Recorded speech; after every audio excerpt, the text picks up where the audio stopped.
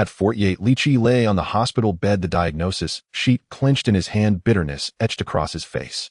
Uremia.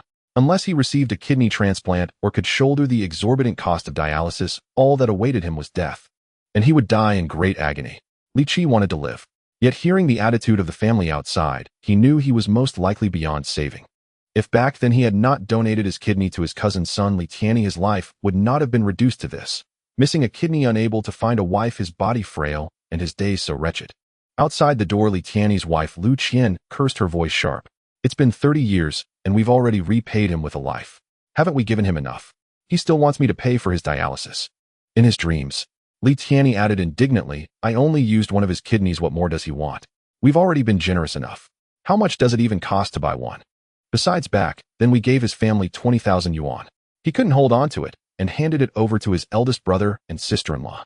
When they took the money, they promised they would look after him. All these years, have they ever helped with anything? In the end, they still come to us. They're just being shameless. Back then, our family even arranged a job for him at the mine, but he insisted on transferring it to his younger brother. If he at least had medical insurance now and could get some reimbursement, we might even consider throwing him a bit more money. Speaking of which, don't his two elder brothers, his elder sister, and that younger brother who took his job care about him at all? I heard their old house was demolished, and they got over $1 million in compensation. His uncle Li Manjiang was silent for a long time before finally sighing. Ever since his father died, he's been like a wandering, lonely ghost with no one to care for him. His eldest sister has been struggling all these years. Yesterday, she transferred me 200 yuan, told me to buy some fruit for her younger brother. As for his eldest brother, that couple are abroad and simply never come back. His second brother said he never got a cent of that 20,000, so whether the boy lives or dies has nothing to do with him. As for his younger brother, he claims he supported their father in his old age and at his funeral, so he owes him nothing and wishes he'd just die far away. At this point, a bitter smile tugged at the corners of Li Manjiang's mouth. Who would have thought that the family who took all the benefits would in the end not have a single person willing to care about him? Let it be. I'll speak to the doctor, have him give the boy some painkillers. Whether he survives this will depend on his own fate. It's all in his destiny. That family outside left straight away, not even bothering to say a single word to Li Qi. He did not blame them for being so ruthless. After all, even his closest blood relatives had discarded him like worn-out trash. He only sighed inwardly that if he could return to that year, he would never give away his kidney. In the deep of night, a sudden piercing pain stabbed through his abdomen, and then consciousness slipped away. When he opened his eyes again, Li Qi froze. Before him was a mud wall papered with old newspapers, a woven basket hung from the rafters, and an antiquated wall clock was draped in a piece of dingy burlap, its spring ticking loudly one beat at a time. His father Li Montong sat on the edge of the heated brick, Kong watching his eyes. Dad, you really ought to hurry up and settle this matter, came his eldest sister-in-law, Du Li's anxious voice. This is a heaven-sent opportunity. Uncle Manjiang's family are high-ranking officials. Since he said he'll give us 20,000 yuan and arrange a job for the third boy, he definitely won't deceive us. It's just one of the third boy's kidneys. I asked Su Yu from second aunt's family. People have 2 kidneys, donating one hardly affects the body. At most, he just can't do heavy labor in the future. But didn't Uncle Manjiang say he'd arrange a job for the third boy at the mine? He wouldn't even have to go down into the shaft, just manage labor protection supplies. They're already being so considerate. If we still refuse, that would be like slapping away the face they've given us and thoroughly offending them. If they hadn't said they'd tested Li Qi's blood and found it a perfect match for their son, how could such a golden chance possibly have fallen into our laps? Du Li was truly anxious now. 20,000 yuan. If not for that sum, she would never have been willing to sit for so long in this shabby little rural house. She and her husband Li Peng lived in the staff dormitory at the school. Though it was a building heated by a brick bed, at least it was clean, tidy, bright, and orderly.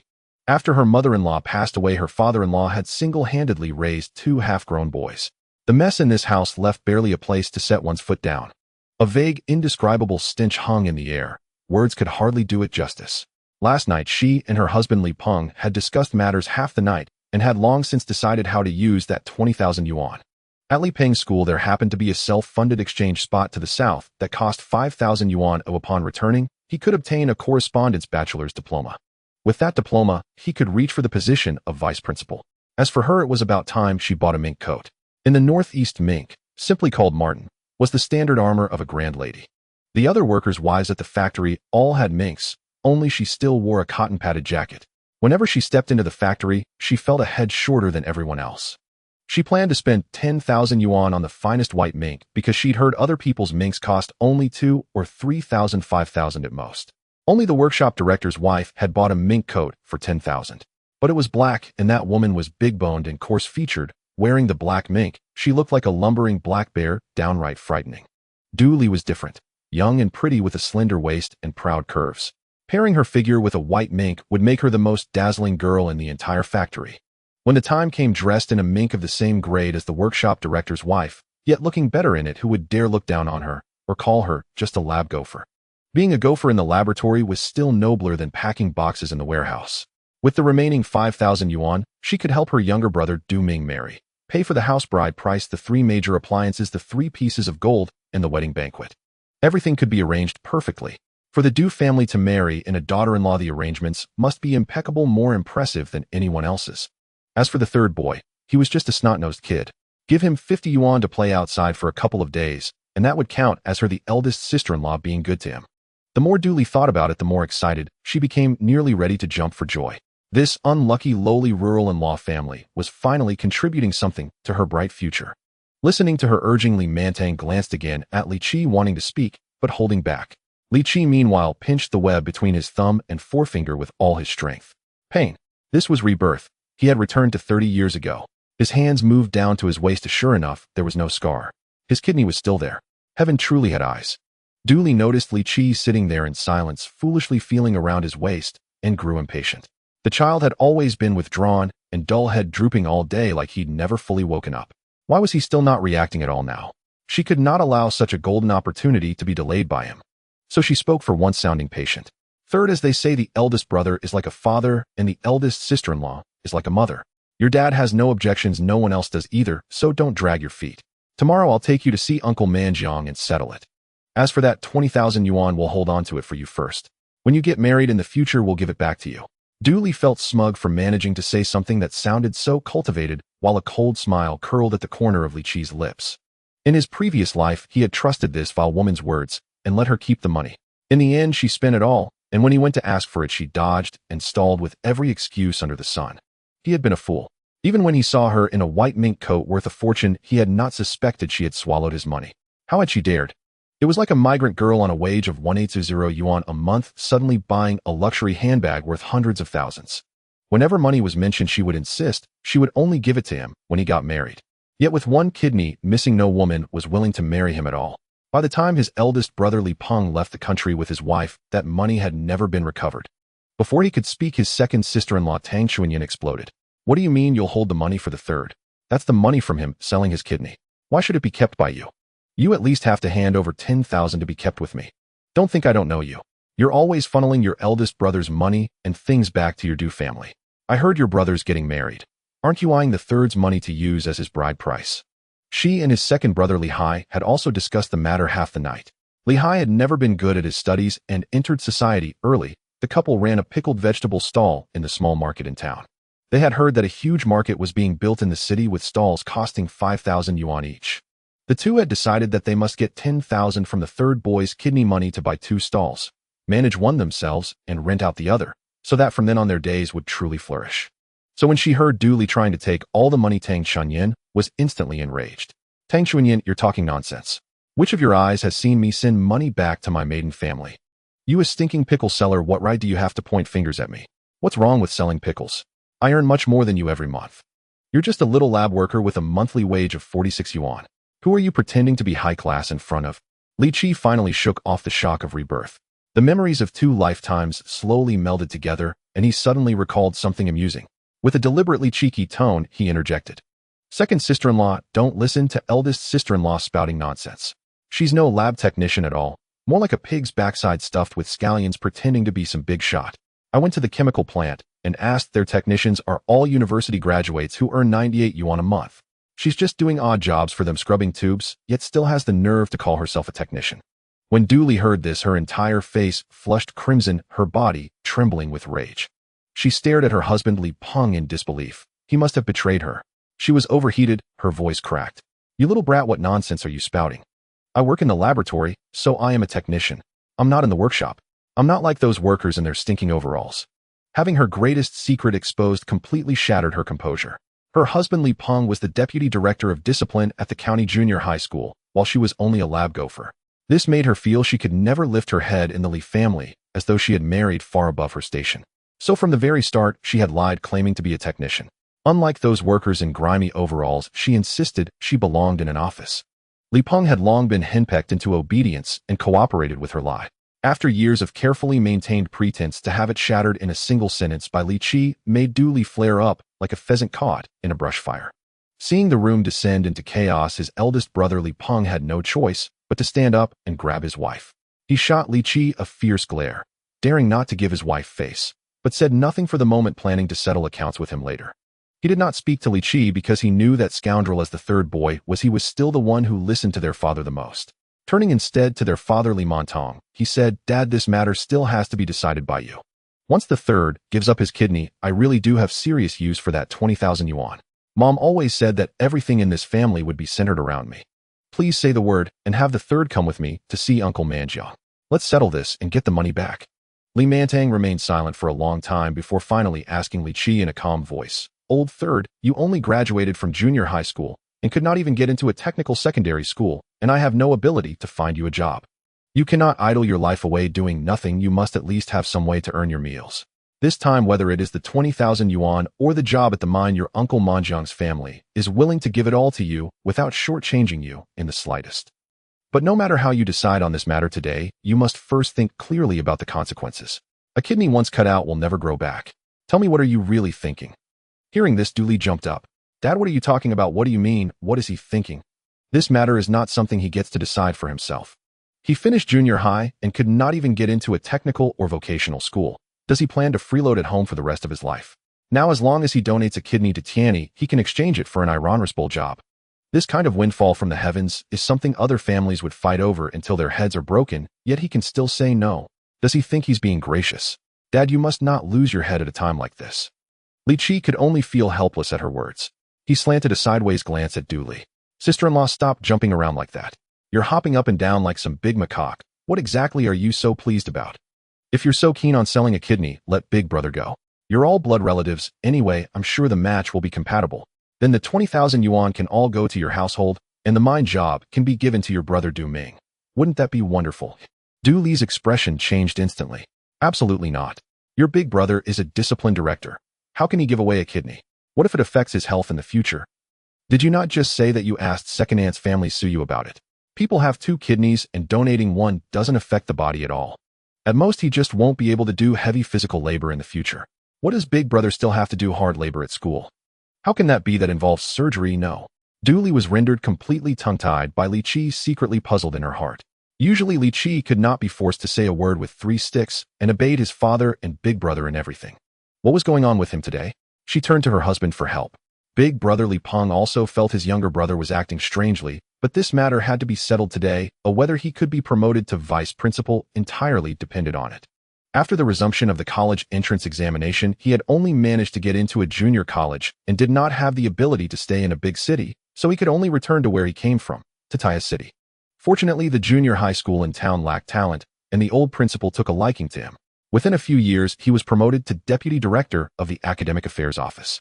But if he wanted to go one step further, his educational background was no longer sufficient. Therefore, he had to seize this chance to attend training in the South. As long as he obtained that bachelor's diploma that could be bought with money, he would even have a shot at becoming principal in the future. This was something the music teacher Li Xiaona had personally told him while they were lying together under the covers.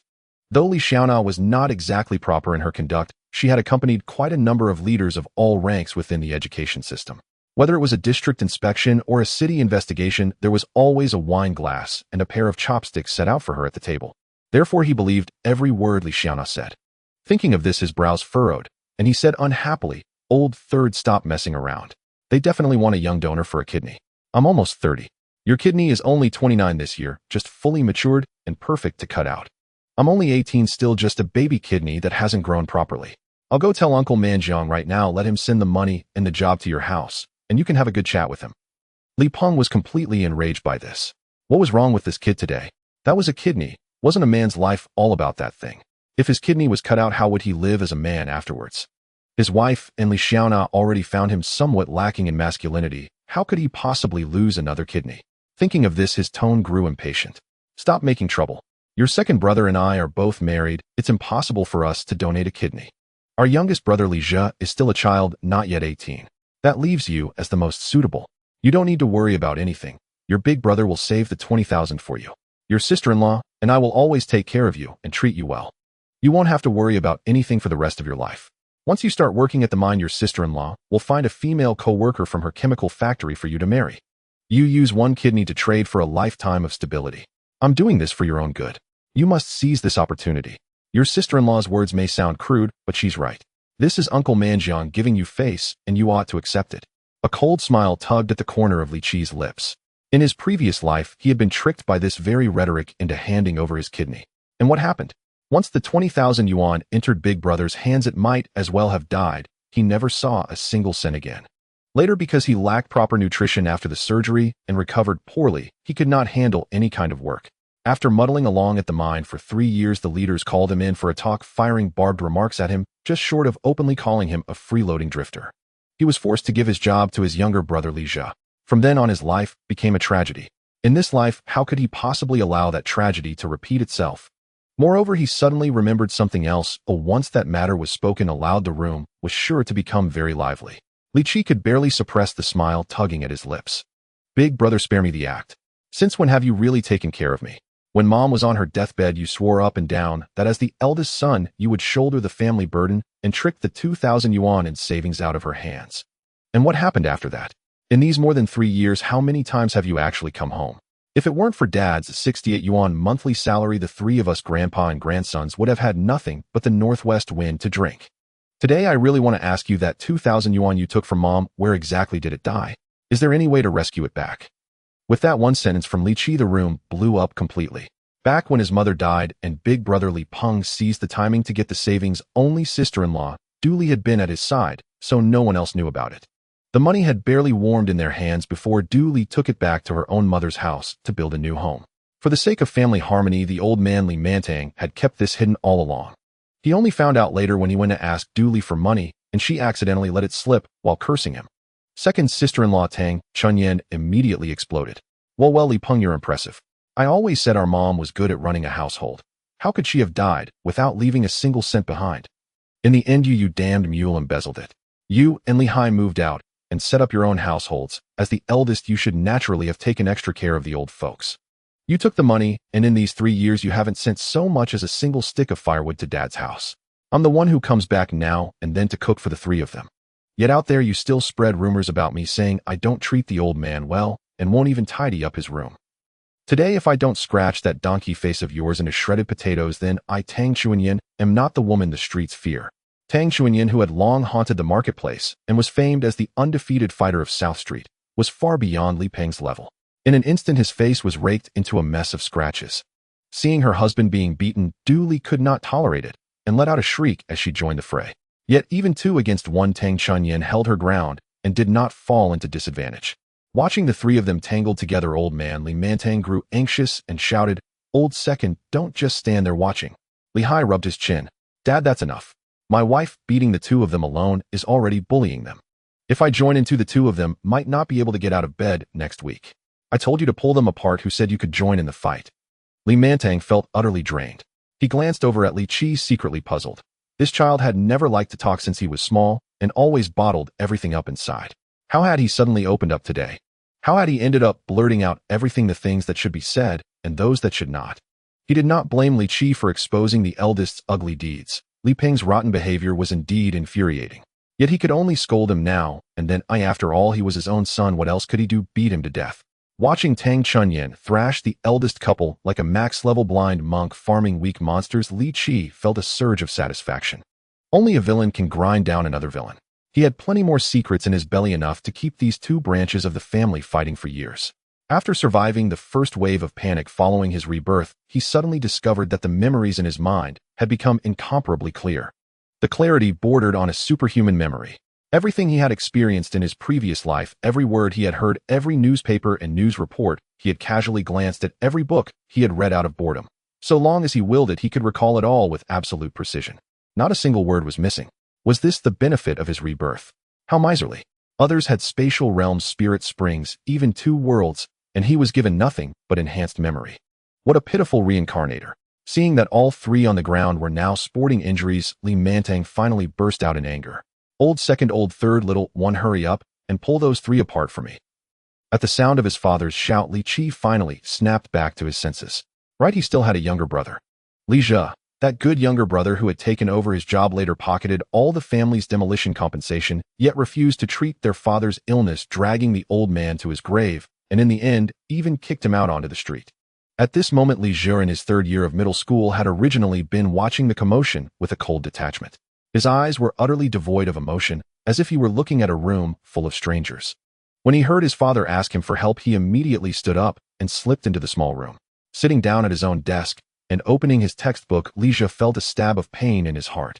Ever since his mother died, he had not wanted to stay in this filthy original family for even a single minute. In class, he watched his classmates bask in their parents' love with brand new school bags, stationery, and seat cushions. He had nothing at all. Every time he wanted to ask his father for money to buy stationery, he had to struggle for a long time, and in the end, he would still be scolded.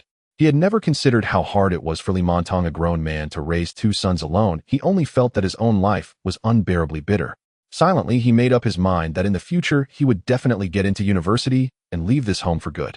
Watching Li Zhe slip away to hide, Li Qi let out a cold snort in his heart. He knew that Li Zhe had always despised this family, thinking they were poor, uncultured, and holding him back.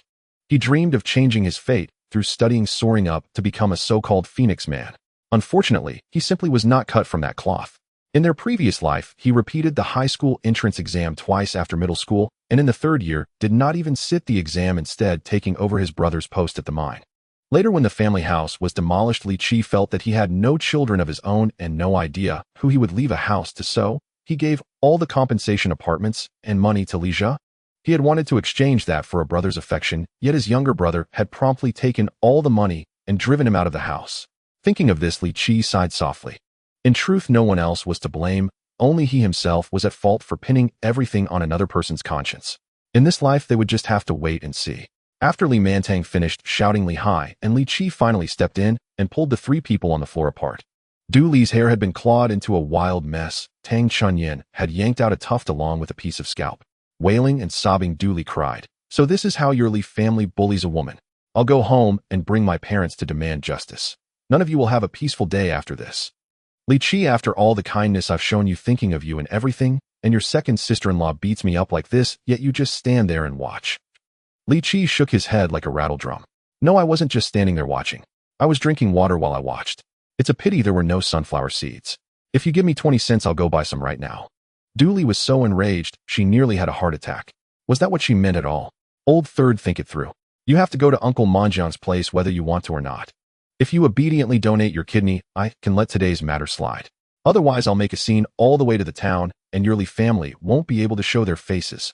Though Du Li had been beaten, she still knew how to weigh priorities. Her grudge with Tang Chunyin could be avenged slowly. Now that she had been hit, as long as she could keep a tight hold on the old man, and on Li Qi, there was no way that 20,000 yuan would be shared with the second brother's family. In his heart, Li Peng secretly gave his wife a thumbs up. At critical moments, she still knew how to distinguish what mattered. Li Qi slowly climbed down from the Kong, slipped on his cotton shoes with cracked, leaking rubber soles, and suddenly felt a pang of sourness in his heart. His eldest brother had taken away their mother's passbook and truly had not given a single cent to the family. These cotton shoes of his had probably seen him through 3 winters already. In that instant, all his misgivings vanished. A brilliant smile blossomed across his face. Big brother, sister-in-law, second brother, second sister-in-law.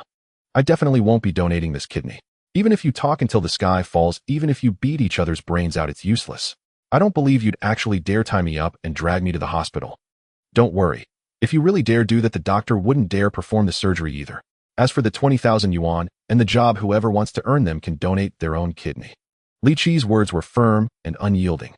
Second brother Li Hai exchanged a glance with his wife Tang Chunyin. Knowing the matter was hopeless, they said no more, simply greeted Li Mantang and stalked out with dark, sullen faces. Li Peng and Du Li trembled with rage. This third brother was far too willful, far too selfish. He didn't have even a shred of the spirit to sacrifice the small self for the greater good. It was all because their mother had spoiled him. Li Peng was about to say something more when Li Hai's voice suddenly rang out from the courtyard. "Second Uncle Baoju's ma, Aunt Wu, Uncle Lao Jin. Don't crowd around, disperse everyone." "Li Hai, what's going on? We just heard a huge racket from your room. Were you fighting?" "No fighting, no fighting. How could you call it a fight? I was the only one doing the hitting. Big brother and his wife were the ones getting beaten. Tang Chunyan added modestly, "Oh, it was nothing." Aunt Wu absolutely loved hearing this kind of messy dramatic business.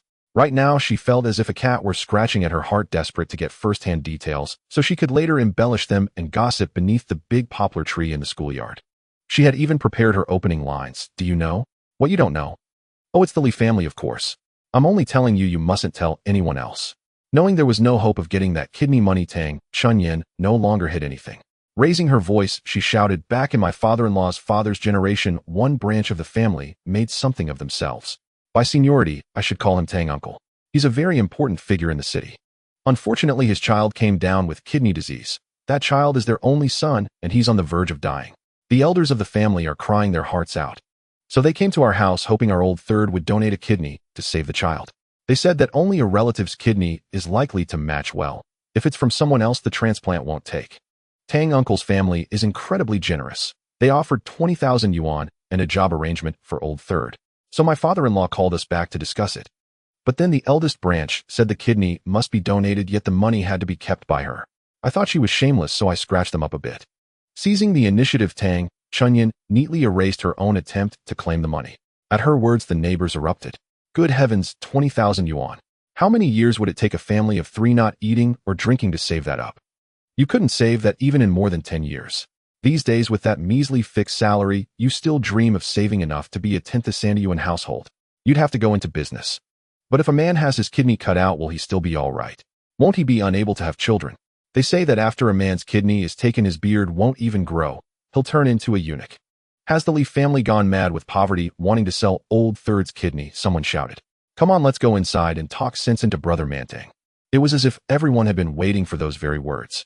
The onlooking neighbors instantly pushed open the courtyard gate and swarmed inside. Li Mantang was a road maintenance worker in the town and lived in housing allocated by his work unit. In those years, such units at the urban-rural fringe were all built more or less the same. Through the main gate was a small courtyard where most people planted a few vegetables. Inside the door, the stove stood on the left with a water vat and a cabinet of bowls on the right. That space counted as the kitchen. On either side of the kitchen, inner rooms were connected, each with a fire-heated kong. Families with many members sometimes built 2 kangs in one room running north and south, called the South Kong and the North Kong. Li Chi's family was like this. When there were many people, they ate around a low table on the floor. With fewer people, they set a short Kong table right on the heated bed. Now, as everyone poured into the main room and saw Li Peng and duly covered in bruises, their eyes all carried a hint of mocking amusement. The couple prided themselves on being high society. Oh, every time they came back, their eyes were set on their foreheads, barely deigning to respond to anyone. In the Northeast, that was a grave taboo. Whether a child studied well or looked good was secondary. When you met someone, you had to know enough to greet them. So seeing this couple beaten, many people felt a cozy warmth in their hearts. Aunt Wu stepped into the room and immediately pulled Li Chi into her arms. My poor child, if you have anything to say, tell Auntie. Before your mother passed, she held my hand and begged me to look after you. Don't be afraid. Tell me yourself. Was it your own idea to have your kidney cut out, or did your sister-in-law force you? Dooley was nearly driven mad by what she heard. She knew that her reputation, which was already not great in the eyes of her father-in-law's neighbors, had completely collapsed. Forcing her younger brother-in-law to sell his kidney was something she could settle quietly behind closed doors without anyone knowing. But if it got out, outsiders would surely break her back. Thinking of this, Dooley shouted, I did not force Lao San to sell his kidney. I did it for his own good. Everyone tell me, is this family even human? I was beaten like this by the second sister-in-law, and not a single person came to my aid. What sins have I committed? Seeing Dooley attempt to turn the tables, Li Chi let out a cold laugh. Who was the one, just now, who said that after selling the kidney, you would get 20,000 yuan? Was it you? My mother left behind a 2th Sandiyuan savings book before she passed away. Did you take it back to your family to build a house? Why don't you say something? Upon hearing this, the neighbors were shocked. My goodness, how can a person be so heartless? In a family of 4 brothers, he could actually hide his own savings book. I wondered why Mantang's situation has been so poor these past 2 years, with his 2 children not having bought new clothes for 3 years. Turns out all the money was taken by Lauda, and he's the vice principal of the school, yet he does nothing related to that. Indeed, educated people are often full of malice, while women are often full of lust. This is a reminder of the old society, when they called them stinky old 9. Lauda usually looks so strong, yet what he has done is worse than an animal. Sister Lu worked so hard to support him through school, and now he just graduated from a junior college with all that education going to waste. Li Peng was filled with rage. being backstabbed by his third brother and humiliated by the neighbors. When had he ever suffered such indignity? In school, even the young teachers had to bow and scrape before him. Finally, unable to endure any longer, he raised his hand to slap Li Qi. "He'll make you stop talking nonsense." However, just as his hand was raised, Li Qi grabbed it, twisting it behind his back, causing Li Peng to let out a strange cry of "Ouch, ouch, let go of me." Li Qi sneered, "Big brother, do you really think you know your own weight? With a body that can't even lift 50 kilograms of rice, you still want to fight us? Save your energy." After saying this with a little force, Li Peng fell hard to the ground. Li Qi shook his wrist, inexplicably sighing. He had never liked studying since he was young, just practicing strength with Old Man Song in the village, squatting and doing push-ups, kicking the big poplar tree. Later, he also practiced Tai Chi with Old Man Yang. But now, after selling his kidney, it felt as if the old lady was celebrating the new year. Things were only getting worse. Dooley, who was upset after being beaten by Tang Chuanyan, now saw the timid Lao San, who had always been bullied at home, daring to fight back against his elder brother, and a barely noticeable smile suddenly appeared in her eyes. She first shouted sharply at Li Qi, "Li Lao San, are you still human? How dare you hit your elder brother? Your elder brother is the most successful person in the family and the pillar of the Li family. Without your elder brother, who would consider the Li family? Just your second brother who sells pickled vegetables. You should quickly kneel and apologize to your elder brother." After saying this, she immediately turned fiercely to Li Man Tang. "Dad, I shouldn't be saying this, and I usually hold back, but today you can't ignore Lao San. Is what he did even human? Lauda has contributed so much to this family over the years, wholeheartedly devoted to the family. Are you just going to watch as Lao San goes against him? If you don't take care of this child today, he'll become a beast that bullies his brother and kills his father tomorrow." Du Li's mind raced at the thought of the 20,000 yuan, her brain working so fast it felt like it would burn out. Li Man Tang usually favored Lauda the most and looked down on the aimless Lao San. Now, as long as Li Man Tang got angry at Lao San and pressured him, Lao San would lose his father's support and would have to obediently donate his kidney. Li Peng's future, her own mink coat, and her brother Du Ming's extravagant wedding could all be arranged as planned. At that moment, Du Li felt like she was possessed by Zhuge Liang, just short of laughing maniacally at the sky.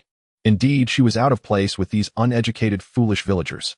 Unfortunately, just after she finished speaking, Li Qi burst into laughter.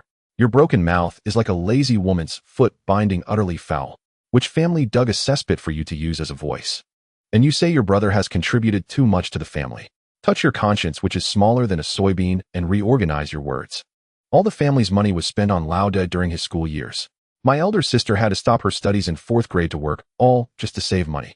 In the end, they supported him through school, and to marry you, the family had to pay an 800 yuan bride price. What has he ever given back to the family? He hasn't brought home a single cent in all these years, never bought his mother a single piece of cake, never bought his father a drink, not even a fried cake for me and Li Jia. Now he earns 120 a month and has never given the family a cent. When our mother passed away, he took away the 2,000 yuan savings book. It's been 3 years, and the money in that book hasn't been seen by the three of us. Is this what you call wholeheartedly devoted to the family? What are you doing for the family, sucking blood? Since you also think the elder brother should support the family, how about starting tomorrow, let the elder brother give 50 yuan a month for living expenses? You must be dreaming." When it came to taking money from her hands, Du Li completely exploded, screaming like a mad dog with bloodshot eyes, "Why should we give money to the family? Is the Li family raising children just to suck blood? Every family hopes their children will improve their lives. How can you be so heartless and demand money from the children? Indeed, rural people are filled with outdated feudal ideas. My mother always told me that farmers are no good, and today I finally witnessed it." Hearing Du Li's words, the onlookers took half a step back. Everyone wore ambiguous expressions. Aunt Wu spoke with a pinched voice, "Oh dear, which family's young lady is this?" The words come out like a royal family from the provincial capital. Such a big tone, always talking about farmers and rural people. But how do I remember on your wedding day, when your mother came from your family, she also talked to us. She wasn't some official, just a simple person from the dirt ditch by the river. Your father originally cultivated a few acres of hillside land, but later took advantage of Lao Da's success to guard the entrance of the junior high school in town. Your grandfather was a notable figure. It is said that during the small days of occupation, he managed accounts in the mine, distributing wages to the workers. Small days were chased away for many years, yet your grandfather still often reminisced about the good person from those days, not owing wages and providing meat at noon. Later, he was criticized for many years with a 30-pound iron plaque before he got rid of that stinking habit. After Aunt Wu finished speaking, Du Li's face flushed with embarrassment and anger while the crowd erupted in laughter. After all, that was several years ago, and the struggles of that time have long been relegated to history. It wasn't to the extent that Du Li would be dragged out for a public shaming just because of a single comment. However, ever since she joined the chemical plant, Du Li believed she had become part of the working class, no longer on the same level as the old farmers. Moreover, she had married Li Peng thanks to her looks and figure. According to her mother, Li Peng held a respectable position at school, so naturally her daughter was a lady of status. In the past, she was supposed to become a noble wife distinct from the rural folk. Unfortunately, while the two of them could joke about it at home, once spoken aloud, no one would acknowledge it. Li Qi imitated Aunt Wu speaking in a high-pitched voice. Elder brother and sister-in-law, you are no longer farmers, but you still need to save face, right? But no one said the working class could act shamelessly. When will you return the 2,000 yuan left by mom? Everyone turned to look at Li Peng and his wife. Li Peng, being someone of a certain standing, felt the pressure of their gazes, his face turning an unnatural shade of red that crept down to his neck. What 2,000 yuan? There's nothing like that. Come on, dear, let's go home. He finished speaking and hurriedly pulled Du Li away. If they didn't leave soon, who knew what further embarrassing remarks Du Li might make? Li Peng understood that from that day forward their reputation on this street would be thoroughly tarnished. Li Hai and Tang Chunyan also left, and seeing there was no more excitement to watch, the neighbors dispersed in unison. It was getting late, and old man Li Mandang was about to head out to cook noodles. Heaven have mercy, it had been 3 years since his partner passed away, and old man Li had been feeding his 2 grown sons with meals of either noodles mixed with soybean paste or rice soaked in soy sauce. Occasionally Tang Chunyan would bring a few bags of pickled vegetables, mixing them with dried tofu and kelp, which could be considered an improvement in their meals. The only regular dish on the table was a small plate of fried peanuts, which was old man Li's favorite. Every night he would sip a glass of strong liquor and eat a handful of peanuts, feeling that he was still living like a human. Li Qi suddenly stood up and blocked his father, saying, "Ancestor, you can take a break today, I'll cook." He first steamed a pot of rice. Then he dug out a piece of meat from the snow under the windowsill, sliced a few pieces, and put it back in the snow to keep it fresh. The so-called half-grown boy can impoverish his father. Li Qi knew how difficult life at home was. A fist-sized piece of meat had to last for a week. He then pulled out a bag of frozen tofu. During the winter in northeast China, with temperatures outside often dropping below -20 degrees, it served as a natural freezer. Li Qi used those few pieces of meat to stir-fry, simmering a pot of cabbage, vermicelli, and frozen tofu, and prepared a bowl of garlic sauce combining the pickled vegetables and spicy dried tofu that his sister-in-law Tang Chunyan had brought into a dish. Their home didn't even have a large bowl to hold the dishes, so they placed a cloth on the Kong table and brought out a big ladle to serve the food directly onto the table. Let's dig in. Only when the meal was ready did Li Jia come out of the small room. Upon seeing the different dishes on the table, he paused for a moment, but said nothing, picking up his bowl to eat. Li Qi was too lazy to pay him any attention and poured a glass of liquor for Li Mantang. The old man looked at him as if he were an alien. This kid usually wouldn't even help if an oil bottle fell over. How come he could cook today? He had no idea that Li Qi, having drifted through life without marrying, had been forced by circumstances to learn various skills. Third brother, did you learn this cooking skill for Lu Yuding? It was fine if they were just fooling around together, but if he were serious about marrying her, he needed to think it through. That girl sighed. Hearing this, Li Jia looked up and shot a disdainful glance at Li Qi. With third brother's clumsy demeanor, it's a wonder Lu Yuding would even look at him. Li Jia knew Lu Yuding was notorious in town for being promiscuous, always dolling herself up, dating one guy today and another tomorrow. He couldn't understand what was wrong with Li Qi, who followed Lu Yuding around like a lovesick puppy, utterly infatuated with this stunningly attractive woman, becoming crazy for her, even scratching walls at midnight. Memories surged back like a tide. Lu Yuding, height 173 centimeters, weight 52 kilograms, with a peach-shaped bottomed cup and a waist circumference of 2 feet. Her figure was an 8 out of 10, and her looks could reach an astonishing 8.5. She was Li Qi's classmate in elementary school, but she had stopped attending school since middle school, instead working with her mother in various small businesses, from a small convenience store to an arcade to a billiard hall, and even ran a roller skating rink and a karaoke room, the most primitive form of KTV, which is quite different from today's KTV, as there were no private rooms, only a hall where everyone sat together. There was a songbook with the song titles written on it, and once a song was chosen, the attendant had to find the corresponding disc, play the music, and hand you a microphone to sing along for 50 cents a song. A few years later, relying on her mother's connections with the deputy town chief, she managed to get tickets to sell cigarettes and liquor, finally finding a legitimate way to wealth. However, at this moment, Lu Yuding was still out on the street mingling with some local ruffians. Meanwhile, Li Qi was her loyal admirer, obsessively infatuated with this incredibly beautiful woman, crazed by her scratching walls at night and yearning. Since he failed to get into a vocational school, Li Qi had been idling at home, making a bit of wild money. For instance, he would steal coal, steal iron, or pry off tires from trucks. Stealing coal involved tossing wooden stakes on the road leading to the coal mine at night. When the coal trucks passed, some coal would fall off, and everyone would pick it up and run away. In one night, he could collect 2 baskets which could be sold for a yuan. However, this was only limited to state-owned mines. A kid named Hu Chao got into trouble after trying to steal from a private coal mine and ended up in serious trouble. Stealing iron was riskier, but one had to know someone at the factory. Li Qi usually helped from the sidelines, keeping watch for 3 days to earn 2 yuan. 2 yuan was quite a lot back then. In those days, ice lollies cost a dime each, sugar-coated twisted donuts 2 dimes, hard candy 3 cents each, and Huluwa milk candies 5 cents each. In the arcade, a yuan could buy 4 tokens, enough to play 4 rounds of Street Fighter, just for a few cents to get a few cents to milk the cash out of that.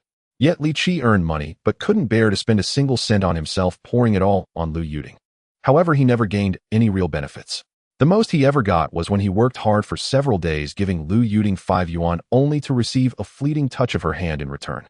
Li Qi didn't wash his hands for 3 days, not knowing what Lu Yuding left on the back of his hand, which smelled delightful. The memories of the past attacked him, leaving Li Qi feeling ashamed to the point of wanting to die. How utterly foolish for a woman, he had debased himself to the ground. The drawbacks of his photographic memory revealed themselves at this moment, as he remembered everything too clearly, as if it were just yesterday. Li Qi still recalled that Lu Yuding had heard about how his kidney could sell for 20,000 yuan along with a job. For such a large sum of money, Lu Yuding had gone to great lengths. Unfortunately, she was a step too late. Li Qi's money had already been taken by his older brother and his wife. Wait, what day is it today? How did he remember that Lu Yuding's arrangement was for tonight? After glancing at the calendar, Li Qi confirmed that Lu Yuding would be looking for him tonight. Yesterday, when Uncle Manjiang came to his house to discuss the matter of selling his kidney, their neighbor Uncle Bao happened to be there and overheard everything. Uncle Bao often played mahjong at the small shop owned by Lu Yuding's mother, so the news must have reached her through that channel. This stirred her interest. In his past life, due to Du Li's fear of protracted dreams, he was already taken to Uncle Manjiang's house by his older brother and sister-in-law, agreeing to sell his kidney, while Du Li directly pocketed 20,000 yuan. So when he met Lu Yuding that evening, he was already out of money. Upon hearing that the money was intercepted, Lu Yuding was furious and splashed wine all over his face. It wasn't until he started working at the mine and had a stable income each month that Lu Yuding began to show him a bit of kindness again. Unfortunately, the good times didn't last long. His health deteriorated, and eventually, even Lu Yuding lost interest in him, deeming him not manly enough. Reflecting on this, Li Qi couldn't help but smile. Tonight, Lu Yuding had arranged a grand show, and he intended to have some fun with her. Just as he was enjoying himself, he turned around to see Li Zhe rummaging through the big pot with chopsticks, searching for pieces of meat. He swung a big pocket at Li Zhe's head. "Is this how you turn over food? Haven't you ever had meat? How embarrassing." Li Zhe, who had never endured such humiliation, slammed his bowl on the table and glared fiercely at Li Qi. In return, Li Qi threw another big pocket at him. "If you dare to glare at me, you can either eat properly or scram." Li Zhe's eyes reddened. He got up, put on his shoes, and ran back to his small room, slamming the door hard. Old Man Li sighed. He's just a kid at the age of growth. If he craves meat, just let him eat it. Why provoke him? What kid? He's already 15 and hasn't even developed a sense of humanity. Today, my older brother and second brother forced me to sell my kidney, and he hid far away as if it had nothing to do with him. With such an ingrate, what right does he have to eat the food I cooked? Li Qi said, resentfully, thinking of the things Li Zhe had done in the following years. He felt like killing him. But since his father was still alive, he could only vent his frustrations. After dinner, and tidying up the Kong, old man Li lay on the pile of quilts listening to the radio. Li Qi calculated the time. Lu Yuding should be coming. The family was so poor that they didn't even have a black and white TV, and with no entertainment at night, he planned to have some fun with her. Sure enough, after a while there was a knock at the door. Li Qi got up, threw on his tattered military coat, and told Li Montang, "I'm going out, keep the door open for me." Li Mantang rolled over, pulled out 2 yuan from his pocket, and handed it over. "Don't get into a fight when you go out." Li Qi was stunned. Old Man Li usually pinched every penny, and today seemed different. Old Li, with the end of the month approaching, "Where did you get 2 yuan from? Have you been visiting Widow Lu to offer warmth? Damn it, take it or leave it, but don't make me take it back." "Ha ha ha, I want it." Li Qi snatched the money and stuffed it into his pocket, heading out. Li Mantang sighed in the room. This foolish kid is on the rise. At least he has his own idea this time, and isn't being led by his older brother.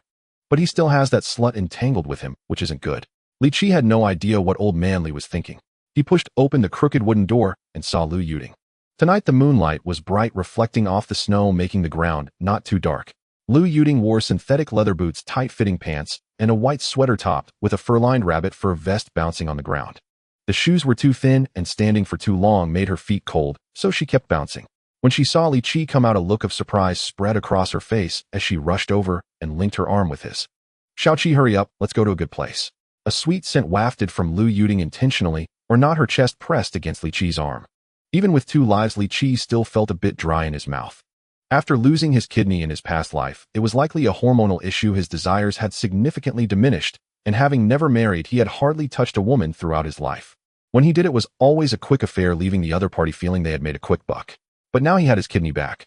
Instinctively, his breathing quickened. Lu Yuting secretly laughed. This little fool had been devoted to her for years as a sycophant. It wouldn't take more than a moment to manipulate him. Once the drama was set up, she could let him in for a while. When he obediently brought out the 20,000 yuan and handed his job over to her brother, she could kick him away. After all, with Brother Wang backing her, and Li Qi's brother being a school official in town, he would have to consider the consequences. If she figured he wouldn't dare to make too much noise. When Uncle Bao mentioned this matter while playing mahjong yesterday, she had still been skeptical. It wasn't until she sneaked over to the neighbor's house in the evening and heard Aunt Wu confirm everything that she finally believed it. Someone was truly willing to pay 20,000 yuan for Li Qi's kidney. So she immediately found her thug boyfriend Wang Fuyang, and the two quickly devised a plan to get this money. Since Li Qi had always been submissive towards Lu Yuting, they planned the simplest trick. He, a half-grown boy, would be fed some drinks by Lu Yuting, and they would undress together in bed, while Wang Fuyang would block the two. If he dared not to hand over the money and job, they would accuse him of rape. This was of course a scare tactic, but it would definitely work. Even if it escalated to his family with Brother Wang, a big thug, intervening, the Li family would have to comply. In the snow, 2 close rows of footprints stretched towards a dark little house. This was the billiards hall owned by Lu Yuting's family. A few days ago, 2 groups from the small coal mines had an argument here, and when tempers flared, they resorted to violence. 1 dead and 2 seriously injured. Lu Yuting's mother, fearing trouble from the coal mine bosses, temporarily closed the business. Inside the billiards room, there were 3 tables. At the back was a lounge with a small single bed and a stove. Lu Yuting had already lit the stove in advance, so the room was warm. On a small table lay a plate of jelly, a plate of pig's trotters, a plate of sausages, and a plate of roast chicken. Seeing the familiar scene from his memory, Li Qi deliberately asked, "My dear, what are you planning? This food is too rich. You only serve this for honored guests at home. What have you hooked a wealthy old man? Is it Dr. Ding? Damn it, what does old Dr. Ding have to do with me? Can't you speak properly?" Lu Yuting's face turned pale, half in anger and half in fear. Li Qi said this on purpose. It was news that broke out years later. For years, Lu Yuting had been sleeping with old Dr. Ding, who ran a small clinic in town, getting a little money from him for clothes and shoes. Old Dr. Ding was already over 60, older than her father. Later, when Lu Yuting got pregnant, wanting to extort a large sum from Dr. Ding, he denied that the child in her womb was his. Their families ended up in a brawl coinciding with a crackdown, and several people went to jail. But at this moment, no one knew about their affair. He looked at Lu Yuting with a smile. "If there's nothing, then there's nothing. Why are you so flustered, feeling guilty?" Lu Yuting steadied her heart.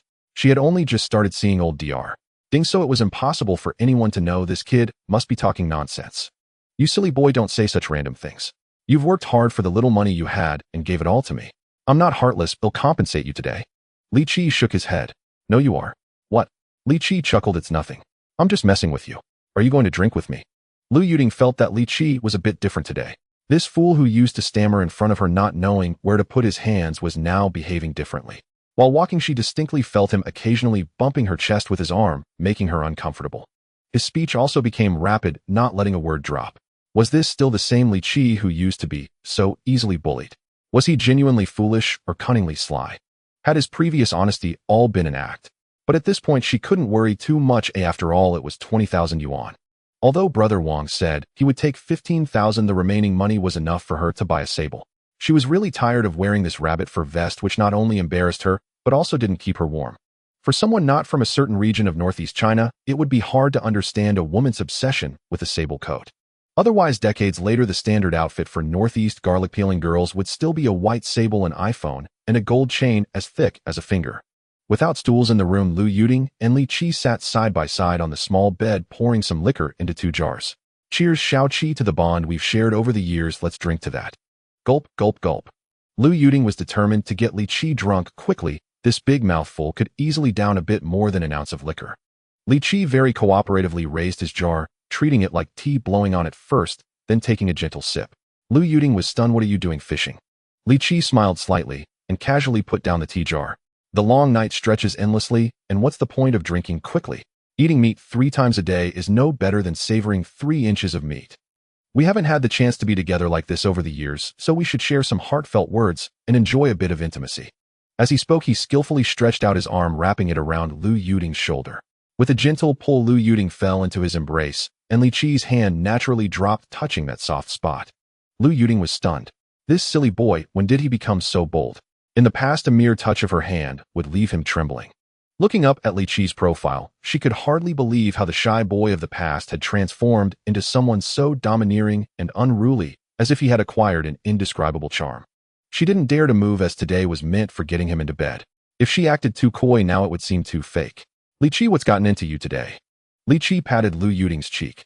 To be honest, the beauty of the young girls in this era was purely natural. Lu Yuting had a round, smooth face full of collagen and felt wonderful to the touch. I'm just happy.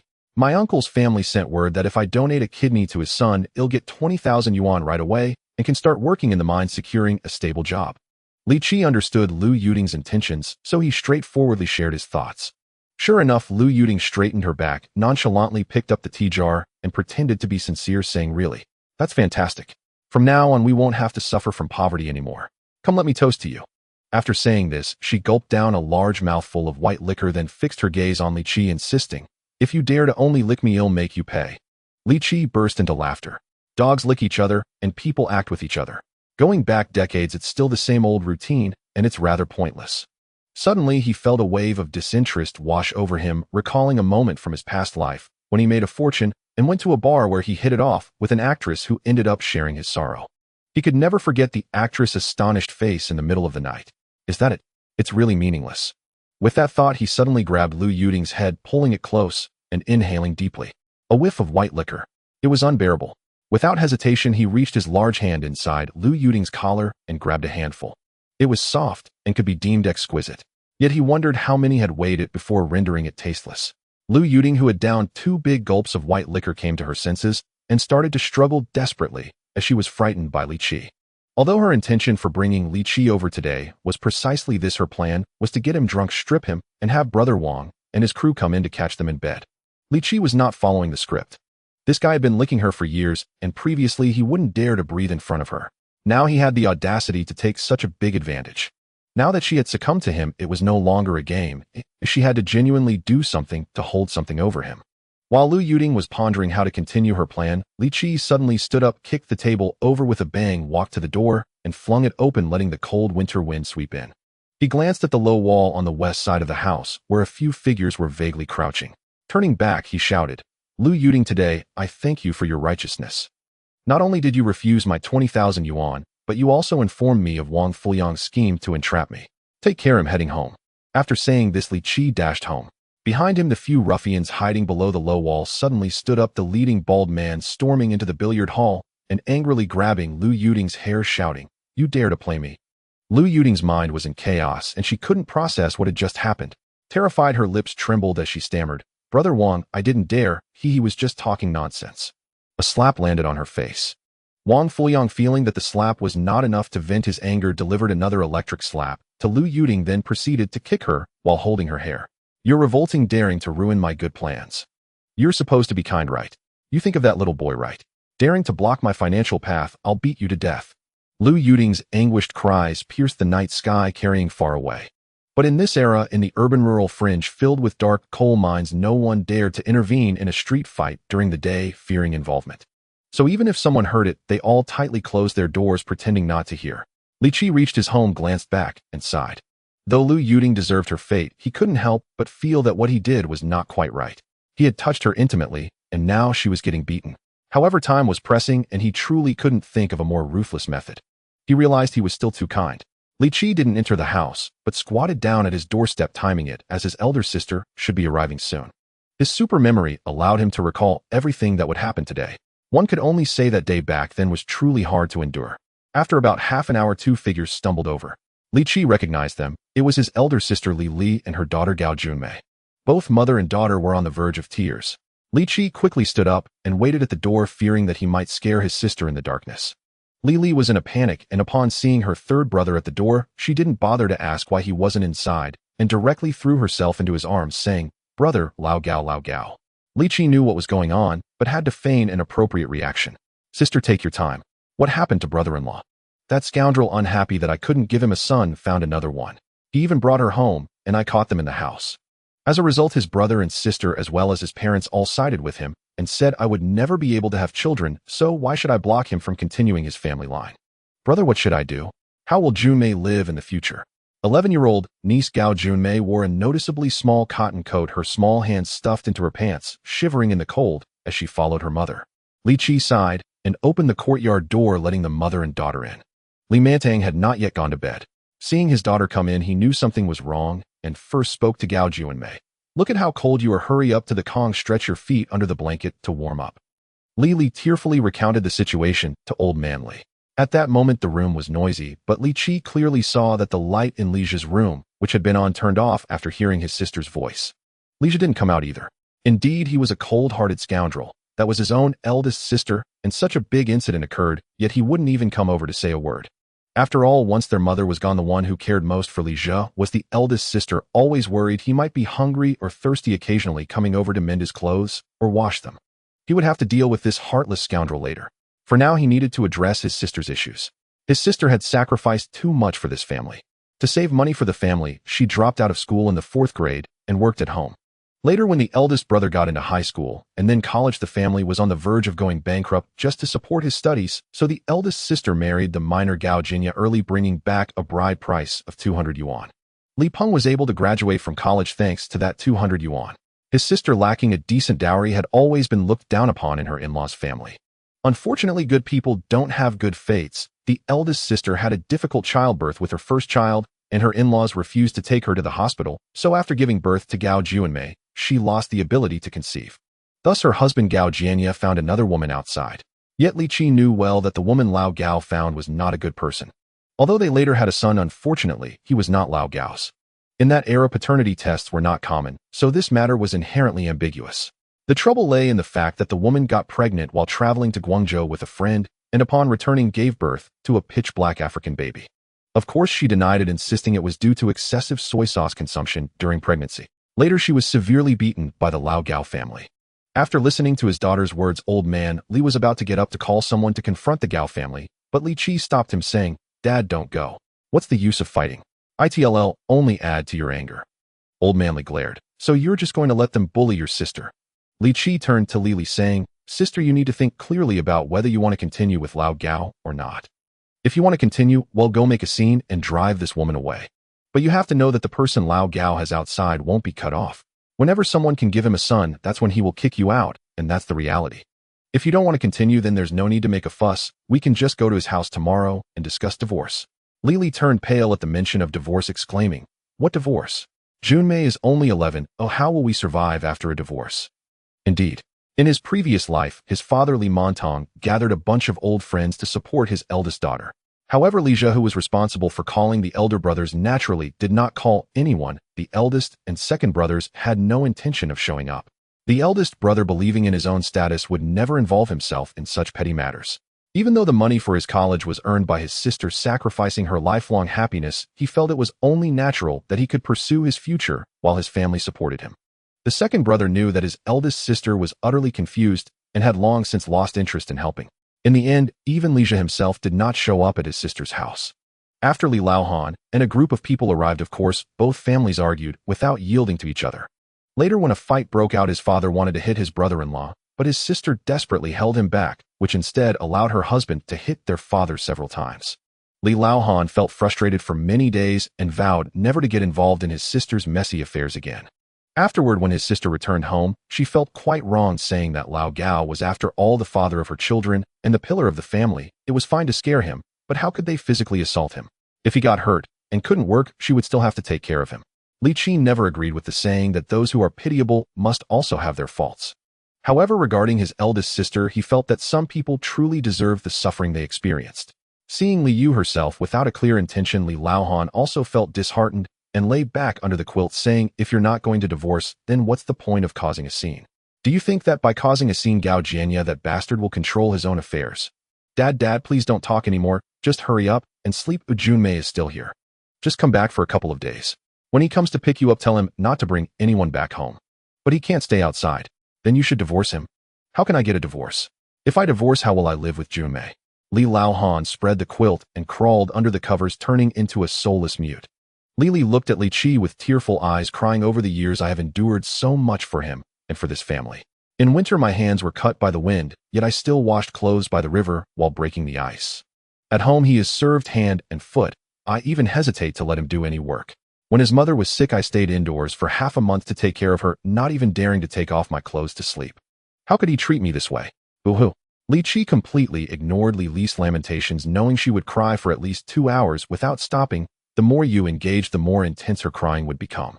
He boiled a pot of hot water for Junmei to wash her face and feet, then laid her down to sleep. The home had 2 large kangs, enough to accommodate 10 or 8 people. Seeing no one paying attention to her, the eldest sister sat on the edge of the kang, staring blankly at the beams of the house. This time she indeed suffered a major blow, but since she herself did not wish to escape from her troubles, no one could help her. However, Li Qi had no intention of letting Lao Gao off easily. In his later life, he had also worked in the mines for 3 years and heard quite a few rumors regarding Lao Gao. After sorting them out, he had already made plans. But for now he would put this matter aside and first go to school to ask his elder brother for the 2,000 yuan left by their mother. That was his startup capital. Water without salt is worse than plain water. A person without money is worse than a ghost. In this rebirth, what he understood most deeply was the saying, better to have no illness than to be without money. Because in his past life, he had both illness and poverty. Returning to this era when everything was just starting with various industries poised to take off, how could he resign himself to becoming a salted fish? At this time at the home of elder brother Li Peng, the couple had not yet gone to sleep. After bandaging the wounds inflicted by Tang Chuanyan, they grimaced in pain. Dooley said fiercely, is the third brother crazy? How dare he say that we should give 50 yuan for living expenses each month? If you dare to give a single penny to the family, don't even think about living like this. Li Peng had long been subdued by Dooley grasping her hand and swearing, I won't. How could I give money to my dad? Don't worry. Wife, look at you. You're so beautiful even when you're angry. You truly are my flower. Dooley couldn't help but smile. This man really knows how to flatter. Otherwise, how could they say that educated people are often good with words? He is also capable in other matters. But she quickly turned cold, saying, that third brother, that brat refuses to donate a kidney. Our 20,000 yuan has gone down the drain. What should we do? Li Peng shook his head, saying, this is a major matter for our family. It cannot be decided by a child's whims. Putting money aside, Uncle Manjiang is a big official in our city's finance department, and it is said that Aunt Manjiang is a big official in the organization department. What a tremendous background this is. Previously, when we wanted to curry favor, they would not even look at us, almost avoiding us. Now that we have such an opportunity, they are coming to us. How can we let it slip? If Uncle Manjiang is willing to support me, I could not only become a principal, but also a leader in the education committee in the future. If that's the case, then I won't have to keep staying in the chemical factory labeling test tubes every day. My hands are all blistered. Do you think I could get into the city's industrial department or something and become a section chief? Li Peng nodded repeatedly, saying, you would be overqualified to be a section chief. You should be a director. Dooley truly believed him, suddenly feeling that the third brother was not refusing to donate a kidney, but was cutting off her bright future of becoming a section chief. Thus she became even more anxious, saying, what should we do? That third brother suddenly has ideas. Before he would obediently listen to whatever you told him. Why don't you scare him again tomorrow? If it doesn't work, I'll go back to my family and find a few people to beat him up until he obeys. Li Peng shook his head repeatedly and smiled mysteriously. It's not to that extent, not necessary. Actually, the third brother's outburst today is a good thing. Are you out of your mind? How is his refusal to donate a kidney a good thing? I tell you, if I don't become a section chief, I will never go back to that family. I'll let those 3 starve. When people are angry, they can really laugh, so Dooley scoffed. Li Peng, however, remained unfazed, saying, both of Uncle Manjiang's brothers have sacrificed, leaving no descendants, so the only suitable donor now is our father.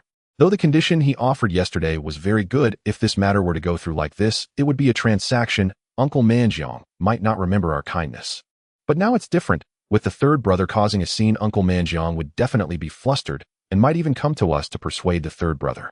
At that time, we can hold the third brother down. Not only can we secure the 20,000 yuan, but we can also negotiate other conditions. Most importantly, we cannot be the ones to start this. That would make Uncle Manjiang feel like we are deliberately raising the price. We must let that foolish third brother make the first move and put Uncle Manjiang in a difficult position. Then we can go and be the good guys. Do you understand? After hearing this, Dooley suddenly realized, you are still amazing. No wonder people say that those who study often have cunning minds. Who would think of such roundabout ways? Li Peng felt like he was being scolded by his wife, but the evidence was insufficient. So he didn't take it to heart, after all these years he had long grown accustomed to it. At this moment his heart had already soared. Once he secured the money, he would buy a diploma in the South and leverage his relationship with Uncle Manjiang to definitely get into the education committee in the future. Then in the future women like Li Xiaona would be plentiful, all vying to approach him. The next day Li Qi opened his eyes, feeling a moment of daze. Fortunately, he was still in the old house. He slept at the end of the Kong, while his beautiful niece slept at the head. His father was on the southern Kong, and his elder sister had already gotten up to boil water and make noodles in the kitchen. He did not return to the previous place. Everything from yesterday was not just a dream. He was genuinely afraid that when he opened his eyes again, he would be back in the hospital room waiting for death, while all his relatives treated him like garbage and abandoned him. He quickly got up to help his elder sister with cooking, skillfully slicing a green radish to prepare a plate of cold dishes. Li's eyes turned red. Third brother can cook now. If mom were still here, you wouldn't have to do these things. Come on, why can't I do these things? With hands and feet can I cook for myself? Do I have to wait for someone to serve me? At this moment his niece Gao Junmei had already gotten up, being sensible and starting to fold blankets and sweep the Kong. However, the door to the small room remained closed until the dishes were served on the table, and Li Jia leisurely pushed open the door and sat down at the dining table. Just as he was about to pick up the chopsticks, Li Qi slammed the table. Who the hell do you think you are coming here to experience life as a young master? Who owes you anything in this family? You haven't done a single bit of work all day, just waiting to eat the ready-made meals. Who gave you the audacity? Last night your elder sister cried so much when she came in, you didn't even say a word. Couldn't you just call out? You have no privileges of a young master, yet you act like one. From now on you will get up in the morning to poke the stove and start the fire. If you don't work, don't even think about eating. I mean what I say. Li Jia shrank back in fright, nearly in tears, and said pitifully, what are you doing? I'm just studying. Mom used to say that as long as I study well I wouldn't have to do anything. Mom left just a few years ago, and you are scaring me like this. Li Qi then grabbed the stove hook and pushed it against Li Jia's chest. I could poke you with this stove hook right now. I'll go complain to mom in the underworld. Li Jia, terrified, shrank his neck. Dad, aren't you going to manage third brother? Li Mantang glanced at Li Jia and sighed. Last night your elder sister cried when she came in. Why didn't you come out to see? What can I manage? I'm just a kid. Besides, I'm tired from studying and need to sleep. You guys were making noise so late, affecting my rest. What if I can't focus in class today? Li Jia argued with confidence. He was deeply pained. Why didn't his family understand? His most important task now was to study and get into college so that they could also benefit from his success. A bunch of uneducated bumpkins.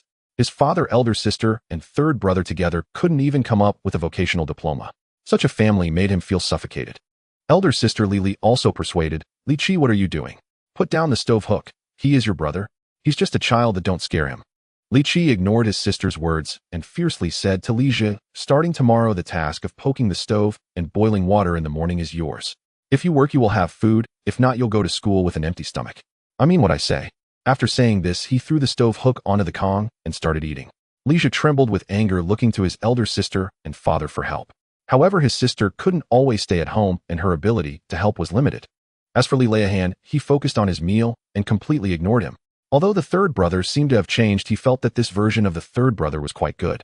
Li Jia's heart was even more pained. He hated this family and the ignorant relatives. Why didn't they understand that studying was the only way out?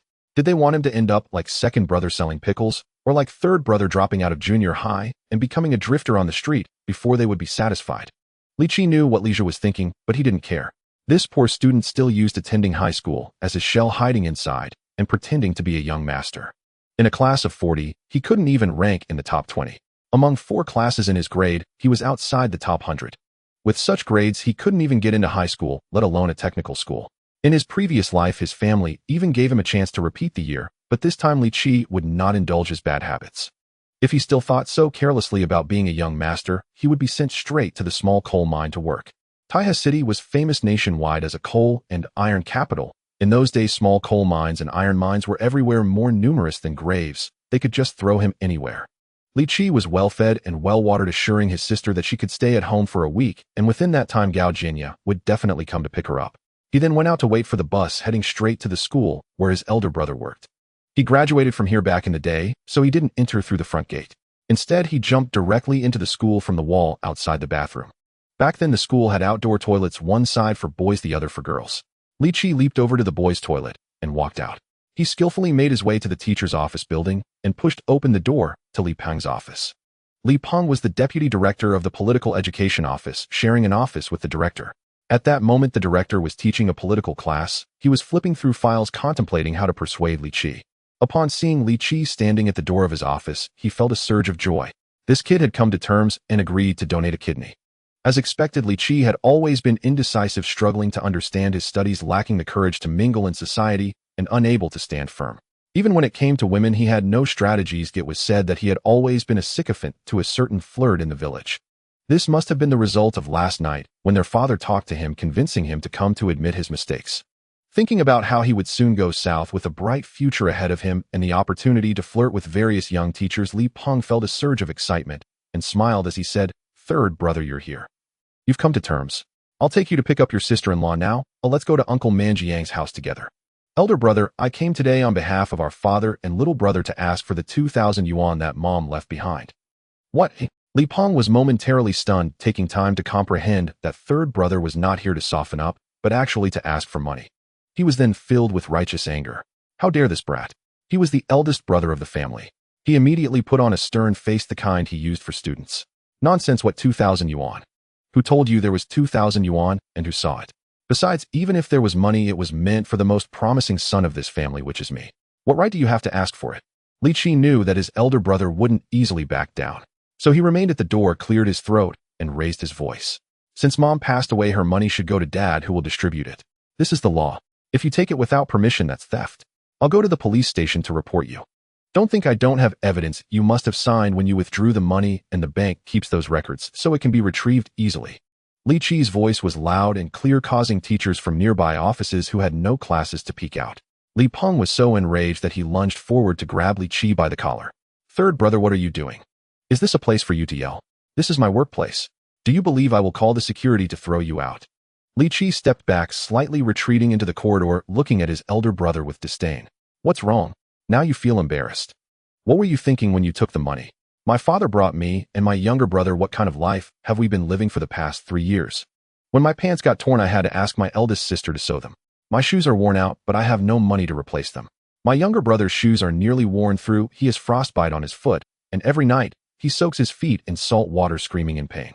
None of us three even dared to buy a pair of cotton gloves, and when the wind blew hard, our hands were cut and bleeding. Dad's broken bicycle is barely functional except for its bell. The frame is almost rusted through, and even scrap collectors don't want it.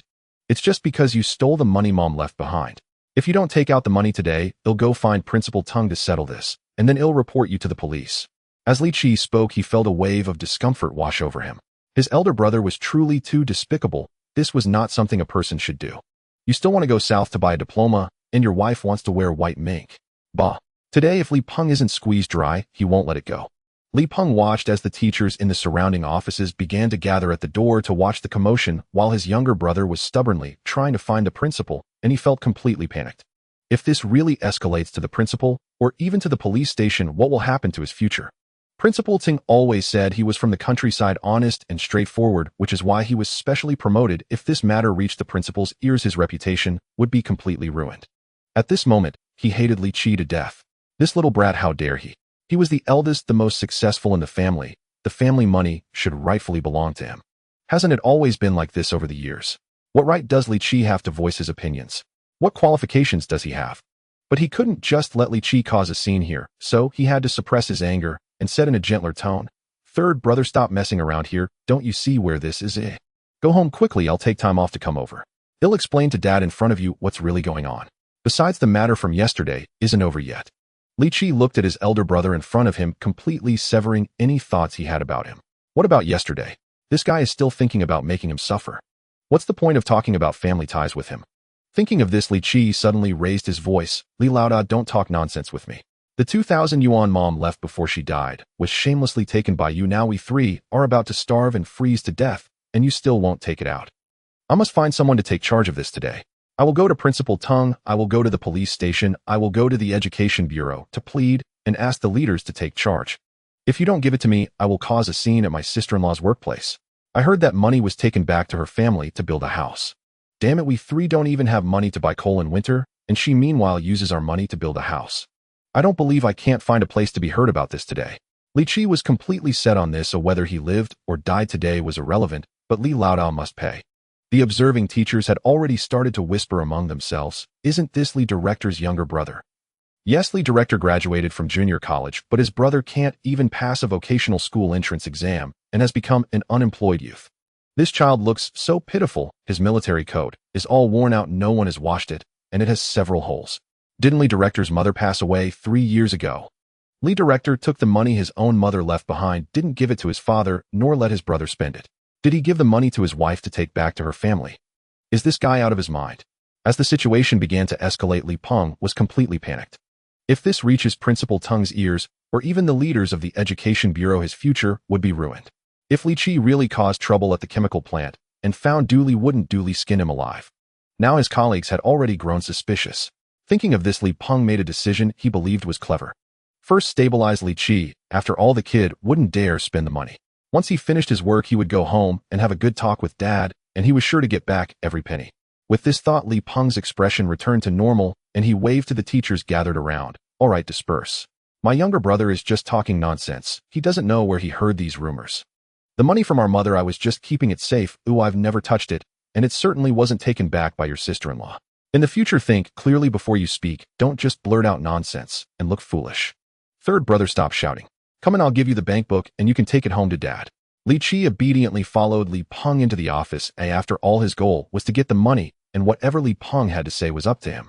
Li Peng took out a set of small keys from his pocket, opened the small lock on the bottom drawer of his office, took out a bank book, handed it to Li Qi, and said in a stern tone, "Take this money home and give it directly to Dad. If you dare to touch a single cent, I'll break your legs." Li Qi opened the bank book and saw a balance of 1740 yuan. Although it wasn't enough for 2,000, it was safe to have this in hand. He could take it first and settle the rest later. Tell me the password. What do you need the password for? If you don't give me the password, I'll continue to make a scene. Li Qi shouted again. This really made Li Peng furious. His heart felt uncomfortable, and he clutched his chest, saying angrily, "Third brother, haven't your sister-in-law and I treated you well over the years? Every year during the new year, your sister-in-law would give you 5 yuan to spend, and we always thought of you when we had good things. Why don't you know to be grateful? You can spare me that. When Mom was alive, you would give me 5 yuan, and then when leaving, you would complain that you had no money for food and ask Mom for another 50. After Mom passed away, have you ever given me money? What good things have you given me over the years? My underwear is as torn as a sieve. Have you ever cared for me? Hurry up and tell me the password, or I'll lie down in front of the Education Bureau right now. When any big leader's car comes by, I'll just crawl under the wheels. I don't believe no one can control you." Li Peng was left in shock. He truly did not expect that Li Qi could come up with such ideas, targeting the things he feared the most. If he really let him cause trouble, he truly couldn't bear the consequences. So he had no choice but to reveal the password. Li Qi smiled coldly and said, "I'm going to the savings institution to verify. If you dare to trick me with a fake password, I'll go straight to the Education Bureau without coming back to find you. Hurry up and get lost, keep the bank book safe, and don't touch a cent of the money inside. I'll go home to find Dad this afternoon." Li Qi sneered and turned to leave. Once the money is in his hands, he wants to take it back. Dream on. Li Qi hurried to the savings bank with his passbook, withdrew all his money at once, and then opened a new passbook in his name, depositing 1,500 back in. This initial capital was certainly not enough, but he already had a plan in mind for making money later on. Leaving 240 yuan in his pocket, Li Qi ran to the southern market and spent 180 yuan to buy a brand new Phoenix brand bicycle. He also bought 2 military green gloves. Now riding the bicycle, his hands wouldn't be cold anymore. Riding the new bicycle, Li Qi felt the wind was sweet. He arrived at the Niumine market. This market is located right outside the largest state-owned mining area in the region and is quite large. Li Qi pushed his bicycle through the twists and turns until he finally reached his second uncle's meat stall. His second uncle was not there, and his son Suyu was running the stall. Suyu was a doctor at the town hospital, and during the day, he helped out at the meat stall when he was on night shift. How to describe this person? He appeared kind-hearted, but with an indeterminate IQ. "Brother Suyu working the night shift today." Suyu saw Li Qi open the cash box and took out 50 cents. "No, a colleague switched with me for the afternoon shift. Here you go." His proficiency was almost painful to witness. Since his mother passed away, Li Mantang rarely gave Li Qi money. When Li Qi was left with no change at all, he would go to his second uncle to ask for some pocket money. Li Qi skillfully accepted the money and tucked it into his pocket. A fly's leg, no matter how small, is still meat. One shouldn't refuse what is given. It was at this moment that Suyu noticed. "You little rascal, where did you steal this bicycle? It's so new." "What do you mean by stealing? This is my new purchase." "Come off it, where would your family get the money?" So you thought it was a bicycle bought by Li Qi's friend, and since he borrowed it to ride for fun, he didn't say much. He skillfully cut a piece of fatty pork from a half slab on the counter and put it in a plastic bag. Take this back for your third uncle. You all can stew it with sauerkraut tonight. Is there still some vermicelli at home? Should I buy you some? Suyu said it so naturally that Li Qi's eyes turned a bit red. His aunts from his grandfather's side had always taken care of his family, sincerely supporting them, but in his past life, he had never taken it seriously. After wandering for decades, he had never encountered such warm family affection again. He boldly took out 10 yuan from his pocket and slapped it on the counter. What are you saying? Are you looking down on me? Today we are not having fatty pork. Give me a slab of ribs. Suyu was startled. Did your third uncle really go to earn money with Lu the widow? He couldn't hold on and has taken the irreversible route of selling himself. With Lu the widow's physique, she could probably sit on him and turn him into a photograph. Is this money the nutrition fee given by Lu the widow? Li Qi felt a headache coming on. Why are you so mean? Can't you hope for something good for my dad? Suyu scratched his head. With your dad's old shabby appearance, except for Lu the widow, no one would look at him and give him money. For you and your brother, your dad has really sacrificed a lot. Shut up and quickly give me the ribs. They'll also get a kidney for your third uncle to supplement him. By the way, yesterday your sister-in-law asked me. Your uncle's side said they want you to donate a kidney. This is something you have to think about yourself. From a doctor's perspective, I can say that you are still young. After donating a kidney, you might not see any significant changes for 10 to 8 years. But as your brother, I advise you to be cautious. Having 2 kidneys is certainly not the same as having 1. It is said that your uncle's side will give you a lot of money, but no matter how much money there is, it is not more important than your health. Li Qi felt a bit uncomfortable. His second uncle's son, a doctor, didn't want to donate a kidney. Yet his own elder brother and second brother wished he would lie on the operating table immediately and have his money taken away from him. It was really disheartening. He smiled broadly. Brother Suyu, don't worry, I understand. I will donate a big poop. My kidney should be well reserved for my future wife. Upon hearing Li Qi say this, Suyu finally felt relieved, nodded, and switched to a heavy cleaver, starting to chop the ribs. Bang, bang, bang, bang. At this moment, a well-dressed old lady approached the meat stall, one hand carrying 2 covered jars, and the other holding a little boy in a military green coat. She politely spoke up. Excuse me, can you help me get a piece of pork belly skin off, cut into thin strips? My grandson wants to catch fish with it. Suyu rolled his eyes. Old lady, please don't talk nonsense. It's freezing winter. The Gangju River is frozen solid. What fish are you catching? Don't let the fish catch you instead. Isn't it better to be alive? The old lady showed a troubled expression, and the little boy beside her was not having it. I just want to catch fish. I just want to catch fish. I don't care. Quickly buy me the meat. I want to catch fish. Li Qi was annoyed by the child's shouting, and seeing the jars in the old lad's hands, thought for a moment. Old lady, if you really have to do this, don't go to the Gangju River. You might fall into an ice hole and not be able to come back up. You should go to the back door of the elementary school. There's a small river there. People are breaking the ice to catch frogs, and there are definitely some ice holes left behind. And don't buy meat. This thing has no taste. Just buy a pound of cornmeal, mix it with some soy sauce, put it in a jar, and you might catch 2 little fish to amuse the child. The old lady, upon hearing this, repeatedly thanked him and took her child to buy cornmeal. Suyu watched the old lad's back. This old lady is not ordinary. Her attire and demeanor look more expensive than our health department's leaders. She might be a senior relative of some big leader at the mine or from the city's mining bureau. These city people are quite out of touch trying to catch fish in the dead of winter. It's because of the child making a fuss. You were much more mischievous than that child when you were young, insisting on learning from dogs to eat poop. I couldn't stop you. If you keep spreading rumors, I swear I'll flip your stall. Do you believe me? In the end, Li Qi spent 10 yuan to buy a bag of ribs along with a piece of fatty pork, a pig's kidney, and half a bag of large bone sticks. These items would normally sell for at least 20 yuan. After Suyu finished packing his things, he went back to work at the hospital. Li Qi rode his bicycle home, handed the items to his elder sister to prepare dinner, and then went out again. He decided to pay a visit to the mine. This coal mine is officially named Taihe City Central Mine and is the only state-owned coal mine in Taihe City. In those years, as long as miners were willing to endure hardships, their income was guaranteed. A monthly salary plus allowances could earn over 100 yuan. There was a saying in the town that the miners' wives all had minks, the chemical factory workers' wives also had minks, while the brewery workers' wives could only wear rabbit fur, and the pharmaceutical factory workers' wives wore cotton coats. But Li Qi knew that a major accident was about to happen at the mine. A collapse at Shaft No. 5 would bury over 30 people. This incident would cause a sensation throughout the province, and eventually the top person at the mine would be dismissed. It would also trigger countless chain reactions. This time he needed to make use of this incident to write something and conveniently take care of his own business. With a creak, Li Qi stopped his bicycle. Suddenly a newspaper's content flashed in his mind. It was a missing person notice, seeking an elderly woman in a gray cotton coat and a little boy in a military green leather jacket. This notice had been published in the newspaper for half a year, yet no one provided any clues. 15 years later, the coal from the central mine had been extracted, and the people around the mine had left, transforming the once glorious central mine into a wasteland. When the primary school was demolished, a skeleton of an elderly person was dug out from the wall of the dry toilet cesspit.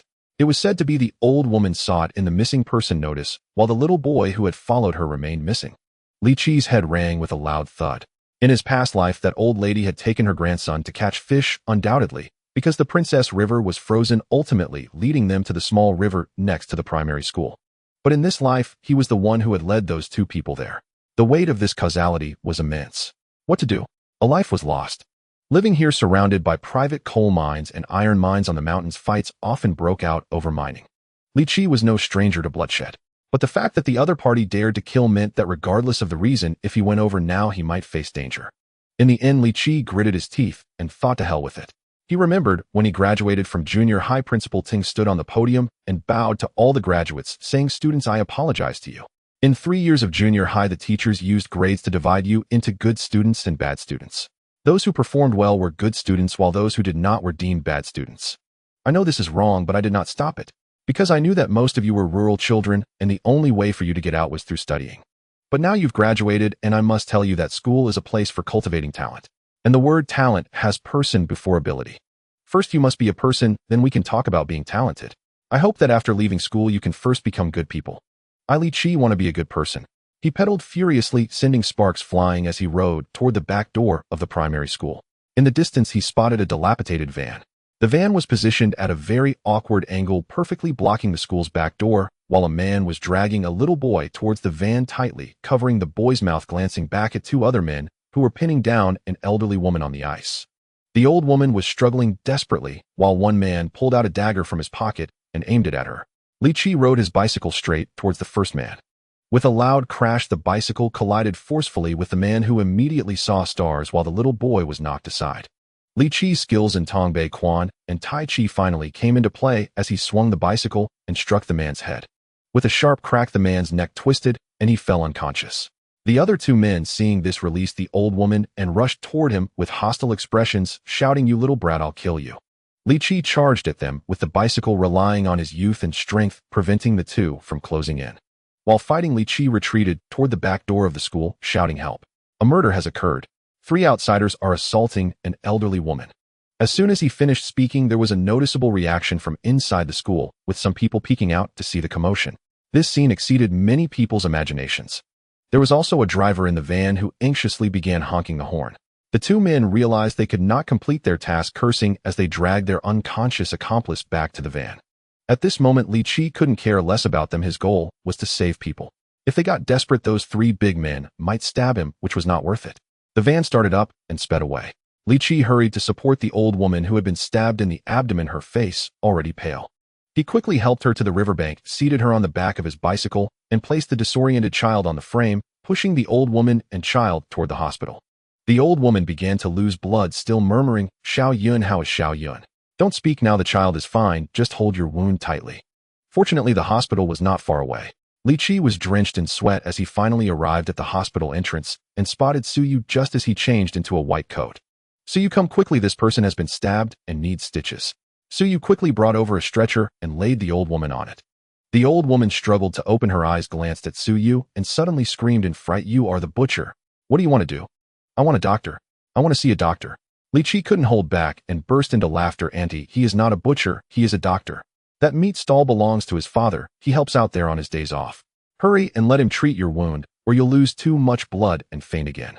The old woman grabbed Li Qi's hand tightly. "Go to the town police station and find their director, Su Taixing.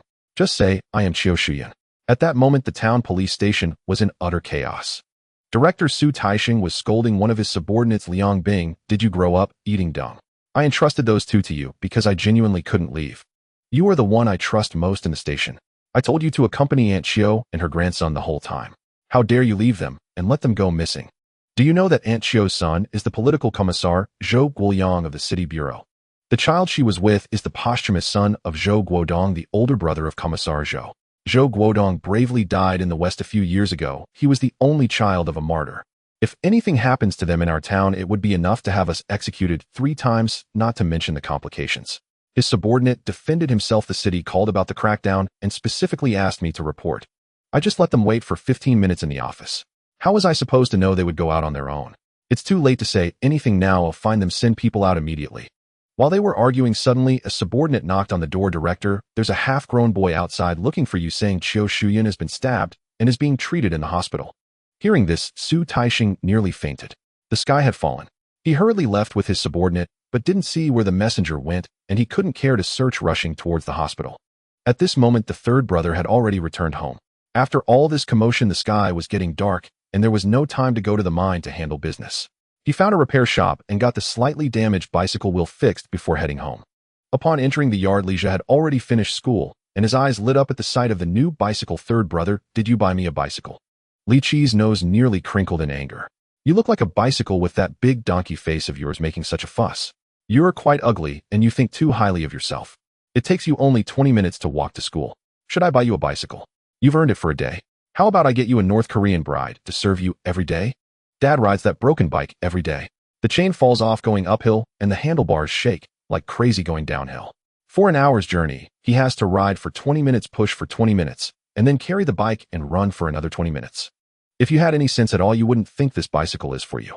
Li Jia was taken aback by the scolding, looking at the new bicycle with reluctance. Several classmates in our class have bicycles, and I'm the only one without one. There are several students in your class who always score in the top 3 during exams. Why can't you do the same? It's not that you don't want to. Don't just sit there with your mouth shut. If you don't like it, go away. Li Jia, furious, stomped into the small room and slammed the door shut. His heart was completely chilled by disappointment. Dad's old bicycle could still be managed, while Sang-gu is now a social drifter completely unworthy of riding a bike. This new bicycle should have belonged to him, because he is the future hope of the family. Boys with bicycles in class can take their female classmates out to play after school. What's wrong with him? Why can't he have a bicycle? He so desperately wanted to take his goddess Dang Fengyan out for a ride. Why couldn't they understand him? Since Dad and Sang-gu treated him this way, trampling on his pride and ignoring his desires. When he gets into college and becomes a big official, he will be like his older brother Li Peng and ignore them. At that moment, he empathized with his brother, who must have felt that their family was too selfish and indifferent to return home. When will he be able to stand on his own without having to return to this disgusting house? Li Qi paid no attention to him, parked the bike, and walked into the house, tossing the keys to Li Laohan. Tomorrow you ride the new bike, the old one is mine to deal with. Li Mantang gasped. Where did you get the money? I haven't heard of any widow fancying you. Li interjected, maybe some girl is blind and has taken a liking to him. Is it the second daughter of the Lao Jin family? No way, that girl is intellectually challenged. She wouldn't even know to run home in the rain. Don't get involved with her. Li Qi felt his teeth ache from their words. Is this even human? I beg you two to be reasonable. Is there no other way to earn money besides selling myself? Li shook her head. That's not what I meant. I think you wouldn't earn money even if you sold yourself. Go take a look at yourself in the mirror. What decent girl could ever fancy you? Li Qi felt that his sister was becoming less and less worthy of sympathy, as she had no problem using her skills on him, and her tongue was quite venomous. But when he got home and saw Gao Jianya, he felt like a scared kitten, not daring to make a sound. Exhausted, he said, I went to my brother's workplace to ask for Mom's savings account before she passed away. Guess what? My brother has 1740 yuan. That bastard, he sees that the 3 of us are starving and hoards so much money for himself. I threatened him, saying if he didn't give me money, I'd make a scene at the Education Bureau, and he handed over the savings book. Dad, sis, let me be clear, I cannot pay him back for this money. He will definitely come back for it later, so don't help him out. It's useless. Li, who had heard from the neighbors about yesterday's events, turned pale at his words. My Gao gives half his salary to his mother every month, saying it's difficult for the family to support him, so he needs to help raise his younger siblings. Why is it that the youngest brother, who has studied so much, is even worse than someone who digs for minerals? He doesn't understand anything about life. I heard he spent all of Mom's money on his wife's family. Has studying made him stupid? Li Mantang sighed. He knew how hard it had been to raise 2 half-grown boys over the past 3 years, but only he knew the struggles, while his eldest son held so much money and watched him live a hard life. The key point is that he keeps saying the family is benefiting from him. That ungrateful wretch, what use is he as the eldest son? Raising a dog can at least guard the house. What kind of miserable life did the family lead while raising him, supporting his studies and paying for his marriage? It wasn't until the policy opened up and his wife started selling cooked food that their situation finally began to improve. Sadly, his wife left just like that. As Li Laohan reminisced, a small car stopped on the road outside. Li Peng hurriedly got out from the back seat and ran to the passenger side, opening the door and bending down to greet a woman. The woman looked to be around 27 or 28 with a trendy hairstyle, exquisite makeup, wearing a women's wool coat, big leather boots, and wool gloves. After getting out of the car, she looked at the gray houses in front of her, the snow accumulated on the small road, and the frozen piles of dog poop by the roadside. Her face revealed an unmistakable disdain. Is this a place for people to live? Li Peng, nervously rubbing his hands, forced a smile. This is rural life. It's like this. There's no sense of hygiene. I apologize. Lead the way. If it weren't for Tian, I wouldn't stay here for a second in this garbage dump. Your third brother is completely out of his mind. Our family gives him money and work, providing him a chance to leave here. This is a blessing he could never earn in several lifetimes. How dare he refuse us? Yes, you're right. This child has always been reserved and stubborn. I will talk to him properly and make sure he behaves. Please right this way. Li Peng opened the crooked wooden door to his home. The woman frowned tightly. Oh, was this even a door? A few broken pieces of wood pieced together. Half of the fold was broken, and it was about to collapse. She genuinely couldn't understand how someone could be so lazy and let their home fall into such disrepair without fixing it. Seeing the woman's displeased expression, Li Peng cursed his father and two younger brothers in his heart. These three were making him lose face. Sometimes he really felt that life was unfair. Why did he, such an outstanding person, have to bear such a disgraceful family? But for now he could only bear with it. After all, he needed to rely on his third brother to exchange for 20,000 yuan to gain the favor of his uncle's family. Once this was over, he definitely wouldn't return to this home again. As Li Peng opened the door inside, lifting the dirty, grease-stained curtain, the woman completely lost her composure. She couldn't imagine the scene if this filthy curtain brushed against her head. I won't go in. You call your dad and your third brother out. I want to ask them what they plan to do. All right, I'll go right now. Please wait a moment. Li Peng also felt the woman's disdain. Embarrassed and angry, his face flushed as he entered the house, shouting in a tone used for reprimanding students, Dad, Sengu, hurry up. The eldest daughter of Uncle Manjiang is here to ask you something.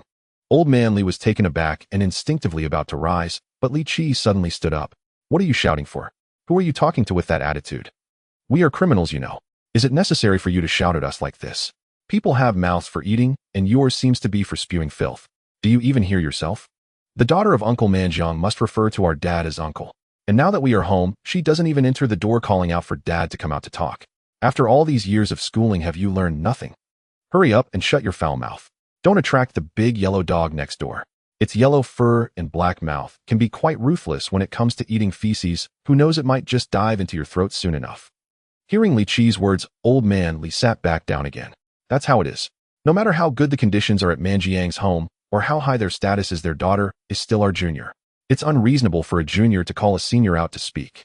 Li Peng saw that his father and third brother were unwilling to go out, making him anxious like an ant on a hot pan, pacing back and forth. Ever since Li Qi took away his savings book, he felt like countless little bugs were biting at his heart, unable to find peace. But today there was a public class and Principal Tung was personally attending, so he dared not leave. Finally, when he had settled all matters and was about to request leave to go home, a luxurious car drove into the school. At that moment, such cars were indeed rare. Even those who knew nothing about cars could tell at a glance how high-end this one was. Whether it was teachers or students, everyone craned their necks to look outside, looking like a group of ducks with their necks pinched. Upon learning that the person in the car was Li Tianjin, the daughter of Uncle Manjiang, who specifically came to find him, Li Peng got into the car under the gazes of everyone. At that moment, he was so excited that his body trembled slightly. This feeling of being watched was intoxicating. Li Tianjin impatiently questioned why Li Qi had not gone to her house, yet as time was of the essence, her brother's health was deteriorating day by day. Li Qi needed to begin preparing for the kidney transplant surgery promptly. Upon learning that Li Qi actually refused to donate a kidney, Li Tianjin was first incredulous, then filled with rage. This was simply outrageous. Her father personally came to speak and even offered 20,000 yuan and a job position, giving them enough face. How could they be so shameless and greedy? She knew very well that 20,000 yuan might not mean much to her family, but for the Li family, it was a huge amount they could never save up even after years of hard work. It was just that her father was too kind. Had it been up to her, she would have offered a maximum of 5,000. She decided to personally visit and give Li Qi's family a lesson, making them understand some principles. Li Peng nervously led the way. For him, the Manjiang family was someone he had to cling to like a dog. After all, he needed them to help him pay for his diploma, and his future promotions also required their support. So at this moment, seeing his father and third brother not listening to his commands and instead fawning over the Manjiang family's daughter made him furious. Li Qi, don't mess things up for me at this critical moment. What kind of family does Uncle Manjiang come from? He is a well-known high-ranking official in the city. Now his daughter has personally come to us. How much face does that give us? Why are you sitting there so heavy? Hurry up and get up to go out. He then turned to Li Montong, helplessly lowering his tone slightly. Dad, the third one knows nothing. He can't even speak one proper sentence. At your age, how can you learn from him? Tianjin has already been standing at the door for quite some time. It's freezing out here. What are you doing? Old man Li leaned back slightly. In all my years, I have never heard of a junior calling a senior out to the yard to talk. You read a lot. Explain to me what country's etiquette is this? Li Qi gave old man Li a thumbs up. Old Li, your words are quite forceful. I'll buy you a couple of good bottles of wine later. Let's have a drink. You cannot drink. Before the organ transplant, you must strictly follow your diet. I will arrange for you to stay in the hospital, and there will be someone to prepare all your meals for you. Li Tianjin waited for a while, but no one came out. She had no choice but to suppress her discomfort, put on gloves, lift the door curtain, and walk in. This pair of gloves was no longer pure and could not be used. Li Qi looked up and caught a glimpse of Li Tianjin. In his past life, this woman never made an appearance, and it was only many years later that he vaguely heard she had gone abroad early. Today, finally seeing her in person, Li Qi seized the chance to ask his question. Are you Li Tianyi's sister? Third brother, be polite when speaking to your cousin. You should use honorifics. Li Peng quickly stood behind Li Tianjin, automatically assuming the role of a sycophant. He had to seize every opportunity to perform, as the Manjiang family would be his major support in the future, and he aimed to perfect every detail. Opportunities are always reserved for those who are prepared like him. Li Peng. Li Qi glanced at his elder brother and rolled his eyes. Are you some monkey's servant just waiting to be ordered around? Hurry up and shut up already. Li Peng was about to explode, but Li Tianjin waved her hand to stop him and said to Li Qi from a high position, Yes, I am Li Tianyi's sister. Do you have any other requests? You can tell me now. But I must remind you not to go too far. The conditions we have offered are already quite generous. If it weren't for the doctor saying that a kidney from a relative might have less rejection, allowing for a longer persistence, such a good opportunity would not fall upon families like yours. Let me tell you, my greatest love since childhood has been for my brother.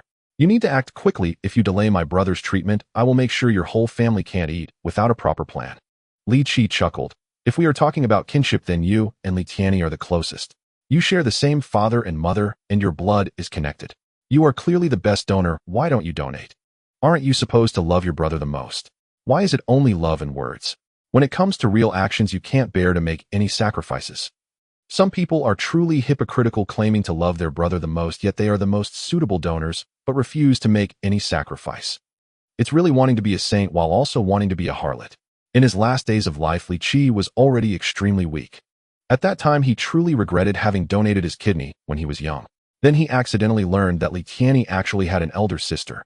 Uncle Manjiang had tearfully claimed back then that he was too old and suffered from various chronic illnesses, not meeting the requirements for donating a kidney, which was why he shamelessly sought help from their family. To be honest, his emotional attachment to such kinship was also an important reason for his final decision to donate a kidney. Yet it turned out that Uncle Manjiang was unwilling to let his own daughter donate, and instead focused on relatives. What utter hypocrisy! What a bitter irony!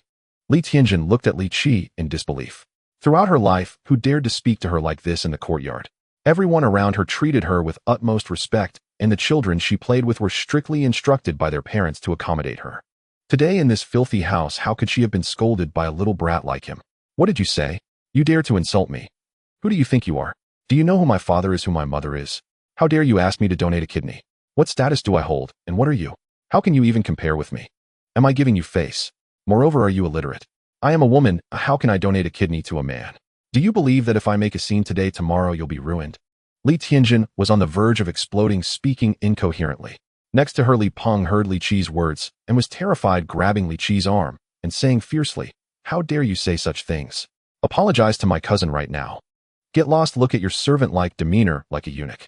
After so many years of schooling, have you regressed in your reading? Li Qi's mood was quite complex at this moment. The day before yesterday, when Uncle Manjiang came, he spoke sincerely with such a low attitude that he almost wanted to kneel. He said he only had this one son and had no choice but to come and plead. But in reality, he had a daughter. They knew that donating a kidney was harmful to the body, so this kidney donor could be anyone else, but absolutely not their own daughter. As for the absurd notion that women cannot donate kidneys to men, she couldn't be bothered to retort.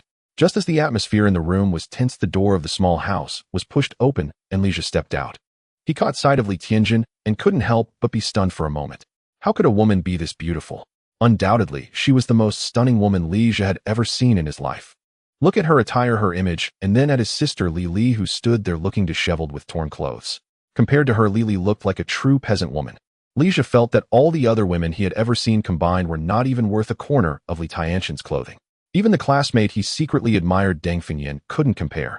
Li Jia knew that his opportunity had come. If he could make his cousin Li Tianjin remember him, he would have a chance to escape this filthy, impoverished family and see a broader world. He believed he was the smartest person in this family because he knew Li Qi's weakness. Li Jia would take the credit for persuading Li Qi today. His elder brother was not even qualified to compete with him. He walked into the main room and politely nodded to Li Tianjin, saying, "Cousin, my name is Li Jia, and I am the youngest child in the family. Don't be angry just yet, let me speak to third brother for a moment."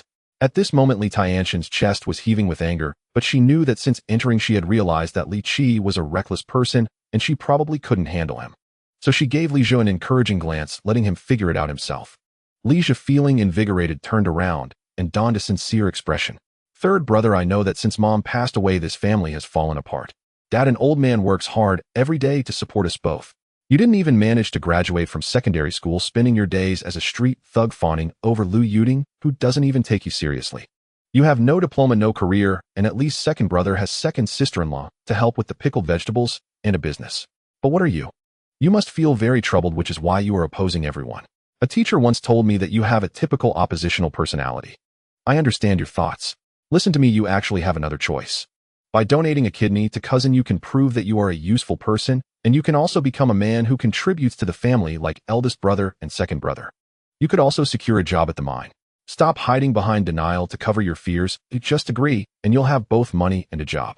The neighbors and relatives will no longer look down on you." After finishing, Li Jia fixed his clear and wise eyes on Li Qi. He felt that his words could even melt stone, even as long as third brother was a normal person, he couldn't possibly refute this. Unfortunately, Li Qi merely scratched his ear. Such a low-level PUA trick, it's surprising that Li Jia could come up with it. Are you done? Is this it? Have maggots grown in your head during this cold winter? What contribution has eldest brother made to the family? After spending so much of the family's money, he turns out to be useless. Second brother despises Mom for being biased, so he got less bridal price than eldest brother and hasn't cared about our family for years. It's truly impressive that your little brain could come up with so much nonsense. Hurry back to your little room and continue being an ostrich." Li Jia, being young, lost control when he saw that Li Qi remained unmoved. "Third brother, how can you be so selfish? Do you only consider yourself? What identities do we hold to offend Uncle Manjiang? Moreover, after taking the money, we could build a new house and eat meat every day. I could also afford a new bicycle. You're sacrificing just one kidney. How can you refuse to exchange it for a better life for Dad and me? Besides, a job at the mine is incredibly valuable. Even if you don't want it, you can still take it, and if I don't perform well in the future, it could help me." He was furious. At this moment, Li Jia completely empathized with Li Peng. Li Qi was about to ruin their good life due to his stubbornness. Seeing Li Jia fail to persuade Li Qi, Li Tianjin lost her patience completely, and a cold smile crept onto her lips.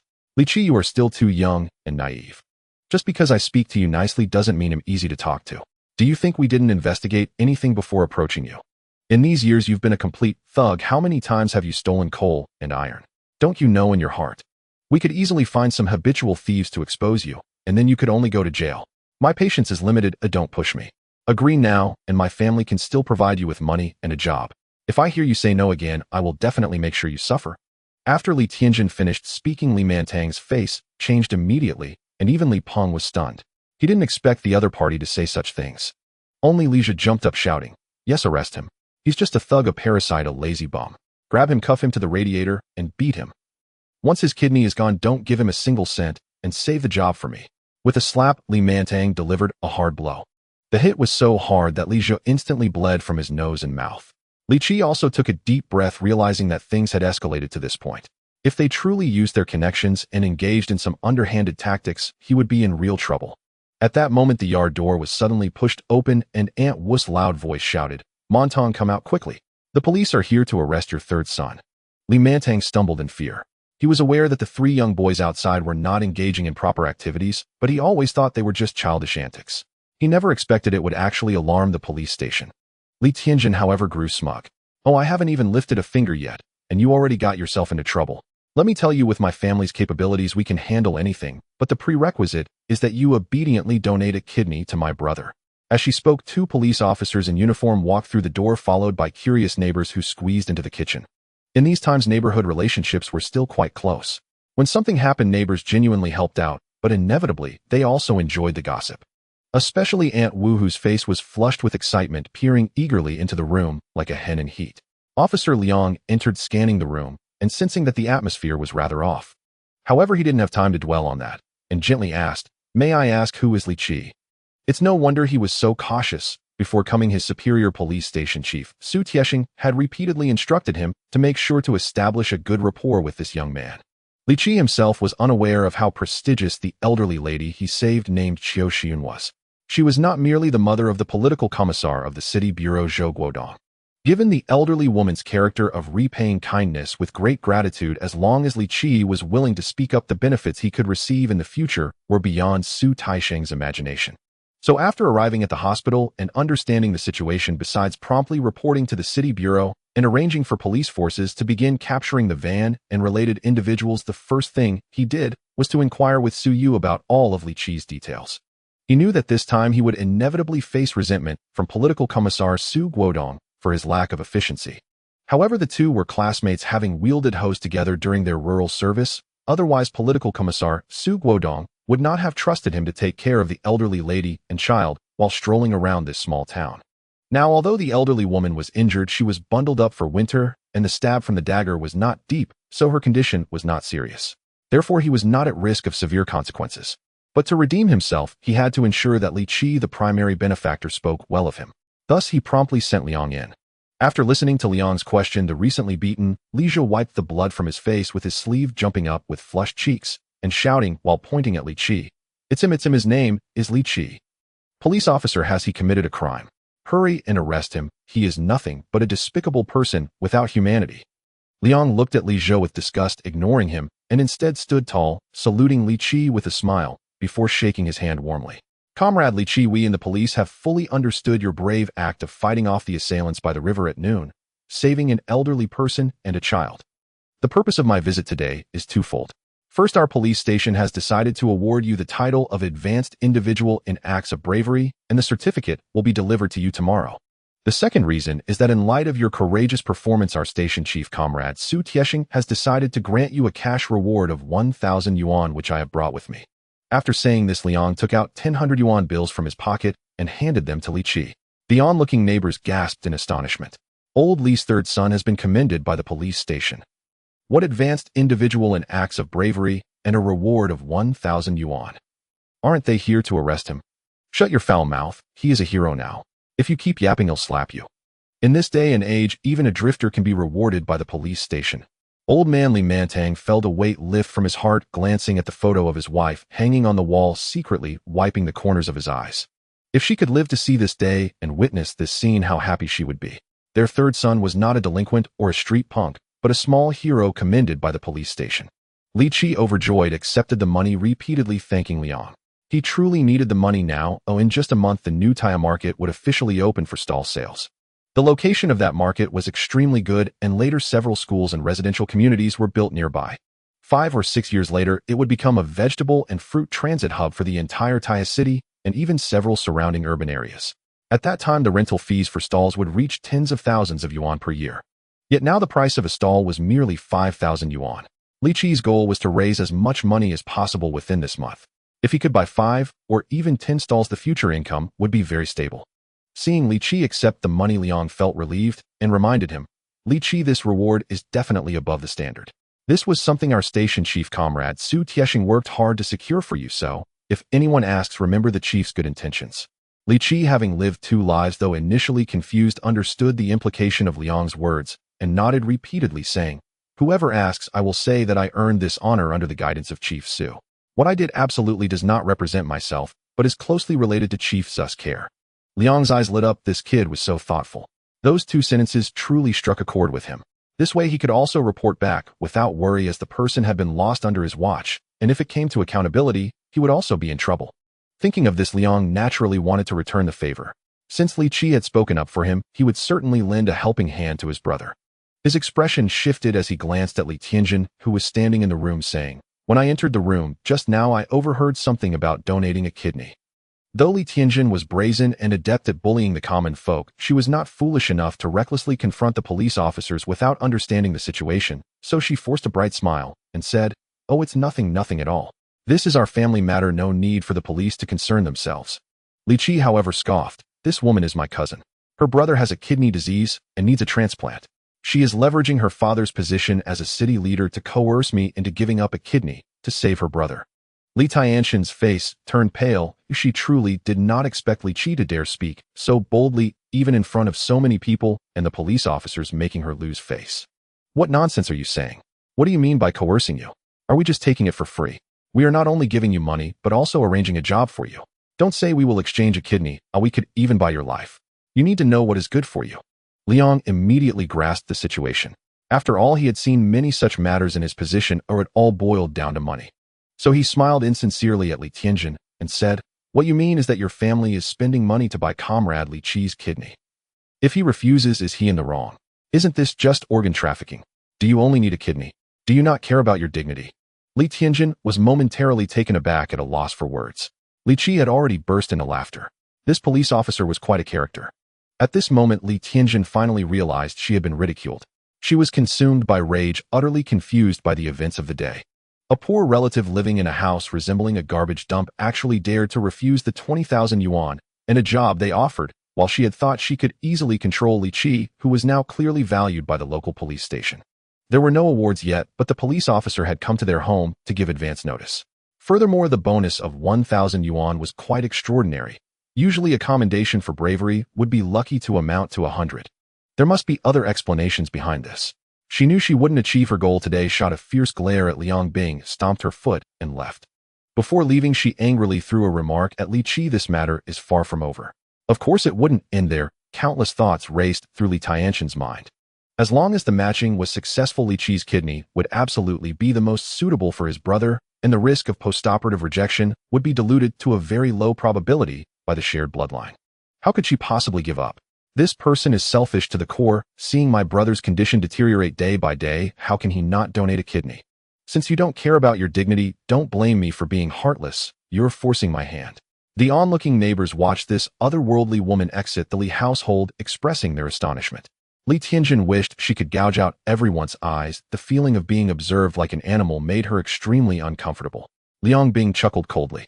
From Li Tianxin's attire, he could tell she was a second-generation offspring, possibly of wealthy or influential families. It could even be both, as in recent years with economic reforms, many ambitious individuals were no longer satisfied with just social status, beginning to pursue dual paths in politics and business. However, the Qiu Shuyun that Li Qi saved was a genuine, influential figure from the revolutionary era. The two were simply not comparable. Thus, Liang Bing did not care about Li Tianxin's thoughts. He held Li Qi's hand again. "Our chief would like to thank you for providing crucial leads. This case has now been resolved. That van won't escape Taya City. Once the case is cracked in a few days, you will also receive a reward." He lowered his voice and said this reward won't be small, because that van likely belongs to a gang of habitual offenders, and there will surely be numerous cases associated with them. Don't worry, with Chief Su overseeing, your contributions won't be overlooked one bit. Li Qi was excited. "Officer, I'm fine with giving you the credit. Oh, just give me a bit more money." Liang Bing laughed heartily. For some reason, he genuinely liked this genuine kid. "Don't be so formal, Liang Bing. Just call me Brother Liang from now on." "All right, Brother Liang, I want to ask you something." "What is it?" "I just want to ask, when my mother passed away, she left a savings book with 2,000 yuan, which my elder brother took without permission. Is this illegal? Am I entitled to get that money back?" Upon hearing this, Li Peng jumped up as if scalded. "What nonsense are you spouting? What money? How can this matter trouble the police? We can just sort it out ourselves. I never said I wouldn't give it to you." He had never expected Li Qi to bring this up in front of others. His original intention was to wait until everyone left and then casually coax the old man, Li, into handing over his savings book. After all these years, his parents had always doted on him the most, as he was the most successful child in the family, the pride of the household. He believed his father wouldn't possibly leave him any money. At most, he would pretend to leave 20 yuan for the family to eat meat for a few days. That was already very generous of him. Liang Bing, hearing this, understood the situation and deliberately hardened his expression. "According to the law, this money cannot be distributed among children and has no right to be claimed by you. It must be handed over to the father. If someone has kept it secretly, there will be evidence at the bank, and we can file a case to arrest them." In fact, there was some exaggeration in Liang Bing's words, but in that era no common citizen wanted to deal with the police station, so Li Peng immediately deflated. If this became known at school and it was revealed that he had been taken to the police station, not to mention the principal's troubles with the Education Bureau, he would lose his job. All those years of studying would be in vain. In the future, he could only rely on Du Li to support him. So he quickly changed his tone. Third brother, don't make a fuss. Didn't you take my savings book today? The savings book only has 1,740 yuan. There's still 260 missing. Write me an IOU promising to pay me back 65 yuan every month, and you have 4 months to clear it. Li Peng looked at his father for help, but the usually doting old man, Li, didn't even lift his eyelids. He was deeply disappointed in his elder brother. After 3 years of living through bitter times, the eldest brother had over 1,000 yuan in savings. After raising him from infancy, what was it all for? Li Peng glanced at his elder sister. Li didn't dare to interfere in matters between men, sitting on the kong, holding her daughter, saying nothing. Li Qi went to the small room to find paper and a pen from Lija's desk, wrote down the IOU and repayment agreement, had old man Li sign it, and handed it to Li Peng. Sign here. Third brother, must it come to this? I'm your brother. I'm the most accomplished one in our family. Oh, what do you gain by forcing me like this? In the future, if I become successful, I will definitely not take care of you, Li Peng said through gritted teeth. Li Qi sneered. In his previous life, his elder brother had ingratiated himself with Uncle Manjiang, eventually becoming a leader in the Education Bureau, sending his children abroad, and ultimately going abroad himself. Had he ever repaid Li Qi even a little? No. He only viewed Li Qi as trash, a burden to be avoided, a stranger unworthy of a glance, even if he died by the roadside. Thus he smiled broadly. Either sign, or I will report you to Brother Liang right now. You. Li Peng, left with no choice, raised his hand to write his name on the paper, then angrily turned to old man Li and said, Dad, you just indulged the third brother, allowing him to do these morally reprehensible things. What family doesn't help each other? Yet he repeatedly tarnishes my reputation. In the future, he will not have a good ending. When that time comes, don't come to me for help. He stormed out angrily. Li Qi kept the IOU, exchanged a knowing smile with Liang Bing, and escorted him and another officer to the door. Liang Bing kept patting his shoulder.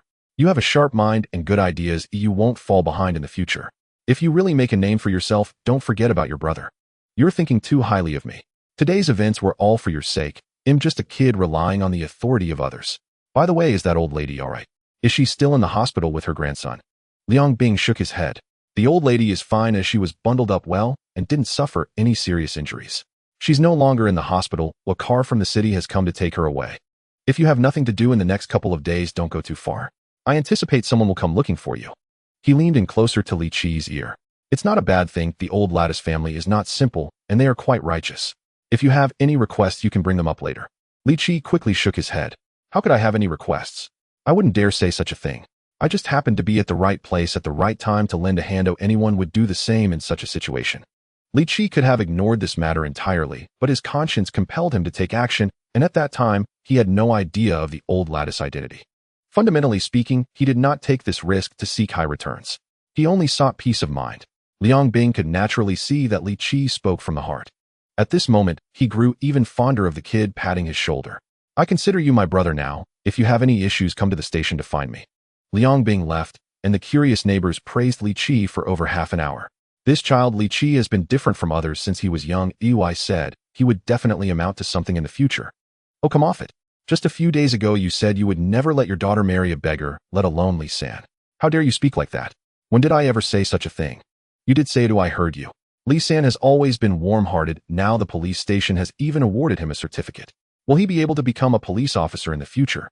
Our road maintenance team will be proud. The eldest son of the Li family is the first university student in the village, and now Li San is the first police officer in the village.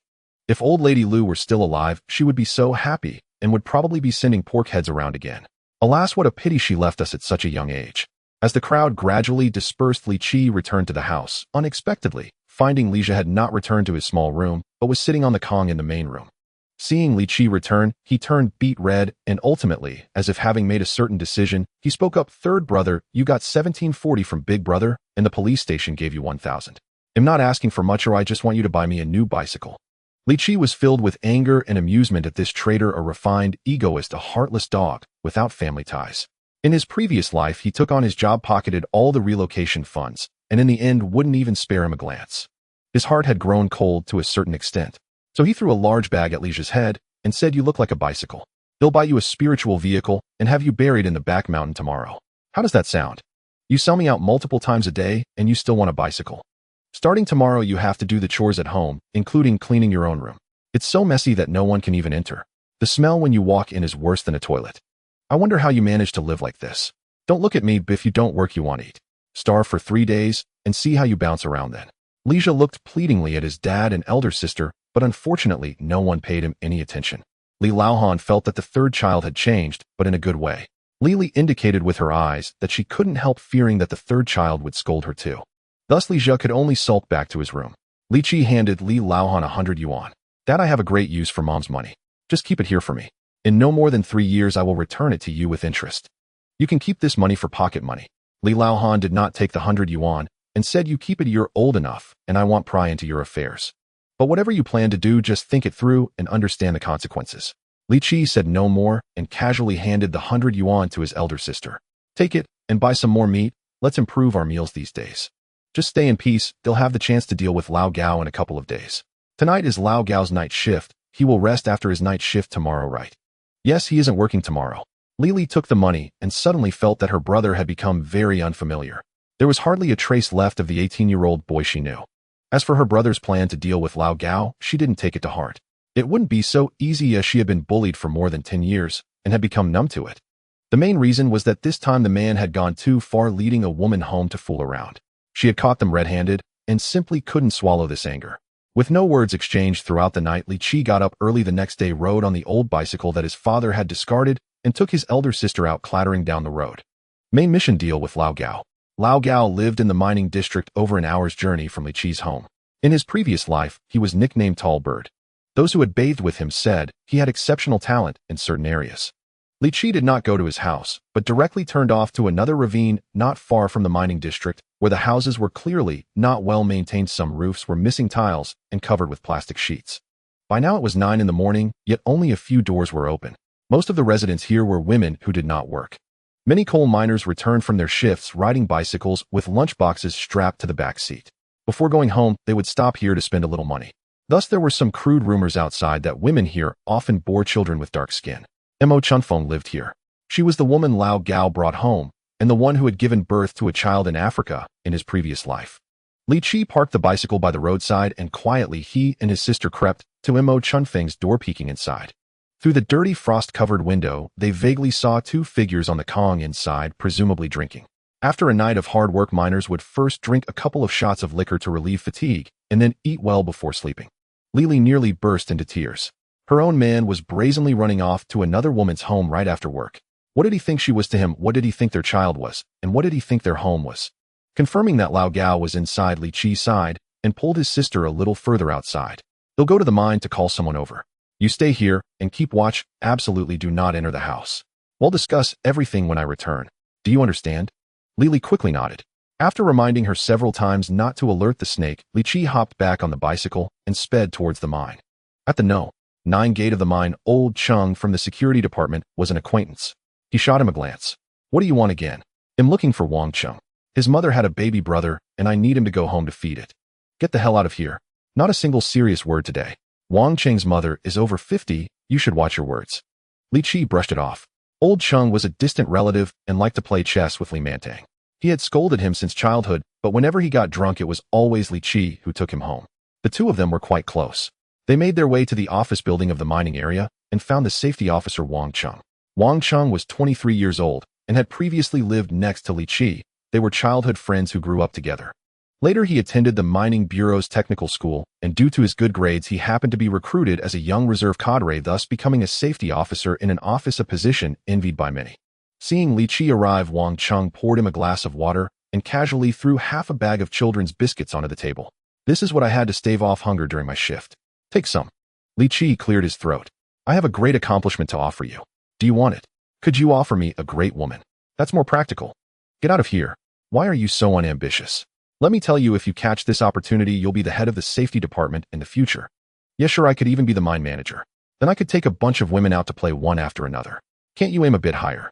Why is it always about women with you? If all else fails, just marry a wife. I feel like your head is getting too stuffed lately. Wang Chung sighed. You know my family's situation. 5 people are crammed into one room. Which girl would want to come here? Besides, my brother isn't married, yet where would that leave me? Li Qi walked up to Wang Cheng and heavily patted him on the shoulder. Once this is settled, the mine will definitely allocate you a house, but let's agree on this, don't ask me how I know. Wang Cheng looked at Li Qi, sensing he wasn't joking, and frowned slightly. What is it really? You're acting all mysterious. There are issues with the no. 5 shafts no. 4 beam and no. 9 yuanbao beam. If not resolved soon, something major will happen within 3 days. Quit spouting nonsense. Your mouth is like a cesspool, what are you talking about? I'm the safety officer for the no. 5 shaft, and I manage both beams. I just inspected them a week ago. If there were issues, I would chop off my head to use as a chamber pot for you. Li Qi withdrew his joking tone and spoke seriously. The black coal mine of the Xilongzi has taken some old machinery from Inner Mongolia, which should have been operating for 5 days now. They don't have fixed technology, they're just digging blindly. Given the strength of that machinery, they are almost digging right up to the edge of the no. 5 shaft. If they keep digging like this, it will change the underground structure and many beams won't hold. Just consider me a deity with insight. It won't take you more than an hour to check it out. If nothing's wrong, just treat it as me talking nonsense. But if there is an issue, you will have done a great deed. I don't need any rewards from you. I just need you to inform your deputy mine safety director about this when you get back. I have something to ask him for help. Wang Cheng was skeptical, but knew Li Qi for over 10 years and figured he wouldn't intentionally harm him. Reluctantly, he put on a safety helmet and pointed at Li Qi. You wait here, I'll go take a look. If you dare mess with me, I won't let you off the hook when I return. Wang Cheng left, and Li Qi felt relieved. 3 days later, the mining disaster shocked the nation, and the subsequent investigation results gradually circulated among the upper levels before many workers learned about it. Accompanying it was a fervent crackdown on illegal mining activities. Li Qi didn't care how much history his actions would change. First and foremost, he had saved many lives. While idly rummaging through Wang Cheng's desk, he suddenly discovered a small booklet hidden beneath several notepads. Secret techniques for enhancing in the bedroom. First, use a hot towel for compressing, then grip tightly until exhausted and stretch. While Wang Cheng has some serious stuff here. Less than half an hour later, Su Qi felt the entire office building shaking. The hurried footsteps sounded like a sudden storm pounding against each floor. He knew that Wang Cheng had discovered the problem, and all personnel were mobilized. After sitting for another hour, a commotion erupted in the corridor, and the office door was pushed open. A middle-aged man wearing a light blue cotton coat different from the workers rushed in, and upon seeing Li Qi, his eyes reddened as he grasped Li Qi's hand. Child, I am Lin Jiqiang, the deputy mine manager for safety at the central mine. This time you've done a great service. On behalf of all the miners at the central mine, I thank you for your kindness. You didn't see it. The large gap behind those 2 beams could almost fit an arm. If we were any later, the teams going down today would have been buried inside. Lin Jiqiang, a burly man with a round waist, had tears in his tiger-like eyes, gripping Li Qi's hand tightly like an iron clamp. Li Qi winced in pain. Uncle Lin, you're hurting me, really hurting. Wang Cheng looked on with disdain. Why do you scream like a damsel in distress? He mimicked Li Qi's tone. It hurts, it really hurts. How embarrassing. Lin Jiqiang awkwardly released his grip and playfully slapped Wang Cheng on the neck. How can you speak to a little hero like that? If he hadn't come to inform us today, I tell you, if an accident had really happened, we would both be directly responsible, spending our lives in prison. That is not even the most important part. The key issue is how many men would have been buried underground. How would we face their wives and children? Li Qi chuckled as he watched Wang Cheng get reprimanded. Let this dog just now humiliate himself. Lin Jiqiang calmed down and continued. Wang Cheng just told me that you want me to do something for you. Speak up, what do you need? Whether facing a mountain of knives or a sea of fire, Lin Jiqiang wouldn't flinch. Moreover, I will surely ask the mine for a reward for you. What are your thoughts? I heard you don't have a job yet. Come to the mine. They'll at least get you a position in the office. Wang Cheng kept winking at Li Qi from behind Lin Jiqiang, urging him to agree quickly. This is a once-in-a-lifetime opportunity. A stable job in the coal mine, especially in the office, is something that many would break their heads to get. However, Li Qi shook his head, knowing that with the emergence of various high-performance mining machines, the coal reserves would be depleted in a few years, and nearly everyone at the central mine would be unemployed. The once thriving central mine will soon become a part of history. He shook his head. I don't need a position. I'm used to being free and don't want to be tied down by a job. It would be best if you could help me secure a bonus. But that's a matter for later. First, help me find a dozen or so people. You need to accompany me to catch someone in the act. Catch someone in the act. That's quite interesting. Should we take pictures? Our publicity department recently bought a new type of camera. They'll get one for us to take along. That's great. I didn't expect you to be this kind of person with your thick eyebrows and big eyes. Li Qi truly did not anticipate things would go so smoothly. Lin Jiqiang was even more excited, quickly arranging for workers to withdraw from well-known 5. Repairing all the beams and summoned a dozen off-duty workers marching grandly towards the place where Mo Chunfeng lived. On the way, Lin Jiqiang held Li Qi's hand and asked, "Child, are you a master?" In Northeast China, master is quite a powerful title associated with communicating between realms and seeing matters. Li Qi shamelessly nodded, "Yes, I am, but my master says I am still too young and cannot operate yet. Then can you tell me when I will have financial fortune? Any luck with romance would do." Li Qi scrutinized Lin Jiqiang's features for a moment, pretended to calculate a few things with his fingers, and said, "A dog eats feces and a sheep eats grass. You are younger than your father. The stronger the wind blows, the heavier the rain falls. Your butt is bigger than your face. The river runs dry, while the little stream runs dry. Your parents got married on the same day. How's that? Did I calculate it accurately?" Lin Jiqiang, filled with hope, was left speechless. "Eating ice cream and pulling popsicles, are you out of words?" Suddenly Wang Cheng, who had been listening nearby, reacted after a moment and gave a thumbs up. "Li Qi, you really have skills. That was spot on." Li Qi exchanged a sympathetic glance with Lin Jiqiang, thinking that this foolish child was beyond saving. The group finally arrived outside Mo Chunfeng's small courtyard, where Li Li was nearly frozen solid. However, her face bore an inexplicable flush, a surge of emotion sustaining her body. Lin Jiqiang looked at the woman before him, shaking his head. There was no convincing her. In such times, what could a woman do when she had such a man? Li Qi, nimble-bodied, directly climbed over the wall into the courtyard and opened the door from the inside. Lin Jiqiang lifted his foot to kick the inner door, but Li Qi quickly stopped him, gently pulling it open. At that time, rural houses did not have toilets. The dry toilets were built in the courtyard. With two people still drinking inside, they surely wouldn't have locked the door, as going out to use the toilet was not convenient. The door opened, and more than a dozen people rushed inside. At that moment, Gao Jianye and Mo Chunfeng had finished their business, lying naked on the Kong. Li Qi was the first to rush in, directly pressing the switch on the wall to turn on the light, then jumped onto the Kong to draw back the curtains. For photos, you need sunlight to come in. Lin Jiqiang suddenly pulled back the quilt, revealing one black and one white body exposed under the flash. Li Qi took a glance. Gao Jianye was indeed a little unusual, but still not as impressive as his own. Wang Cheng clicked away, without holding back on the film, capturing from all angles every detail, close-ups, and the overall shapes of the two individuals. His fingers could leave traces, and the shutter was nearly overworked. While shooting, he felt a rush of blood. It must be said, Mo Chunfeng's figure was indeed captivating, stirring Wang Cheng's desires. Mo Chunfeng was about to be scared to death, screaming as she tried to get up. The miners, grinning, held her hands and feet to help Wang Cheng take clearer shots. Li Li picked up a shoe from the floor and fiercely struck Mo Chunfeng with the sole. "You shameless hussy, seducing my man, I will kill you." Crying while hitting, she felt deeply wronged. Looking at the scene before her, seeing her husband lying naked with another woman in the same bed, something inside her shattered completely. Among the miners who came in too had previously visited Mo Chunfeng and looked down upon Gao Jianye on the Kong. Because on the way, everyone had heard Li Qi say that the elder brother-in-law Gao Jianye brought a woman back to his home only to be caught by the elder sister, who then chased him out. Has this idiot been kicked in the head by a donkey? This is a prostitute, yet he wants to take her home to have his children. Doesn't he fear his mind turning to mush? Having drunk half a gin of baijiu, Gao Jianye was a bit woozy. When he saw Lin Jiqiang, the alcohol woke him up halfway, and upon seeing Li Li, he completely sobered up. "Manager Lin, child's mother, why are you here?" Lin Jiqiang delivered a resounding slap. "You worthless piece of trash, abandoning your wife and child to stay with a prostitute. I heard that you even plan to marry this prostitute. You really are something. If you marry her, half the people in our mine will be your in-laws. While others eat in the public canteen, you want a wife, and your home will become a public bed where anyone can just come in and mess around. We won't speak of how dirty it is, but how can you not feel ashamed? Hurry up and get up, go home." Gao Jianye glanced at the people in the room, then looked at Li Li, who had lost all strength, squatting in the corner regarding him with a strange gaze, his mind blank.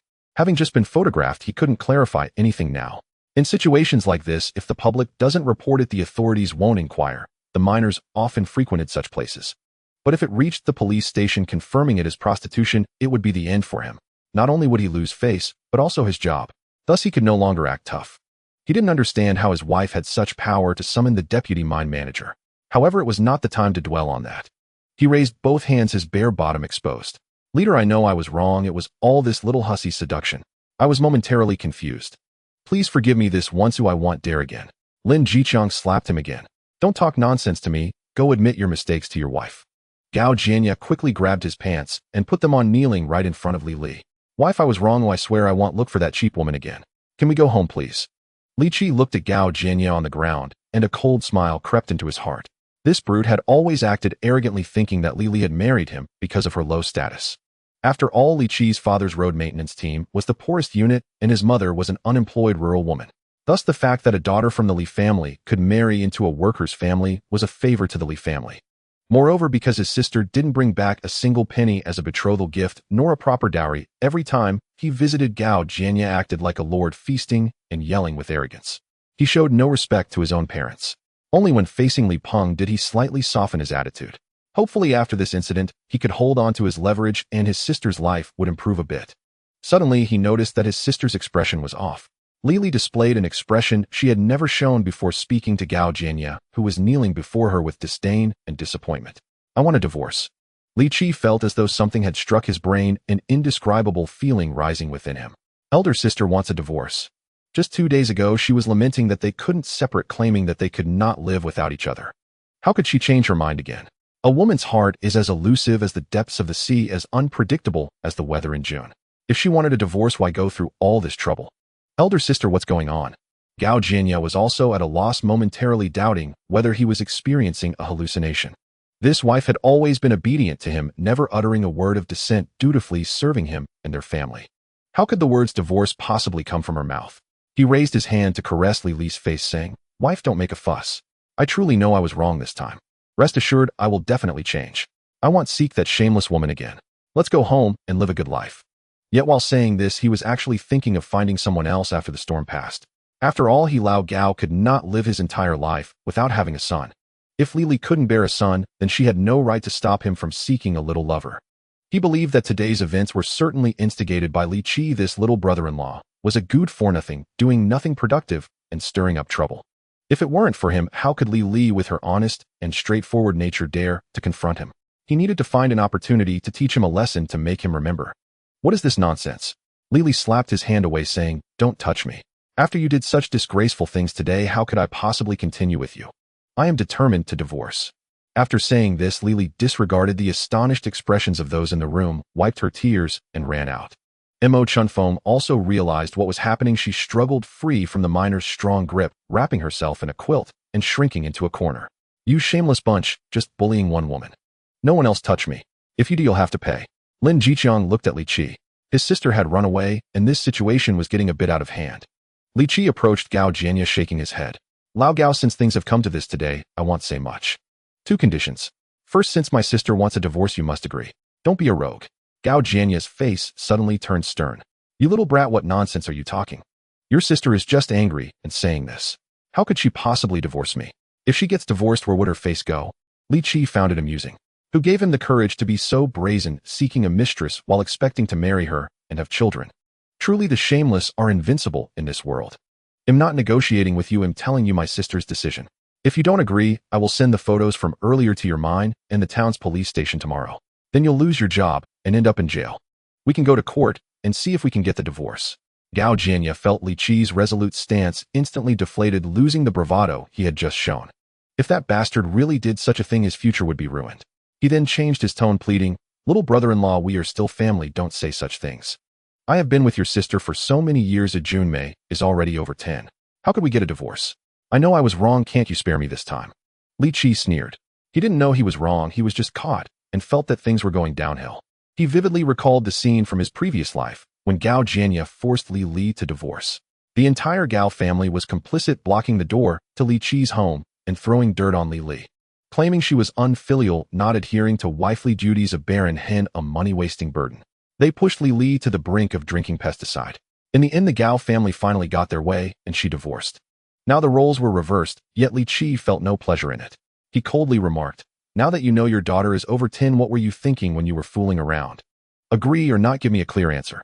If not, I'll go wash the photos and send them out." Li Qi stood up, not wanting to linger. Gao Jianye quickly agreed, but he always felt that Li Qi was merely trying to scare him, wanting to assert his presence in front of so many people. How could the daughter of the Li family marry him? It was a stroke of luck for their family. After all these years, how could they let Li Li divorce? Li Qi continued, "Second, you need to take out 1/3 of your salary every month as Junmai's support." Gao Jianye nodded repeatedly. He thought that the divorce would never happen. This was just a formality. What does child support even mean? A girl doesn't need money. After 2 years of raising her, she would get married and he would still make a profit on the bride price. Li Qi had Wang Cheng help write the agreement, and he got Gao Jianya to sign it. Gao Jianya frowned, reluctant to sign. Little brother-in-law, what are you doing? I allow Gao keep my word as spit is a nail. Ooh, I can't go back on it. There's no need to sign this. Don't want to sign? That's fine. This afternoon I'll take the photos to find your mine's manager. No, we'll sign. It's all good. Gao Jianya was completely subdued. Even if this matter was seen by a dozen colleagues, it would just be a joke to say they're all minors. Who hasn't slept here? But if it reached the mine manager, the nature of it would change. To protect his job, he stopped arguing and obediently signed his name on the paper. Wang Cheng was thoughtful, pulling out ink and getting him to put his thumbprint on it. Li Qi stored the agreement and told Gao Jianya, tomorrow you need to prepare a letter of introduction and go to the town for the divorce procedures at noon. Then he clasped his fists around the room, thanking the brothers for their help. A large group happily left. This is so much fun. We don't have to go down the mine today, and there's entertainment to watch. Plus our pay will still come. It's simply delightful. Did you touch that woman before? She's really soft. Look at you, so lacking in ambition. Come after work, and for 80 cents you can touch her freely. Not only can you touch, but you can also taste the flavor. My salary is controlled by my mom. How could I have money? Why don't you lend me 80 cents? Get lost. Wang Cheng regretted it too much. He had been so focused on taking pictures that he didn't get to touch anything. He didn't have 80 cents either. So he shamelessly leaned closer to Li Qi. Brother, you saw how hard I worked taking pictures just now. Lend me 80 cents. No problem, I'll lend you $5 for a week. Later I'll go to your house and ask your sister for money. You better be a person.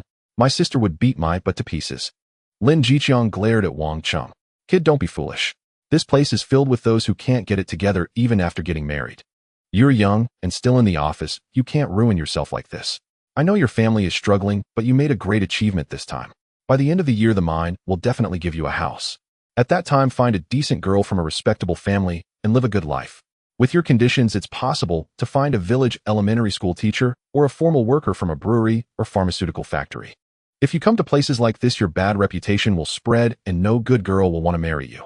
Wang Cheng nodded repeatedly at the lesson, no longer daring to entertain bad thoughts. After returning to the mine, Wang Cheng took Li Qi to the mine's publicity department, where they developed 2 sets of film to carry with them. Lin Jiqiang told him that in a couple of days he would collect the bonus and deliver it to his home personally.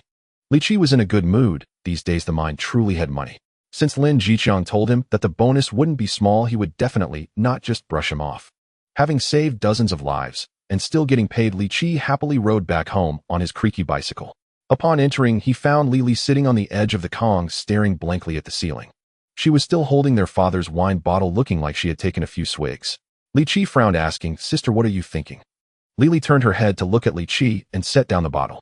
I can't understand why you men love to drink this stuff. It has no flavor other than being spicy. Brother, I'm sorry for what happened today. It was all for nothing for you. Li Qi took the bottle and placed it on the cabinet, then sat down next to Li Li. What you're saying is quite ridiculous. Am I not your dear brother? I would go through fire and water for you, even crash into walls for you. You're so virtuous. Li Li playfully poked Li Qi on the forehead, her eyes filled with affection. I didn't spoil you for nothing when you were young. How many times did you urinate on me, and after pooping you would come to me for help? All right, no need to dwell on the past. A married woman shouldn't boast of her past glories. Speak about serious matters. Why are you suddenly thinking of leaving? Li Li's face showed a look of relief. I used to admire Lao Gao so much. He was my everything. He had a strong physique and his strength was remarkable. Lifting 100 pounds of rice was like child's play for him. He spoke with such authority that he could settle any matter. He was the backbone of the family. At night, he was impressive too. As she spoke, Li Li's face turned slightly red. Such words should not be said to her brother. Yet for some reason in the past few days, she felt that her brother had changed so much. From his gaze to his demeanor, there was an indescribable change that made her feel as if her brother had become her elder. After our mother passed away, and with our father not taking responsibility, I felt so vulnerable these past 2 years. But now looking at my brother, it seems like I have found my support again. So I continued, before today, Lao Gao was the perfect man in my eyes, without any flaws. He was my support. Without him, I wouldn't know how to live. But just now in that little girl's house, Lao Gao panicked, kneeling on the bed, raising his hands in a bow, speaking soft words. Then he was on his knees in his underwear in front of me. At that moment, I suddenly felt that this man wasn't so remarkable after all. And then I recalled the times he bullied me when his mother scolded me, and he didn't stand up for me. That old woman treated June May poorly, hiding and secretly eating a piece of donut just to avoid being discovered by us. Whenever she bought sweets, the children from Lao Gao's two brothers would have some, but Jun Mei was always left out. What does Jun Mei know? He would drool and ask me for some, but I never had any money on me. I just held it in, and she would scold me every day for giving birth to a money-losing child, saying her son would die out. I suddenly felt that putting up with all this for such a man wasn't worth it. Li Qi nodded. He understood Li Li's feelings. For years she had idolized Lao Gao, glossing over all his flaws. Then suddenly her faith collapsed. Actually, Lao Gao is just an ordinary man. It was your love that gilded him. Now that you've finally awakened, he no longer shines in your eyes. Li Qi felt a huge weight lift from his heart.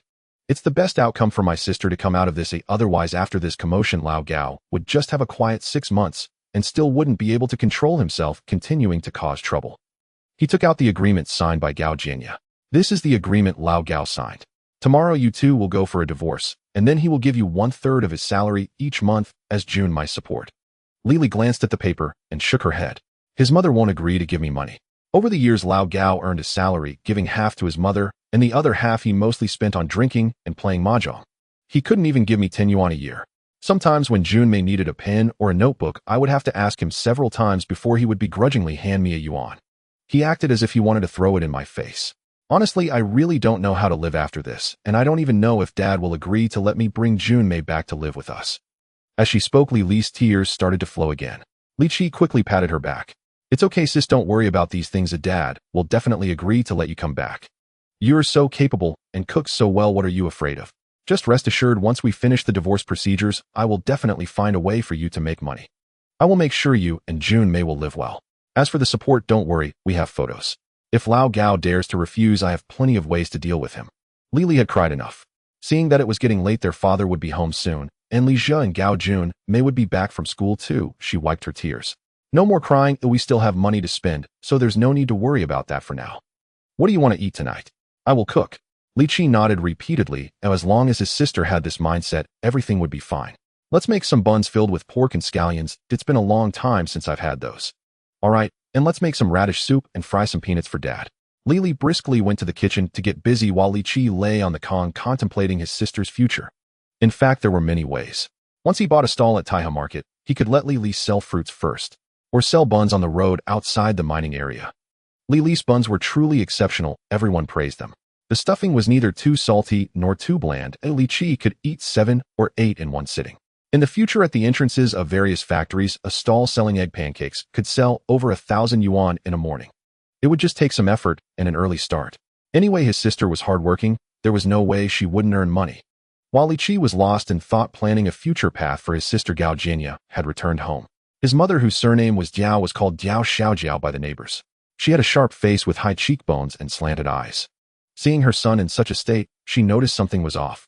Usually proud and arrogant, almost looking down at others, now he was hanging his head low, looking dejected. Big brother, what's wrong? Were you bullied by someone? Tell Mom, and he'll take care of it. I went to Mo Chunfeng's house today, and I don't know what happened. Li Li and her brother barged in with the leaders from the mine, beat up Mo Chunfeng, and forced me to divorce her. The leaders know. What will happen? Will you lose your job? His father, Lao Gao, also came out of the room, asking anxiously. It didn't escalate to that level, but Li Lao-san said I must divorce his sister. Then just divorce. That worthless piece of trash, who can't even have children. We're being kind by not rejecting her, and she still has the face to cause trouble for you. Is she trying to force you to have a son before she can be at ease? We aren't afraid of having a son. Your job is so good, and you earn so much money every month. Good girls are just waiting for us to find them. Jiao Xiaojiao said dismissively, but Gao Jianya's next words almost made her nose twist in anger. They took photos of me with Mo Chunfeng. Then they said I have to give 1/3 of my salary every month for child support, and they forced me to sign papers stamping my fingerprint. They must be dreaming. I cursed the entire Lao Li family. Jiao Xiaojiao had never suffered such humiliation in her life. At this moment, she was furious, cursing the entire Lao Li family as she ranted through the family tree. After cursing, she still felt unsatisfied. Do they think they are something special? A hen that can't lay eggs, a money-losing child, and they still want to take over 30 yuan from you every month. Is Lily made of gold? Just a worthless thing that no one would pick up even if thrown aside, and she dares to ask us for child support. I would be giving her face if I gave her 5 yuan a year. This matter absolutely can't stand. Lao Gao, call your elder brother and the men from your younger brother's house. Bring some tools and go down to the Lao Li family. Today they must obediently hand over the photos and the agreement signed with my son. Otherwise I will burn down their house, leaving the Lao Li family to rot in the streets. Gao Jianya awkwardly moved his lips wanting to advise, but then thought to himself that today's events were indeed too frustrating. He had essentially been outwitted by a half-grown boy. If my mother were to bring relatives to confront them and scare them into returning the photos and agreement, that would be quite good. He was definitely divorced from Li Li. That shameless woman still wanted over 30 yuan from him each month. It was simply a dream, utterly shameless.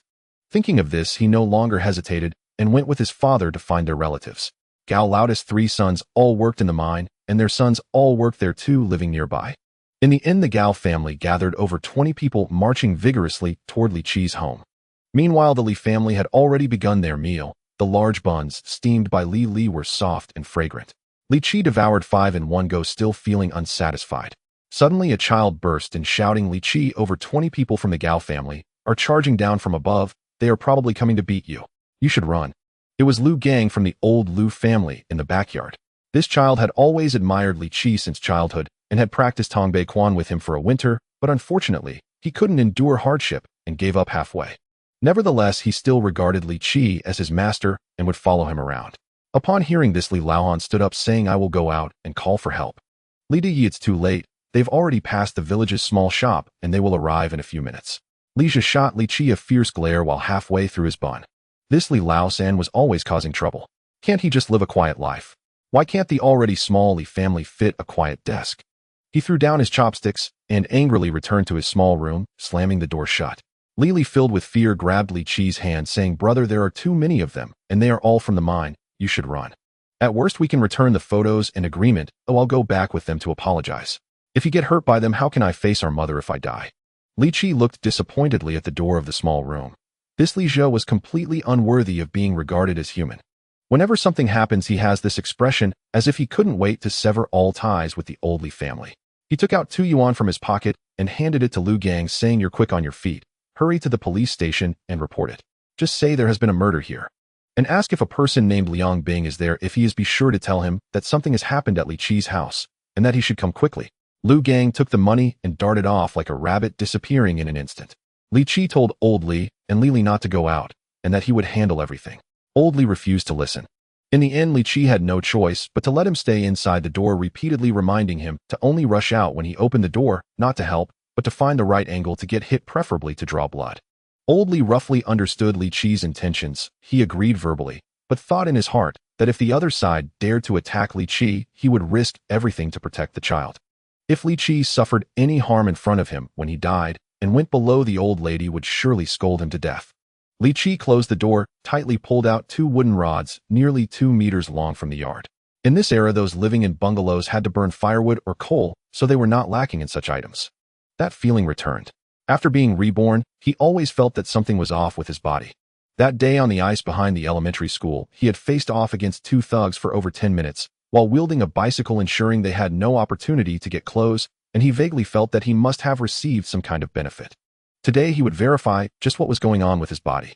The Gao family kicked open the courtyard door with great force. The long-neglected old door finally let out a creaking scream and shattered completely. Jiao Xiaojiao, with her hands on her hips and a face full of flesh resembling a little black rat, bounced in front of the door, shouting, "I curse your Li family. You raised a shameless daughter who sells herself. She was raising a man outside while being tyrannical at home, bullying our Gao family. As if it were easy, wasn't she? My son caught her, and she still has the nerve to come and demand money from us. Everyone tell me, is there such bullying?" It was dinner time, and upon hearing that something had happened, the neighbors put down their bowls and surrounded the old Li family tightly. Jiao Xiaojiao saw that only Li Qi, a half-grown child, stood at the door and felt even more triumphant. The old Li family was so cowardly that not even an adult dared to show up and send a child out to deal with the matter. "Have all the men of your Li family died? Li Montong, get out here. You raised a daughter who sells herself and bullied our kind Gao family, yet now you hide away like a turtle. If you don't handle this matter satisfactorily today, your old Li family will have no good days ahead. I'll make sure you all roll out of Niuexine town." As Jiao Xiaojiao cursed and complained, the Gao family slowly surged into the courtyard. Li Qi felt the door behind him move. Li Mantang was about to come out. He pushed the door back with a forceful shove. With his father's foolish temperament, if he came out, he would only be bullied. Seeing that the neighbors had mostly gathered, he cleared his throat and shouted loudly, "Gao Jianya, you went to sleep at the house of a girl named Mo Chunfeng in Xininga village today. Oh, I took a photo of it, and I have it right here. They'll show it to everyone one by one if you want to see it. My sister wants a divorce from you. You wrote the agreement yourself, agreeing to pay 1/3 of your salary every month as child support. What does it mean now? Are you trying to backtrack after making a mess? If you are unkind, don't blame me for being unjust. Oh, I'll show everyone the photo of you and the girl on the bed doing things. After Li Qi finished speaking, he pretended to reach into his pocket. Jiao Xiaojiao would not let him succeed. She shouted, "You're spouting nonsense. How could my son do such a thing? It's clearly your sister who is outside stealing men and raising boyfriends, and you dare to turn the tables. Come on, let's teach this rumor-mongering little brat a lesson. Your old Li family can't teach your child well. Our Gao family will help you manage." As she spoke, Jiao Xiaojiao raised her fists ready to charge at Li Qi. The most important thing now was to snatch the photos and agreement from the Li family and destroy them on the spot. Then she could let her son divorce Li Li. The Li family wanted their son to give them money every month. They were just dreaming. Jiao Xiaojiao had spent her entire life shouting in the fields, having fought countless battles, mastering skills such as the turtle fist, pulling hair, spitting, and blowing big snot. But before she could even use her skills, she suddenly saw darkness before her eyes, and with a loud bang, a large bump formed on her head, as if a balloon was being inflated. She was swept off her feet and landed hard on the ground. She didn't even see how Li Qi made his move. The next moment, the old lady let out a roar that didn't sound human. Someone's been killed. Old Li family has killed someone. What are you all still looking at? Get him. Li Qi knocked down Jiao Xiaojiao with a single strike. At that moment, others from the Gao family were readied, especially the old man and several children of Jiao Xiaojiao, who rushed forward with loud cries. Many from the Gao family were armed, carrying shovels, pickaxes, crowbars, and at least a sturdy stick. Yet among the crowd, only 3 or 4 could actually rush in front of Li Qi. Li Qi swung the wooden rod in his hand towards their faces, necks, wrists, and even their groins. Suddenly, he felt that the movements of the Gao family were remarkably slow. The guy wielding the crowbar lacked strength. After swinging it up, he lost his balance and stumbled towards Li Qi along with the crowbar. Li Qi dodged and kicked him in the butt. He swung the crowbar at his own people's heads. Bang! Gao Ping, you foolish thing, why are you hitting your second uncle? You've opened your head. Aunt, you little brat, how dare you kick someone in the groin? What's wrong with you, the head of the family? Speak up. Don't scare me. The onlooking neighbors felt the scene growing increasingly bizarre. The Gao family came with a fierce momentum, armed with weapons, and they did not want to be splattered with blood. At most, they would just help mediate. Originally, the plan was for the Li family to be subdued, and then they would step in to ensure that nothing escalated to loss of life. That would be considered benevolent. But after the usual exchange of insults, once it turned to physical confrontation, why did the scene shift so dramatically? In just over 10 minutes, 7 or 8 members of the Gao family were down, and the rest were all somewhat injured. Moreover, many of the injuries were caused by their own people's lack of control and accidental strikes. Even worse, 2 shifty-eyed younger members, sensing danger, completely refrained from advancing, hiding by the wall, and shouting at the top of their lungs, "Hit him, kill that little brat." Yet Li Laosan stood like a guardian at the door. Not only was he uninjured, many felt he hadn't even taken a single hit. Li Qi confirmed that after his rebirth, his combat power had significantly increased. Although he had practiced Tongbei Fist and Tai Chi since childhood, giving him a stronger foundation than others, it was definitely not this exaggerated. Many of the Gao family's relatives were miners, individuals accustomed to years of coal mining, possessing immense strength, charging at him like little tanks. Yet Li Qi could kick them away. It turned out that reborn individuals have it so good, one could hardly imagine it until experiencing it firsthand. Li Qi felt less pressure, yet his ears remained attuned to the commotion outside, until the sound of police sirens began to echo faintly. He calculated the time, and suddenly yanked open the door. He opened the door to let old Li out. He had knocked down those wielding crowbars and shovels, leaving the others with nothing more than a furnace hook or a rolling pin. They posed no real threat. With that thought, Li Qi dropped the wooden rod in his hand and pulled old Li into the crowd. He figured he had to suffer at least a minor injury to swindle the Gao family.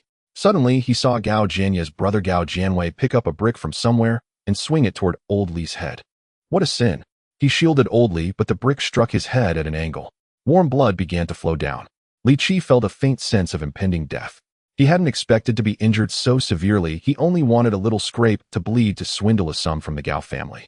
With so many people involved in a brawl, and in an era of strict law enforcement, it would be impossible for the Gao family to reconcile with him without emptying their pockets. Murder. The Gao family has committed murder.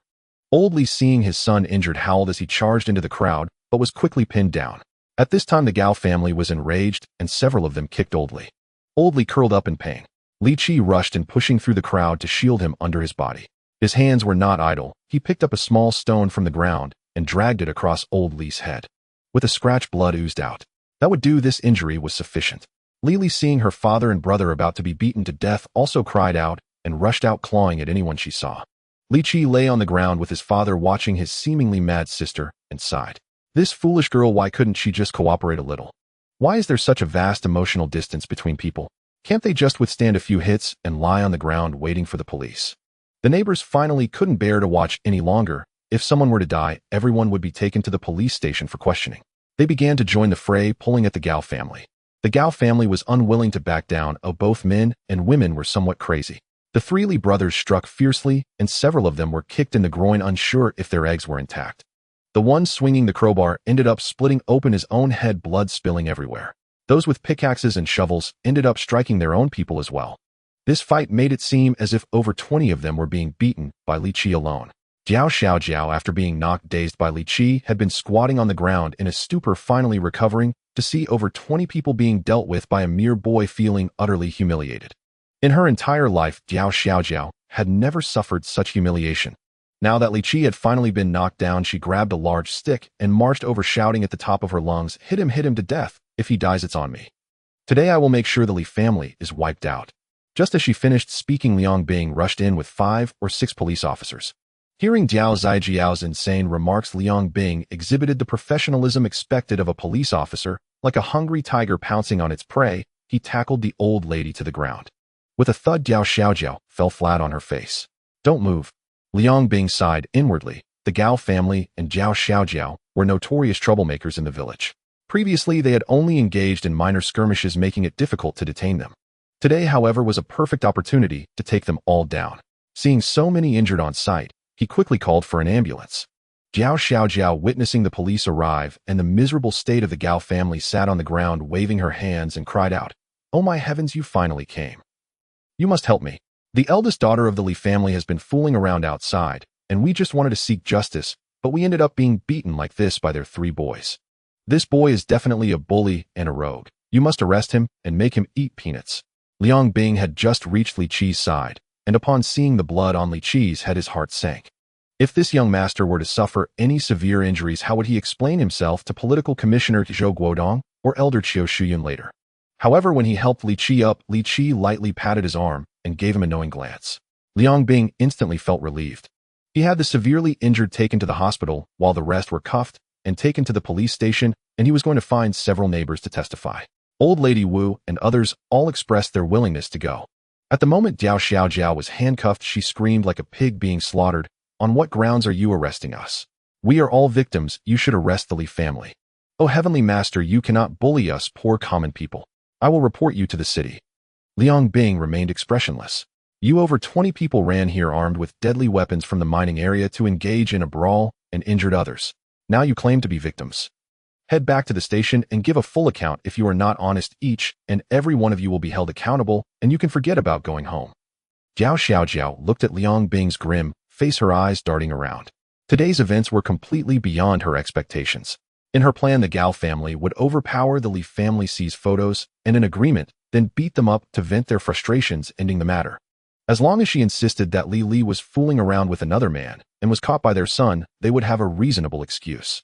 After all, the law does not penalize crowds. This family dispute would likely only require the intervention of 2 police officers. Who would have thought that Li family's 3rd son was so formidable, leading the entire situation astray? However, there was still room for rescue at this point, as she tilted her body and pretended to faint. "Oh, officer, I feel dizzy. I can't catch my breath. I'm dying." Under normal circumstances, this little act would usually make the police hesitant to take action against her. Unfortunately, Liang Bing watched her performance and replied coldly, "The main culprit will definitely be imprisoned for today's incident. If you do not go to the police station, your several sons, your old man, and the men from your relatives' families, if deemed harmful, not one will escape.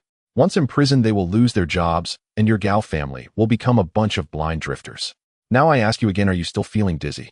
Jiao Xiaojiao became anxious upon hearing this. Her husband and several sons had been under her control since childhood. They could barely express themselves. If this matter reached the police station, they would surely suffer a great loss. Clearly they were in the right, but she couldn't let them be wrongfully accused due to a careless remark. Therefore, she stopped talking nonsense and was taken away with the other men from the Gao family. Liang Bing supported Li Qi as they walked towards the ambulance, lowering his voice to ask, "Brother, how are you planning to handle this?" Li Qi directly inquired. "If I don't issue a letter of understanding, will they all be sentenced?" Liang Bing nodded. "Right now the authorities are cracking down on typical cases. In incidents involving more than 10 people fighting, those involved will face serious charges. Then let them prepare money to buy my letter of understanding." He then took out a photo he had taken earlier and handed it to Liang Bing. "This is evidence of Gao Jianya's soliciting. If they dare say my sister is cheating, I'll sue them for defamation." Liang Bing accepted the photo and assured Li Qi to go to the hospital to treat his wounds, specifically instructing the accompanying police officer to keep the injury assessment results safe. The people from the Gao family, except for those who were injured and sent to the hospital for stitches, were all taken to the police station. Soon the sequence of events was clarified. They were all summoned by the Gao family patriarch and several brothers to teach the Li family a lesson. Essentially, everyone participated in the fight except for two who stood against the wall. This was too obvious. While the Gao family members didn't notice at the time, the onlookers had clear eyes. Thus, after taking their statements, these two were directly released. The Gao family cursed at the backs of the two. Liang Bing personally interrogated Jiao Xiaojiao. At this moment, Jiao Xiaojiao was still quite arrogant, continuously cursing and claiming the police were bullying them. They were the victims. Why weren't the Li family members locked up and executed for 15 minutes? Liang Bing found it pointless to argue with her. There are a total of 26 of you, 9 of whom carried shovels, picks, and pry bars, all of which count as deadly weapons. Among them are your husband, 3 sons, your husband's brother, and their children. Now Li Qi and Li Mantang have both had their heads injured by you. They're in the hospital getting stitches, and minor injuries are unavoidable. If these 9 people get convicted, they will at least spend 2 years in prison. Aside from your husband, who is retired, the rest are likely minors, right? Their jobs will certainly be lost." Upon hearing this, Jiao Xiaojiao exploded. "Why? We were injured too. Our heads were injured too." Liang Bing was speechless. The onlookers saw everything clearly, and your own people admitted it. It was your own people who fought, not Li Qi's fault. However, if the injured party does not accept mediation, they can sue those who harmed them. Jiao Xiaojiao protested. "If we weren't trying to deal with Li Laosan, how could we accidentally harm our own? Li Laosan must take responsibility for this." Liang Bing could no longer listen. This old lady was just being unreasonable. He stood up. "I won't argue with you any further. You injured someone, and now you have 2 options before you. If Li Qi can issue a letter of understanding, this matter can be mediated, and there won't be any further trouble. If Li Qi refuses to forgive you, then those 9 will have to go to prison. Do you understand?" Jiao Zijiao's eyes rolled around. "Why should he be the one to forgive us? Can't you comrades at the police station offer us some leniency? His sister is cheating, and he even hit us. You police can't let the bad guys bully us good people." Liang Bing's nose almost crinkled with anger. "You say Li is cheating, but where's the evidence? This is the police station. If you continue to fabricate facts and spread rumors, it will be defamation. If Li sues you, I can detain you immediately." After saying this, Liang Bing took out the photo Li Qi had given him. "I have a photo of your son with another woman on the bed. Tomorrow we can investigate the identity of this woman. If there is a transactional relationship between the two, it can be determined as prostitution. At that time, we will deliver the verdict to his workplace." "No, that would ruin my son." Jiao Xiaojiao finally panicked. Liang Bing had managed to shift the conversation to Li Qi and no longer wanted to deal with such trash. He waved his hand. "Let her sign. Aside from the 9 who carried weapons, everyone else can be released." At this moment, Li Qi and his son had finished their stitches and were lying in their hospital beds, while Li had also come out of the police station to accompany them. Li Qi waved at Li's sister. "Go home. Junmei is still small, and that useless Lija can't do anything. You should go back and take care of the child. Don't forget to bring us food tomorrow morning." Li looked at the bandages on Li Qi and their father's heads, unable to stop the tears from flowing. "What should we do? They were too ruthless. If anything happens to you, how will I live? I need to find Dadi and Erdi. This is too big, they need to know. Hurry home. Big brother just gave me so much money he can't care about our lives. Second brother has long said he won't get involved in family matters. What do you need them for? I'm fine and dad is fine." Li old man sighed. "Originally I wasn't hurt. Why did you have to hit me on the head? How did you hit dad on the head?" Li was bewildered. Li Qi felt a twinge of despair, wondering how he ended up with such a brainless father and older sister. He earnestly instructed Li old man, "Tomorrow if anyone asks how you feel, you must say you're dizzy, nauseous, feeling faint. While lying down, your vision keeps spinning, your heart hurts, and you feel short of breath. You must remember to say this no matter who comes to ask. Is dad really that sick? What should we do? I'll go call the doctor." Li was already scared out of her wits. However, Li old man finally understood Li Qi's meaning and rolled over to cover himself with the blanket. "I'm feeling faint, I'm going to sleep. Big girl, you should hurry home. Whose brain did this come from? Your mother and I weren't that foolish. Lily left the hospital looking back 3 times as she went home to take care of the child. The Gao family, on the other hand, was boiling over.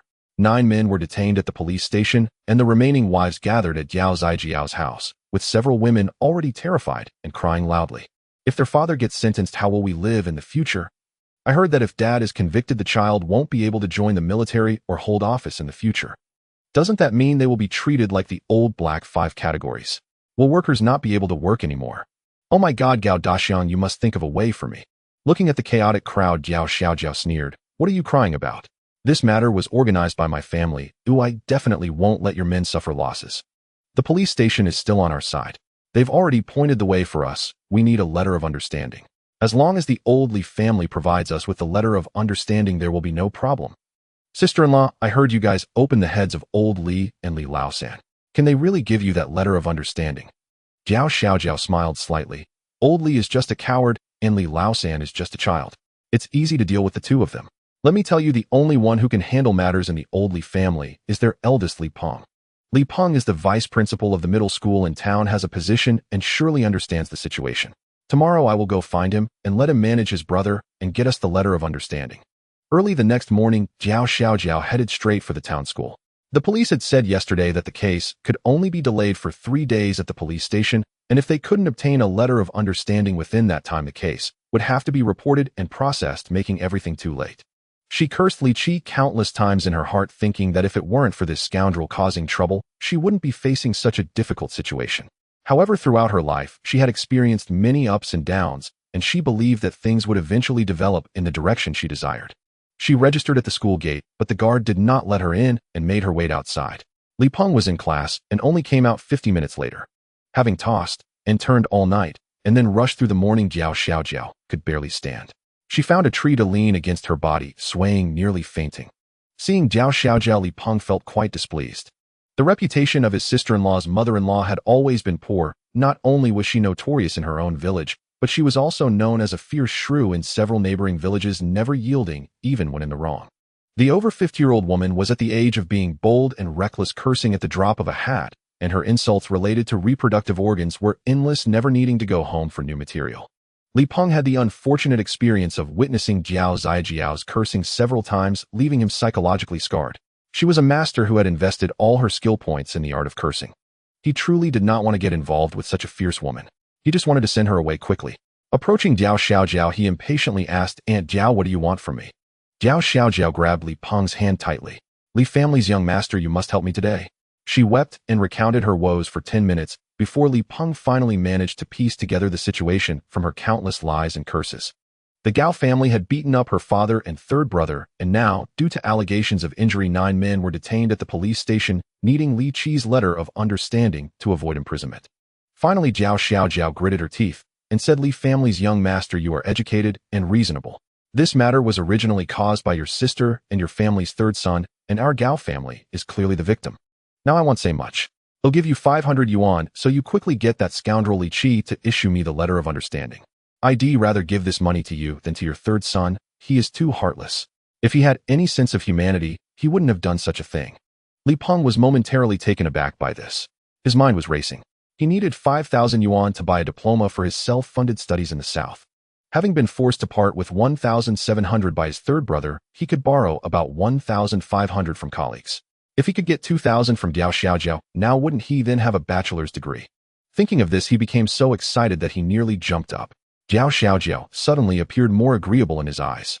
She was no longer just a fierce woman, but a goddess of wealth who could elevate him to a higher level. Li Peng began to adjust his expression, showing an appearance of mild indignation. "Your 3rd brother is being unreasonable. We are all real relatives. How can it get to this point? He is just someone who hasn't read much and doesn't think things through. In the face of justice, he has no principles. But you all were too impulsive. How could you block the door and start a fight?" Jiao Xiaojiao felt resentment in her heart. If it weren't for Li Qi and Li causing trouble, forcing her son to sign some kind of agreement, would there have been any of this? Isn't this just the Li family bullying people? But while she thought this, she had to force a smile on her face and say, yes, my son Jianya was also pushed to the limit and acted impulsively. Moreover, my daughters-in-law insisted on urging the men to cause trouble. I tried to persuade them, but it didn't work. I'm getting older and my words don't carry weight at home anymore. Now that things have become so ugly, it's not good for either of our families. Look, Li Peng clicked his tongue. Jiao Xiaojiao was truly shameless, first trying to wash her hands clean of the incident. With the Gao family, even asking for permission to go to bed with their wives is a task. Does she still have the right to speak? It is truly disgusting beyond measure. But while he thought this, he couldn't show it on his face. He continued, but the matter has already reached the police station. My father and brother's injuries can't just be ignored. What can you do with 500 yuan? It's not even enough for medical expenses. You also said that their heads were smashed. If there are any after effects, their lives will be ruined. Jiao Xiaojiao felt displeased as Li Peng argued with her. The Li family truly had no good people. This clearly meant that he thought she offered too little. 500 yuan was nearly equivalent to her son's half-year salary. Over these years, she had managed the household, and with 3 sons giving her their wages and her husband's pension, she had only saved a bit over 5,000 yuan. To be able to offer 500 was already taking her life savings. Thinking of this, her tone began to turn sour as she raised her voice, asking, "What do you mean by that? Our Gao family has people with broken heads. I won't even count that debt with you. What more do you want?" Li Peng would not indulge her, decisively stating, 2,000 yuan, and don't haggle with me. If you bring 2,000, I will get my third brother to issue you the letter of understanding. Are you out of your mind thinking about money? 2,000 yuan. Why don't you go rob someone? Why don't you send your wife out to sell herself and see if she can earn $2? You still want 2,000 from me? IXXXX. Jiao Xiaojiao was filled with rage, unleashing her fury, nearly spitting on Li Peng. Li Peng turned and walked away, fearing that Jiao Xiaojiao would cling to him, and even started jogging into the school, telling the guard, "Make sure that old hag doesn't get in." He knew very well that 500 yuan was worthless. After his wife duly found out that Li Qi had taken his savings book, he had been kneeling on the washing board for 2 days. This was an excellent opportunity, as long as he seized it, he could definitely turn the situation around. Hence, he didn't care how Jiao Xiaojiao cursed him. He decided to let her simmer for a while. Jiao Xiaojiao scolded at the school gate for more than 10 minutes, but ultimately, due to her lack of energy, she wrapped it up hastily. If this had been when she was younger, she would have scolded until the students got off school. After catching her breath, she finally decided to go to the hospital to find Li Qi. Although she wished she could stab that little scoundrel to death, her old man, 3 sons, and 2 brothers-in-law, along with their workers, were all at the police station. With no work today, it would already be difficult to explain to the mine leaders. She couldn't afford to delay. If she really missed 3 days of work, facing a disciplinary action would affect her salary. So Jiao Xiaojiao had no choice but to reluctantly suppress her anger and go find Li Qi. Compensation, medical fees, meal expenses, lost work wages, nutrition fees, nursing fees, transportation costs, follow-up treatment fees for my mild concussion with my father, and reputational damage fees. A total of 10,000 yuan, not a single cent less. Do you think the work of the 9 members of the Lao Gao family is worth this price? If you don't think it's worth it, then just leave without saying anything. In the hospital room, Li Qi said lightly to Jiao Xiaojiao. Jiao Xiaojiao was going crazy. If Liang Bing hadn't been there, she would have definitely rushed up to tear Li Qi's mouth apart, scratching his face all over. How could he be so shameless? 10,000 yuan, it wouldn't even take 10,000 yuan to buy his life. Li Laosan, can't you have some shame? You just dare to say 10,000 yuan with your lips barely touching each other. Why do you need so much money from us? Officer Liang, are you just going to watch him bully us, innocent common people? At this moment, Liang Bing was sitting in Li Qi's hospital room, and there were 2 or 3 police officers in the corridor asking the doctors about the injuries of the Gao family members, including how many stitches were needed and when they could be discharged. According to Liang Bing, whether they would go home after discharge or go to the police station depends on whether Li Qi provides a letter of understanding. Jiao Xiaojiao attempted to gain sympathy in front of Liang Bing. Liang Bing scoffed. You more than 20 people burst into someone else's home and cracked open their heads, and you say you're innocent here. You're like a toad trying to crow, not knowing if you're a bird or a beast. If you think Li Qi's conditions are unacceptable, then just go home, safely sleep on your bed, and wait for the judgment to come. If looks could kill, Li Qi and Liang Bing would have been tortured to death by Jiao Xiaojiao over 800 times. She knew that it was useless to continue speaking, so she left in a huff, resembling an old toad. Liang Bing turned his face and asked Li Qi with a smile, "How are you feeling now?" Before Li Qi could respond, Li Laohan said, "Dizzy, nauseous, even lying down feels fuzzy, my vision keeps spinning, my heart hurts, and I feel short of breath." This morning several people had asked, and Li Laohan had become quite adept. Li Qi nodded repeatedly. Yes, our symptoms are the same." Liang Bing was both amused and exasperated. "I was going to teach you how to answer the doctor, but it seems I worried too much. Where did you learn this from?" Li Qi couldn't explain. In the future there would be Baidu, and many things could be copied for homework. Having traveled back, his brain's memory was unlike that of ordinary people, functioning like a computer's memory. As long as there was a clue, he could retrieve all the necessary information word for word. So he could only smile and say, "After all, I've spent 3 years in society, and I know the big brothers in the mining area, the idle folks in society, taught me everything." Liang Bing said solemnly, "You should limit your interactions with those people in the future. I estimate that within a few days Aunt Chio's injuries will be treated, and they will come to contact you. At that time, you can casually ask them to arrange a formal job for you without any issue.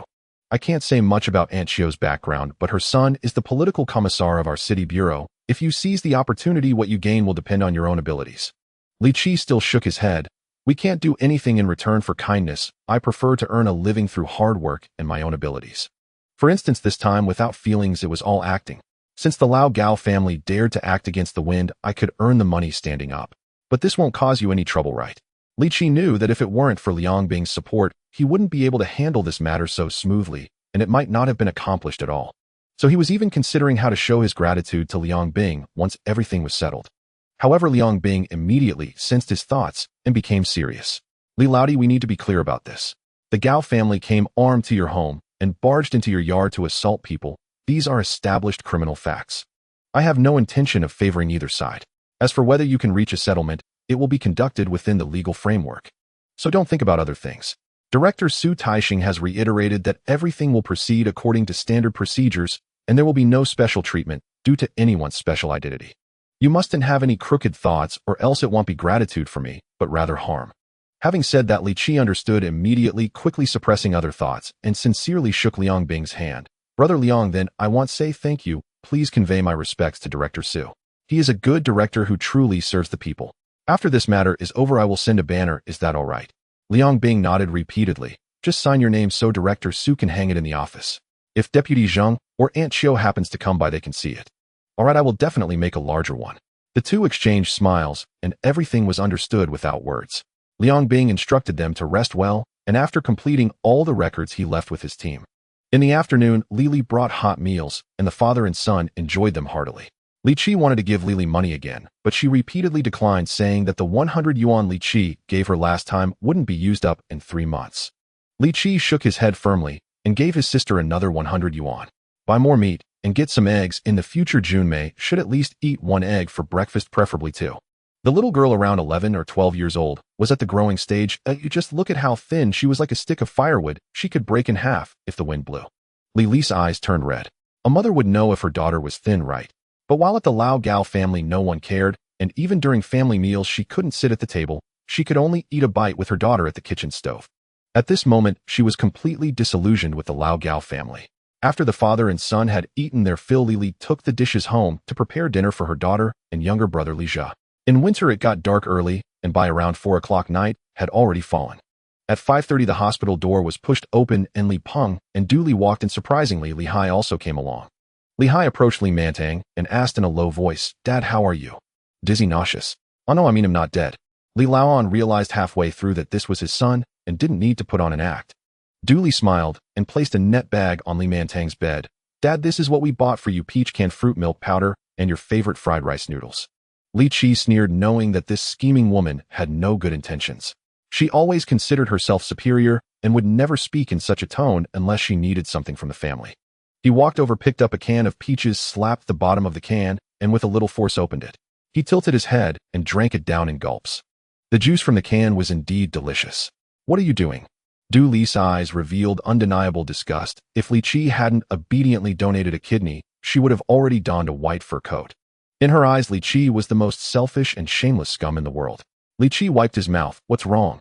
Didn't you buy this for Dad?" "I'm just helping Dad taste it. Is that all right?" Du Li was too lazy to argue with him and pushed Li Peng, urging him to get to the point quickly. Li Peng sat on Li Qi's hospital bed, saying that in the afternoon Jiao Xiaojiao had come to find him, and he had obediently agreed to the condition of 2,000 yuan. At this moment he felt good and confidently opened his mouth. "Dad, this matter really can't be dragged on any longer." Li Peng cleared his throat, once more adopting a teacher's demeanor.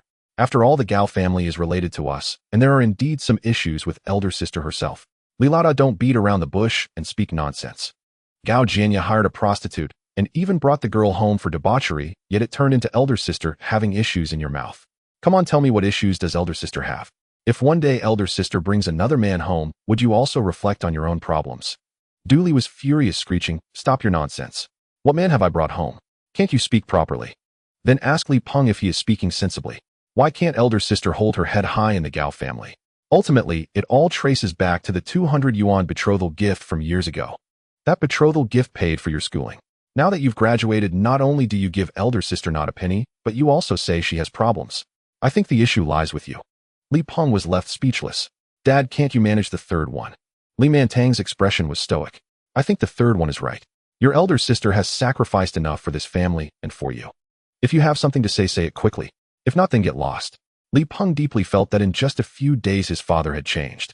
In the past, his father cherished him the most, taking pride in him, believing that all the good things in the family should naturally belong to him. Because he was the only university student to emerge from the family, bringing glory to the Li family. But now his father had been led astray by Li Qi and no longer regarded him with such importance. He lamented. Jiao Daniu contacted me, willing to offer 2,000 yuan as compensation. Dad, a few days ago, Li Qi took 1,007 from me, which was my hard-earned savings over the years. You must take charge and make him return it to me. These two sums together amount to 3,007. I was thinking if you could borrow another 1,003 from relatives and friends, we could gather 5,000 yuan, and I could go south for training to obtain my bachelor's degree. Just think about it. Once I obtain my bachelor's degree, the next step is to be promoted to vice principal. Principal Tung will retire in a few years, and I will be the principal of our school. If I miss this good opportunity, who knows when I will have such a chance again. Li Peng finished speaking, looking eagerly at Li Mantang. Li Mantang pulled out a rice stick from the net bag and popped it into his mouth. Crunch. This isn't freshly fried, it's stale. Dooley was speechless. Is now the time to study rice sticks? This family's awareness is truly too low. Once Li Peng becomes principal, he needs to stay far away from these people. She impatiently said, Dad, at this time stop messing around with the third one. He doesn't understand, but do you not understand either? Hurry and agree. You two should not stay in the hospital wasting money. Just go home after being discharged tomorrow. It's just a head injury. Country folks aren't that precious, are they?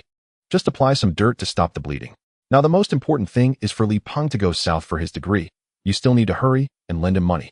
Li Mantang was so amused that he was nearly angry, and Li Hai's expression also turned a bit sour. Having seen shamelessness, he had never seen someone as shameless as Dooley. Li Qi was utterly taken aback by Dooley, realizing that this woman constantly reminds one of the diversity of humanity. He spoke slowly. What money are we borrowing? Didn't Mom leave that 2,000 yuan for you to take back to your family? Just take it back, isn't that enough? Dooley grew anxious upon hearing this. Now we're talking about the Li family's matters, why drag my family into it? Li Peng is the eldest son of your family. His pursuit of a degree is to bring glory to the Li family. When he becomes principal, won't you all benefit from it? Such a good opportunity, why can't you cherish it? It's truly a tragedy for Li Peng to be born into a family like yours. Li Mantang licked his lips and shook his head. When the eldest graduated from university, I thought the same. Yet after he graduated and entered the school, he couldn't help the family at all. On the contrary, to facilitate his marriage, the family fell into a cycle of hardship. You all insist on doing everything grandly, wanting everything to be the best. His mother and I stubbornly borrowed over 1,000 yuan. It was only later, after his mother learned to trade and sold cooked food, that we slowly paid it back. If I had relied on my meager salary, I'd be lucky to pay it off in this lifetime. This also made it so that when the second one got married, we truly had no money, making the second daughter-in-law feel wronged. To this day, she does not recognize the family. Li Peng, over the years, the money the family has invested in you is quite a lot. I cannot go out and borrow money for you again. Li Mantang's words left Dooley utterly disillusioned with this family. They are just a bunch of short-sighted, ignorant bumpkins. She said bitterly, Dad, since you say so, I'll acknowledge it with Li Peng. We'll borrow the remaining 1,000 from elsewhere, but once Li Peng becomes principal, don't even think about benefiting. From now on, Li Peng will have nothing to do with this family. Now you take out Li Peng's 1,007 and hurry to the police station to sign the letter of understanding. This matter needs to be resolved quickly. Li Qi stared at Dooley as if she were a fool. Who said I would forgive them? They barged into my house, injured my father and me, and nearly did worse to us. How could I forgive them? Dream on. Every single man from the Gao family, one and all, deserves to be locked up. Dooley looked at Li Qi in disbelief. She had previously thought this little brother-in-law was foolish. He was both stupid and malicious. She never expected that he could be so ignorant. She sarcastically said, On what basis do you refuse to sign the letter of understanding? Is this matter as simple as you think? Can your wooden head turn at all? After all, that's elder sisters-in-laws. If you ruin the Gao family, how will you manage in the village later? How will elder sister hold her head high in her in-laws' family?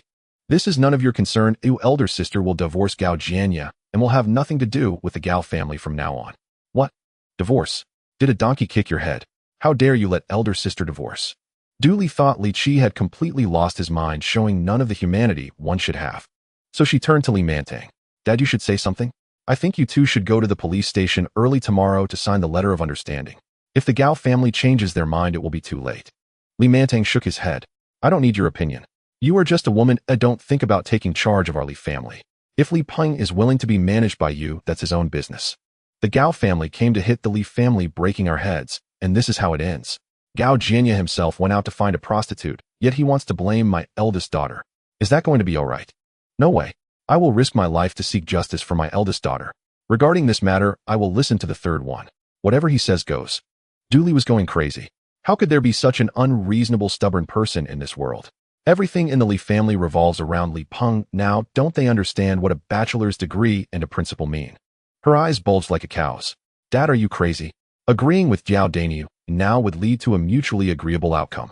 The Gao family would agree not to pursue the matter further, and Li Peng could smoothly go south to obtain his degree.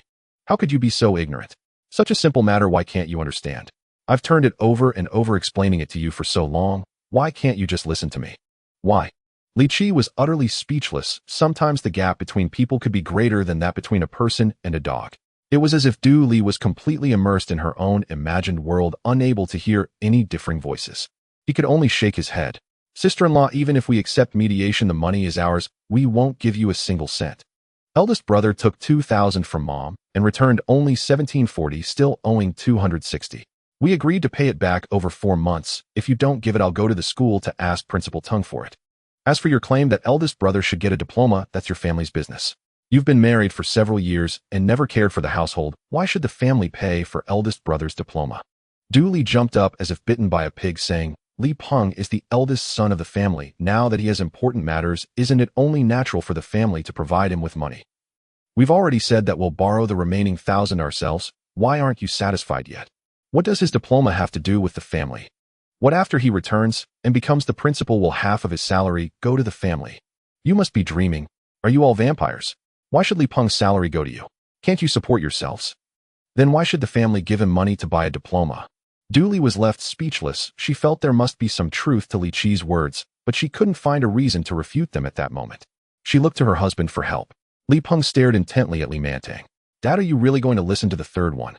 My future hinges on this. If I can't become principal, won't you feel guilty? If I can smoothly go south this time, I might even join the Municipal Education Bureau. At that time, our old Li family will finally stand tall, and when you return to your hometown, the relatives will envy you for having a good son. Li Mantang looked at the eldest son. He once took pride in sighing and shaking his head.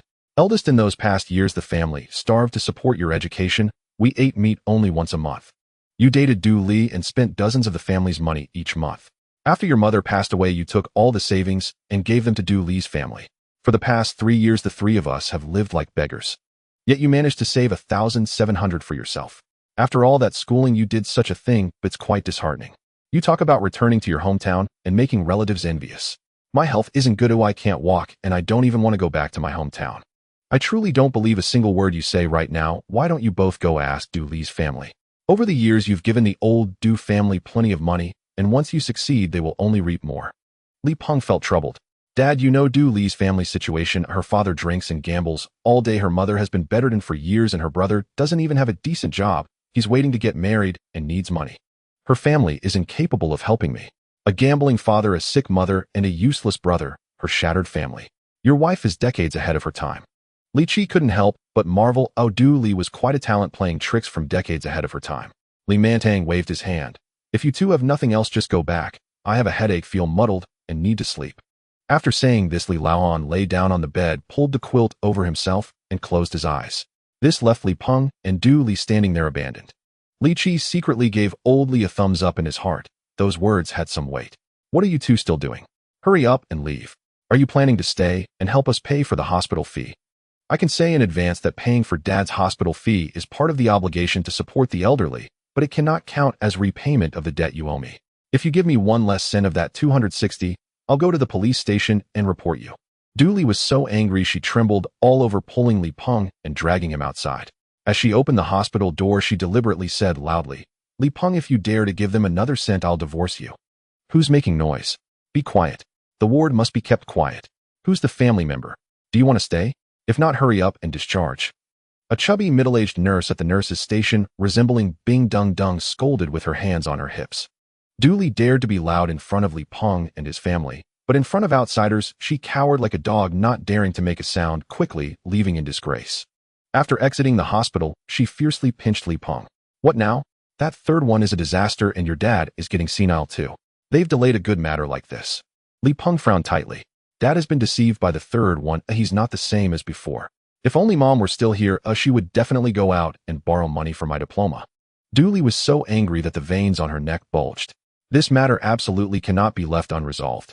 The third one has repeatedly ruined our family's good fortune. Originally, he agreed to donate a kidney, and you could go south, I could buy a fur coat, and my brother could have a glorious wedding. Now all of it is ruined because of his selfishness. Today he still dares to go against us, making it impossible for us to get the money for Jiao Xiaojiao. What does he want? Clearly he's bullying us because we're too civilized to deal with him. Li Peng nodded repeatedly. The third one has indeed gone too far this time. He simply hasn't studied enough. He lacks any sense of hierarchy. Family matters should be discussed with Dad and me. He has no right to speak. Dooley nodded nonstop. We absolutely cannot allow him to continue being so unruly. If we condone him this time, who knows what kind of trouble he might stir up next time. By that time, we will all be implicated and lose face. Dad is also uneducated and doesn't understand the principle that spoiling a child is akin to killing them. My brother Du Ming has some connections with the local thug, Wang Fuliang. Tomorrow I'll go find Du Ming and have Wang Fuliang teach the third one a lesson. He has been overly protected by you all his life and has never been beaten. Let Wang Fuliang give him a good thrashing and he'll behave, otherwise he'll continue to oppose us. Hearing his wife say this, Li Peng was taken aback. He felt that Li Qi was going too far, but he hesitated at the thought of asking a thug to deal with his own brother. How does Du Ming know Wang Fuliang? He's the right-hand man of the big boss, Si Longzi. Dooley replied unhappily. A few days ago, Du Ming helped Wang Fuliang with a big favor, and Wang Fuliang even gave my brother $100. You don't understand the underworld. Stop asking too many questions. What's wrong? At this point, do you still want to protect your little brother? If not, you can just beat him yourself into submission so he knows what to say and what not to say.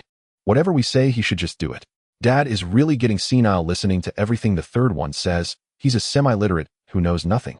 While there's still a chance with Uncle Manjiang, let's deal with the third one and make him obediently donate a kidney. It'll be a win-win situation. If we delay any longer, if they find another kidney source, we won't be able to get that pie from the sky. Hearing this, Li Peng finally made up his mind. Yes, if he could subdue Li Qi, all problems would be solved, and he would have a bright future. This was all Li Qi's fault.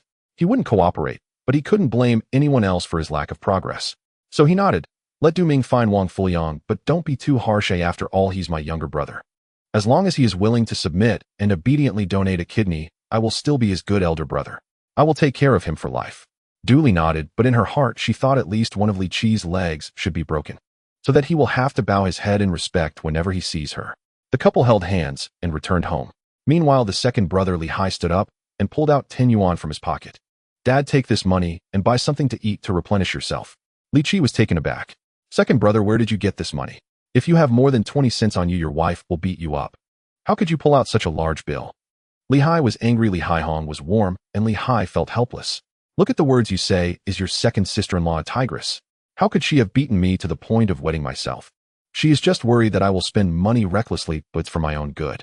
This 10 yuan was secretly saved over the month from my supplies. She doesn't know. Li Qi shook his head. We can't take your money. Last time you secretly gave Li Jia 5 yuan to buy sneakers. Your second sister-in-law blocked the door and scolded for more than 3 hours. I heard you worked a month just to pay for it. Second brother, it's not that serious. The family isn't short of your 10 or 8 yuan right now. Li Montong, seeing that Li Peng and his wife had left, sat back down and cast a faint glance at his second son. A grown man, how did he end up being managed like this by his wife? Your elder brother is also afraid of his wife. None of them followed my lead.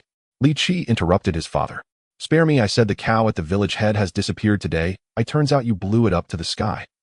Aren't you afraid of your wife? When my mom glares at you, you practically want to kneel. In the last few days, Mom told me a story. When you two first met, you went to my mom's house to show off. It happened that her family was shoveling manure. You went to help with the shoveling, but before you even walked 2 kilometers, you got exhausted and fainted from the heat. My mom was shoveling manure with one basket and shoveling you back home with another. Later, you became famous in my maternal grandfather's house. You were nicknamed Li Datsuan. Li Hai couldn't hold back and burst out laughing, causing Li Laotu to be covered in saliva. Li Laotu wiped his face and said mournfully, "That dead old woman promised me not to mention it." Li Qi laughed until his stomach hurt. "So this fear of your wife must be a genetic defect in our family. You're hopeless. When I find a wife, I will definitely make her obedient and submissive." When you beat your wife, you knead the dough. Women are like this. The harsher you are, the more obedient they become. Pak. Hitue. Li Mantang and Li Hai both gave him a disdainful look. "With you crawling to Lu Yuding like that, you practically want to turn into a lapdog. If you marry Lu Yuding in the future, you will have to wash her underwear every day." Li Qi looked up at the ceiling at a 45-degree angle, revealing a desolate expression. "Lu Yuding has long become history in my eyes. She's even less than the dog urine on the roadside. Do you believe that yourself?" Li Hai didn't believe a word. Li Qi had been infatuated with Lu Yuding for years. In the scorching summer heat at 35 degrees, he was reluctant to spend 5 cents on an ice pop, but had to buy her a 10-cent cream ice cream.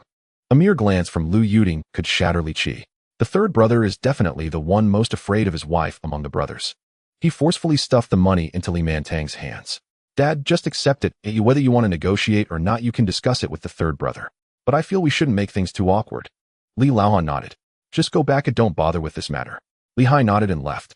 The next day, Jiao Xiaojiao received the news that Li Peng had failed to persuade, and she cursed angrily as Li Peng turned to run. Panicked like ants on a hot pot, Jiao Xiaojiao rushed to several relatives without stopping, finally finding out about the people at the town police station in a roundabout way. The answer left her in despair. Li Qi's letter of understanding was indeed the key. Whether the Gao family of 9 could keep their jobs or go to jail depended entirely on Li Qi's attitude. At this moment, she was completely panicked. She wanted to find someone to plead on behalf of the Li family, but after years of bullying everyone and cursing everyone in the village and town, her reputation had already gone to the dogs, and all the older generation refused to get involved in this petty matter. Some people were more direct. "What were you thinking when you blocked someone at home and broke 2 of their heads? Making you serve time is already lenient. If I were a member of the Li family, I would never give you a chance to mediate." Jiao Xiaojiao felt extremely wronged. The origin of the matter was Li causing trouble, and Li Qi was an accomplice, insisting on taking photos and forcing her son to sign an agreement. Clearly their family was the victim. Why was there no place for them to seek justice? This world had changed so much that it felt foreign to her. When she was young, 2 families in the countryside would fight over some trivial matters, and the village leaders would always mediate, punishing both sides equally. It was impossible to disturb the police. Why is it now, with the same situation, that her family has to lose their jobs and go to jail? After a busy day, Jiao Xiaojiao finally realized that this money was non-negotiable. No matter what, she couldn't risk making enemies with Li Qi that represented 9 people and the livelihoods of 9 families. So she gathered the other 8 women and revealed that Li Qi wanted 10,000 yuan. Everyone cried together, cursing Li Qi for being heartless and bullying them. But tomorrow was the deadline. In the end, though reluctantly, they all agreed to pool money. Jiao Xiaojiao took the lead. Her husband and 3 sons were inside. So she took out 5,000 yuan, and the other 5 families contributed 1,000, each, finally gathering this 10,000 yuan. The next day, Liang Bing went to the hospital to convey this matter to Li Qi. Jiao Xiaojiao had already taken the money to the police station, and he could go sign the mediation agreement. "Is your injury all right?" Liang Bing asked with concern. Li Qi shook his head, indicating it was nothing serious. In fact, he had felt his scalp itching last night, as if he was about to grow a brain. He was shocked to realize as he unwrapped the bandage that the wound was healing at an incomprehensible speed. At this rate, he could have the stitches removed today. However, he was afraid of being too astonishing, so he didn't dare to go find a doctor to talk about it. Rebirth is indeed wonderful. Of various benefits come with it. In his past life, he would be out of breath just going up to the 2nd floor at a bathhouse, but this life he felt vigorous and energetic every morning, standing tall. Li Qi loved his current body very much. Li Qi and Li Mantang rode in Liang Bing's car to the police station, but Liang Bing made a detour to the town to pick up a banner. This was ordered by Li Qi yesterday. Gifted Neo Xian Town Police Station. Diligently fulfilling duties, alleviating worries for the people. 8 golden characters shone brightly, with Li Qi's name at the bottom left.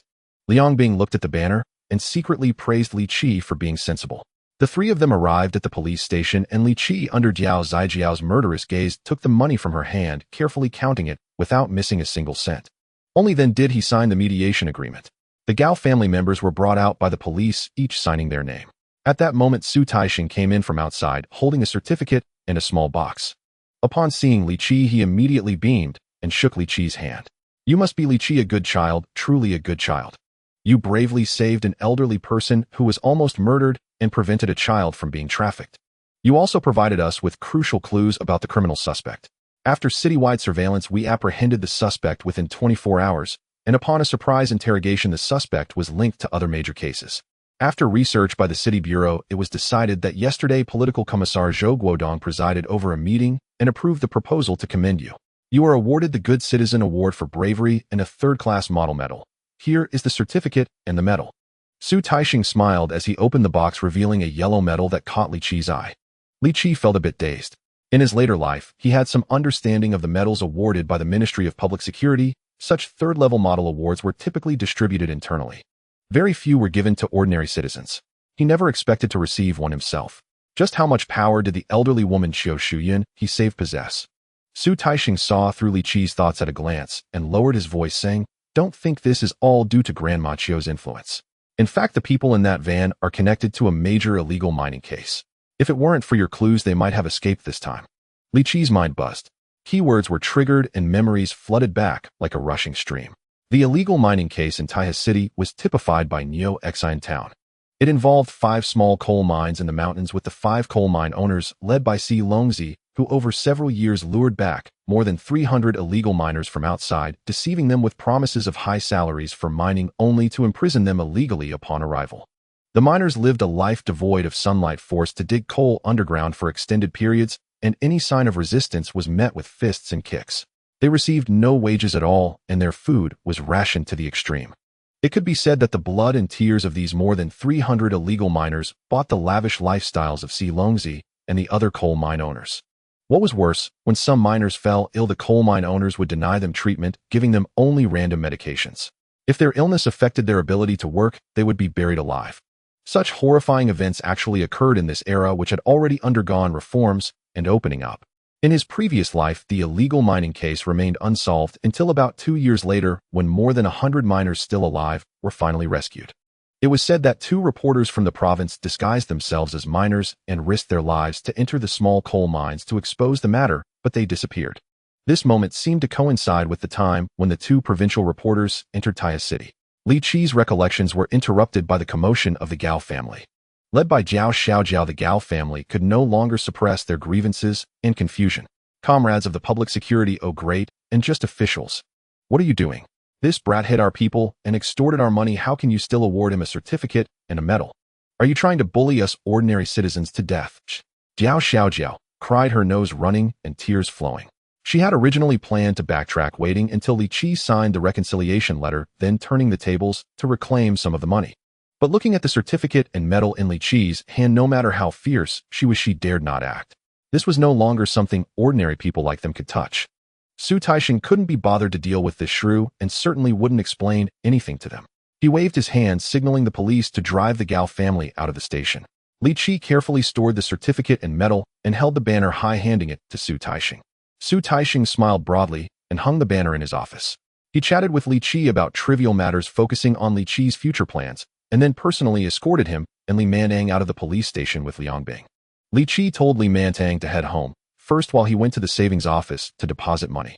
What he didn't know was that not far from the front of the police station, in a small alley, several people were standing with the imposing Wang Fuyang, watching his departing figure.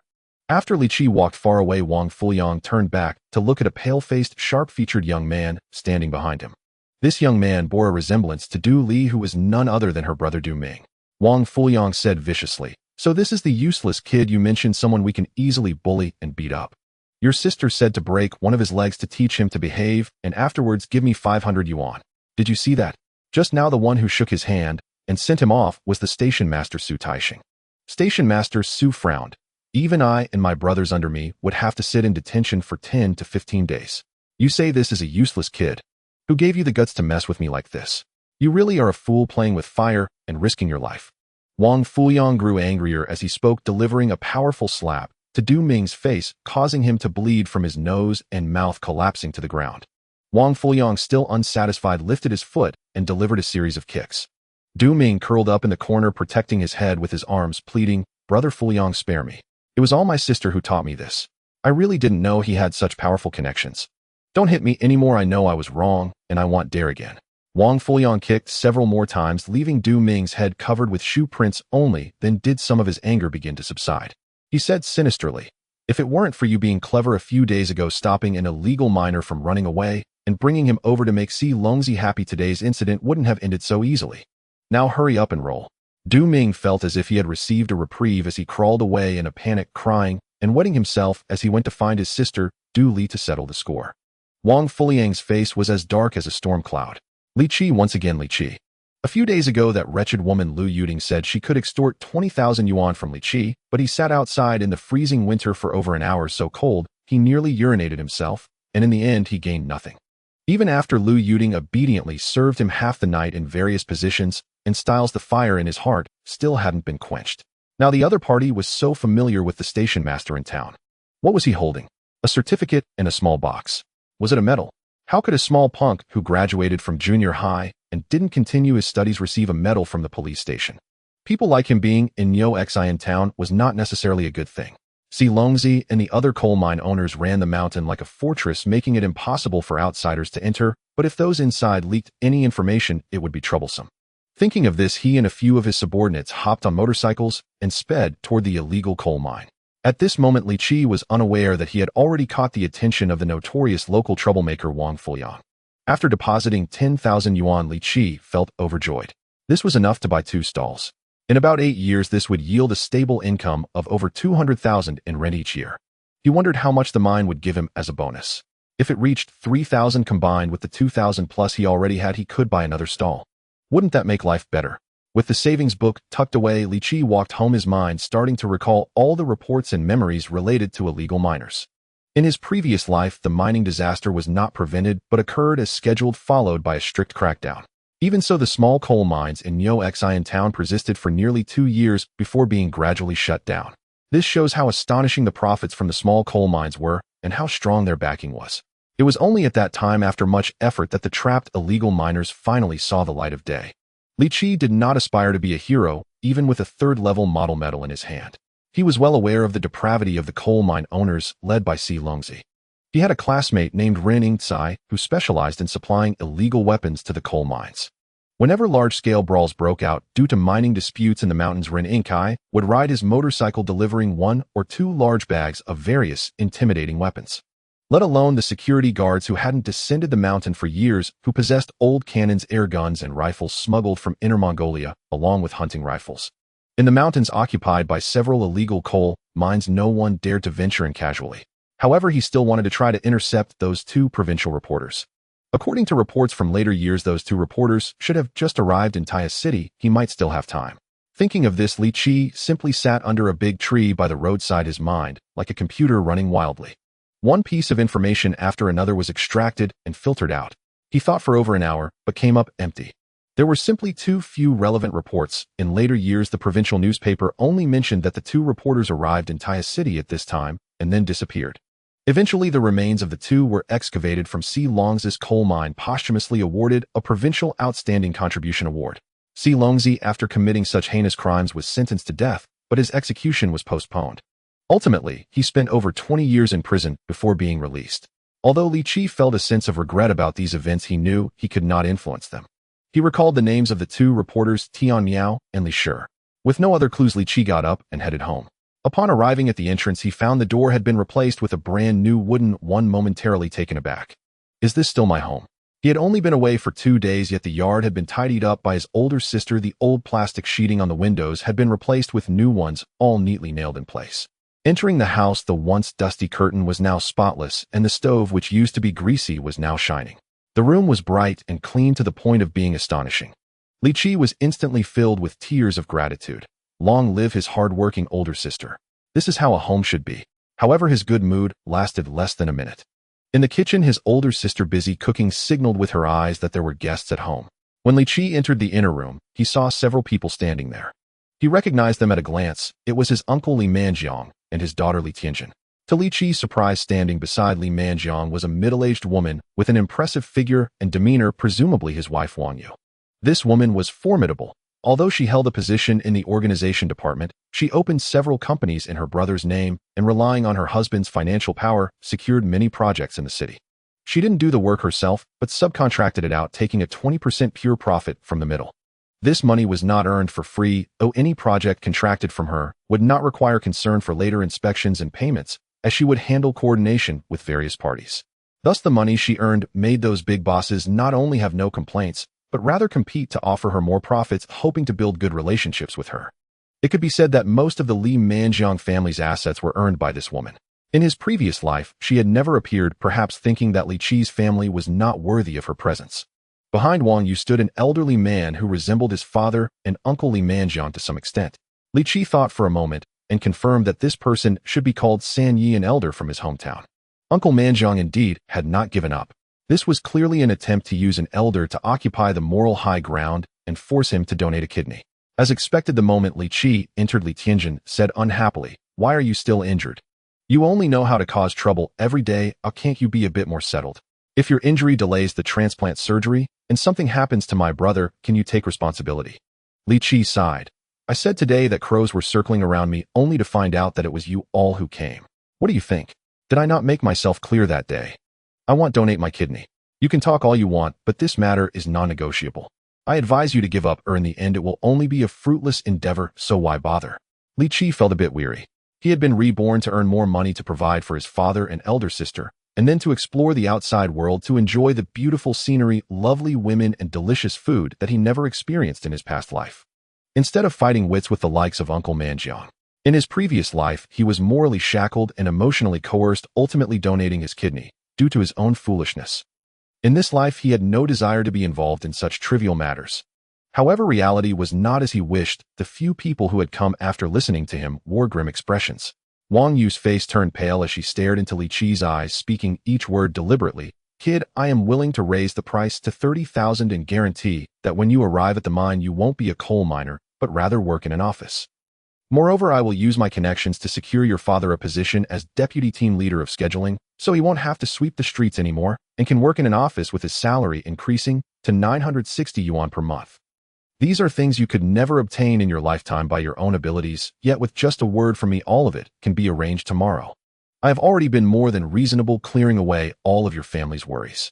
Now I ask you once again, will you donate this kidney or not?" Before Li Qi could respond, Li Tianjin mocked, "Did you hear that? This is 30,000 yuan. Have you ever seen 30,000 yuan in your life? And 2 office positions with your level of education and your father's, you could never have imagined sitting in an office in this lifetime. This is my family's generosity in providing you with such favorable conditions. My brother needs surgery, and kidneys are as plentiful as cabbage in the market, easy for us to choose from. Isn't it because of your blood relation to my family that you have the opportunity to obtain these things for my brother's health? Don't turn down this goodwill." "Li Qi, what are you still thinking about? I've seen many like you small-time losers. After a few years in society, you'll definitely end up in prison for theft or fighting. When you come out, you'll be a beggar, and in the end, no one will know where you die. Now my family is giving you an opportunity to change your fate. You should learn to cherish it and be grateful." Li Tianjin looked down at Li Qi with disdain. This family was truly shameless in their demands. All their disgusting performances were merely to extract more benefits. Now to appease them, the family had to make such significant concessions, but after the surgery, once her brother received Li Qi's kidney, she would definitely not let it go easily. Any money and jobs that did not belong to them would have to be returned. This was their own making. The elder brought by Wang Yu was called Li Miao. He was the third uncle of Li Mantang and Li Manjiang. Li Mantang's parents had passed away early, and Li Miao was one of the few elders left in the village. Wang Yu specially sent someone to bring him over to act as a negotiator. At this moment, Li Miao wore a condescending expression and spoke slowly. "Montang, how did you raise your child like this? We are relatives, blood is thicker than water, and it is only natural for relatives to help each other. How can you still be embarrassed to ask for money? However, it is generous of Manjiang to offer. That is the righteousness of the Manjiang family. Think about it, Manjiang's family is well off and his son will have a great future. Your son who graduated from junior high school and couldn't even get into a vocational school, what contribution can he make to the country? Besides, it's not like we are asking him to die. He just needs to donate a kidney, which won't affect his eating or drinking, and yet you refuse. Montang, you cannot be so foolish. If this matter is not handled well after your 100-year period, we cannot agree to let you enter the ancestral grave." Upon hearing his uncle's words, Li Mantang's eyes turned red. "Uncle, how can that be? I am the eldest grandson of the old Li family. Why shouldn't I be allowed to enter the ancestral grave?" "Then you should hurry and agree to Manjiang." Li Qi could no longer listen. He grabbed his father and patted his arm, signaling him to calm down. Turning to Li Miao, he disdainfully said, "Toad, trying to pose as a lark. Why are you pretending to be something you're not? If blood is thicker than water, then why don't you cut out your kidney for them, or sacrifice your grandson? Is that acceptable? With that big mouth of yours we can see your hemorrhoids, and yet you talk so much nonsense. What? Just because I couldn't get into a vocational school, does that make me inferior? Can't I contribute to the country? Look at this." Li Qi unfolded the certificate of recognition for good citizens and placed it neatly beside his mother's portrait, then pulled out a third-class model worker medal from his pocket and displayed it. Turning around to face Li Miao, he said, "Old man, open your eyes and take a good look. This medal is a third-class model worker medal issued by the Ministry of Public Security. I am a certified hero by the police. If you dare not let my father enter the ancestral grave, I will wear this medal back to my hometown and ask the village chief and the county chief to find out who gave you the guts. This is openly disrespecting a national model. Why is it so bad? I must have the government thoroughly investigate your backgrounds," Li Qi said with determination, causing Li Miao to tremble in fear. After all, he was an elder who had lived through turbulent times, and he could not afford to bear such accusations. In modern times, if this were 10 years ago, just Li Qi's words, while wearing the medal, would have been enough to send him for criticism. He would be forced to wear a high hat made of newspapers and carry a heavy iron plaque around his neck while shouting against himself. If his voice were even slightly low, people would naturally beat him. That was a time that people dared not remember. "Ababa, no.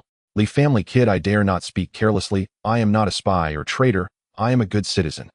I never said I wouldn't let Mantang enter the ancestral grave. I will go back and tell the village that in the future Mantang can not only enter the ancestral grave, but also the ancestral hall. You are so successful, Mantang should have a high position in the ancestral hall." Li Miao was thoroughly subdued, even casting a resentful glance at Li Manjiang and Wang Yu. What is this? He was just an ordinary peasant. These two were relying on their official positions to bribe him with rice and oil, drawing him out to scare Li Mantang with the issue of the ancestral grave. But before they came, they had said that there were no capable people in the Li Mantang family, just a son working at the school, and they could suppress him easily. What is going on now? Even if he had 10 times the courage, he would not dare to challenge someone holding a police award. Wang Yu and Li Manjiang were also a bit confused. The development of the situation left the two of them bewildered. Before deciding to use Li Qi's kidney, they had investigated him and found he was just an ordinary boy. His studies were poor, he played around and skipped classes, and after leaving junior high school, like all the other local youths, he stole coal, stole iron, played billiards, and hung around entertainment halls. Where did he get a third-class model worker medal from? Li Manjiang was already having second thoughts, but his wife Wang Yu turned around and stared at Li Qi, saying, "Li Qi, since you can obtain a third-class model worker medal, your awareness should be higher than that of ordinary people. Using one kidney to save your cousin's life is what a hero should do. Moreover, can the police give you a medal, but can they give you a job? I can add another condition. Once you arrive at the mine, I will guarantee to use all my resources to quickly secure your deputy section chief treatment. You should know that with your education, this is the pinnacle of your lifetime. Now, as long as you agree to donate a kidney to my son, I can arrange it for you." Wang Yu felt a bit nervous. Li Qi's kidney was the most suitable for her son in this world, as the doctor had repeatedly stated that the genetic matching was high, with lower rejection rates and higher success rates for surgery. So she could not give up. After all, he was her son, the treasure she carried for 10 months with great difficulty. Even if it meant killing Li Qi, she would make sure he donated his kidney to her son. Thus she prepared to offer Li Qi conditions he could not refuse. Just then a roaring sound of cars and the sound of gongs and drums suddenly came from outside. Li Mantang's expression changed as he quietly said to Li Qi, "It might be the people from the mine. Wang Cheng just came by and asked when you would return. I told him it would be soon. He specifically instructed you to wait at home." Li Qi nodded, realizing that the mine valued the matter of him saving dozens of miners. However, Li Manjiang and his family were all confused. The people from the mine, looking for Li Qi. Their confusion didn't last long, as the door of Li Qi's house was opened and Wang Cheng's voice came through. "Li Qi, come quickly, our mine director has come to present you with a certificate of merit." Li Qi pulled Li Mantang's hand and walked outside, followed by Li Manjiang's family. The old man Li Miao glanced at Li Qi's third-level model worker medal and gently touched it before following them outside. A large liberation truck drove into the alley in front of Li Qi's house with a big drum in the open cabin, one person beating the drum while another played the trumpet. It was very joyful. The startled neighbors rushed over to see what was happening. When they saw Li Qi come out, the drumming stopped, and a female colleague from the truck came down first, draping a bright red ribbon over Li Qi's shoulders. Deputy Mine Director Lin Jiqiang also stepped down from the truck, holding a framed certificate and a thick envelope, handing it to Li Qi. After research by the mine, it has been decided to grant you the Outstanding Contribution Award for the entire city, approved by the Municipal Bureau of Mines.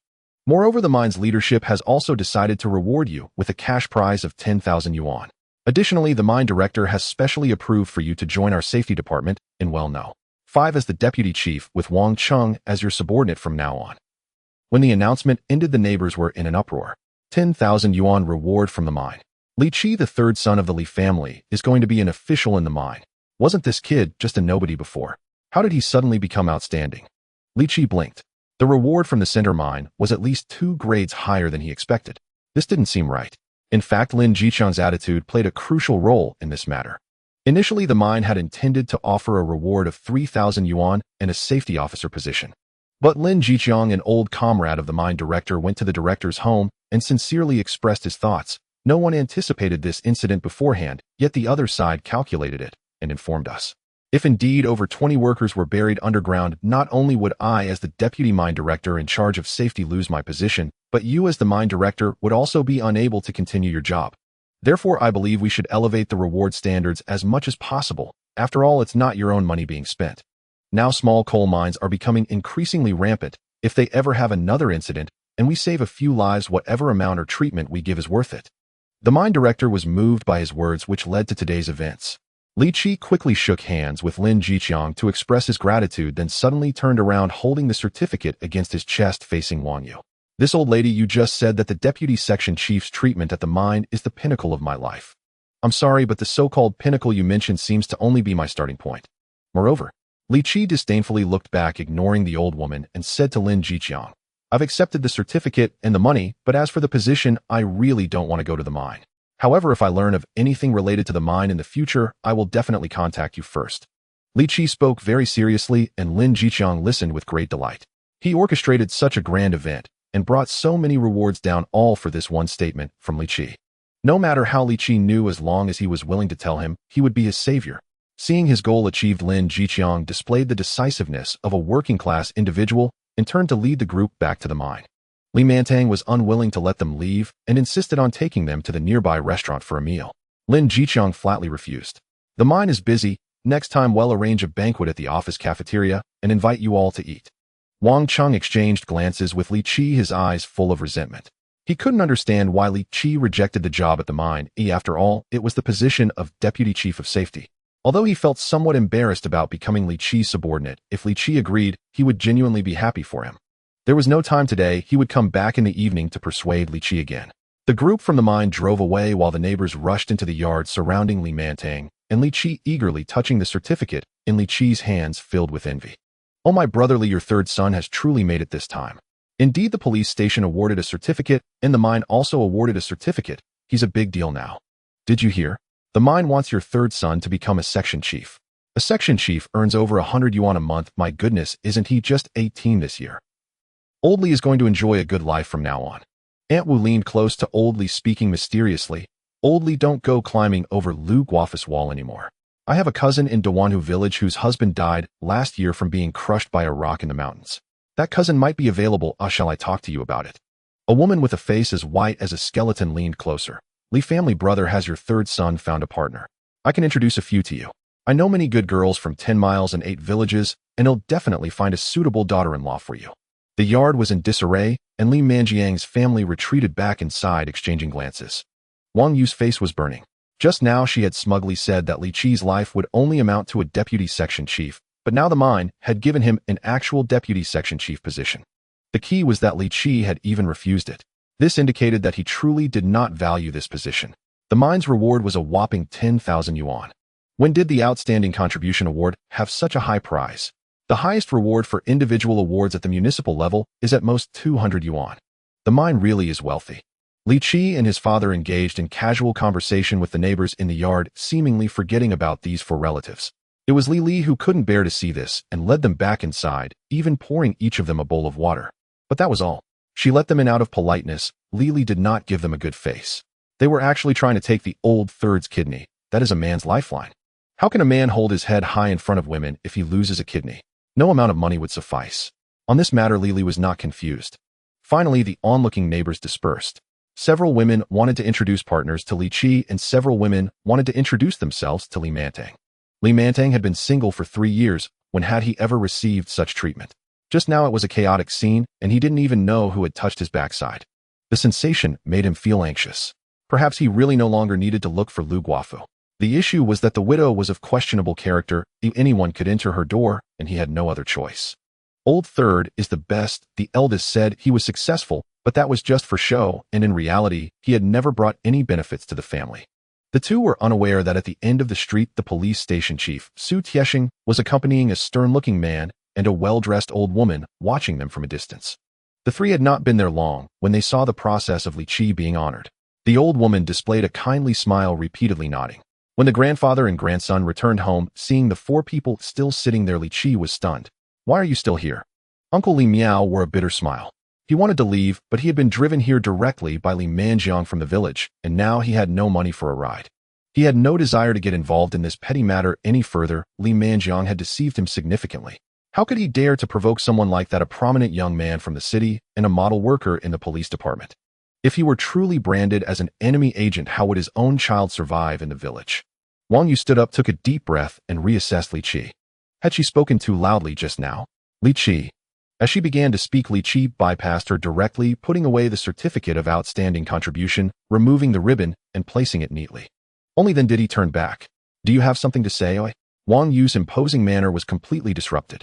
She had originally thought that the money was an astronomical sum for Li Qi's family, an offer they simply could not refuse, but at this moment it felt like a joke. But she dared not speak of more money. It wasn't that she didn't have it, but once the matter got out, how could she explain it? What right did she have to possess such wealth? In reality, taking out 30,000 yuan was already a bit risky for them. Yet this was something she absolutely could not give up, so she finally set aside all pretense, completely altering her attitude, and spoke in a tone that was almost pleading. "Li Qi, we may have had some misunderstandings in the past. If there was anything inappropriate in our attitude, please don't take offense. I am not speaking to you as an official from the city organization department or as an elder. I am just a mother. My son is lying in the hospital and his condition is worsening day by day. He needs a healthy kidney that matches him to continue his life. He is still young, he just turned 20 this year. His life has just begun and countless wonderful experiences await him. In this world, your kidney is the most suitable for him. So Li Qi, please reconsider. Perhaps you can find a job with your own abilities, and maybe 30,000 yuan isn't that much for you. But Uncle Manjiang and I, after all, work in the city. We have acquaintances and connections. And as long as you are willing to save my son, we can become your backing in the future. At least in Taihe City, wherever you go and whatever you do, things will go smoothly." Li Qi laughed a sincere smile. "In the past, while chatting with some friends, I often said, if someone has a wealthy and powerful father, I would love to be adopted just to experience what life as a rich second generation or official second generation is like. But I never expected to encounter such an opportunity today. Unfortunately, I am a rather selfish person and don't want to trade a kidney for a father. You can leave now." Wang Yu's face revealed a look of confusion. "Li Qi, what are you thinking? You know our positions, Uncle Manjiang and I. How do you not understand? With the support of the two of us, you will go far in Taihe City, reaching heights that others wouldn't even dare to dream of. Why are you so stubborn?" Wang Yu was going crazy as she completely did not understand why, despite having lowered her attitude so much and saying all the good things, she still could not get Li Qi to agree. At this moment, a faint sorrow surged within her. She probably understood the truth of the matter. Li Qi came from a low background, and his level of education was too low, which made it impossible for him to comprehend what the upper world truly looked like. He did not understand at all what the promises she was making meant for his life. Perhaps, if necessary, should she take him out to sea? Let him witness firsthand the extravagant world woven by money and power. Maybe then he could truly understand what he was rejecting. Time was of the essence. Matters needed to progress quickly. As Wang Yu was secretly making plans, a sudden knock on the door interrupted her. "Is Li Qi home?" Wasn't that Su Taisheng's voice? Li Qi hurriedly went out to open the yard door and saw Su Taisheng along with 2 others. The smile on Su Taisheng's face was almost melting him. Just a moment ago, Political Commissar Zhou Guodong unexpectedly brought Aunt Qiu to the police station, directly entering his office to see Li Qi. And Zhou Guodong and Aunt Qiu also saw the banner that Li Qi had sent. Aunt Qiu's face showed a smile. This made Su Taisheng's heart bloom with joy. No one understood better than him how important it was to leave a good impression with Aunt Qiu. He hurriedly reported to Aunt Qiu about how Li Qi had been beaten by the Gao family and the entire process of mediation with them. Zhou Guodong nodded. "Resolving disputes between villages through mediation is very good. Our efforts should be more focused on combating real criminals, and ensuring the safety of citizens' lives and property. Political Commissar Zhou Guodong affirmed Li Qi's actions. This reassured Su Taixing even more. At this moment, Li Qi felt a bit nervous facing the three people at the door. He recognized Qiu Shuyun and immediately guessed the identity of the other person. This was a high-ranking official from the municipal bureau who actually came to his home. Su Taixing quickly introduced, "This is Aunt Qiu whom you have met before. This is our city's political commissar Zhou, who came specifically to see you today." Qiu Shuyun looked at Li Qi, smiled slightly, and reached out to shake his hand. This young man left a deep impression on her. When he fought with two armed assailants on the ice, he wielded a bicycle for a long time and emerged unscathed. His physical condition is exceptional. Zhou Guodong also extended his hand and shook Li Qi's hand. "You saved my mother and my brother's child. You are a great benefactor to the Zhou family." Li Qi quickly shook his head. In that situation, anyone who saw it would not just stand by. "Besides, I didn't do much. Aunt Qiu got hurt because of me. Come in and sit down. How is Aunt Qiu's injury? Is she all right?" He naturally supported Aunt Qiu's arm. However, Zhou Guodong was shocked and was about to speak to stop it, only to find that his mother did not refuse at all, being helped by Li Qi with a kind smile. "Child, you are so thoughtful. The old lady is fine aback. When we fought the Japanese, I was stabbed multiple times, and I still carried on with my life." Zhou Guodong was stunned, his jaw almost dropping. Since his father's death, his mother's personality had changed significantly. She was unwilling to get close to people and rarely spoke of the past. At most, she would occasionally mention it when coaxing her grandson Zhou Xiaoyun, but she never went into detail. Why today, in front of Li Qi, did she bring it up so willingly? Li Qi, however, was filled with respect. "You even fought the Japanese. I admire those who battled against them the most, but unfortunately, I was born too late, though otherwise I would have definitely fought alongside you." Qiu Shuyun chuckled and patted Li Qi's hand. "If you were under my command, you would definitely make an excellent soldier." The two entered the house, and Qiu Shuyun glanced around the kitchen, clicking her tongue in wonder. "So clean. It's rare to see someone living in a bungalow maintaining such tidiness." Li Qi quickly took credit for his sister. "It's all thanks to my elder sister. She's very organized and probably did the cleaning." Qiu Shuyun nodded repeatedly. "Very good." Li Qi helped Qiu Shuyun in while chatting and laughing, with Zhou Guodong following closely behind his mother and Su Taixing trailing half a step behind, carrying two mesh bags. The bags contained 2 bottles of high-end liquor and some fruit, which were quite rare in this era. They neither appeared shabby nor overly special. At this moment, inside, Li Manjiang and Wang Yu looked at the elderly person that Li Qi was assisting in with shock, suddenly standing up in a flurry. Clearly, they were a bit at a loss. "Aunt Qiu, why are you here? How did you come here?" Li Manjiang was nearly scared to death. Qiu Shuyun was a taboo figure in the political scene of Taya City. She and her husband General Zhou were both participants and commanders of the major battles in northeast China during those years, and later chose to stay in Ning province out of deep love for this land. Unfortunately, General Zhou suffered severe injuries during the war and eventually passed away from illness at a relatively young age. Qiu Shuyun, on the other hand, persisted in her command work for over a decade until her younger son unexpectedly died in a war in the West, after which she gradually faded from public view. She returned to family life, spending her days with her little grandson. No one knew the true reason behind her choice to settle in Taya City, or why her eldest son Zhou Guodong and an adopted daughter, Zhou Guojuan, whom she took in during the war, both worked in Taya City. Since General Zhou's comrades held important positions across the country, every year those legendary figures, either in person or through representatives, would visit Taya City to pay New Year respects to Qiu Shuyun. With the ranks of Li Manjiang and Wang Yue, they could only catch a distant glimpse of Qiu Shuyun on rare occasions. They never expected that Qiu Shuyun and her son Zhou Guodong would actually appear at Li Qi's home. Moreover, seeing the intimate demeanor between Li Qi and Qiu Shuyun, it was clear that they shared a close relationship. How could this be? Qiu Shuyun glanced quietly at the group and turned to Zhou Guodong, asking, "Who are these people?" Zhou Guodong did have some impression of Li Manjiang and his wife, having seen them at some meetings within the system, but they were not significant figures. Knowing that his mother disliked dealing with such people, he quickly stepped forward and said, "What are you doing here? My mother needs to discuss something with Li Qi. You should leave first." Zhou Guodong's tone carried an undeniable decisiveness that left no room for refusal. Li Manjiang and Wang Yu exchanged glances and hurriedly left, with Li Tianjin and Li Miao feeling dejected. Outside on the street, the 4 of them instructed the driver to take Li Miao back to his hometown first. Li Miao repeatedly declared that he should not be involved in anything related to the Li Qi family anymore, stating he was too old to endure such turmoil and just wanted to live quietly. Wang Yu was in a bad mood and could hardly be bothered to respond. The family of 3 got into Li Manjiang's car, with Li Manjiang taking the driver's seat, as the driver had to drop off Li Miao. Wang Yu suddenly said, to save Tianyi we have no choice but to use the last resort. Li Manjiang looked puzzled. Li Qi disagrees. And now he has a relationship with Qiu Lao. What can we do? You need to think clearly. Oh, our position compared to Qiu Lao is like hitting a stone with an egg. There's no good outcome. You've made quite a bit of money over the years, but to someone of Qiu Lao's caliber, money is just a number. He won't care at all.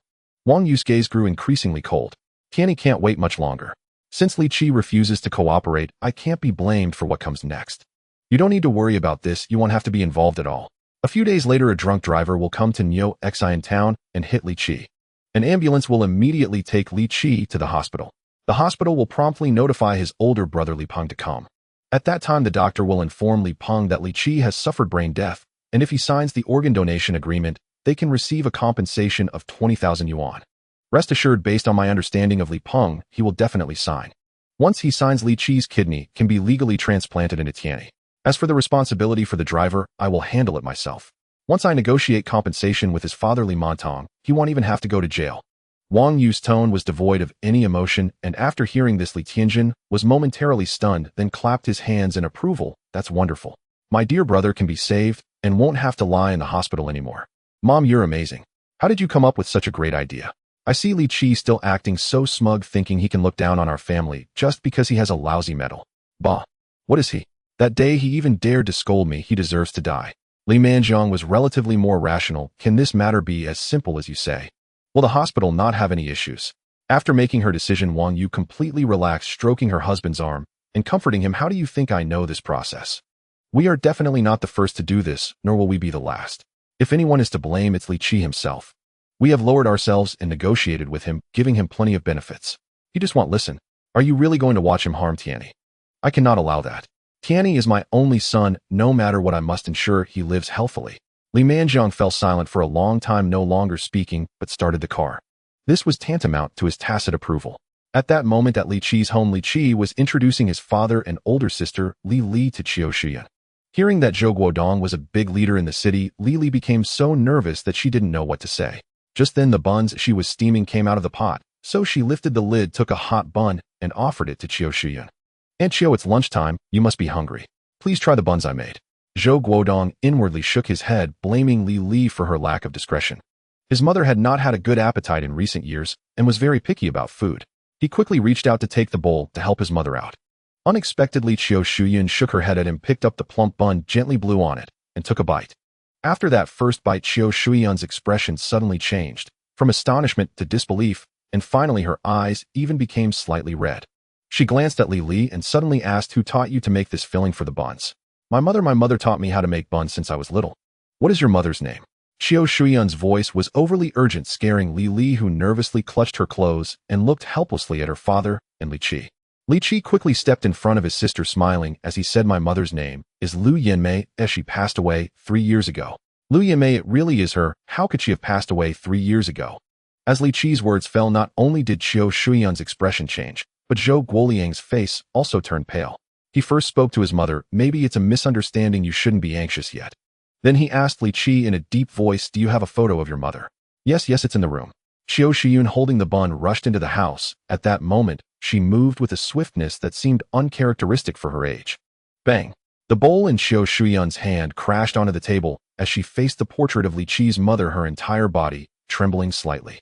Suddenly, she turned around and looked at Zhou Guodong. Back then, I had Guan help me find Lu Yanmei's whereabouts, and she said that through the Ministry of State Security and your Public Security Bureau, they cast a wide net citywide and ultimately confirmed that Lu Yanmei had died over a decade ago, leaving no children behind. You were involved in this matter too, weren't you? Zhou Guodong's face turned ashen. At that time, I instructed the police from the Household Registration Department to cooperate fully with her investigation, and then I didn't follow up on it. Later, when she said she got results, I didn't verify it. What exactly happened with Guojuan, I am also unclear. Did she deceive us? But what reason would she have to deceive us? Qiu Shiyun's eyes flashed with a frightening light. No wonder Guoliang repeatedly told me that he didn't like Guan when he was around. But Guojuan's relatives died while protecting our team during a relocation, and I felt guilt towards her, so I raised her like a daughter all along. What kind of consideration could she have to conceal from me the fact that Lu Yanmei was still alive? Could it really be, as Guoliang said, that she was always worried I would find someone to replace her? The 3 members of Li Qi's family stood behind, utterly confused. Could this be a bloodshed triggered by a bun? Li Qi silently scoffed, the upper echelons of society were truly complicated. Qiu Shuyun exchanged a glance with her son and shook their heads simultaneously. This matter needed to be resolved gradually at home. Thus Qiu Shuyun picked up the bun and took a bite. The taste just as it was in her memories, stimulating her taste buds and causing tears to well up in her eyes. Zhou Guodong looked at his mother's expression, feeling a pang in his heart, and quickly said to Li Qi, "We won't impose for lunch. Let's just have a simple meal here, just some buns will do." Li Li hurriedly replied, "I also made radish soup and pickles. They'll fry a couple of dishes. I'll be ready soon. Little brother, go move the outdoor table." Su Taixing was bewildered. The situation had taken an unexpected turn. He had even instructed the cafeteria to prepare lunch before leaving. It seemed all that preparation was in vain. However, being a smart person, he noticed the expression on Qiu Laotai's face and knew it was not the time to say anything else, so he hurriedly helped set the table. In the end, 4 plates of buns were placed on the table. Each person had a bowl of porridge along with radish soup, 2 plates of pickles, and 2 plates of hot dishes. Li Mantang rubbed his hands, awkwardly saying, "I didn't know you would come today. I really wasn't well prepared. This is already very good. Back then at Yamiai's house, we couldn't even have such things." Qiu Dinyang grabbed another bun and took a big bite. By this time her emotions had stabilized, and she looked at Li Qi with kindness. "You are Yamiai's brother-in-law, so I must call you brother-in-law. From now on, you two, Li and Li Qi, can call Guodong elder brother." Li dared not call out casually. After all, he was a high-ranking official from the city, someone she could not aspire to. Li Qi, however, felt nothing amiss. Even prime ministers had a few poor relatives, not to mention that this situation wasn't even about relatives. He smiled and asked, "Aunt Qiu, could you tell me what happened? Did you know my mother before?" Qiu Shuyun nodded. It was decades ago, during a complex time in northeast China where there were remnants of Japanese soldiers hiding in the mountains. Some of these people didn't even know their country had surrendered and were still putting up a fight. There were still many bandits in the mountains that hadn't been completely wiped out. The remnants of the nationalist army disregarded national interests and refused to negotiate, making the struggles in northeast China extremely arduous. I was wounded then, and my unit was scattered, hiding in a small village. In the late night, I developed a fever, and it was your mother who found me while setting traps for prey. She carried me back home, and that was how I survived. I was wearing military clothing at the time, and your mother knew very well that the area was filled with enemies, yet she still saved me. Later I learned that to divert the enemy's attention, your mother actually wore my clothes and ran out from the mountains, then changed back into her own clothes and returned to the village via a small path. You have no idea how dangerous it was and how brave your mother was. It was precisely because of her arrangement that the enemy thought I had escaped and did not conduct a thorough search in the village. I stayed at your mother's house for more than 3 months. To help me recover, she prepared various delicious meals for me. I remember clearly I had this kind of big bun 3 times. Each time I only got 2. During those years, it was incredibly difficult for your mother to obtain white flour and meat, yet she deceived me into thinking it was traded for mountain goods, saying the family had already eaten their fill and that I was not a burden. At that time, I was so foolish I actually believed it. Even now, I can vaguely recall the look in your mother's eyes when I ate the buns. It was heartbreaking. She must have been very hungry and craving too, yet she held back and let me eat all the buns. Later, I regained my health and followed my unit into years of war. After the war ended, the challenges I faced became even more complex and difficult. It was until 17 years ago that everything finally stabilized. After my family and I, the old Zhou, decided to stay in Ning province for work, I immediately began sending my closest people to search for your mother's whereabouts. However, I was deceived. That person told me your mother had long passed away and left no descendants. Qiu Shuyun took another sip of radish soup, shaking her head and sighing. "The taste of this soup is very similar to what your mother made back then. How many years has it been? How long have I yearned for this taste? Yimei, why did you leave so early and not wait for me a bit longer? I blame myself. I should have come down to find you long ago. I owe you so much. Back then you saved my life, and now your son has saved my life, and also my grandson's.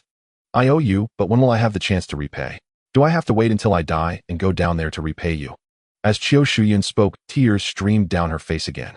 Li Qi quickly rolled up his sleeves to wipe them. She grasped Li Qi's hand tightly, unwilling to let go. Now she finally understood why she felt familiar upon seeing Li Qi. The features of his brows and eyes were so similar to Yanmei. The others silently ate the buns while slurping their porridge. Li Mantang shook his head and said, "This matter has never been mentioned by the old lady, probably because she experienced that era and was fearful of bringing trouble upon herself by speaking about it." Zhou Guodong nodded. That was likely the reason. He ate 5 buns in one go before putting down his chopsticks. It's no wonder his mother enjoyed eating. These buns were indeed delicious. Then out of habit, he cleared his throat and first inquired with his eyes for his mother's approval. Xiao Laotai slightly nodded, and he then spoke to Li Qi. Li Qi, since our families have this connection, I want stand on ceremony. From now on you can call me elder brother, and I will call you brother. Today my mother and I came mainly to thank you for your timely help that day, saving her and my brother's child. You also know that my brother sacrificed himself a few years ago, leaving behind this only child. If anything happened to the child, and we couldn't bring him back, I wouldn't be able to find peace for the rest of my life. To put it bluntly, I wouldn't be able to close my eyes on my deathbed, as I wouldn't have the face to meet my brother. Now that we have this connection, I won't say any unnecessary polite words. I've looked into your situation, and I believe the best path for you right now is to join the army, then supplement your education while in service. In the future, you can be sent to a military academy from within the army. As long as you don't make mistakes after 10 years, you will surely see a different world. Zhou Guodong's voice was not loud, stating everything as a matter of course. The Zhou family had this capability as the station troops in Ning province were right next to Qiaobei town, and this army was previously directly led by his father, General Zhou. However, for reasons unknown, the old man did not let him enlist, but instead sent him to the police force. After finishing his remarks, Li Mantang and Li Li still didn't quite understand, but Su Taixing felt a storm brewing in his heart. This Li Laosan had completely turned his life around. Joining the army and attending military school, he would come out as a non-commissioned officer. With the support of the Zhou family background, Li Qi could possibly reach the threshold of major rank around 30. If he managed to become a lieutenant colonel and then chose to transition to civilian life, he could at least secure a deputy department position. It's worth noting that just now Li Mantang and Wang Yue, who were so impressive at the Li family, were merely at the deputy department level. The old Li family was about to take off, but would Neo Xi in town gain anything from this? I must work hard to curry favor with Li Mantang. Just as Su Taixing began to fantasize about how to build a good relationship with the Li family, he saw Li Qi gently shaking his head, saying, Brother Guodong, I appreciate your good intentions, but I prefer to handle my own matters, so there's no need for you to arrange anything. Su Taixing could hardly believe his ears. Li Qi actually refused. Had this kid lost his mind? He spoke in disbelief. Li family's boy, don't act foolishly. Do you understand the significance of this arrangement? In 10 years or so, when you come out of the military, our Neo Xi in town won't be able to accommodate you. Li Qi shook his head. There is a saying, if virtue does not match the position, there will be calamity. I know what kind of person I am. The disciplined military is not suitable for me. Guodong, if you really want to thank me, I do have something I would like to trouble you with. Li Qi's words stirred an inexplicable feeling in Zhou Guodong's heart. He didn't expect the other party to refuse, as this path was the most suitable direction for his development, carefully discussed with his mother based on Li Qi's own situation. On this path, the Zhou family's background would play a significant role.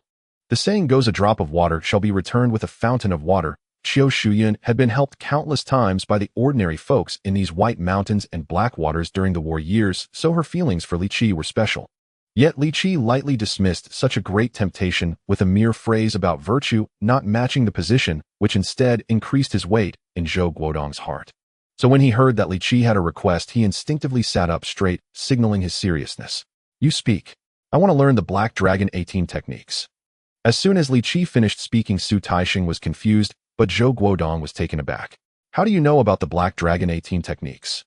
It was no surprise that Zhou Guodong was shocked. This fighting technique, known as the Black Dragon 18 techniques, was initially created by a few old soldiers from Heilong province, combining ancient traditions with modern fighting techniques. However, the moves were too ruthless, and a moment's inattention could cause serious harm to the body. During the training promotions, it led to multiple serious injuries and even deaths. Thus, it was quickly banned from being promoted. This was only circulated within a small circle in the military. How could Li Qi know? He certainly couldn't say it was from a chance encounter with a military academy disciple in a future banquet who mentioned it. He answered with a stiff upper lip.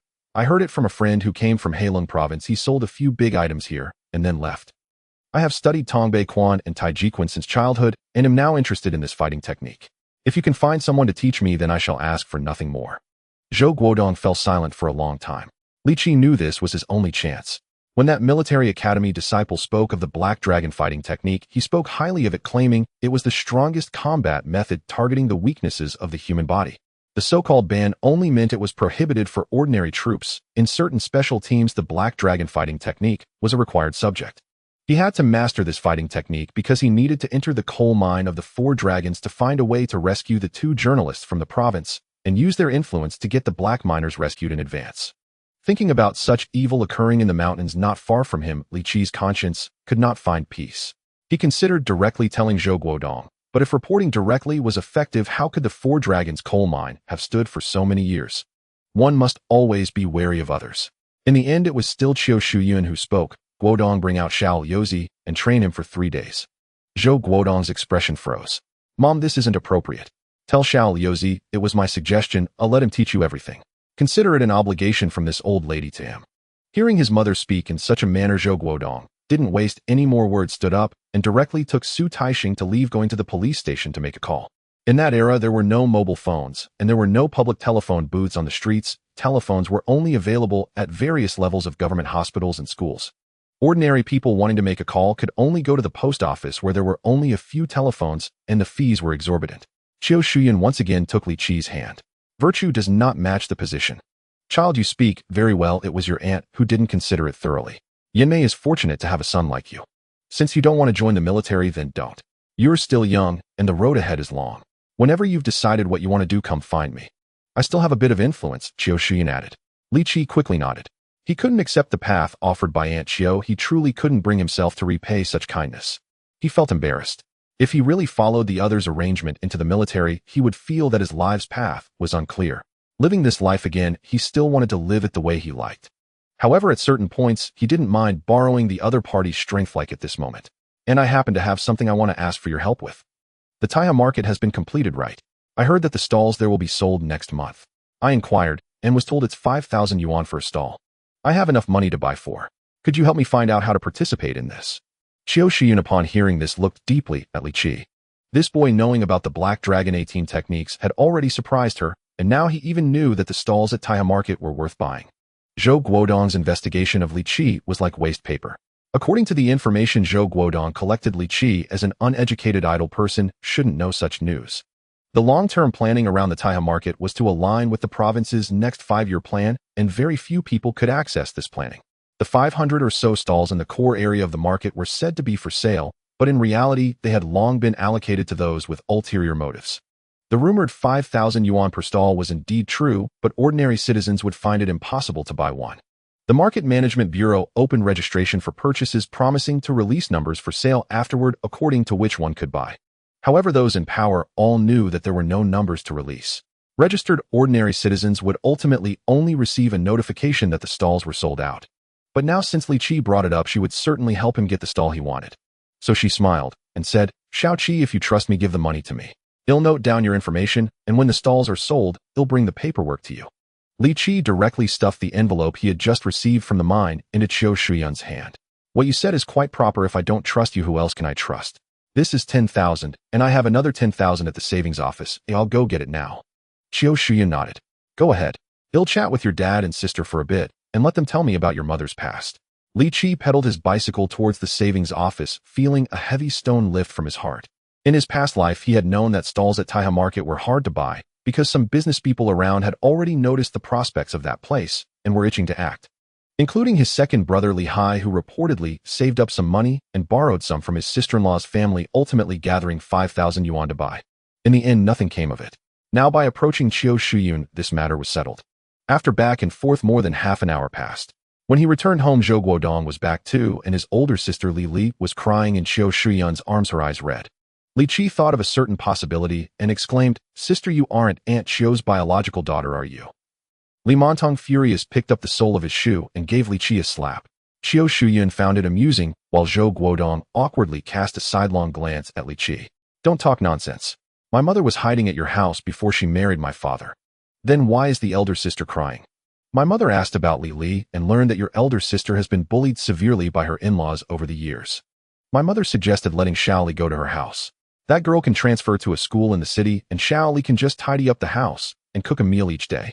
She would be paid a salary of 90 yuan each month. With Xiao Li so eager to work, the little chores at home are nothing, and importantly, my mother also enjoys the meals she makes. After Zhou Guodong finished speaking, Li Qi felt a pang of unease. This matter could not be taken lightly. When Xiao Dama had just tasted the dumplings made by the elder sister, she had said that her adopted daughter Zhou Guojuan had deliberately concealed her mother's news. What could be the other party's motive? At this moment, the elder sister, rashly moving into Qiu Dama's house, seemed to be climbing to a higher branch, but with the elder sister's intelligence, wouldn't she just get played to death? So he decisively shook his head. The divorce procedures between the elder sister and Gao Jianya have not been completed yet. I'm afraid there might be some trouble from the Gao family. Once the elder sister has sorted everything out, he'll contact you again. Li Qi's reasoning was sound, and Xiao Dama did not press further. She took the additional 1,000 yuan that Li Qi had brought and left his house.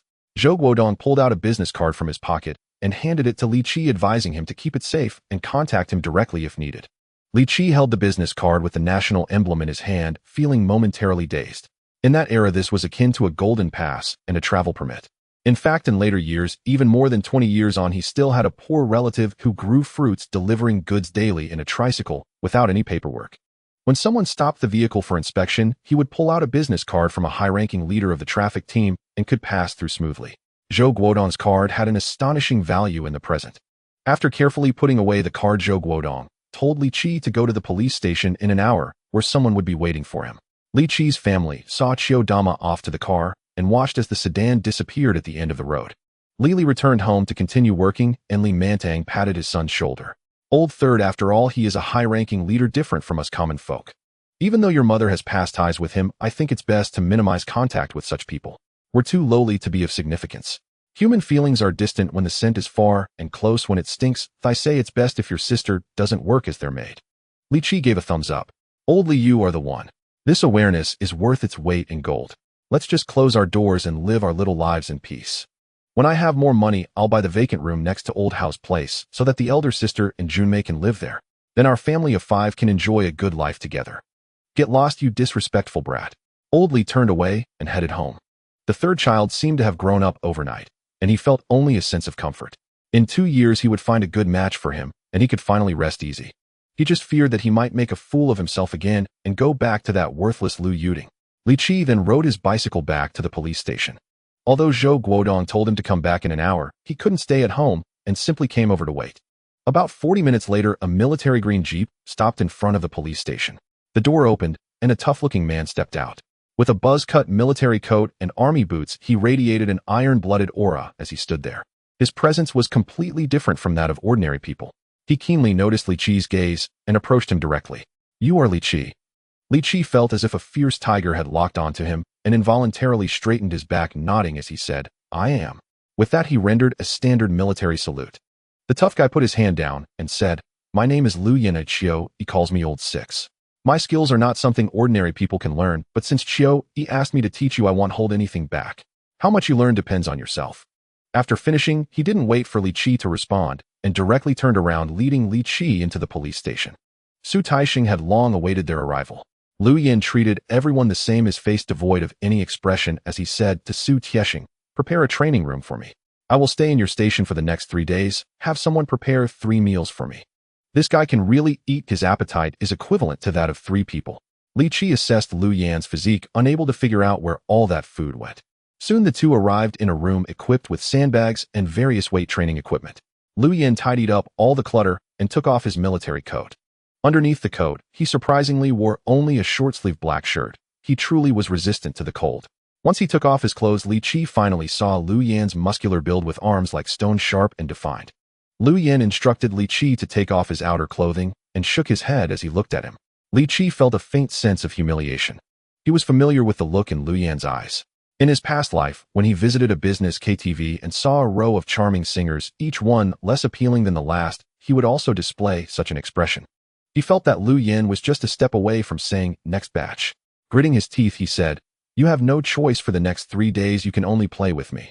Liu Yan found Li Qi's sudden rebellious attitude a bit strange, but he didn't care.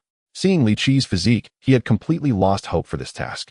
He initially thought that Xiao Dama was going to find him a worthy disciple, but instead he had a novice who showed no signs of proper training. He wasn't exactly disappointed, but he had no more hope. Comrade Zhou said you want to learn the Black Dragon 18 styles, but that set of combat techniques has very high physical requirements. If you have no foundation, even if I teach you the moves, they will just be for show and won't have any effect. I believe you should. I don't need your belief, though I want to believe in myself. Li Qi interrupted Liu Yan's words directly. Time was tight for him. In reality, he couldn't possibly study with Liu Yan for 3 days. This was because reporters from the provincial department had already entered Taihe City and might venture into the mountains in the next few days. The time left for him was limited, so he stated directly, I want to focus on learning techniques that can knock out an enemy with 1 hit or incapacitate them. Everything else can be skipped. You don't need to worry about my foundation, just tell me the positions and methods of exerting force. Lu Yin did not show any displeasure at being interrupted by Li Qi. Over the years he had trained too many hot-headed youths and knew that words were often powerless. What if soldiers don't listen? They will listen once they are beaten into submission. Teaching people through dialogue is ineffective, but teaching through a punch is effective. Do you think hitting someone is simple, eh? I will first show you what combat looks like. As Lu Yin spoke, he charged directly towards Li Qi, closing the distance and delivering a swift hand chop. Li Qi instinctively sidestepped to block the attack. Lu Yan's face revealed a look of astonishment. The opponent actually dodged. It is known that among the entire Special Forces team, no more than 5 could withstand his surprise assault. With a swift motion of his foot, Lu Yan followed up with an elbow strike. Li Qi gritted his teeth, bringing both palms together for a powerful push. With a thunderous clash, their forces collided. Lu Yan merely staggered while Li Qi retreated 3 steps. Li Qi secretly admired the other's strength, while Lu Yan's face turned crimson as he pondered for a long time before saying, "You see, this is what combat looks like without a solid foundation. What I just demonstrated was a wrong example." Li Qi chuckled at that. This guy really has a tough mouth. Lu Yan scratched his head awkwardly. He was proud and looked down on flashy techniques, yet after just a couple of exchanges, Li Qi's reaction and physical abilities had earned his respect. Thus he became serious and began to train Li Qi with focused intensity. The sounds of their training echoed from afternoon until 7 in the evening. It wasn't until Liang Bing knocked on the door that they finally stopped. Liang Bing entered carrying meals for 5, placing them on the table by the door. At that moment, both men were drenched in sweat and wore unfriendly expressions. An invisible killing intent filled every corner of the room. Liang Bing silently closed the door and left. 2 madmen, that was Liang Bing's summary. As soon as the door closed, Li Qi and Lu Yin rushed towards the food. Even while eating, the two continued to glare fiercely at each other, shoveling food into their mouths, as if in a competition. Lu Yin thought Li Qi was a fraud. His physical qualities were astonishing, yet he pretended to be weak. Given that he couldn't blame himself for using all sorts of dirty tricks to torment Li Qi. Joint locks, the painful short strikes from the 8 extremes, and various crippling techniques from the Black Dragon 18 hands. He unleashed them on Li Qi without holding back. Li Qi, however, was rapidly improving through this torment. After just 2 hours, he began to fight back slowly. Thus Lu Yin also started to suffer. After eating, the two practiced together for another 3 hours. That night, they laid down their military coats on the floor and slept in the training room. Lu Yin imparted all his theoretical knowledge, and by the end, neither of them knew when they had fallen asleep. The next day, yet another morning of mutual torment awaited them. When Liang Bing delivered food again at noon, Li Qi began to get dressed. Lu Yin looked puzzled, saying, "Did we not agree on 3 days? I still have many techniques to teach you." In fact, Lu Yin had already begun to see Li Qi as his successor, as if he had discovered an uncut gem. Li Qi's abilities were astounding, and he progressed rapidly. He could perfectly replicate any technique after just a few demonstrations. It was as if he was born for this path. His attitude had completely changed. Now he was eager to cram all his knowledge into Li Qi's head. But Li Qi shook his head, saying, "That's enough. I'm not joining the Special Forces, so I don't need to go that far in this field." Lu Yin, however, was not having it. "No way, Aunt Xiao said you need to study with me for 3 days. It's only the 2nd day, and you want to run. Are you trying to play tricks?" Li Qi looked disdainful. "You wooden-head, humorless guy, the techniques come and go in just a few. They don't provide any emotional value. The fact that I can spend 1 night with you already shows great kindness. Now go back to your team. We won't find joy together." Liang Bing couldn't hold back and burst out laughing. "Li Qi, you're quite a piece of work. This sounds like a line from those girls who mock others." Lu Yin felt hurt and angrily devoured 5 people's worth of food, finishing off even the portion Liang Bing had set aside for himself. Li Qi parted ways with him at the police station, and Lu Yin shook Li Qi's hand seriously, saying, "Aunt Xiao hopes you join the army, and with your combat skills, as long as you pass the political review, I can directly bring you into my team. Let's not even mention it, 10 years from now, I'll have you covered in military honors." Li Qi looked troubled. "I have certain standards when it comes to looks, and you're just too unattractive. We really aren't suited for each other. Even if you force it, you won't be happy. Get lost."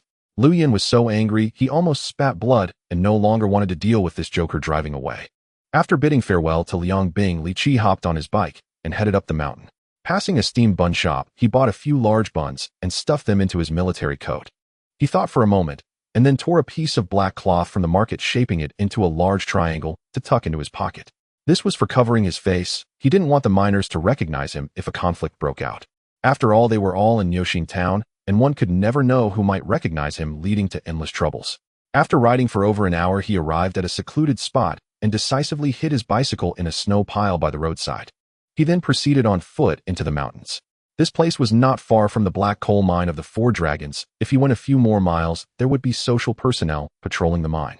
Confident in his combat skills, Li Qi believed that as long as he didn't encounter armed individuals, he could take down anyone. Following his memory, he turned through the mountains and entered a natural cave. This cave was locally known as the Bat Cave, deep and long with a total of 9 large interconnected chambers and countless small tunnels.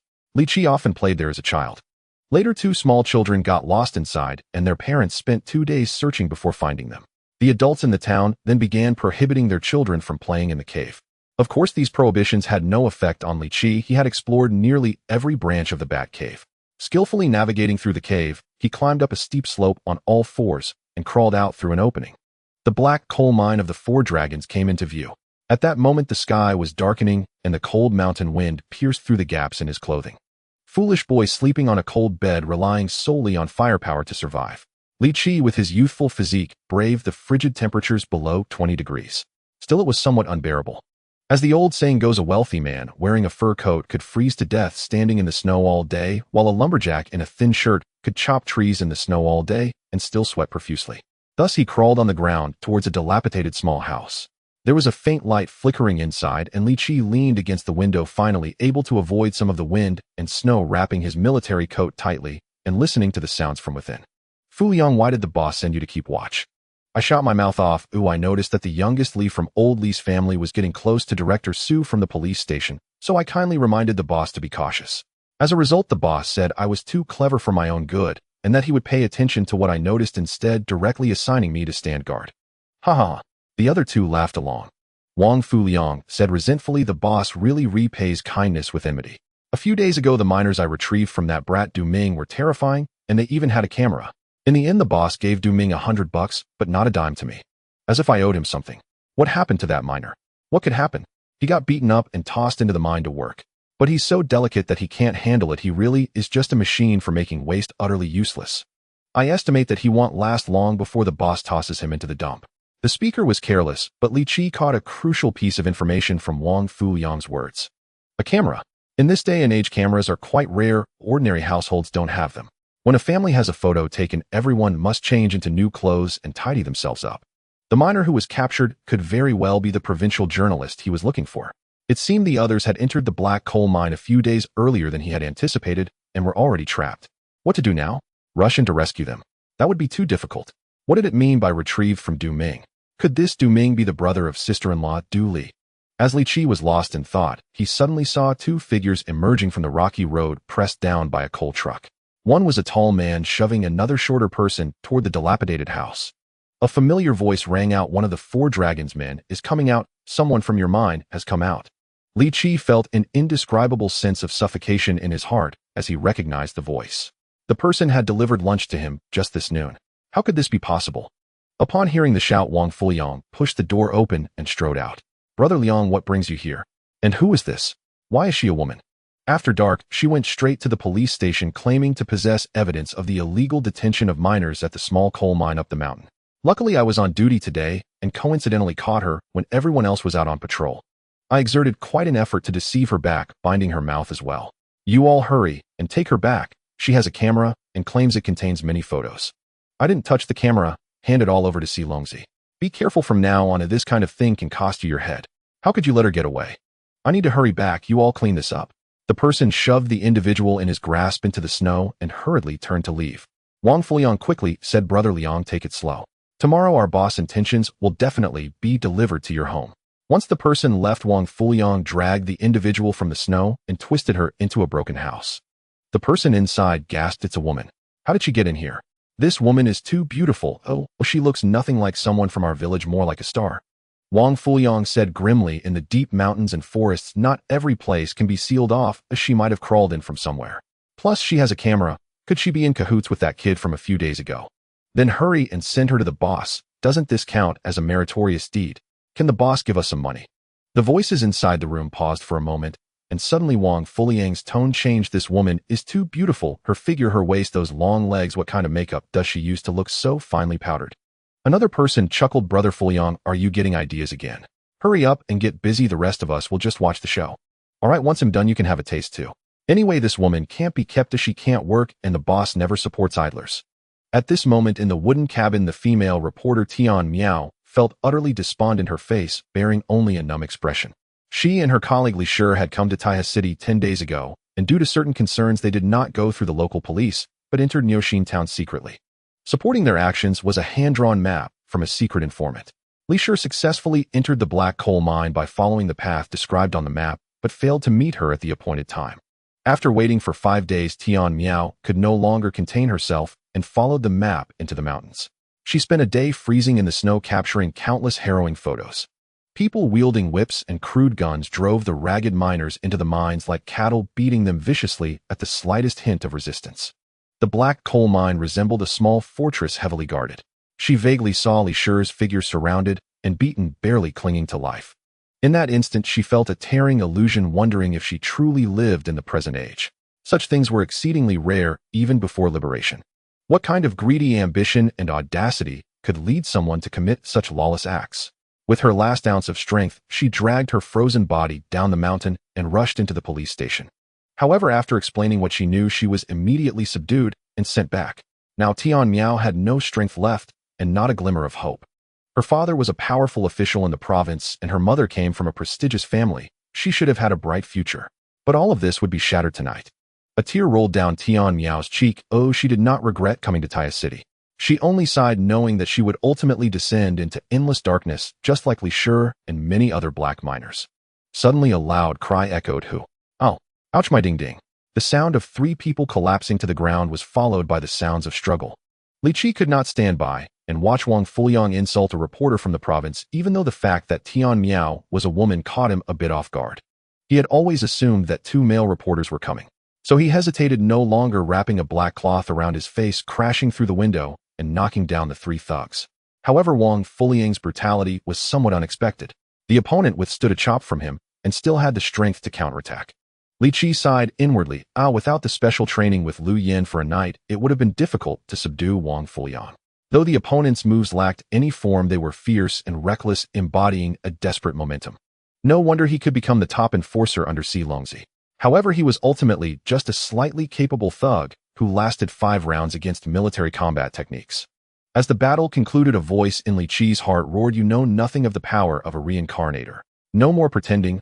I'm the super invincible reincarnated scion of the universe."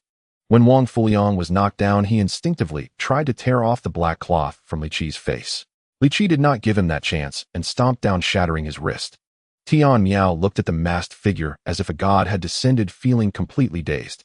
In that moment, she seemed to see a divine being. That exhilarating feeling of having escaped death, overwhelmed by hope after utter despair, made her heart nearly leap out of her throat. Li Qi's eyelids twitched slightly. Is this female reporter stunned with fear? Why does her gaze seem strange? This is not good. If I save a fool, it will be hard to expose the black coal mine situation. However, this little thing was indeed too beautiful, like a model from a calendar. No, even more beautiful than a movie star.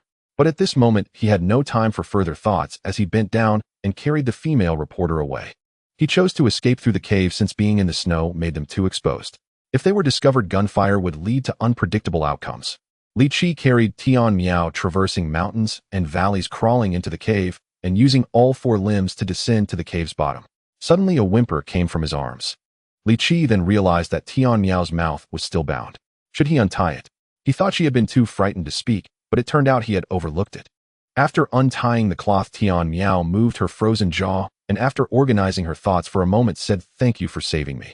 The town police station is unsafe. We need to go to the city and I have to make a call."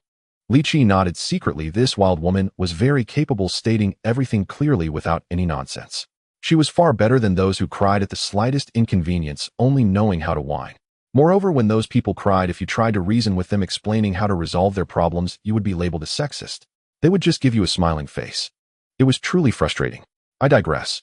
Li Qi nodded, fully aware that the town police station could not be visited. In fact, when thinking of the black miner case, Li Qi had already suspected that there were insiders in the town helping Si Long's men cover up the truth. He just didn't expect it to be that person. Truly unremarkable. I have a bicycle. I can take you to the city, which will take about 2 hours. Can you hold on? Tian Miao nodded vigorously. We must race against time. My colleague Li Shi is still in the coal mine and could be in danger at any moment. Li Qi wasted no more words and continued to carry Tian Miao forward. I can walk by myself. You walk too slowly but will waste our time. Tian Miao fell silent, carried on Li Qi's shoulder like a piece of meat, inhaling his scent and gradually feeling a sense of calmness in her heart. She could tell that Li Qi was young, yet his style of action was mature and decisive, his speech concise and to the point. It was hard to imagine such a young man could emerge from such a backward town. Gulila Tian Miao's stomach grumbled. She hadn't eaten since last night. Li Qi was not one to indulge in sentimentality, and at that moment, to save time, he didn't stop and casually said, "When the mountains are barren and the water's blocked with no way out, if you're hungry, just gnaw on a tree. Hang in there." Tian Miao was so embarrassed, she closed her eyes, completely unsure how to respond. "Maybe you could say that again." Half an hour later, the two arrived at the place where the bicycles were hidden. Tian Miao was so astonished by Li Qi's physical stamina that she could not find the words. She was not weak, weighing 100 jin, yet Li Qi carried her through the snow for half an hour, and he was only slightly sweating on his forehead, not even out of breath. To think she had crawled secretly to the coal mine of Si Longzi in the snow and was panting heavily. Li Qi set her down, and just as he was propping up the bicycle, a beam of flashlight suddenly shone over. "Who is it? What are you doing?" Tian Miao was so frightened that she fell into Li Qi's arms. It wasn't that she was timid. As a journalist, she had uncovered several outrageous issues at the bottom of society, and she considered herself a person who could endure tests. Yet the events of today were too bizarre. Betrayed by the person she trusted most, and having hovered on the brink of insult and death, a rare crack formed in her psyche. And it was precisely at this moment that Li Qi, who filled that crack, gained an unshakable uniqueness in her heart. Li Qi turned around and embraced Tian Miao, identifying the voice in his mind. "Is it Brother Ma Xue? I am Li Qi, the third brother of Li Hai. I was wandering around with my girlfriend planning to play in the Bat Cave for a while, but the road was blocked by snow and it took us until now to crawl out." Ma Xue was a classmate of Li Qi's second brother Li Hai, and he used to visit Li Qi's house often when they were kids. Now he worked in a coal mine on the mountain, but not under Si Longzi, rather in another coal mine. Hearing Li Qi's voice and glancing at the two embraced figures, Ma Xue had no doubts and chuckled. "You little rascal, you just want to take the girl up the mountain for some fun, huh? Don't you worry about freezing your butt off. Hurry home, it's getting dark and people can easily freeze to death." Yes, Brother Ma, we're off now. You ride carefully too, this road is full of potholes from the coal trucks. All right." Ma Xue turned off the flashlight and rode away on his bicycle. Li Qi placed the still startled Tian Miao on the bicycle frame, thought for a moment, then unfastened his military coat's buttons and wrapped her up. "It will be very cold on this road. I will try to ride slowly. If you can't hold on, just tell me, and we can take a break." Tian Miao leaned into Li Qi's embrace, feeling her face slightly heating up. Li Qi suddenly said, "There's a plastic bag in the right pocket of your coat. It contains steamed buns. If you're hungry, take one and eat." Tian Miao reached in and actually pulled out a large steamed bun. She bit into it. Although it was a bit cold, at least it was edible. Having been hungry all day, suddenly eating a big bun, she found it surprisingly delicious. That overwhelming sense of happiness made her dizzy. How could steamed buns be such delicious food? Suddenly, she let out a scream. "On my foot!" She had been so focused on eating the bun that her foot got caught in the front wheel of the bicycle. Li Qi hurriedly stopped, helplessly asking, "Haven't you ever ridden a bicycle before?" Tian Miao was in so much pain that tears were about to fall, shaking her head. Li Qi sighed. "You just happened to meet me. When I was a kid, I got my foot caught in the wheel, and my old man nearly stood up to pedal just to teach me a lesson. You need to pull your foot back a bit, keep it away from the wheel. But don't pull it all the way back or it will slow me down." Tian Miao adjusted her foot position with grievance, ultimately realizing that the safest way was to keep her feet suspended. But this position required her to lift her knees continuously. Having grown up in a military compound, she had never endured such suffering. It was simply torment. Li Qi took a small road leading her out of the range of Niuexine town. After arriving at the next town, he let Tian Miao sit on the back seat, saying, "Make sure your feet don't go near the back wheel. When I was a kid, a neighbor of mine put his foot in during summer, and when his dad pulled, he tore his skin off." Tian Miao shivered in fear, her whole body stiffening. Seeing her pitiful look, Li Qi found it quite adorable. He inexplicably thought of a nursery rhyme. "Little white rabbit, white and pure, with 2 ears, standing tall after cutting the artery, cut the vein completely, still how adorable." 2 hours later, the two arrived in Taya City. At that time, there were already sporadic streetlights along the main streets, and occasionally a car would pass by. Li Qi took a deep breath. The post office must be closed. There's no place to make a call. This matter cannot be delayed. Once the person you knocked out wakes up and notifies the owner of the black coal mine, they might hide the miners. At that time, rescuing my colleague and the other miners would be very difficult. Li Qi steadied the bicycle, his brows tightly furrowed. Do you have any contacts in Taya City? No, Tian Miao shook her head frantically, then smiled bitterly. If it were before, I would have gone straight to the city bureau, but now. Hearing Tian Miao mention the city bureau, Li Qi's eyes brightened suddenly. Right, he had the business card of Zhou Guodong in his hand. He began to carefully scan his memories, recalling various reports about black miners from his past life, ultimately confirming that none of the reports mentioned Zhou Guodong, so he was most likely not related to this matter. Of course, it could also be that he was hidden deep, but as long as Tian Miao made the call, the other party would at least not dare to act against her openly. At this critical moment, he had to take a risk. He gritted his teeth. We should still go to the city bureau. I know their political commissar Zhou Guodong. I believe he is not directly involved in the black coal mine issue in Niuexin town and should be trustworthy. What's your relationship with Zhou Guodong? I saw him yesterday. Tian Miao shook her head and smiled bitterly. He came to Niuexin town on official business. Did you see him from far away? That's useless. At this point, you wouldn't even be able to step through the city bureau's door. The guard would stop you. Let's give it a try. Li Qi carried Tian Miao, and after a hard time finding a passerby, learned the location of the city bureau right across from the train station in a small square. The two arrived in front of the city bureau's gate. Li Qi parked the bicycle and took out Zhou Guodong's business card. Tian Miao was stunned. How do you have the political commissar's business card? Who exactly are you? Li Qi raised his head proudly. Don't ask my name, just call me Red Scarf. What the hell? Tian Miao let out a rare curse. This young man who saved her had more and more mysteries about him. Now she only knew that the other party was called Li Qi, which he had mentioned himself while negotiating with Ma Xue. In this day and age, business cards were indeed useful. When the guard saw the political commissar's card, he immediately contacted the commissar's secretary. So 10 minutes later, Li Qi and Tian Miao were already sitting in an office at the city bureau. Zhou Guodong's secretary Huang Guohua poured tea for the two, his face wearing a professional smile. I am Secretary Zhou's secretary. My name is Huang Guohua. The commissar is still in a meeting and is expected to be free in an hour. If you have any matters, you can speak to me first. Tian Miao glanced at Li Qi and shook her head. Li Qi understood her concerns. The black miner case involved countless people, and she was afraid of leaking information. So he politely said, I will report the matter to Commissar Zhou after his meeting. For now, can we borrow a phone? Huang Guohua hesitated for a moment, but upon considering the attitude of Commissioner Zhou regarding this matter, he roughly assessed that this young man, named Li Qi, must have an extraordinary relationship with the commissioner. So he nodded, saying, You can follow me. The three of them arrived at an office equipped with a telephone. Tian Miao picked up the phone, glanced at Li Qi, and Li Qi immediately pulled Huang Guohua out of the room, casually saying, Secretary Huang, I hope you don't mind if I call you Brother Huang. We haven't eaten all day and are as hungry as if our stomachs are on fire. Can you find us something to eat? Huang Guohua was pulled out of the room by Li Qi, watching in astonishment as Li Qi casually closed the door behind them, a hint of a bitter smile on his lips. This kid is quite adept at handling matters, leaving no leverage for others. He told Li Qi to wait in place while he turned and went downstairs to arrange for food.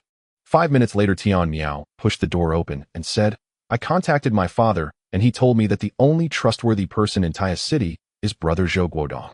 He has already contacted Brother Zhou, so we just need to wait. To my surprise, the person you know happens to be someone my father trusts.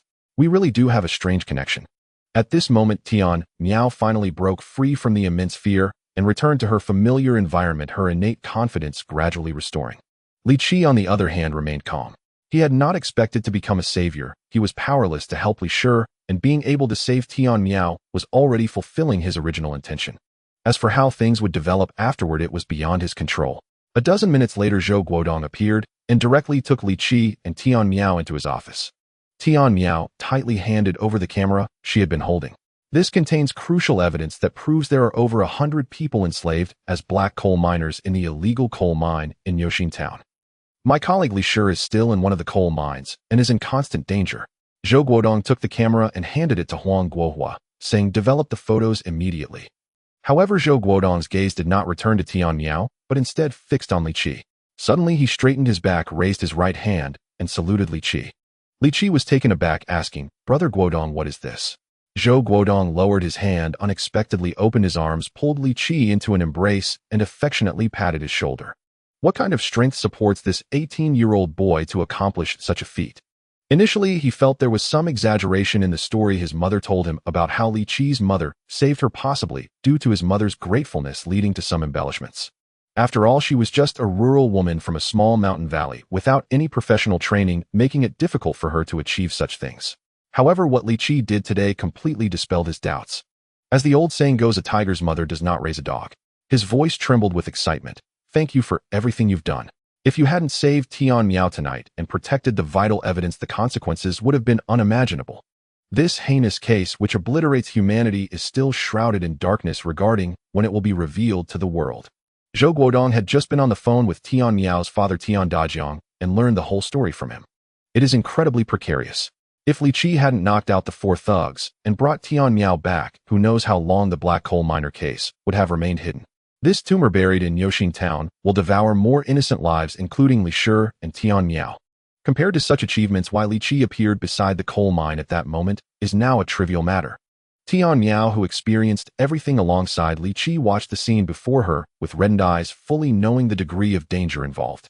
Suddenly she thought of something and urgently said, "There are people in the Yoxin town police station colluding with the owner of the black coal mine. If we act tonight, we must not notify them in advance." Zhou Guodong, who had maintained a calm expression, raised an eyebrow upon hearing this. Li Qi also said bitterly, "I know who that person is. Moreover, I heard about another matter. The reporter, named Li Shi, had found an opportunity to escape a few days ago. But before he could leave the mountain, he was intercepted by another local resident and sent back. All for 100 yuan. This is the thorn in Li Qi's heart that he cannot remove. Wang Fuliang would not lie, so the person named Du Ming is most likely related to Du Li, big sister Dust brother, who harmed a life for merely 100 yuan. Such things are simply inconceivable. The 4 dragon sons are indeed vicious, but Du Ming's malice is no different in essence." Zhou Guodong nodded. "I have considered this issue as well. Time is of the essence. I have already contacted the Nanfan district. All operations tonight will utilize their police force. Additionally, I applied to mobilize the station troops in the Qiaobei district under the pretext of preventing a high mountain avalanche and managing natural disasters. They will soon gather and set out. Tonight, the tumor of Yoxin town will undoubtedly be eradicated regardless of who its protector is. It cannot escape the law's sanction." Hearing this, Li Qi felt slightly dazed. Mobilizing the army. Even in an era where procedures were not so complicated, mobilizing the army through the public security system was unimaginable. However, considering Qiu Shuyan's background, everything made sense. Tian Miao's eyes lit up. "Commissioner Zhou, I request to accompany the team. I am a provincial reporter and have both the right and obligation to fight alongside you and report on our people's police's thunderous actions. Criminals will surely collapse like leaves in an autumn wind before our people's police." Zhou Guodong did not refuse, but asked with concern, "Is your health all right?" "I just got my foot caught a bit, but it's nothing serious now." Tian Miao shot a reproachful glance at Li Qi, who could only grin foolishly. Zhou Guodong looked at Li Qi and suddenly asked, "Do you want to join us on the action?" "Of course I want to, but can I?" Li Qi was overjoyed. Zhou Guodong smiled slightly, saying, "The situation in the mountains is complex. We need a guide familiar with the terrain. This is not against the regulations, but you two must stay close to me and cannot act independently." "Yes, yes." Li Qi and Tian Miao both straightened up simultaneously, saluting Zhou Guodong. Seeing their identical actions, Zhou Guodong revealed an enigmatic smile. "Why are you copying me?" "You're clearly copying me. I haven't even settled the score with you for stepping on my foot. I advise you not to play tricks. You were the one who put your foot in there." Listening to the two banter, Zhou Guodong couldn't help but chuckle. After all, they were young and completely unaware of how grave the situation was. If this case is indeed, as Tian Miao said, involving illegal detention and the enslavement of hundreds of people, it will undoubtedly become a shocking case since the founding of the nation. Not to mention the small Yoxin town, even the public relations department of Taihe City will face a significant upheaval. After tonight, many people will likely find it hard to sleep. 10 minutes later, Zhou Guodong brought Li Qi and Tian Miao into a command vehicle. Li Qi suddenly said, "We can't go through Yoxin town. There are too many people from the small coal mines in the town, and someone will surely tip them off." Zhou Guodong nodded. "Rest assured, it's already arranged. The troops will bypass from Huaxi Ridge's Hahua village. We have a shooting range there, and the troops won't attract attention when they pass by." In that era, some military units would establish shooting ranges for practice. Moreover, at that time, regulations were lax, and after the training sessions, children would go to the shooting range to collect shell casings and even dig out bullet tips near the targets. Some undetonated bullet tips could be combined with the shell casings to form a complete-looking bullet, and Li Qi's family had a few. When artillery was fired, it was even more exaggerated. After the troops finished their shooting and withdrew, the surrounding villagers would rush up the mountain with pickaxes and iron buckets. They went to dig out copper and aluminum from the shells to sell for money. Back then, management was not strict, and no one really interfered with this. Hearing this, Li Qi finally felt relieved. Half an hour later, the group arrived at Hahua village. Li Qi saw troops dressed in camouflage fully armed in the night, and an unusual feeling rose in his heart. As he thought about how to infiltrate the black coal mine of the Xilongzi and rescue Li Shi, he felt overwhelmed by the difficulties and considered it an impossible task. But if this steel army took action, what could those petty things in Xilongzi's hands possibly do? The group got out of the vehicle and entered an uninhabited farmhouse that had been temporarily requisitioned as a command post. Several officers in military uniforms with ranks on their shoulders stood inside. A map had already been hung on the wall. When they saw Zhou Guodong, they stood at attention and saluted.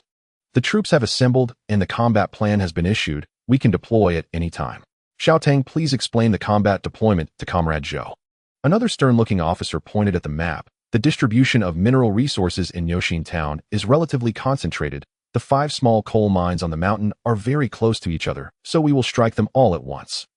The first company will be responsible for perimeter security and expanding the warning range, while the second company will occupy high ground to provide fire coverage.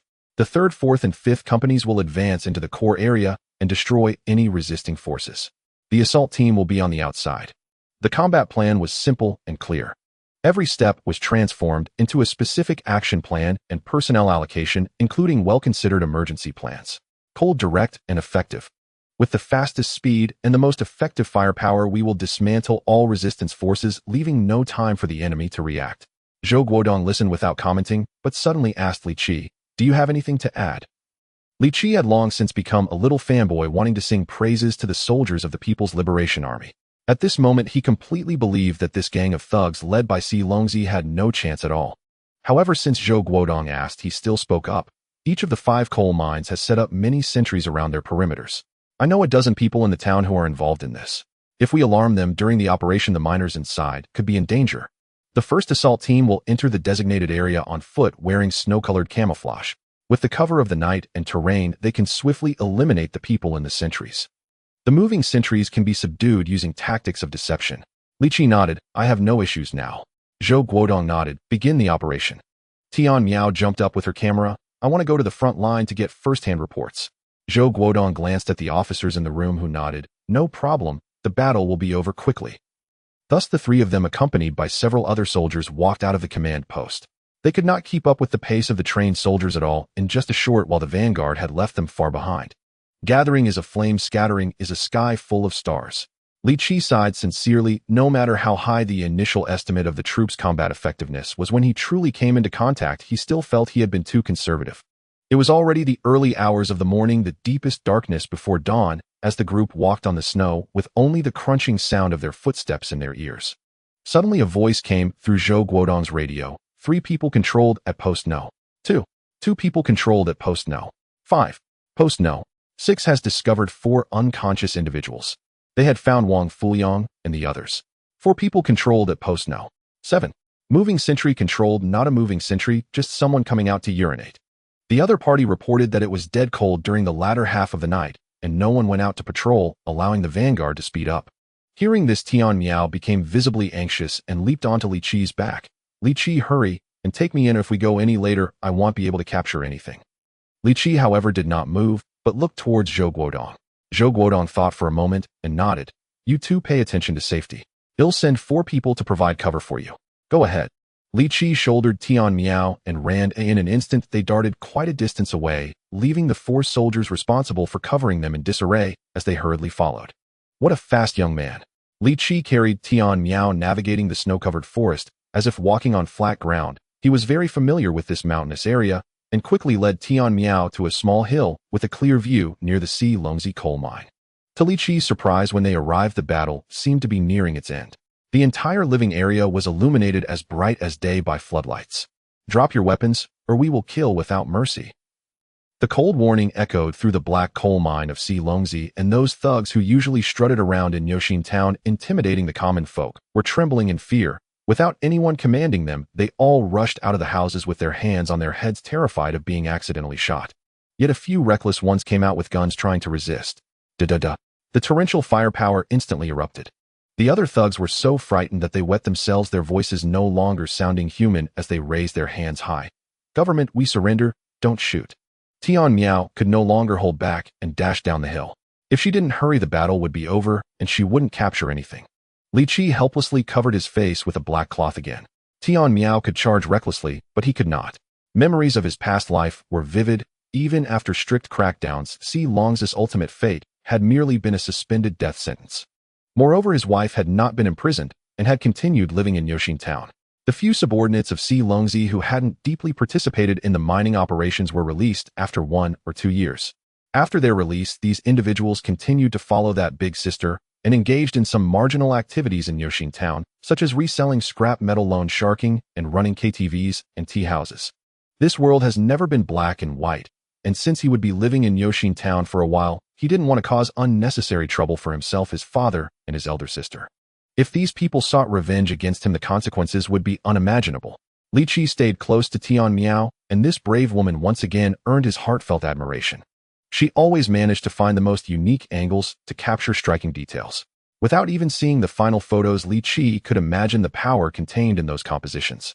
These photos would undoubtedly leave a profound mark in history. Until the shanty housing the black miners was opened, hell was empty and the demons were on earth. A putrid stench wafted out. This was no place for humans, dirtier than a pigsty. Over 100 people were crammed into an almost sealed space, with the greatest source of warmth being human body heat. Many bore obvious scars and signs of abuse. Most of them appeared numb, even when facing the soldiers of the People's Liberation Army coming to rescue them. Their eyes were dull, and they showed no reaction. Finally, from a pile of tattered cotton wadding, a hoarse voice emerged. Tian Miao, is that you? Li Shi. Tian Miao rushed over, but suddenly stopped in her tracks. Under the light, she saw Li Shi's tragic state, his body covered in congealed blood, his arm clearly broken and twisted unnaturally, 2 clumps of hair pulled out, exposing his bloody scalp. Tian Miao's tears welled up, but she forced herself to hold them back. Li Shi, I need 1 minute to take a photo of you. Your picture will serve as irrefutable evidence to condemn those inhuman demons. Are you willing? Li Shi weakly nodded. Come on. Tian Miao pointed the camera at Li Shi and took several close-ups. The dirty background, the hideous wounds, the inhuman torment, the dying victim. Tian Miao suddenly showed a conflicted expression, but ultimately couldn't hold back. Li Shi, can you twist your expression a bit more, showing some weariness? I want to capture a close-up. Li Shi expressed his despair. That's just how Tian Miao was. She forgot everything when she worked, and he was already used to it. So he forced out 2 tears, his face showing a deadened look. Click. At that moment, the lens froze. It had become art. Tian Miao finally couldn't hold back anymore, crouching down to grasp Li Shi's hand, her mouth making muffled sobs. How can they torment you like this? Are they even human? In this era, how can such things still happen? Li Shi suddenly raised his still somewhat movable hand and waved at Tian Miao. Go continue your task. Do not let these crimes be covered up by anyone. Do not let my suffering be in vain. Please. Li Qi felt a surge of respect. Journalists in this era truly risk their lives to expose the evils hidden among people. He continued to protect Tian Miao as they walked out. Naturally, soldiers from the People's Liberation Army came to carry the injured miners away, and a response from the hospital came through the walkie-talkie. The ambulance had already set out. Unknowingly, the battle had come to an end. It was a true rout. In fact, the gunfire had only sounded 3 times, and the violent resistance Li Qi had anticipated had hardly occurred. Under the deterrence of the People's Liberation Army, over 90% of the thugs chose to surrender on the spot. Some even wet themselves in fear. Zhou Guodong entered the mining area when suddenly an officer came to him and said, urgently report. 3 suspects have escaped, one of whom is suspected to be the main culprit, the mine owner. The 3 disappeared into the forest after entering, and 2 entrances were found at the scene. The situation is complex and requests for instructions. Just then, Li Qi, passing by, had a thunderous thought. Si Longzi has run away, and he's gone to the Bat Cave. At that moment, he disregarded Tian Miao and rushed to Zhou Guodong's side. That person is likely the owner of the black coal mine, Si Longzi. I am familiar with the place they entered. It's called the Bat Cave, and I can guide you. Zhou Guodong looked at the masked Li Qi, initially stunned, then a look of understanding appeared on his face. He didn't find it inappropriate that Li Qi was protecting his identity. Instead, he felt relieved. He thought for a moment and issued an order. Choose a few capable ones to accompany this comrade for the capture. Whoever takes off their clothes for him, give him a black hood. The officer immediately responded, the 2nd Special Forces team is here for training and will go with him. Zhou Guodong was taken aback. Why are they here? They haven't had a mission for 3 months. They're eager to stretch their muscles. Zhou Guodong nodded. Since it's the 2nd team, there should be no problem. Li Qi added, there are 5 entrances from the Bat Cave leading down the mountain, 3 near Shaowanhu Village, 1 at Tubi Ditch, and another near the central mine. You should find those thugs to guide you and block the exits first. Zhou Guodong quickly arranged it. Soon Li Qi was taken to the edge of a forest. This was where Si Longzi had fled. 7 soldiers were already waiting for him. Li Qi spotted Lu Yan at a glance. "Old Lu, it's you." Lu Yan recognized his voice and sneered, "Don't get too close if I don't talk to ugly people. Aren't you a bit petty?" As the two exchanged sarcastic remarks, Li Qi had already changed into a camouflage uniform, put on a police hood, folded his discarded clothes neatly into a backpack, and then led Lu Yan's team into the Batcave. As Li Qi walked, he whispered to Lu Yan, "The Batcave is a series of 7 interconnected caves with many dark channels. If that bastard hides in one of them, it won't be easy to find him. They must have shotguns or old-fashioned cannons, so we need to be extra careful." Lu Yan nodded. "No matter how skilled we are, we can't outpace a bullet, especially with those old-fashioned shotguns that spray a bunch of iron pellets. If hit at close range, it's hard not to get injured." The group descended into the Batcave, following the route Li Qi provided. Li Qi gestured for them to be quiet. There was almost no light in the cave, and faint sounds came from the right front. "That direction is toward Tubi Ditch. Let's follow behind and ensure they don't escape through any holes." Lu Yan nodded. After walking in the cave for 10 minutes and slowly adapting to the darkness, Li Qi suddenly felt something was off. At the fork ahead, it seemed different from his memory. A person was clearly crouching behind a rock. In that critical moment, he pushed off with his legs and knocked Lu Yan, who was following him, over. Down. Boom. The sound of the old cannon and Li Qi's shout almost rang out simultaneously. Li Qi felt a wave of heat rush over him, and a slight pain shot through his thigh. Damn it, I was still hit by the iron pellets from so far away. After firing one round, loading an old cannon takes a long time, and Lu Yan knew this too. So after the gun went off, Lu Yan sprang up and pounced. After a scream, the shooter collapsed to the ground. The soldiers behind had already helped Li Qi up. "Are you okay?" Li Qi shook his head. "Just a scrape, but it wouldn't hinder the operation." He bound the unconscious bandit and left him there. The 8 of them spread out, keeping their distance. The sounds in the cave stopped, and only 2 bandits from Si Longzi's side remained, not moving at all. Li Qi looked up and observed, then leaned toward Lu Yan's ear. "There's a culvert above that can lead to the front. Are we going for it?" "Yes." Lu Yan had the remaining 6 make some noise occasionally to intimidate the bandits in front. He and Li Qi climbed to a small cave at the top, slowly moving forward. Suddenly, Li Qi felt something soft and slightly elastic in his hand. He stiffened. He must have touched a hibernating bat. Goosebumps broke out all over him as Li Qi gritted his teeth and pushed it aside, continuing forward. Before long, from his higher vantage point, Li Qi spotted 2 others. Si Longzi and his subordinate were hiding in a sunken cave, both holding weapons that looked like bolt-action rifles. Li Qi made a gesture to Lu Yan. Lu Yan glanced down and then to the side, suddenly pushing off with his legs, using a protruding rock to gain momentum before pouncing directly at Si Longzi. Li Qi's head heated up, and he followed suit. "Old Lu, you reckless fool." Lu Yan swung his fist, landing a blow on Si Longzi's subordinate's head, who fell immediately. Click. In confusion, Si Longzi squeezed the trigger, but the gun was already lifted by Lu Yan, and at that moment Lu Yan was incredibly brave. Suddenly, Si Longzi pulled out a pistol from his waist. Without hesitation, Si Longzi fired. Lu Yan's mind turned heavy. It's better to drown those who can swim than to shoot the stubborn. Ultimately, I was too careless. Are you going to see my great-grandmother? A gunshot rang out, and Si Longzi's hand was pinned down by Li Qi at the last moment, the bullet grazing the rock and sparking. The towering Si Longzi glared fiercely at the masked figure before him, trying to judge from the details who had ruined his plans. Unfortunately, Li Qi was thoroughly covered from head to toe, and with little light in the cave, he couldn't make out who it was. Li Qi delivered a knife hand strike to Si Longzi's neck, but surprisingly Si Longzi didn't fall and was still trying to rip off his hood. Lu Yan's iron fist struck out, and only then did Si Longzi finally collapse to the ground.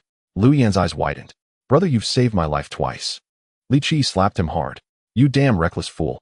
How could you almost get me killed?" Lu Yan casually took the hit. "Just a slap, you're the hero this time. Ooh, I won't hold it against you.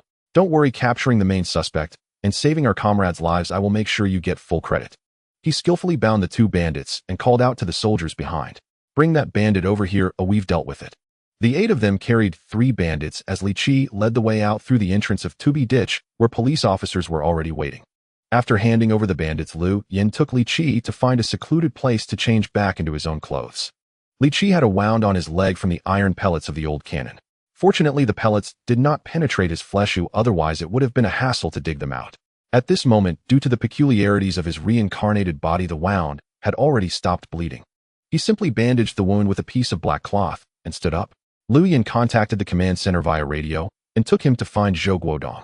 From a distance, Li Qi spotted Zhou Guodong, and before he could speak, suddenly a petite figure pounced toward him. Tian Miao was enthusiastically taking photos when she suddenly turned around and discovered that Li Qi was gone. She hurriedly ran to ask Zhou Guodong, only to learn that Li Qi had taken several soldiers to pursue the bandit leader, nearly making her jump in shock. How could you arrange things like this? He is just an ordinary citizen. How can he participate in military actions, especially in capturing the main suspect? If he gets hurt because of this, how will we explain it? This is against the rules. Zhou Guodong gazed at Tian Miao with a melancholic expression. He is no ordinary citizen. He was able to take down 4 armed bandits in a confined space to save you. I just want to take a look at those 4. 3 were knocked out with a single blow, and the 4th, who was as strong as an ox, suffered 2 broken bones and is still unconscious. Even regular special forces aren't as fierce as him. Tian Miao felt a strange sense of pride hearing Zhou Guodong praise Li Qi, but she still couldn't let it go. But he is still an ordinary citizen. Oh, why should he take on such a dangerous task? And he has to enter a cave where the other side has guns. If something goes wrong, I will definitely report you to my father. Zhou Guodong sighed helplessly. This was indeed a hasty decision, but the situation was urgent. If the owner of the black coal mine escaped, the operation would be half a failure. His mobilization of the military for law enforcement was itself a violation of regulations, and if he couldn't do it perfectly, he would certainly face consequences later. The most serious consequence would be if the main suspect escaped and connected with the protection umbrella. They might have ways to suppress the situation and minimize the damage. This was an outcome he could not accept. However, it was fortunate that the walkie-talkie transmitted the news that Li Qi had successfully captured the 4 dragons. When Tian Miao saw Li Qi coming over, she noticed at a glance that his walking posture was off, clearly indicating he was injured. Her heart sank. She couldn't care about anything else and threw herself into Li Qi's arms, her voice trembling with emotion. What happened to your leg? Li Qi, enveloped in her warm embrace, felt his face flush red to his ears, unsure of where to put his hands. He hurriedly said, "I'm fine, just a little scrape. Really, I'm okay. Don't cry." Zhou Guodong shook his head and sighed. The daughter of Deputy Minister Tian, she should have graduated last year. Is she 22 or 23 this year? A girl 3 years older than him can still be quite the catch. Li Qi can hold a brick and a half. A perfectly good young cabbage in a greenhouse is likely to be pushed around by wild boars from the countryside. Lu Yin came over, glancing at the affectionate scene between Tian Miao and Li Qi, and curled his lip. One is buried in the South Pole and the other in the North Pole. Approved, execute it immediately. The 2 exchanged smiles, sharing a mutual understanding. As the ambulance arrived to take the injured, including Li Shi, various police vehicles entered the mountain, and one by one the criminals were taken back to the city bureau for interrogation. Zhou Guodong approached Li Qi and Tian Miao. Have you hugged enough? If so, let go for now and come back to the city bureau with me. I'll arrange a hotel for you 2 to stay in, and we need to develop a copy of the photos taken by reporter Tian for our records. I just heard from Lu Yin that Li Qi has made another contribution. This case is significant, and I will try to get you a second-level model award medal. Li Qi was not entirely clear about the value of this medal, but Tian Miao, who reluctantly let go of him, knew that for those outside the system, a second-level medal was already a tremendous honor. With a second-level medal, if Li Qi wants to enter the public security university now, as long as the city provides a recommendation letter, he is very likely to be admitted without an exam. If that's not possible, would a recommendation from the province work? Can't he just act cute with his father? By the time Li Qi graduates, he could directly work at the provincial office. 10 years later, he would surely hold a steady position. By then, their child should be able to attend elementary school, just go to the provincial experimental school, since his second aunt is the principal there. Tian Miao had already started to envision a life with Li Qi. Li Qi quietly removed Tian Miao's hand from his body. City girls are really scary, they pounce. The city is full of schemes. I want to return to the countryside. If it weren't for the need to return to the city bureau to get his bicycle, he would have wanted to go straight home. Tian Miao's unwavering gaze made him feel exposed, causing him to shiver. Upon arriving at the hotel, Li Qi first took a long hot shower. The biggest pain point about returning was that the flat had only an outdoor toilet, and going out to relieve himself in winter could cost him half his life. The second pain point was not being able to take a proper shower. Lying on the soft and comfortable big bed, he quickly fell asleep. The next day, he was awakened by a series of knocks on the door. Who am I? Where am I? Where are my glasses? Oh, I'm not nearsighted yet. Who is it? It's me. Hurry up and get up. It's already noon. Why do you sleep so much? I'll take you to the hospital to bandage your leg. Tian Miao's voice came through. Li Qi sighed, feeling it was a trial. He dressed neatly and opened the door. Both of them froze for a moment. Li Qi had only seen a disheveled Tian Miao, who looked like she had rolled in the snow all day and lost her human form. That version of Tian Miao still seemed very beautiful. Now standing before him was a stunning woman who had retrieved her belongings through the public security system, groomed herself, applied light makeup, and wore elegant clothing. Li Qi was almost mesmerized. Even in 2 lifetimes, he had never seen such a stunning woman with an almost perfect face, a golden ratio figure radiating a vitality that made his heart race. Tian Miao's eyes also lit up. After showering, Li Qi emitted the unique hormonal scent of youth, making her heart almost skip a beat. Li Qi reacted first helplessly, saying, "No need to go to the hospital, I'm really fine. If you don't believe me, look." Li Qi rolled up his pant leg, and the wound had already started to fade. If you had come a little later, it would have healed on its own. Tian Miao was finally reassured and cheerfully led Li Qi to the small dining area of the hotel for a meal. During the meal, Tian Miao told Li Qi that 3 people from the Neo Xian Town police station had been arrested last night, all suspected of engaging in corrupt transactions with the mine. Liang Bing, due to the severity of his crimes, would face a sentence starting at least 20 years. Moreover, while investigating his records, the case handlers discovered that this person was not even from Huagua, but rather a spy sent over from a certain other country. Thanks to this exposure, who knows how much damage could have been caused otherwise. Taihe City, being the most important coal and iron capital of Huagua, has been a focal point of attention from that other country. The spies and agents have been like a persistent disease that cannot be eradicated. Li Qi recalled his interactions with this person and felt a sense of melancholy. Police Station Chief Su Taixing was confirmed to have no substantive relationship with the mine, but since the incident occurred in his district, the best outcome for him would be a demotion to a remote village.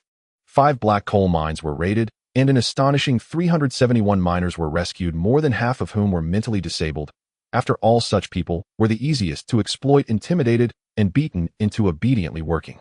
However, with the advancement of mining machinery and an increase in output, the number of disabled workers was no longer sufficient, so the owners of black coal mines began to employ normal people as slaves through various means such as deception and purchase. The group that Li Qi injured on the day he rescued Qiu Shuyun was one of those who transported such workers to the black coal mines. When they returned south, they would also abduct a few children or girls to sell to remote rural areas in the northwest. They truly deserved to die. After waking up, Wang Fuliang confessed to Du Ming, the one who sent Li Shi back to the mine. He was indeed Du Li's brother and had already been arrested. At that time, Li Shi, having been beaten and starved, was already extremely weak. When he barely crawled out of the mountain, he was on the verge of death. He mistook the first person he encountered as his savior and immediately told him that he had escaped from the black coal mine, urging him to quickly call the police. As a result, he encountered Du Ming, who heartlessly took him back to the 4 dragons. All for 100 yuan. Li Qi sighed, realizing that both Tian Miao and Li Shi had such unfortunate fates. One was sent back by a heartless villager and the other by someone he trusted most. This also led to the previous life's black miner case being delayed by 2 years, resulting in more deaths. Li Qi shoveled a big mouthful of rice into his mouth, revealing a radiant smile. So good, everything has changed, and I have done what I needed to do. After eating his fill, Li Qi prepared to go home, but Tian Miao insisted that he wait for her for a day. After she finished her report and sent it back to the newspaper, she wanted to return to Neo Xian Town to dig deeper into the protection umbrella behind the black coal mine. "You can dig your own news, why drag me into this?" Li Qi tried to resist, but Tian Miao's big eyes sparkled with unshed tears. "I'm unfamiliar with Neo Xian Town. Oh, what if I encounter danger again? Would you really let me get captured again?" Fine, don't cry, I give in. Alright, I'll wait for you for a day." Seeing Tian Miao on the verge of tears made Li Qi's heart feel as if a piece was missing. Although he didn't understand why he felt this way, he surrendered, and Tian Miao smiled triumphantly. "Look, I can handle you." On this day, Tian Miao was very busy. She selected several photos, wrote her first report, and arranged for it to be sent directly to the province. Ning Province daily exploded. The editor-in-chief dared not publish such a report. The incident was too shocking. Who would have thought that even after so many years since the founding of the country, such a monstrous case could still occur? A phone call from Tian Dajiang ensured the article passed smoothly. The next day, as the provincial newspaper was displayed at newsstands across the province, it was seen by people from various agencies, enterprises, and institutions. The entire province was in an uproar. When Li Qi and Tian Miao were having breakfast in the hotel cafeteria, they also saw this report. It took up a whole page, and the top photo was of Li Shi's battered face covered in wounds. The impact was too shocking. In the slag pit of the 4 Dragons coal mine alone, 7 unidentified corpses were unearthed. Li Qi sighed, feeling a complex mix of emotions. Tian Miao held his hand.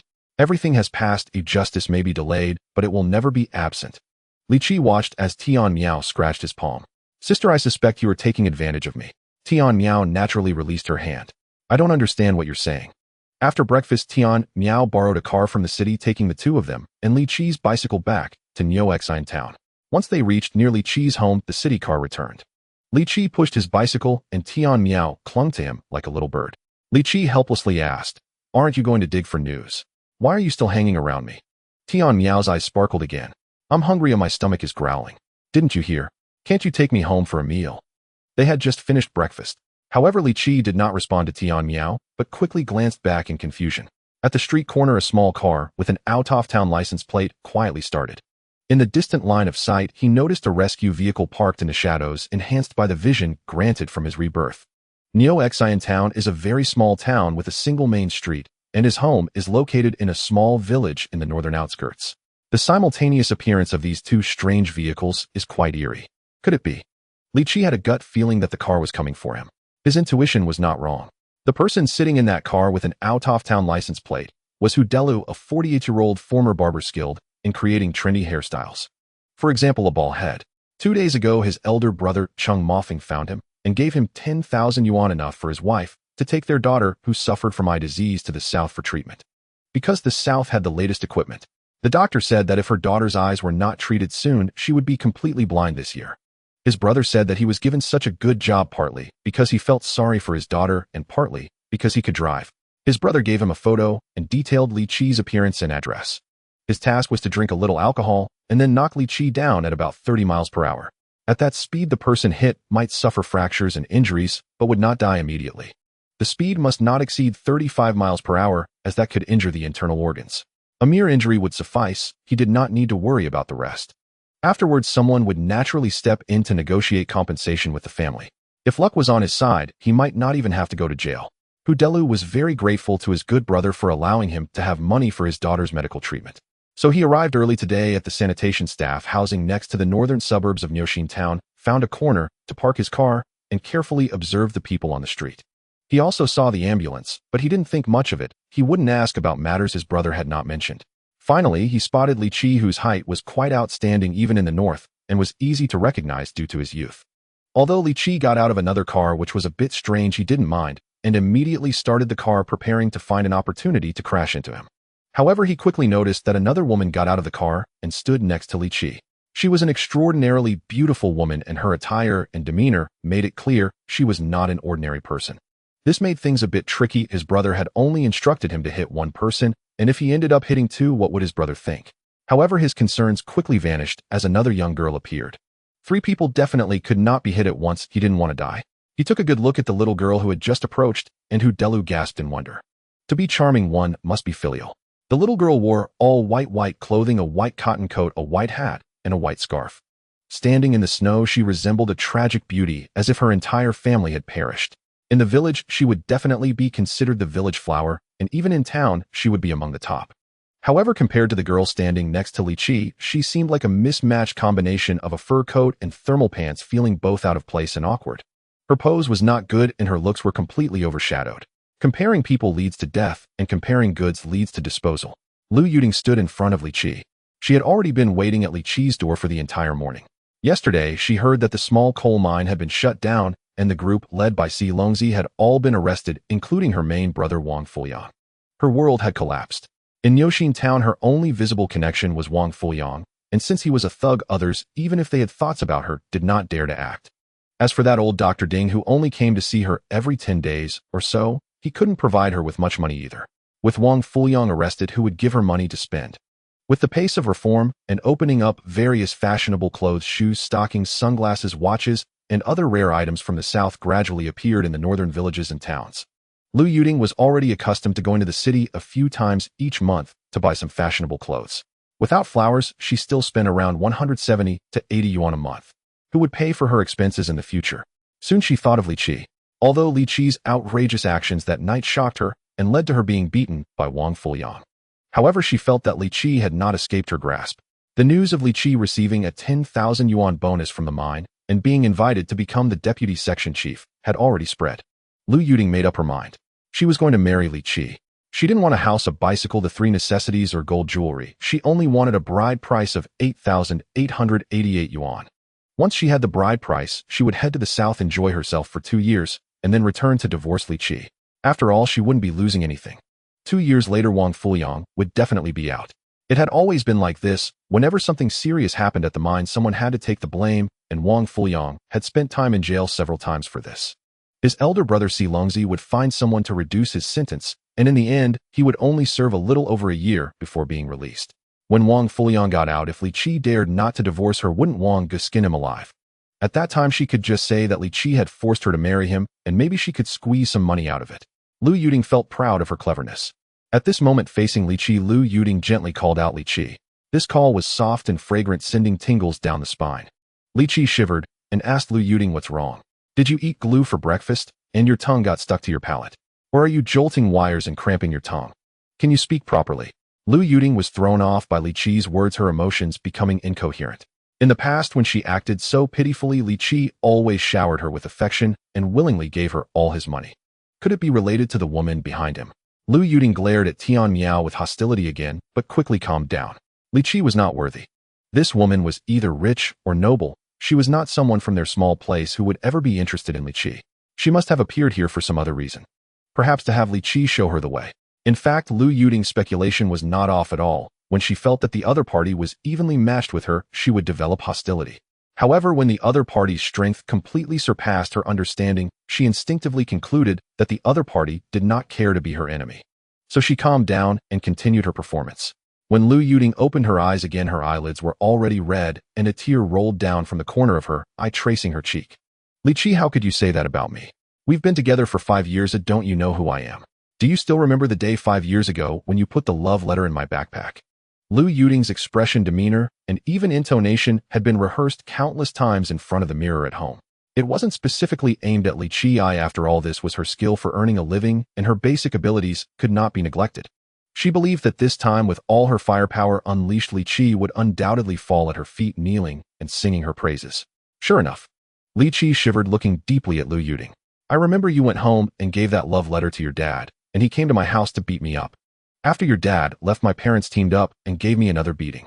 My mom even forced me to read that love letter at the front door, and after reading it, I had to proudly announce to all the neighbors watching, Li Qi is dating, Li Qi is honored. The next day at school, our homeroom teachers would beat me up again. One love letter made me suffer 3 beatings. How could I possibly forget? Am I so big-hearted that I could be pulled out from a peephole?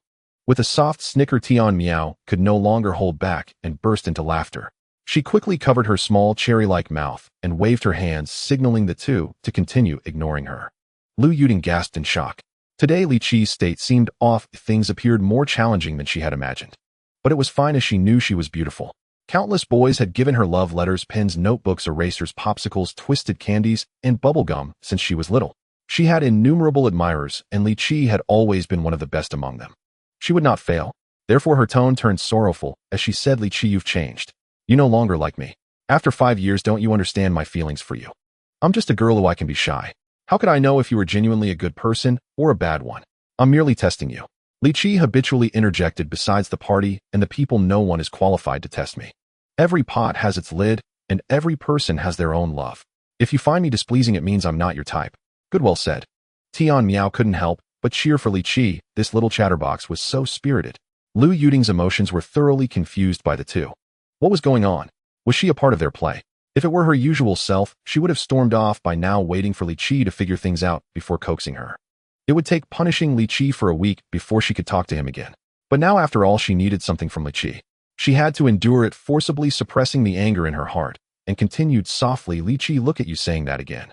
I know you're angry, blaming me for not treating you well these years. But I swear under heaven, Lu Yuding can vow today that in my heart you are the most special one. Li Qi shook his head. Burning paper at the grave, are you trying to fool a ghost? The most special person in your heart is someone who's good at licking right. Just giving without expecting anything in return. So, am I number 1 in your heart? Just say it, what do you really want? I'm in a hurry to go home for dinner and don't have time to waste on you. Tian Miao frowned. Li Qi's way of speaking was too rude. What if he acted like this in front of her father in the future? But then she thought when her father scolded his soldiers, he was even harsher than Li Qi. So it was fine, her brother was really handsome. Tian Miao completely transformed into a lovesick brain. Lu Yuding saw that Li Qi was getting more and more talkative and realized that today she could not rely on being flirtatious to achieve her goal. She decided to go all in and said directly, Li Qi, you've pursued me for 5 years. Do I understand your feelings? Let's get married. As soon as these words came out, not only was Li Qi stunned, but Tian Miao was also shocked. In that era, although the legal marriage age was 22 for men and 20 for women, in the countryside it was not uncommon for two families to celebrate and host a banquet for children who had just turned 18 and for them to live together. These were matters that the authorities would not intervene in. But Lu Yuding wanted to marry him. This seemed like a weasel paying a New Year visit to a chicken, no good intentions. Thus Li Qi did not display the ecstatic expression Lu Yuding had expected. Instead, he shook his head. Did you take the wrong medicine today, or is a ghost possessing you? Why suddenly want to get married? I haven't even brushed my teeth yet. Lu Yuding took action, grabbing Li Qi's arm. Li Qi's body trembled. Lu Yuding's hand was soft and boneless, and there was still that familiar fragrance. A week ago, if Lu Yuding had gotten this close to him, he probably would have been overwhelmed. But now, after being reborn and having flirted with a woman like Tian Miao, his immunity had soared. So he decisively stepped back. This time, he nearly bumped into Tian Miao, who was watching from a distance. But this time, Tian Miao did not pull away. Instead, she frowned. Originally, she thought Lu Yuding was just a sentimental memory from Li Qi's childhood or a childhood sweetheart. She hadn't taken it to heart. She believed that with her charm, winning over a little chick like Li Qi would be a matter of minutes. Since this man had barged into her life in such an overbearing manner, she would never let him leave.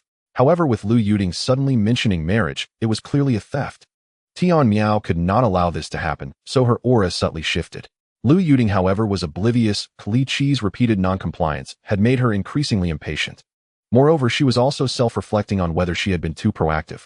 After all, being too eager isn't a good thing. Perhaps lowering her attitude would trigger Li Qi's response. So her expression slightly changed, and her tone gradually returned to its usual arrogance. Li Qi, are you still a man? I see you like me. Your family background is simple, and you are someone I can rely on. That's why I want to marry you. Do you have any other thoughts? The things we've shared over the years have been seen by our neighbors. Do you want to be a heartless man? Li Qi felt the soft flesh at his waist being pinched by Tian Miao from behind. He was both amused and helpless. This was truly a case of adding a crime. For 5 years, Lu Yuding had kept him hanging without giving him any benefits. How did he become the heartless one? He shrugged helplessly. My family is currently poor and in need. What if you think it through and really want to marry me? Lu Yuding immediately scowled. Li Qi, how did you become like this? Spouting nonsense with a straight face. Your carrot-like face isn't turning red or white. Didn't the mind just send your family 10,000 yuan a few days ago? I don't want much from you. As long as you give me 8 yuan as a betrothal gift, I will marry you. You don't need to feel pressured. I'll leave the remaining money for your family. No need to prepare a house, a bicycle, or a flashlight, nor do you have to worry about the 3 big items. If your family finds it troublesome, we don't have to host a banquet. I just like you as a person. I'm willing to spend my life with you. Upon hearing these words, Li Qi instantly understood everything. Not old enough to get a marriage certificate, no banquet, not living together. It was clear she was treating him like a sugar daddy, wanting to scam him and run away. He shook his head vigorously. That money was given to my family by the mine, and my dad has other uses for it. Besides, where can I find 8 yuan as a betrothal gift? 800 yuan is already a large sum. What gives you the right to ask for such a high price? Are you gilded? The soft flesh at his waist was pinched again. Tian Miao felt Li Qi's words were too vulgar, but she wasn't annoyed. Instead, she found it quite amusing. This must be love to the one you love. Even a fart seems fragrant. Lu Yuding revealed a look of sorrow. Li Qi, you know my family situation. My mom is hardly home, busy outside, but not earning any money. My dad drinks and plays mahjong all day, not caring about me. When he drinks too much, he only knows how to hit people. I don't want to stay in that home for a minute. I know 8 is a bit much, but am I asking for money? I'm asking for your attitude. I just want a guarantee for myself. I want to leave behind the bitter days of the past and have hope to continue living. Is there anything wrong with that? Li Qi looked puzzled. You have a tough life and are beaten by your dad. That's your own business. What wrong have I done? Were you only this miserable after meeting me? Why should I use my family's money to mend your heart? Lu Yuding looked at Li Qi with pity. Because you love me. Isn't love about giving? Lu Yuding completely embraced her dramatic side and stepped forward, grabbing Li Qi's arm. I've gone through so much suffering. Now only you can provide me with a good life. I know I haven't treated you well before. If you still hold a grudge against me, just slap me. Is that okay? Li Qi suddenly looked up. With a crisp sound, Lu Yuding covered her face and stepped back 2 paces, staring at Li Qi in disbelief. Li Qi waved his wrist. Though I never hit women since you sincerely asked me, I feel embarrassed to refuse you. You made me hit you, so after that we can consider everything even, right?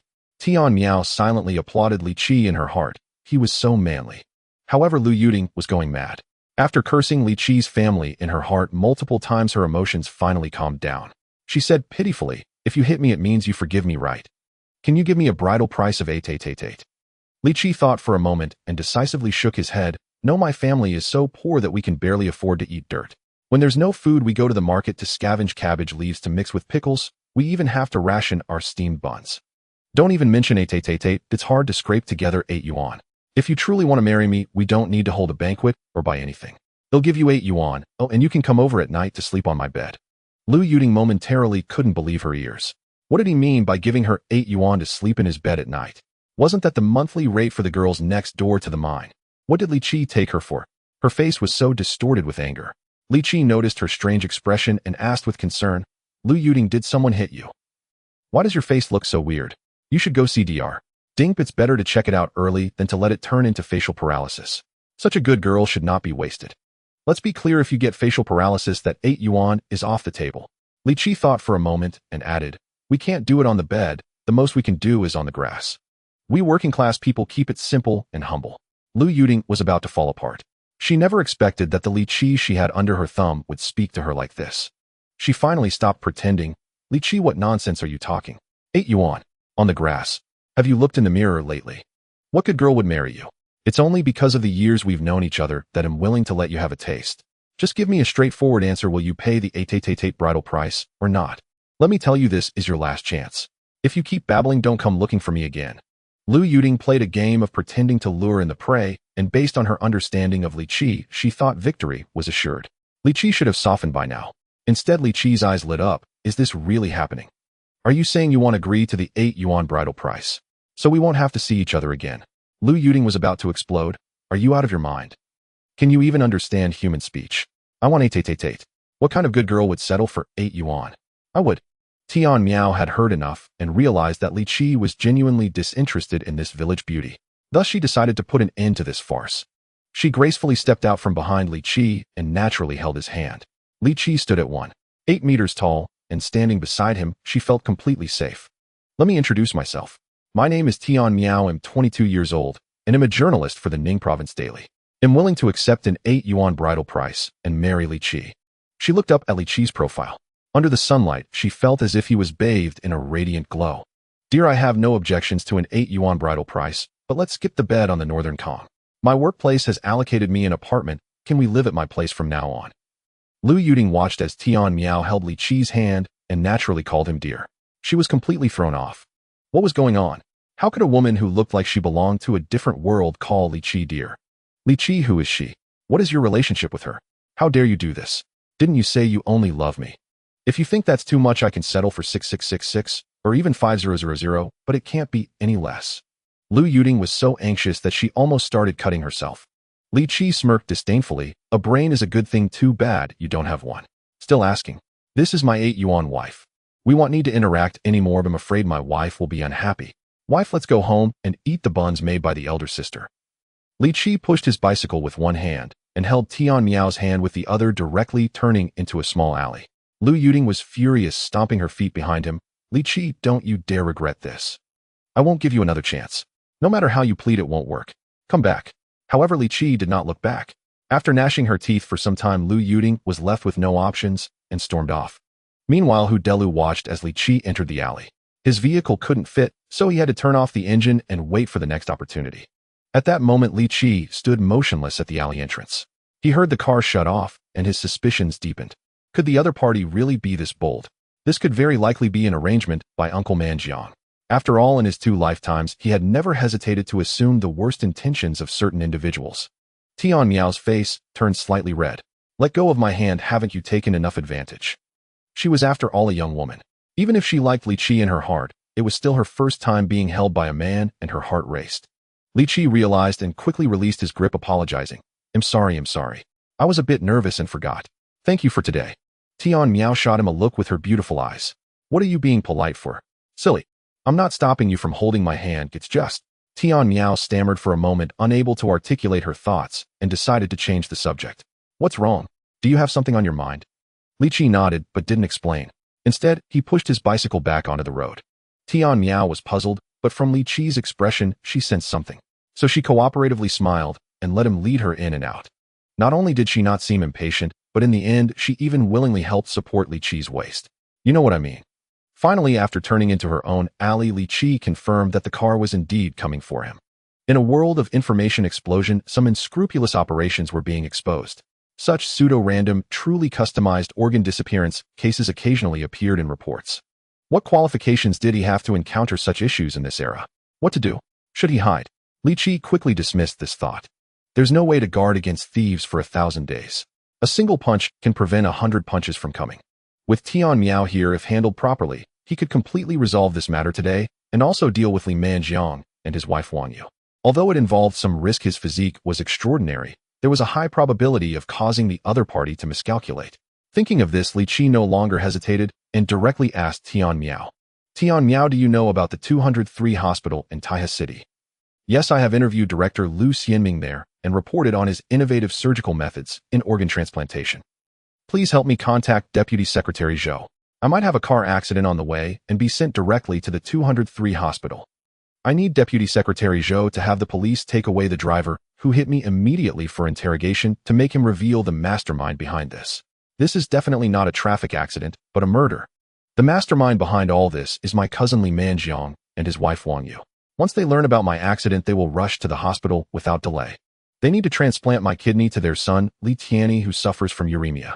By the way, have Deputy Secretary Zhou send someone to lie in wait at the post office. There must be a lookout on this road who will alert them after I am lifted into the ambulance. Once I arrive at the hospital, they will contact my elder brother to sign my brain death notification and organ donation consent form. Since they are my relatives, they will definitely know that my elder brother will sign without hesitation. After these two documents are signed, Deputy Secretary Zhou must rescue me from the intensive care unit immediately. I might be injected with a sedative causing me to fall into a coma, but to ensure my kidney is healthy, they should not administer an overdose or inflict other harm on me. Li Qi's logic became increasingly clear as he accurately predicted everything the other party would do. Their ultimate goal is to transplant his healthy kidney into Li Tianyi's body. Thus, they will not kill themselves before Li Peng signs off for the transplant surgery. This is the most crucial point of the entire plan. Tian Miao was stunned, holding Li Qi's hand tightly. What you're saying is so frightening. What on earth is going on? Li Qi briefly recounted the situation of his uncle Li Mantang's son suffering from uremia and pressuring him to donate a kidney. Tian Miao was furious, thinking of murder. This is so insane. Their son is precious and your life is worthless. Resorting to such despicable methods when moral persuasion fails. It's simply outrageous. However, she's still worried about Li Qi's safety. Are you sure you want to take this risk? Is there really no other way? I can take you away from Niuxin town, even out of Taihe City. We can go to the province. Li Qi shook his head. They want to harm me, and I don't want to just let it go. A gentleman seeks revenge at dawn and dusk. How could I be a coward? Since they want to do evil, I must personally bring them to justice. Moreover, such things are definitely not isolated incidents. Everyone involved may be burdened with several similar cases. If we don't take them down today, who knows how many innocent lives will be unjustly declared dead and have their organs harvested in the future. To ensure the viability of the organs, the victims are often not very old. They should have lived happy lives, but just because they matched with some sick, powerful person, they lost their right to live. The world should not be like this. We must root out these people. After taking down this group in Taihe City, others will surely be filled with fear. At least they won't be as reckless as they are now. I may not have the ability to save everyone, but I believe some will be spared because of my determination today. Therefore, I must take this risk. I must do this. Tian Miao saw the light from that day in Li Qi once again. At this moment, the strategic Li Qi seemed to radiate dazzling brilliance once more. She no longer hesitated, her mind racing as she began to cooperate with Li Qi. I have a press card. I'll call the police station right now. Wait for me to arrange everything before going out. Tian Miao had been to Niuxin town, so she knew the location of the police station. Li Qi nodded vigorously. After Tian Miao left, Li Qi returned home to put the bicycle back in the yard. His father had gone to work and his elder sister was still tidying up at home. His sister had no idea what Li Qi had been up to these past few days and thought her brother had been learning that so-called Black Dragon 18 hands at the police station. She thought to herself that this child was really neglecting sleep and food, all for the sake of learning martial arts. Seeing Li Qi return in one piece, she asked in confusion, "Didn't you say this martial art was very dangerous? I thought you'd come back missing an arm or a leg. I was all ready to take care of you. What if you can't take care of yourself? I was even thinking about whether you'd feel embarrassed if I had to help you with your urination." Li Qi felt exhausted. Oh, was this even human language? Sister, can't you wish me well? I'm already grown up, but do you still plan to help me with that? How many times did you urinate on me when you were a child? I never complained about you. Now you're pretending to be all high and mighty. By the way, have you seen Lu Yuding? She came to the house looking for you this morning. I'm telling you, you've become successful now, but keep your distance from that girl, as she's not a good sort. If you dare to get involved with her, I'll smack you to death with a spoon. Li Qi knew his sister genuinely cared for him and felt amused, wanting to tease her. I saw her as she proposed to me. I asked her if $8 as a bride price was okay, and she cursed at me. Lily jumped up upon hearing this. Old 3, have you lost your mind? Are you joking with the pituitary gland and prostate? You want to marry that kind of trash? Are you afraid of wearing a green hat? Or do you want to start a brothel at home to exchange her for money? If you bring her home, you'll become a relative with every man in Yoshin Town. Don't even think about $8. Even if she offers you $800, it's still unacceptable. I'm telling you, if you dare to marry her, I'll take Junmei and leave immediately. Just the thought of living under the same roof with her makes me sick. Li Qi was internally amused, but pretended to be confused. Sister, why do you have such a strong opinion about Lu Yuding? Did she jump into a well with your child, or something? Pooh. What nonsense are you talking? If she dares to lay a finger on Junmei, I'll fight her to the death. Old 3, when it comes to marrying a wife, you absolutely cannot just look at her face. Listen to your sister, don't entertain such thoughts. If mom finds out you want to marry Lu Yuding, she might crawl out at midnight to scratch you. Ha! Li Qi was thoroughly entertained. His sister really dared to speak like that, even bringing up their mother. He repeatedly waved his hands. Don't worry, sister, I definitely won't marry her. I swear by the lamp, I will never marry Lu Yuding in my life. At least you know right from wrong, kid. After finishing the verbal sparring with his sister, Li Qi stepped out feeling refreshed, telling her he might be gone for 2 days, and not to worry. Lily nodded in acknowledgement. Li Qi, being so big, couldn't possibly stay at home every day. Moreover, the things Li Qi had been doing recently had shocked Li, so she absolutely supported him.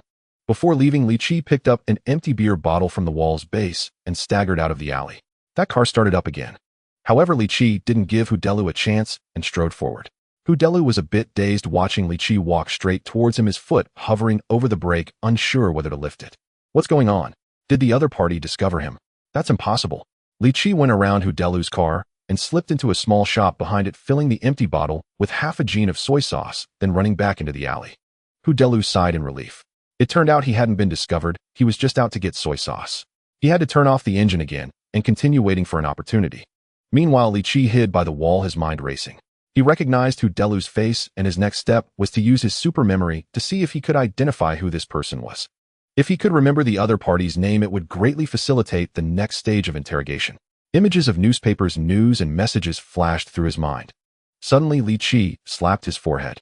So it was him. Hudelu, due to his daughter's blindness, took a doctor of ophthalmology hostage on the top floor of the 203 hospital, intending to jump off the building with the doctor. He questioned the hospital, why wouldn't they perform the surgery for his daughter without money? Is money really more important than a child's eyesight? In the end, he was shot dead by a sniper.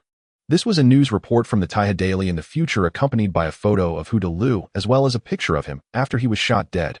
Back then, this was a highly publicized case.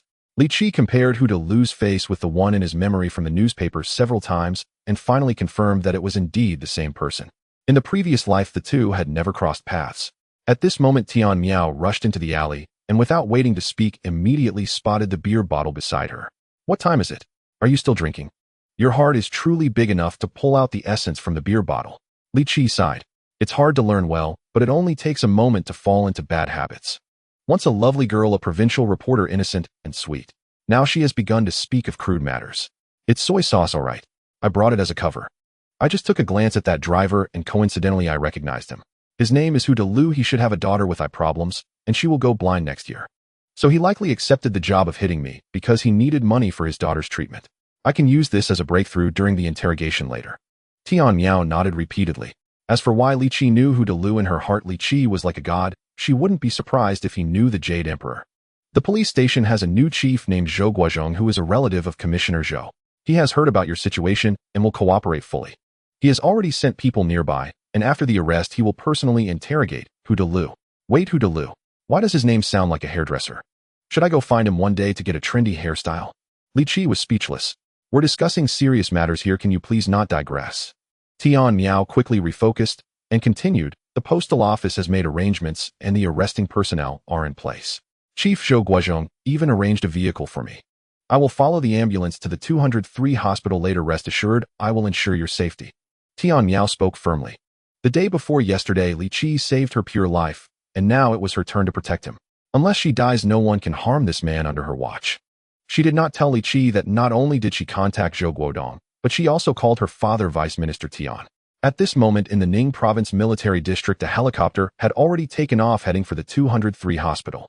This went unnoticed as the 203 hospital receives many military patients flown in by helicopter every year. However, Tian Miao still felt uneasy, her eyes red, tightly gripping Li Qi's hand. Li Qi, is this something that must be done? No matter how well prepared it is, there can still be unforeseen circumstances. You need to understand, if something goes wrong, you could very likely die.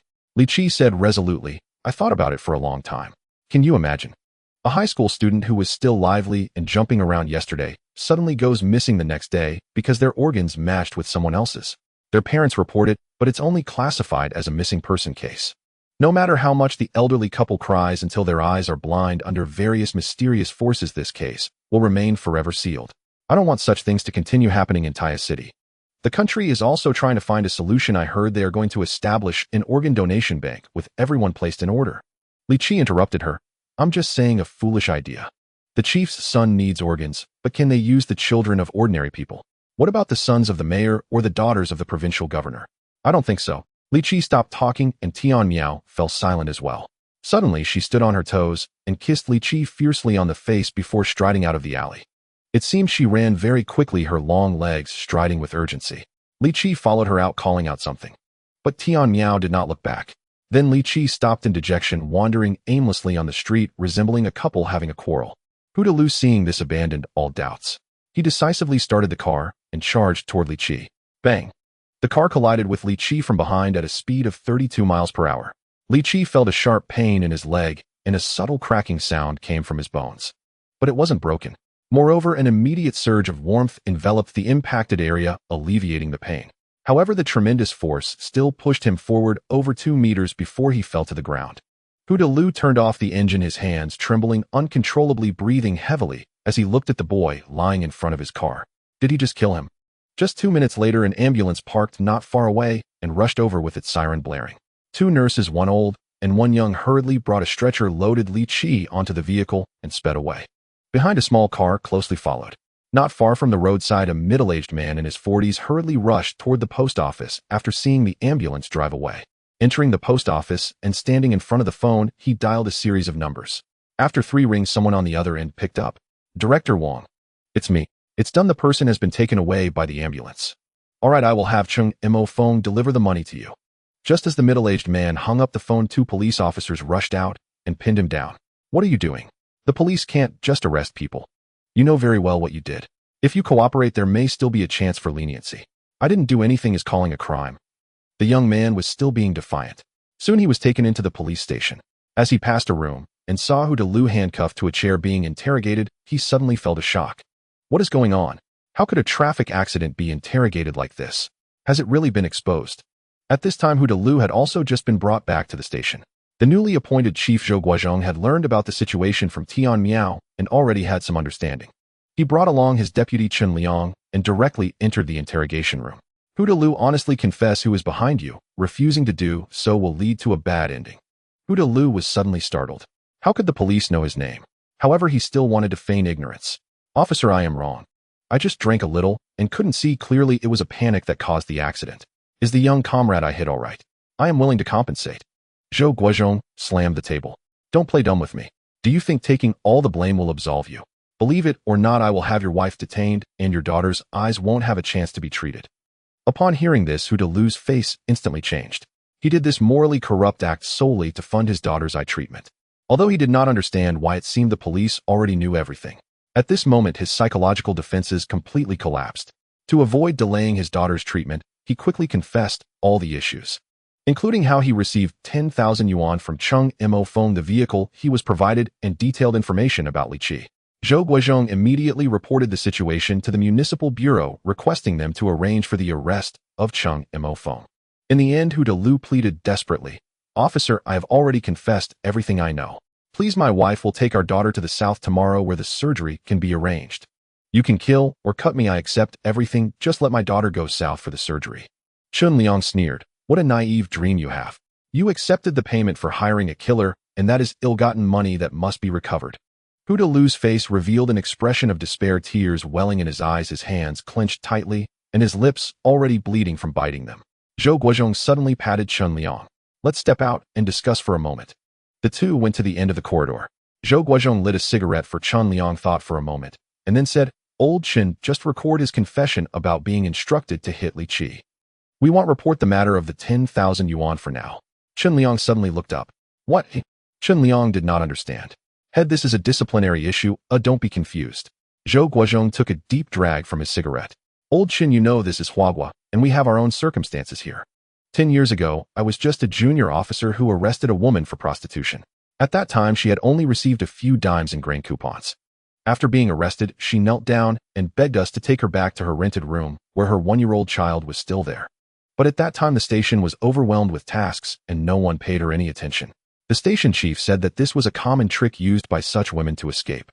The situation at the rented room was complicated. Once she broke free, it would be difficult to catch her again." Chen Liang was stunned. "You didn't go to verify?" Zhou Guozhong shook his head. The chief was convinced that the prostitute was playing tricks. "We got off work at past 10 that night, and simply didn't have the time or energy to deal with this matter. The next morning, I went to the neighborhood committee. She mentioned to have the staff check it out. In the end, the staff only knocked at the door, and finding no response inside, gave up. No one expected that at that time the child had fallen asleep from hunger."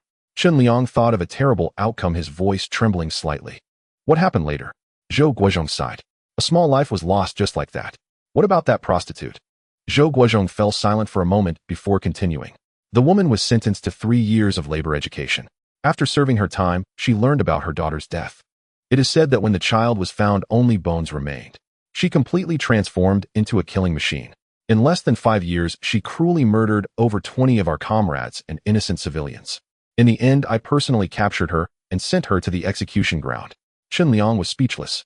Such things were far beyond his imagination, leaving him at a loss for words. Zhou Guozhong extinguished his cigarette.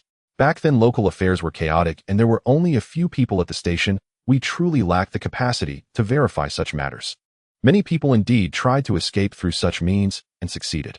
But now it's different. We have the ability to change some things. This time, without mentioning 10,000 yuan, I will sign. A month later, after her daughter's surgery, I will personally deliver the complete confession to the municipal bureau. Whether it leads to unmasking or getting the blame, I will bear it alone. Huda Lu's deliberate act of hitting someone is murder. The court will decide how many years she should be sentenced.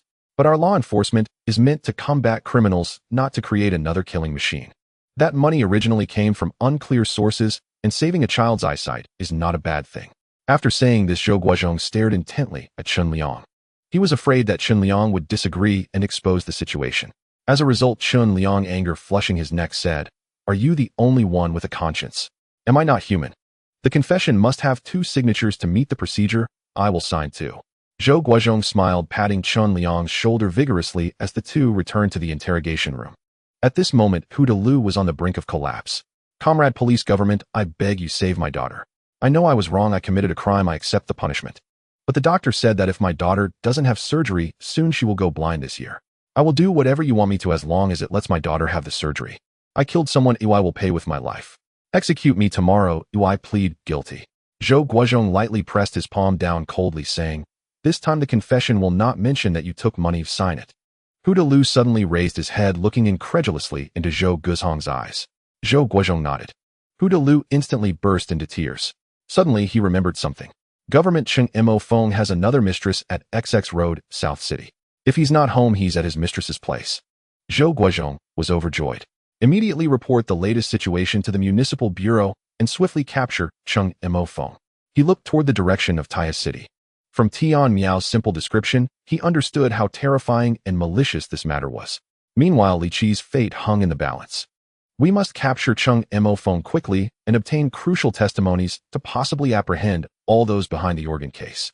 An ambulance rushed forward in the cold winter wind, with one nurse administering a sedative to Li Qi. Another nurse asked, "Sister Zhang, is this dosage enough? What if he wakes up midway?" The nurse called Sister Zhang shook her head. "Shally, you don't understand the situation. Director Wang said that if the patient does not enter the intensive care unit, he will go straight into the operating room. Once we obtain the family signature, we will immediately proceed with anesthesia. Now, if too much sedative is given, it will affect his organs. This young man has a really good constitution, Even after such a collision, there are no fractures or internal bleeding, and his condition is much better than we expected. Xiaoli fell silent, staring at Li Qi's face, slightly lost in thought. Sometimes she would occasionally wonder if what she was doing was somewhat immoral. But each trip could earn 1,000 yuan. With this income, she bought a mink 2 years ago, along with a watch, the trendiest cashmere sweater from the south, and lambskin boots. Thinking of the envious looks from relatives and friends around her, she pushed away all doubts in her heart. This was arranged by the higher-ups. If she didn't do it, someone else would, so what wrong had she done? It's just unfortunate for those people. At this moment at the 203 hospital, a small car drove directly to the office building, and Wang Yu and Li Manjiang hurriedly got out and headed straight for the vice president's office. Wang Defa had long been waiting for them. Wang Yu's face was full of joy. Director Wang, is everything arranged? The over 50 Wang Defa was slightly balding with a round, shiny face. His entire person was plump and chubby, looking somewhat ugly and slightly bald. He held Wang Yu's hand and gently stroked it. Sister-in-law, don't worry. The operating room is all set up, and I have also sent someone to prepare your son for the surgery. The chief surgeon is Director Liu Xianming, who has performed hundreds of kidney transplants over the years. He is the most authoritative expert in this field. Wang Defa's hands were sticky, and Wang Yu felt as if she was being coiled by a snake, an uncomfortable feeling rising in her heart. But for her son, she persevered. Subtly withdrawing her hand, she smiled and said, "This matter relies entirely on Director Wang's efforts. Don't worry, I have arranged everything for your nephew to go abroad. Next month, the new Sun Group, which cooperates with our city, will have a delegation going abroad. Your nephew can go there tomorrow to handle the employment process." Wang Defa laughed heartily. "That's great. Director Wang still works so decisively." Wang Yu was filled with disdain in her heart for this old lecher. He was not really a nephew, but the son he had with a mistress outside. Over the years, Wang Defa had sent several children abroad through various connections, all of them his illegitimate offspring. Seeing Wang Defa so pleased, Wang Yu directly said, "Call Li Qi's brother Li Peng right now to notify him to come over and sign. As soon as Li Qi is delivered, we will begin the surgery to remove his kidney." Wang Defa was taken aback by the words. "Wang Qi, you are too anxious. We must wait for the patient to be sent to the hospital, and only after they are taken into the operating room, and about 10 minutes have passed, can we announce that the situation is critical and notify the family. Once the family arrives, we will inform them of the brain death, asking them to sign, and then the surgery can commence. The patient hasn't even reached the hospital, yet in notifying the family now would be a mistake that could expose us if anyone investigates later." Wang Yu looked impatient. "I know Li Qi's family situation very well. His mother has passed away, his father is a coward and takes no responsibility. His older brother is a money grubber who would sell anything for cash. Knowing there's 20,000 yuan at stake, he wouldn't hesitate for a moment and would sign right away. To put it bluntly, for 20,000 yuan, even if we tell him Li Qi still has a chance of recovery, he would impatiently sign to give up treatment. My son has been lying in the hospital for so long, every minute of delay means more suffering for him. Can you understand the feelings of a mother? If it weren't for that ungrateful Li Qi dragging things out, my son would have already had the surgery. I can't wait another minute, call Li Peng right now." Wang Defa sighed internally. Wang Yu was truly a madwoman. However, since the matter regarding the illegitimate child abroad was in their hands, he couldn't afford to offend them. He could only arrange for his secretary to contact the central school in Nyo Xian town to find Li Peng. After a while, the secretary returned and said, "I called, but Li Peng isn't at school." Wang Defa and Wang Yu exchanged glances, and Wang Yu exploded in anger. "That scoundrel, how can he not be at school during the work week? Where could he possibly be hiding? In some woman's bed? This whole family is worthless. I curse the old Li family's descendants." Wang Defa covered his ears. Wang Yu's outburst was no different than a shrew from her hometown, showing no restraint whatsoever. Li Manjiang looked bitter. He felt some collateral damage from Wang Yu's tirade against the Li family. But he said nothing. Once she finished cursing Li Peng, she shouldn't be able to direct her anger at me, right? After waiting for Wang Yu to finish her rant, the secretary carefully said, "Someone from the school has gone to Li Peng's house to call him, saying they will arrange a car to bring him over soon." Wang Defa affectionately wrapped his arm around the secretary's waist, saw her off, and even playfully slapped her on the backside. "All right, you can go now, you're done for the day. Wait for me this afternoon." The secretary shot him a flirtatious glance, and Wang Defa felt a surge of warmth in his heart. This girl was 2 years younger than his own daughter, and was truly charming.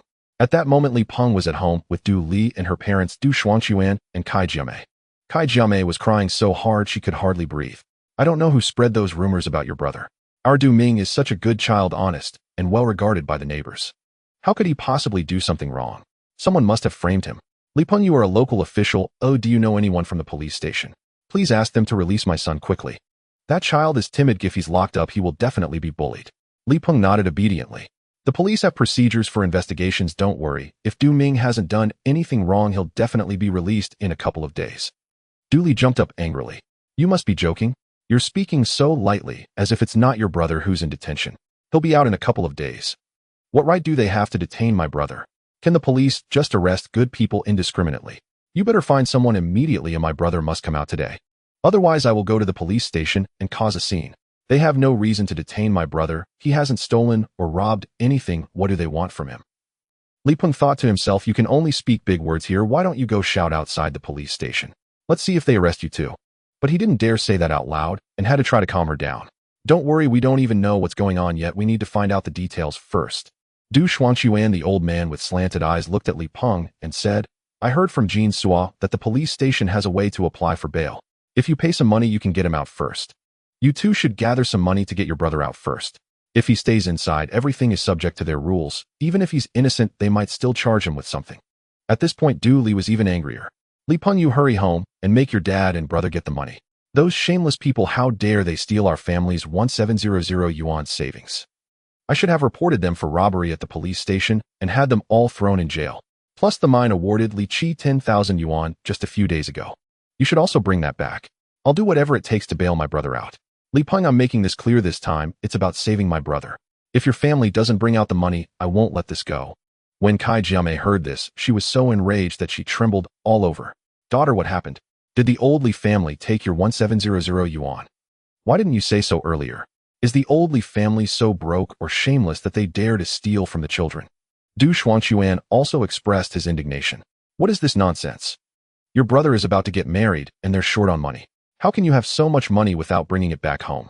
As he spoke, he got angrier and slapped Du Li across the face.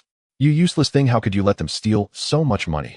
Du Li was hit by her father and bled from her nose and mouth, but she didn't dare say anything. She could only glare at Li Peng.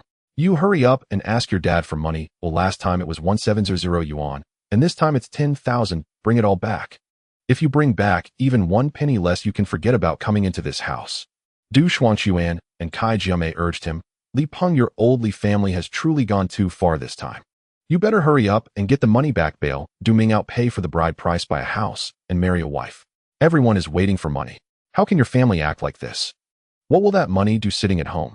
An old bachelor with 2 foolish sons holding on to so much money. Can anyone feel at ease with that? Hurry up and get it for my son. Li Peng left feeling dejected after being pushed by Du Li.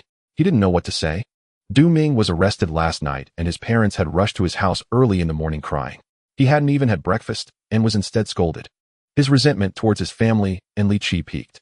It's all dad and the third brother's fault. Well, why do they have to pressure me? We clearly have money at home, yet they refuse to take it out to buy a degree for me. Is this something a person would do? He thought about how to ask for the money when he got home. Over 10,000 yuan would be enough for him to buy a degree, and the rest could go to Du Li to help rescue Du Ming. After that, his family would be harmonious again. If he lived well, wouldn't dad be happy too? Wouldn't mom's spirit in heaven be comforted? Why is it that this joyous occasion has to be met with opposition from my own family?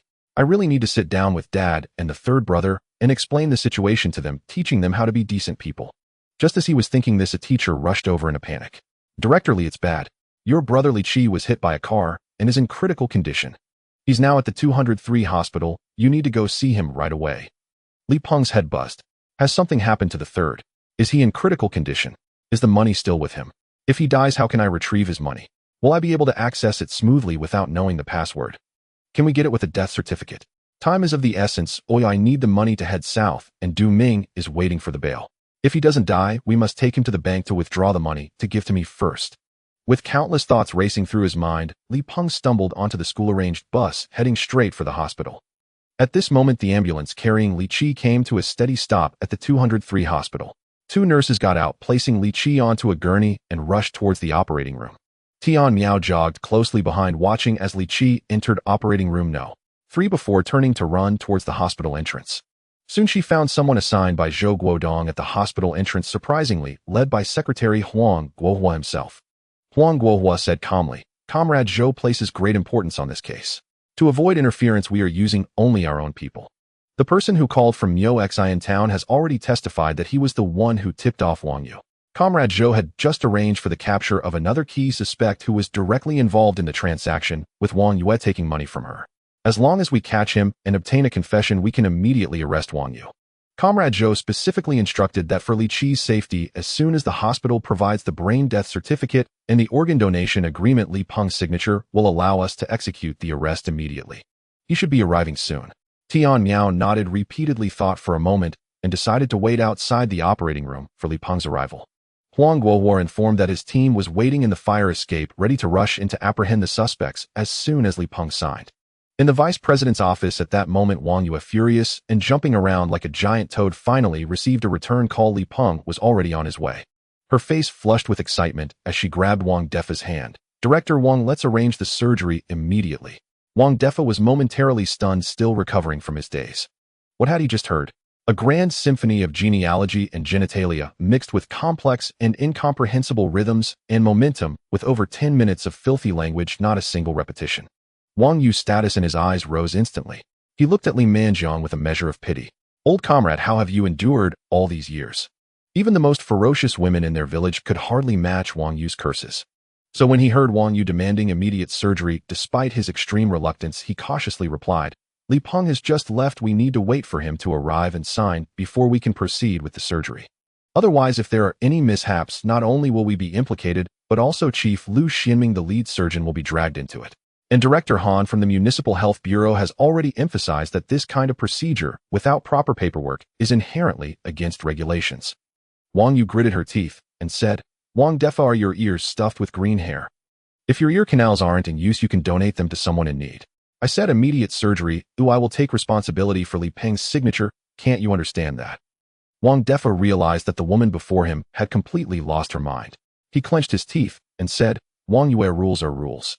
We can't endanger everyone just to save your son." Wang Yu let out a strange laugh. "Rules? Are you really bringing up rules with me right now? I gave you 50,000. I gave Director Han 50,000, arranged for a car to hit Li Qi, and I took out 15,000. I still need to give 200,000 to the old Li family later. For your illegitimate child abroad, I still have to arrange a big project for them over at Xinjiang Company. Are these in line with the rules? I've spent so much money for what? To wait here. What I want is for my son to have the surgery immediately right now. Just take that little bastard's kidney out and transplant it into my son.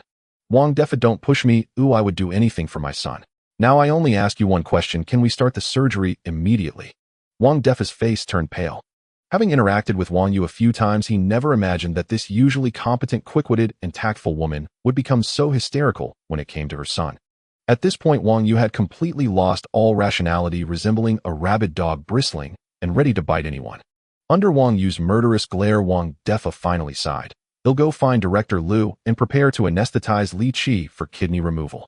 Wang Yu's expression finally returned to normal. Wang Defa stepped out, went downstairs, and opened another office. Director Lu Xianming of the transplant department was drinking tea. Upon seeing Wang Defa, he smiled slightly. "I have already arranged for blood to be drawn from the patient. The report will come out shortly. The patient's condition is stable, and he has received a sedative, so he won't wake up. As long as the family signs the brain death notice and the donation consent form, we can begin anesthesia and proceed with the surgery immediately." Wang Defa nodded and sat down in front of Lu Xianming. "Old Lu, this patient has a special situation. As you know, the recipient is the son of Li and Wang from the city. Right now, Wang is causing a scene in my office. She guarantees that the patient's family will sign the documents. Therefore, she demands that we begin the surgery right away." "Nonsense." Lu Xianming slammed the teacup down on the desk. "Director Wang, the patient's family is unreasonable. Oh, don't you understand? Do you know what we are doing? This is a matter of life and death. If it weren't for the need to accumulate enough cases to publish papers internationally and prepare for the Lasker Medical Award to facilitate future immigration to the Eagle country. Do you think I would help you with this? To be honest, I have already arranged my identity in the Eagle country. I'm just waiting for the right opportunity to leave completely, and from then on I'll be an international friend.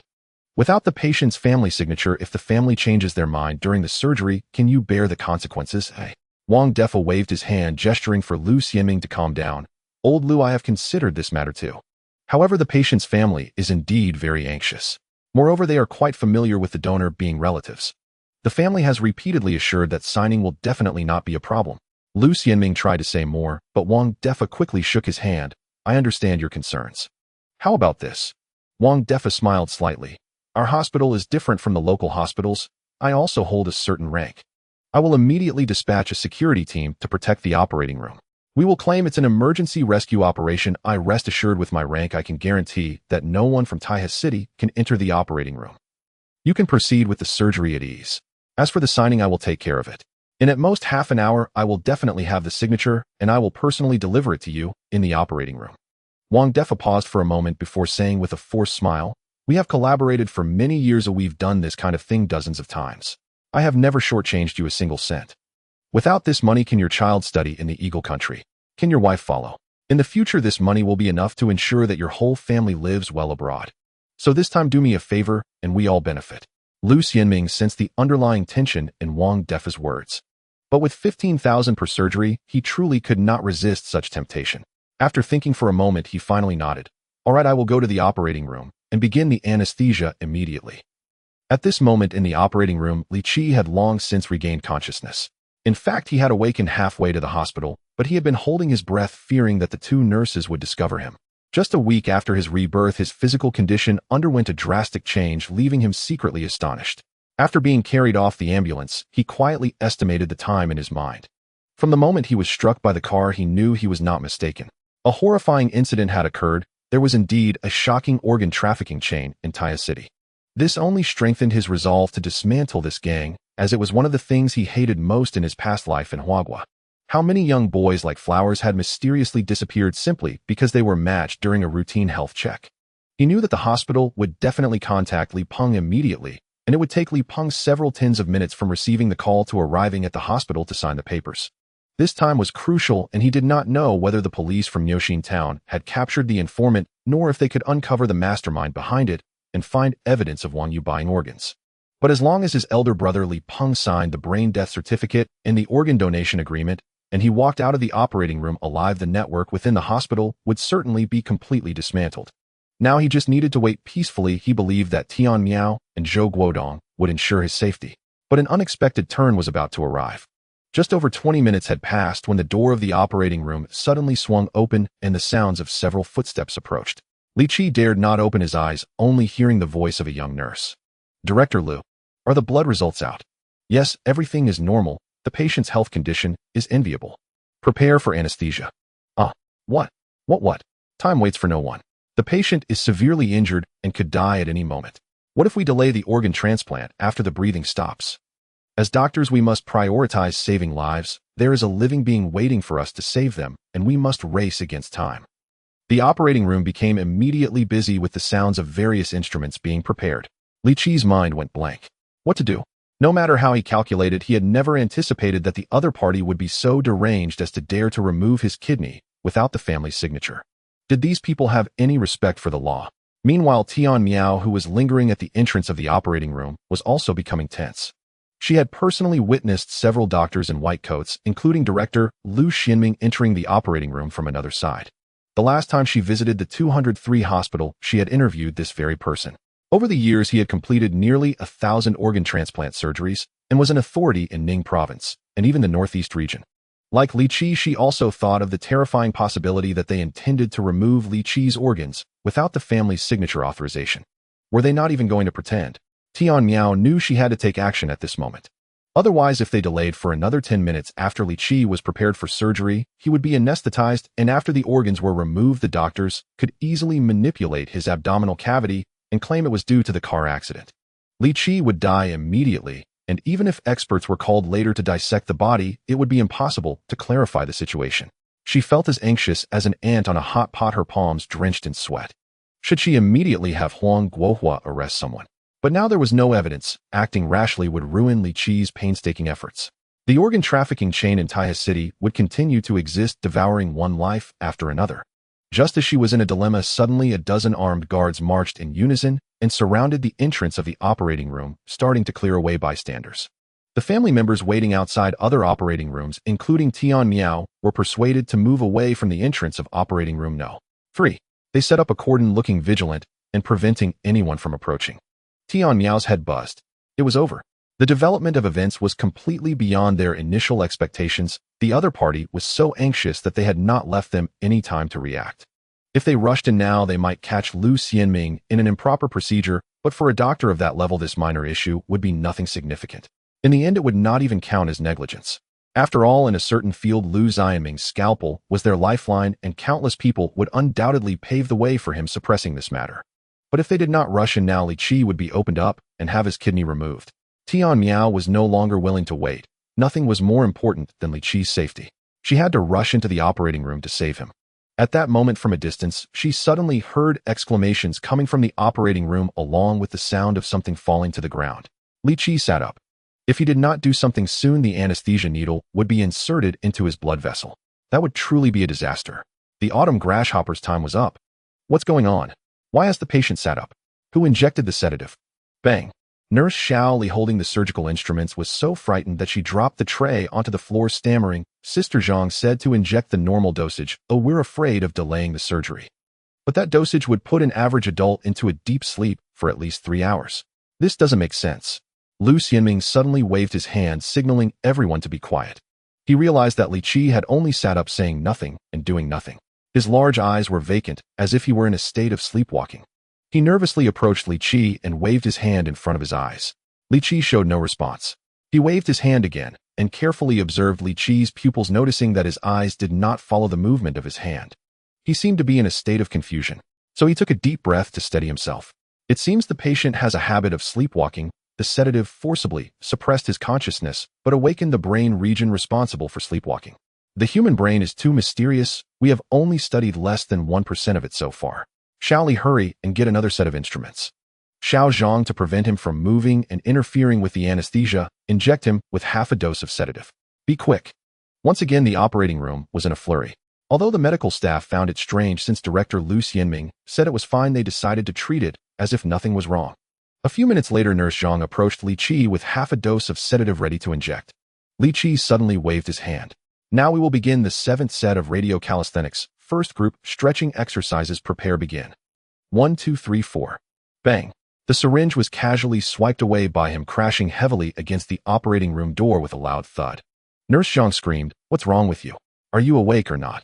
Listening to the chaos in the operating room, Tian Miao gradually felt relaxed. Though she did not know how Li Qi managed to do it, she knew that he was trying to buy time. Now they just had to wait for Li Peng to arrive. At that moment, footsteps echoed up the stairs. Li Peng hurriedly rushed forward in a few quick steps. At the moment he appeared, a door next to the operating room opened, and Wang Defa, Wang Yue, and Li Manjiang, who had been waiting for a long time, emerged. Wang Defa signaled the soldiers to let Li Peng in. Li Peng dashed straight towards the operating room and demanded, "I want to see my brother. Get out of the way. He hasn't told me the password to his savings book, yet he can't die." Wang Yu and Tian Miao, who was hiding nearby, both sighed at the same time. Hearing his first words, they thought he was genuinely concerned about Li Qi, but it turned out it was all about money. Wang Yu slapped Li Peng across the face. "What are you shouting for? This is a hospital. The people inside are performing surgery. Why are you making such a commotion? If the surgery is delayed, I'll hold you responsible." Li Peng was stunned by the slap. "Aunt, this. I'm just afraid for Li Qi." Wang Yu didn't want to waste time arguing with him and glanced back at Wang Defa. Wang Defa quickly took out 2 documents. "Your brother Li Qi was in a serious car accident and was already beyond saving when he was brought to the hospital. Although our best doctors tried their utmost to save him, they were still unable to restore his life. It has now been confirmed that he is brain dead." "Dead?" Li Peng was dumbfounded. "Didn't you ask him for the savings book password before he died? What am I supposed to do now? All the money at home is with him. How can he just die like this? What will I do if he dies? I still need to go south for training, and my brother-in-law is waiting for that money for bail. Can't you think of another way? Even if it's just to let him say one last word, that would be fine." Wang Defa was a bit bewildered by Li Peng's continuous soul-searching questions. Having practiced medicine for so many years, he had seen medical disputes, those who were heartbroken yet silent, and those who gave up treatment due to lack of money. But this was the first time he saw someone who, upon hearing of their own brother's death, only cared about the password to the savings book. He felt a bit impressed by Wang Yu. She really had a keen eye for people.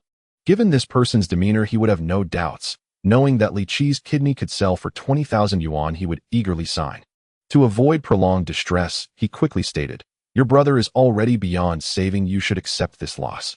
Right now, your brother's kidney could save another person's life. The other family is willing to offer 20,000 yuan in compensation, and as long as you sign, your brother can become a hero and save another life." Li Peng suddenly lifted his head, glancing at Wang Yu and Li Manjiang. A look of confusion crossed his eyes. Is it really that coincidental? But he quickly lowered his head again. 20,000 yuan. I never expected that after all the twists and turns this 20,000 would ultimately return to me. Li Qi's death was not in vain.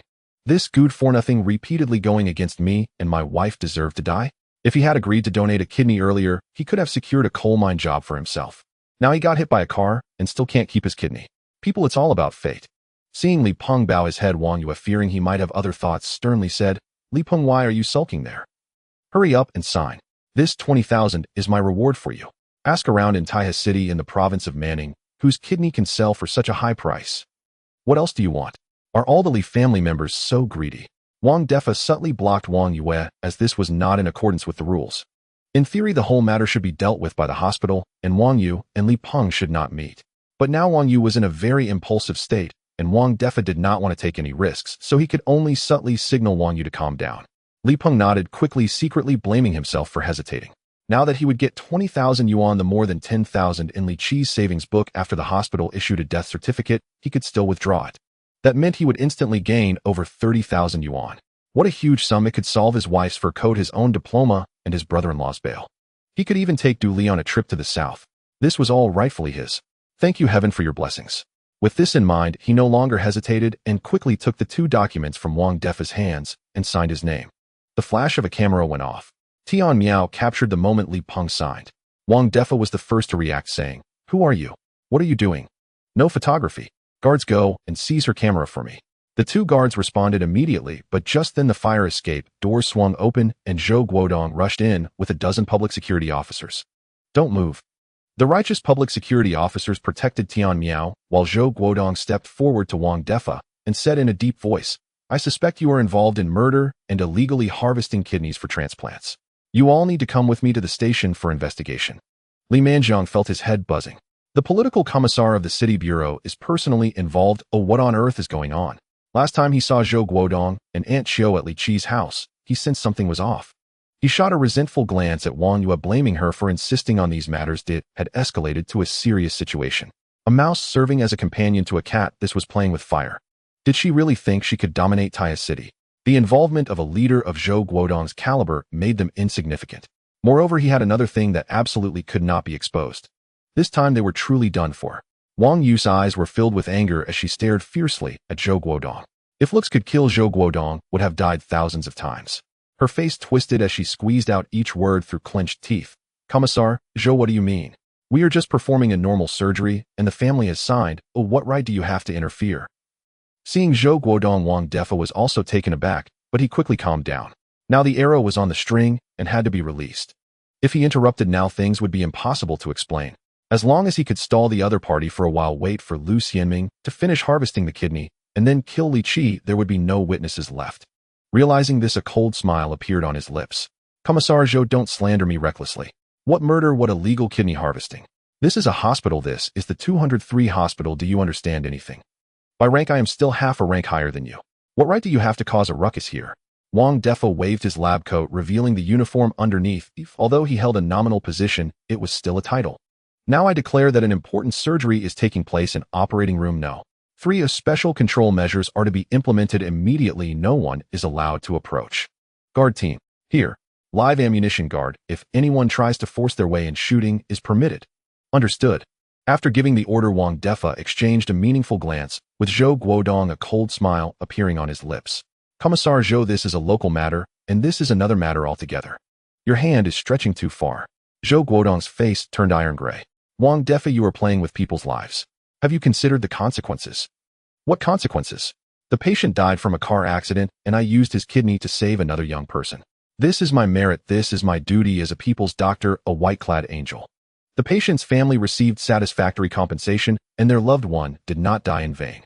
The saved patient and their family will be grateful, and might even send me a banner of appreciation. How is this a lose-lose situation to you?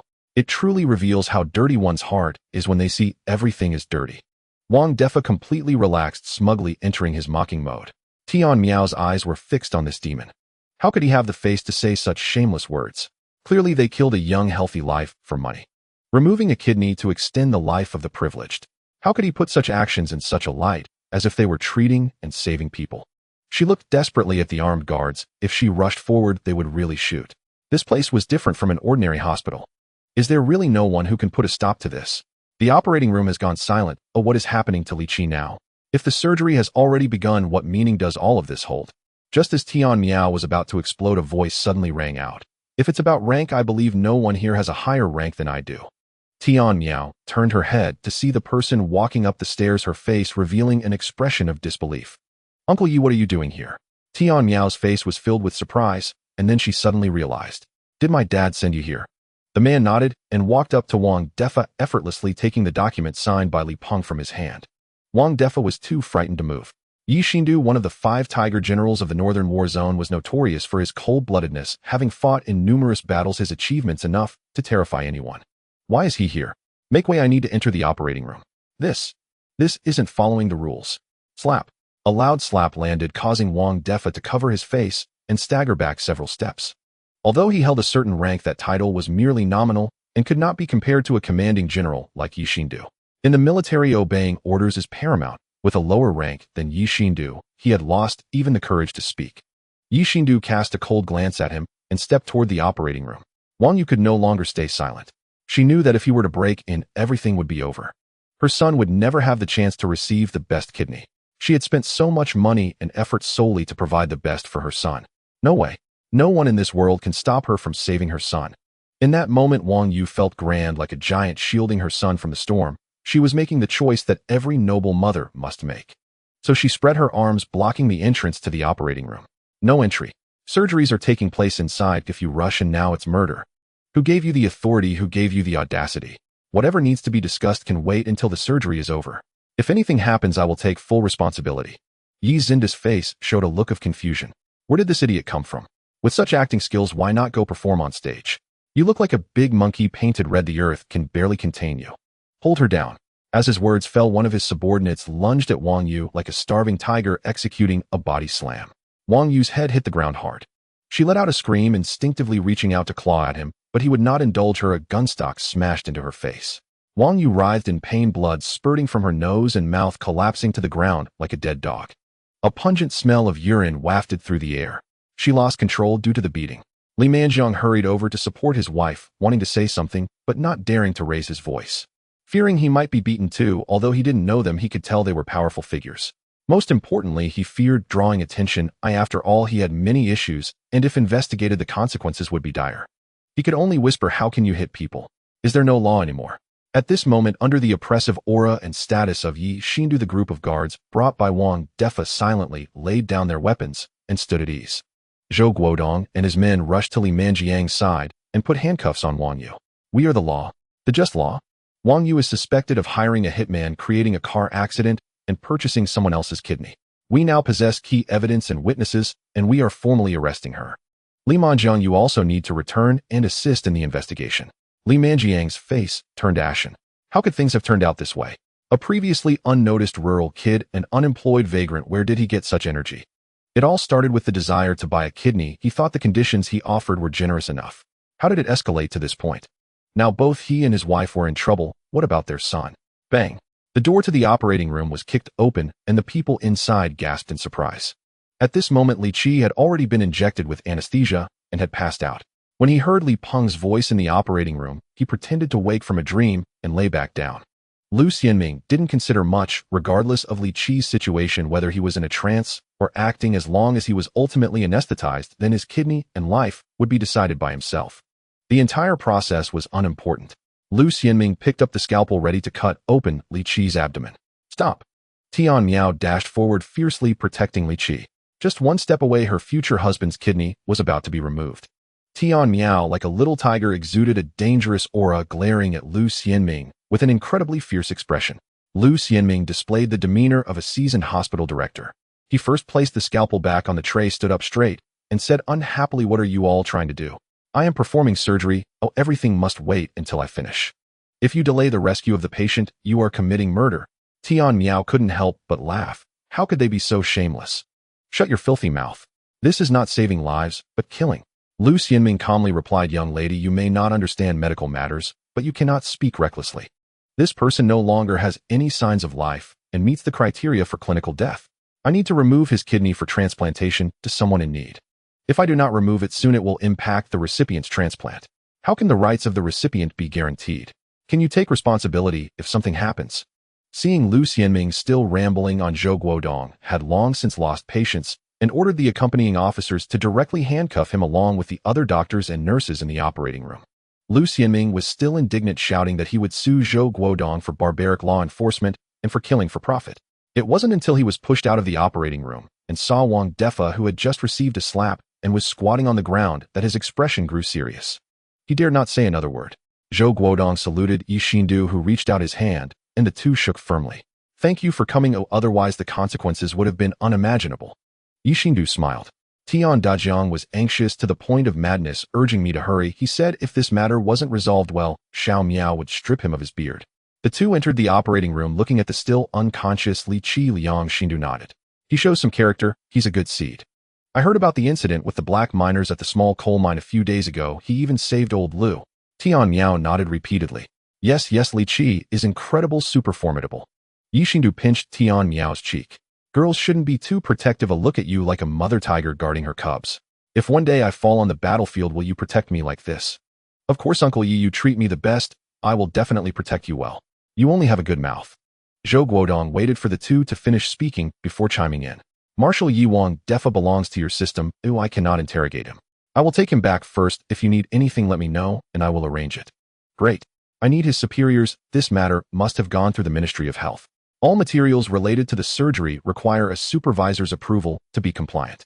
I need the names of those individuals as well as the methods and frequency of their transactions. Leave it to me."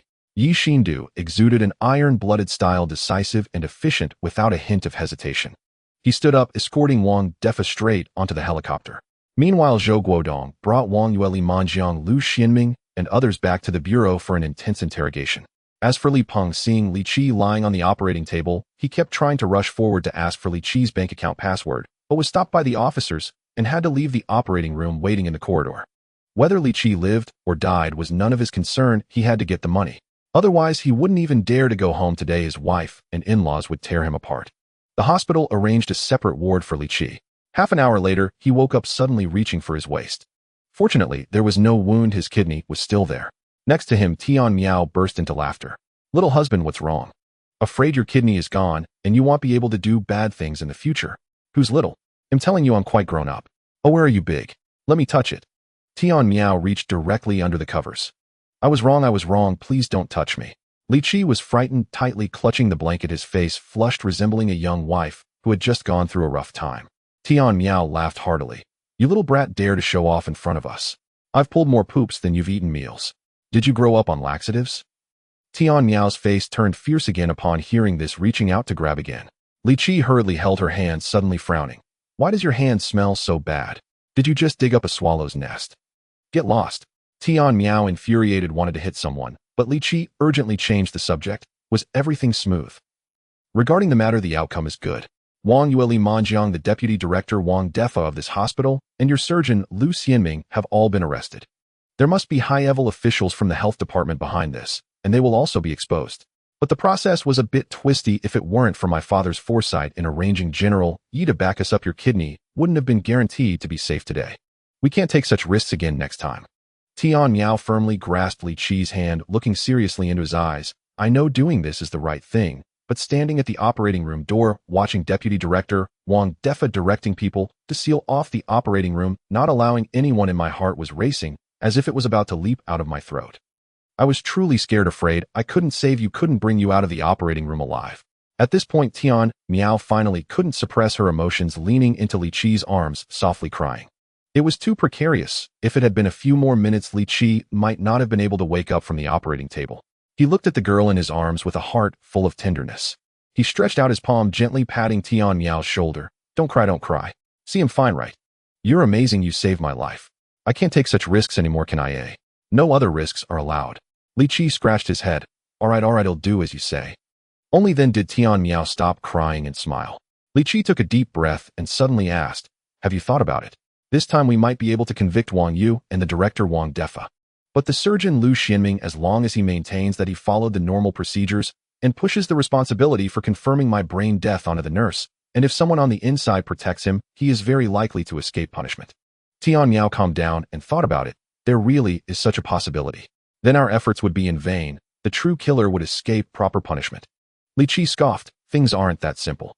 But you'll have to take the lead. Lu Xianming has performed so many transplant surgeries over the years, some of which surely have no clear and legal sources for the materials used. And all of this would be recorded by the hospital and the municipal health department. By tracing these surgeries with unclear sources, the people involved will gradually be caught. After hearing this, Tian Miao stared at Li Qi for a long time as if she didn't recognize him. How did this person come up with such thoughts? You're really impressive being able to think of this approach. Let's see how he can deny it now. Li Qi smiled lightly. It wasn't that he was impressive, but rather that there were existing examples from the future.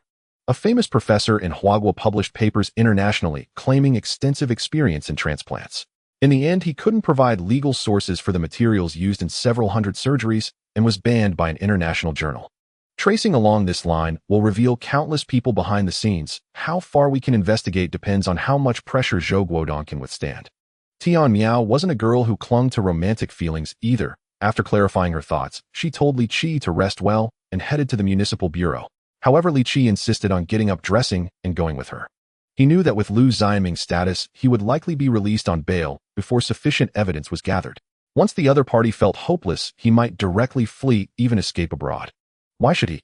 A person whose hands are drenched in blood wearing a white coat should not be able to roam free after committing so many atrocities. Since Li Qi was in the game, he couldn't just watch the situation become frustrating. As soon as he stepped out of the hospital room, Li Peng rushed over. Old third, you're not dead. Although Li Qi already knew that Li Peng would surely sign the brain death notice and donation consent form without hesitation. But facing him now, he felt deep disappointment towards this older brother with whom he shared blood. He truly didn't want to care about such a person, scoffing. Yes, I'm alive, and well, disappointing you. Li Peng's expression changed, and the headmaster's air returned. Why are you speaking so sarcastically? I am your elder brother. Even if you lack education, you should understand basic etiquette. Stop ranting nonsense. What big deal are you trying to act? If you've got something to say it quickly, if not, get lost. Li Qi truly didn't want to deal with Li Peng as he had important matters to attend to. Li Peng's face turned furious, but he was really forced into a corner, so he said ungraciously, earlier at the operating room door, I didn't understand what was going on. You were lying inside, and the police outside said that Uncle Manjiang and Aunt Wang, you hired someone to kill to buy your kidney, etc. Does this matter relate to you? I can tell you if it does, you should hurry to the police station to testify for Uncle Manjiang and them, so they can quickly release the innocent and not wrong good people. Uncle Manjiang and his wife are big leaders in the city. Oh, don't be foolish and offend them. After hearing this, Tian Miao's eyes widened in disbelief. Li Qi had mentioned that his brother and his wife had conspired to have him donate his kidney to Li Manjiang's son Li Tianyi just for 2,000 yuan. She still found it hard to believe that such a heartless older brother existed. To know that her own two older brothers treasured her like a precious gem, not allowing anyone to touch her. As a result, Li Peng's remarks completely reshaped her understanding. There are actually such despicable people in this world. Even when others are trying to put his brother to death, he still helps to speak for them. Comrade, you are Li Peng, right? Li Qi's older brother. I need to say a few words about this matter. Wang Manjiang and Wang, you are now suspected of murder and have been legally arrested by the city bureau. Moreover, the person they intended to murder is your own brother. How can you still say such things? Do you know that Li Qi was truly hit by a car?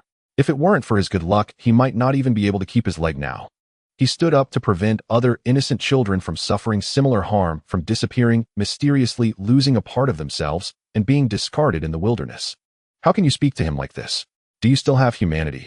Li Peng was reprimanded by a girl, and his face showed a bit of embarrassment. Who are you?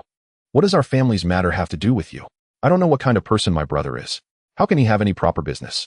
You open your mouth and say Uncle Manjiang and them are committing murder. Do you have any evidence? Besides, he's doing just fine now, yet he even caused me to lose 2,000 yuan. He must compensate me for that money. Tian Miao was filled with rage, feeling as if his liver was aching.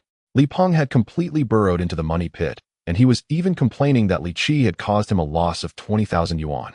I am Tian Miao, a reporter for the provincial newspaper, and I take responsibility for every word I say. Upon hearing that Tian Miao was a provincial reporter, Li Peng was initially taken aback, but then his expression changed, suddenly forcing a smile onto his face. Oh, so you are a provincial reporter. Hello, reporter. Look, it's all my fault for not recognizing your profession. What are you doing following Lao San? He's just a blind drifter. What does he understand? Narrow-minded, selfish, oblivious to human sentiments, and willful. This person really has no redeeming qualities. If you have anything you want to know, just interview me. I am the director of the Neo Xian Town Middle School, and I represent Neo Xi in town in welcoming you to inspect and guide us anytime. To be fair, back in those days, reporters held a high status, and Li Peng's ingratiating nature was forced to activate. Looking at Li Peng's suddenly transformed face, Tian Miao felt disgusted. Li Qi pushed his older brother aside, feeling utterly embarrassed. To flatter those above and bully those below, this was exactly what Li Peng embodied. And how ironic that he was a teacher. What do you want to do? If there's nothing, just scram. Li Peng wore a flattering smile at Tian Miao, then turned to look at Li Qi. I heard the mine is giving you 10,000 yuan. You hand that money over to me. I have urgent matters to attend to. Li Qi was at a loss for words. Is this even a face? It's bigger than a freaking skin swallow. You must have a tumor on your neck. Your big head is probably clogged with blood clots, otherwise you'd be leaking shit. You open your mouth and just demand 10,000 yuan from me. What gives you the right?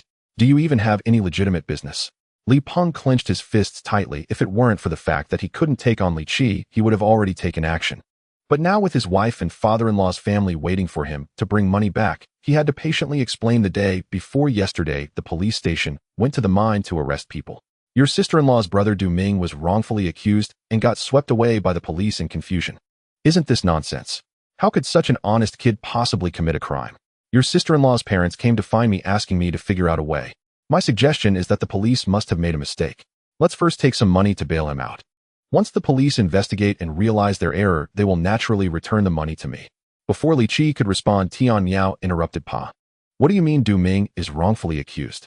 My colleague provincial reporter Li Shi was carrying crucial evidence and had clearly escaped from the mine. As a result, this Du Ming sent him back to the fire pit. All for 100 yuan. Do you have any idea that my colleague nearly got beaten to death because of this? And I nearly died collecting evidence by entering the black coal mine. It can be said that if it weren't for this bastard named Du Ming, Li Shi wouldn't have been so severely injured, and I wouldn't have fallen into danger. And yet you open your mouth and close it claiming he's innocent, saying the police made a mistake. Do you believe I would go to the police station right now to report you, expose you at your workplace, and get you fired? How could someone like you be fit to be a teacher? Tian Miao was genuinely angry. How could there be such a person in the world who could not tell right from wrong, so foolish and malicious? Li Peng felt quite displeased after being rebuked by Tian Miao. However, due to Tian Miao's status, he didn't dare to scold him, only pulling at Li Qi with a face flushing red and white. I don't care where you know this reporter from. It has nothing to do with our family. Hurry up and give me the money. I need to take care of my own matters. Li Qi waved his hand, pushing Li Peng aside. Don't touch me. You share blood ties with me, and I truly apologize for that. Don't you understand what Tian Miao said? A scoundrel like Du Ming deserves to rot in prison. He'll tell you Du Ming is a clear-cut case. The facts are very clear, and the impact is extremely negative. He simply doesn't qualify for bail. Tell your traitorous father-in-law to save his breath. No one can bail him out. As for the money, that's mine. It has nothing to do with you, so don't think you can take a single cent from me. Li Peng was furious. This 10,000 yuan was not only to save Du Ming, but also for him to buy a diploma in the South. How could he possibly give that up? Why should I? My mother clearly stated while she was alive that I was the most promising child in the family, and everything should be centered around me. This 10,000 yuan in the family must be given to me. If not, then you're unfilial. Li Qi was amused. What era are we in, still playing the hat game? Mom said to give it to you. You go ask her for it. When Mom was alive, you were already working. Did you ever buy her a pair of socks or treat her to a piece of meat? When Mom passed away, did you ever burn paper for her? Keeping you is not even worth keeping a piece of pig head meat. Now you bring up Mom to talk to me. You better scram. Li Qi grew angrier and lifted his leg to kick. Li Peng's weak body could hardly withstand this, and he instantly turned into a rolling gourd, howling in pain as he rolled from the ward door to the end of the corridor. He glared at Li Qi with eyes full of resentment, knowing that it was impossible to get money from him today.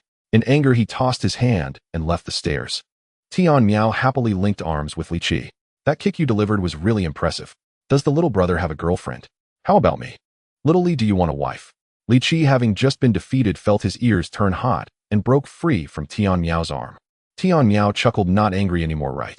Li Qi shook his head helplessly. Some people, their intelligence is truly abnormal, but they can manage their daily lives, so it doesn't show. My older brother is just that kind of person.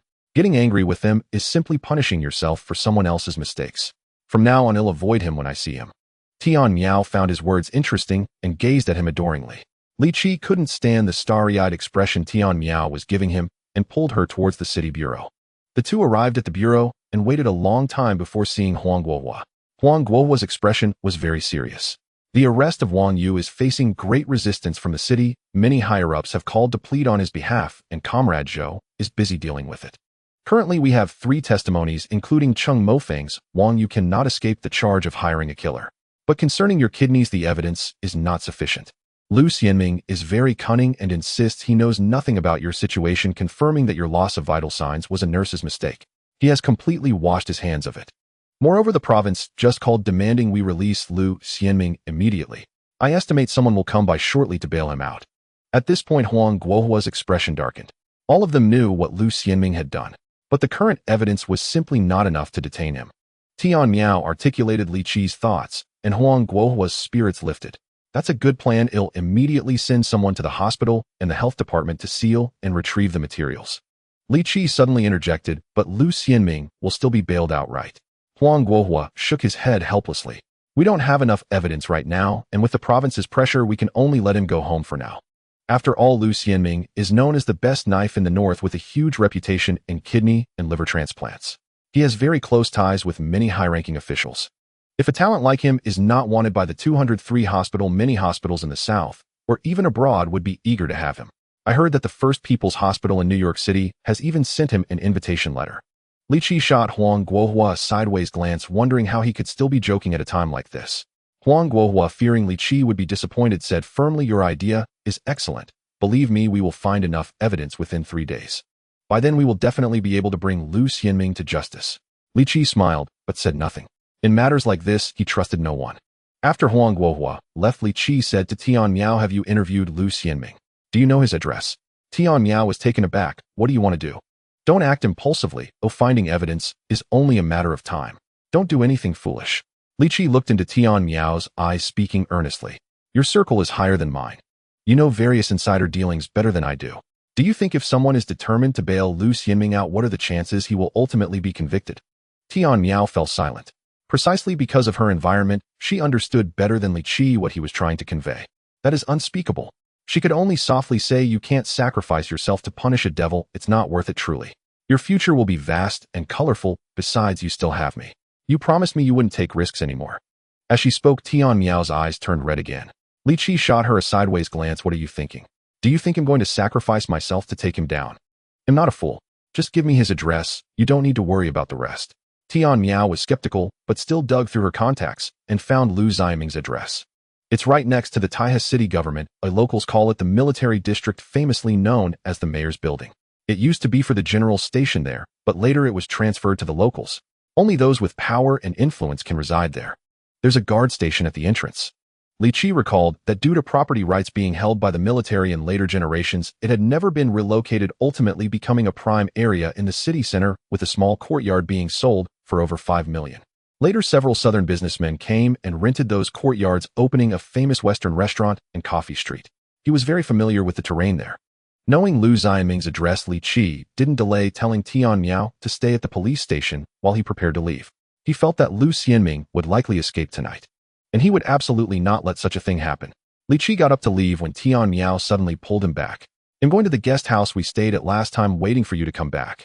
Lu Xianming sat in a military green car returning to his home. As per the police's requirements, he was currently under bail and could not leave the city, needing to report to the street committee every day. Upon arriving home, he immediately dialed a number. Given his status, his home was equipped with a phone. The other party answered promptly. I need a car. I want to leave Taihe City tonight. Also arrange a boat for me. I want to head directly to the dock and sail out first to Mingzhu City, then to Ying Country. They have several private hospitals that have invited me multiple times. And what about our matters afterward? There was a moment of silence on the other end. Flying from Ying Country to Mingzhu City is quite easy. As long as you pay well enough, I can perform the surgery in Mingzhu City. As for domestic matters, that depends on your capabilities. Resolve this case quickly, and I can return to the country to perform the surgery for you. All right, at 9 p.m., the car will wait for you at the usual pickup spot. It's a deal. After hanging up, Lu Xianming let out a sigh of relief. Fortunately, he had made preparations in advance. Over the years, he had gradually transferred money through various channels to Ying Country, and even sent his child there to study earlier this year, with his wife accompanying as a guardian. As for the few nurses in the hospital with whom he maintained inappropriate relationships, it was a joke. Money would attract women regardless. Women do not remain 18 forever, but there will always be 18-year-olds every year.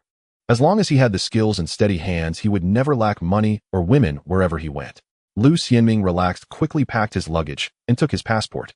Over the years, he had many opportunities for overseas inspections and exchanges, so his passport was always by his side. Moreover, he held permanent residency in country, and his future looked bright. In the evening, he listened to music while frying himself a steak. As he sliced into the steak, a smile was plastered across his face. Over the years, he had opened countless abdomens and had lost count of the organs he had removed and stitched up.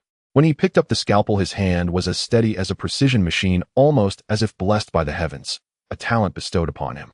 Now he would leave this country with his talent, heading to the place he had always dreamed of to continue his beautiful life. That place was filled with the scent of freedom, where even the wind was sweet. Unlike Taha City, where just stepping a little outside of the urban area revealed low houses, and everywhere was a mess of outdoor toilets, every spring the air was filled with the foul stench of excrement. It was said that even now people would fight fiercely over compost from public toilets. What a backward place! This was not worth missing at all. Ah, the evil yet beautiful capitalist country, here I come. At 8:50 p.m., he walked out of his home with a simple bag and greeted the guard at the corner. The black sedan that was to pick him up was already in sight, just a wall away. Lu Xianming stepped forward with steady strides, the beautiful life ahead beckoning to him. Suddenly, a shadow flew down from the wall, and a tall, thin figure dressed in black with a cloth covering his face descended from the sky. Lu Xianming was taken aback, and before he could react, the figure produced a wooden stick and struck his right arm. With a crack, it broke. Lu Xianming couldn't care about the pain. His mind was in a frenzy. A broken arm would surely affect his future surgeries. He wanted to scream, but the figure covered his mouth with one hand and raised a foot to stomp down hard. With a crunch, Lu Xianming's right hand was shattered. In that moment, his heart sank. He knew he was finished. His entire life was over. Even if his hand healed, he would never be able to perform surgery again. Who was it that harmed him so? The shadow pinned Lu Xianming to the ground and then raised his foot to crush his left wrist. Satisfied, he grabbed the stick and climbed back up the wall like a monkey, disappearing in an instant. Behind the wall was a small park in the city filled with flowers and trees. It was the dead of winter, and the park was deserted, with the figure vanishing after a few leaps. Lu Xianming finally let out a painful wail, the excruciating pain causing him to writhe on the ground like a maggot. Snot and tears streamed down his face. Help me. A black sedan parked at the street corner opened its door, and two people rushed over. Director Lu, what happened to you? My hand. Your right hand is completely shattered, and your left hand is broken too. Another person, seemingly possessing some medical knowledge, accurately assessed the situation. Shall we take you to the hospital? No, if I go to the hospital, I won't be able to leave. Hurry, take me to the doc. Lu Xianming knew it was too dangerous to stay in Taha City. If they checked the Ministry of Health's records, they would surely discover those surgeries with unknown origins. At that point, he could very well end up in prison for life. However, the two men who had come down from the car hesitated. One of them said in a deep voice, "Old Lu, we arranged a car and a boat for you, even bribed the border guards to send you out, all for your exceptional skills. Now you've lost your hands. I doubt the old leader will take such a big risk for you." What do you mean? Are you planning to abandon me now? Let me tell you, over the years I've performed so many surgeries, many of which you forced me to do. If I get caught, you won't fare any better. Hurry and take me to Mingzhu City. Once I reach in country, I swear I'll say nothing. The man who heard Lu Xianming's words suddenly laughed. You dare to threaten us? We can keep you alive, but we can also end your life at any moment. Do you think that just because your wife and child are in the UK, you can escape our grasp? After saying this, he waved his hand, and with the other person quickly returned to the car, driving off into the distance. Lu Xianming watched as the car that was supposed to take him to freedom drove further away, his heart filled with burning hatred. Pain radiated from both hands, and he had no choice but to turn his head and struggle to get up, stumbling toward the guard booth. Little comrade, quickly help me call the police and take me to the hospital. 40 minutes later, at the 203 hospital, Lu Xianming had been pushed into the operating room, but unfortunately the attending doctor said that his hands had no possibility of recovery. The recommendation here was amputation. Zhou Guodong and Huang Guohua stood at the operating room door. Huang Guohua cautiously reported, "We have retrieved the phone records of Lu Xianming's home. During the day, he made a call to the provincial capital Shenyang, and the other party was from the Foreign Trade Bureau. They found luggage and a passport at the site of the attack, suspecting he was attempting to flee. But for some reason, the assailants did not take him away. Is there surveillance at the scene of the incident? The military district had a closed-circuit television for safety reasons." As he spoke, Huang Guohua suddenly stopped, casting a glance at Zhou Guodong.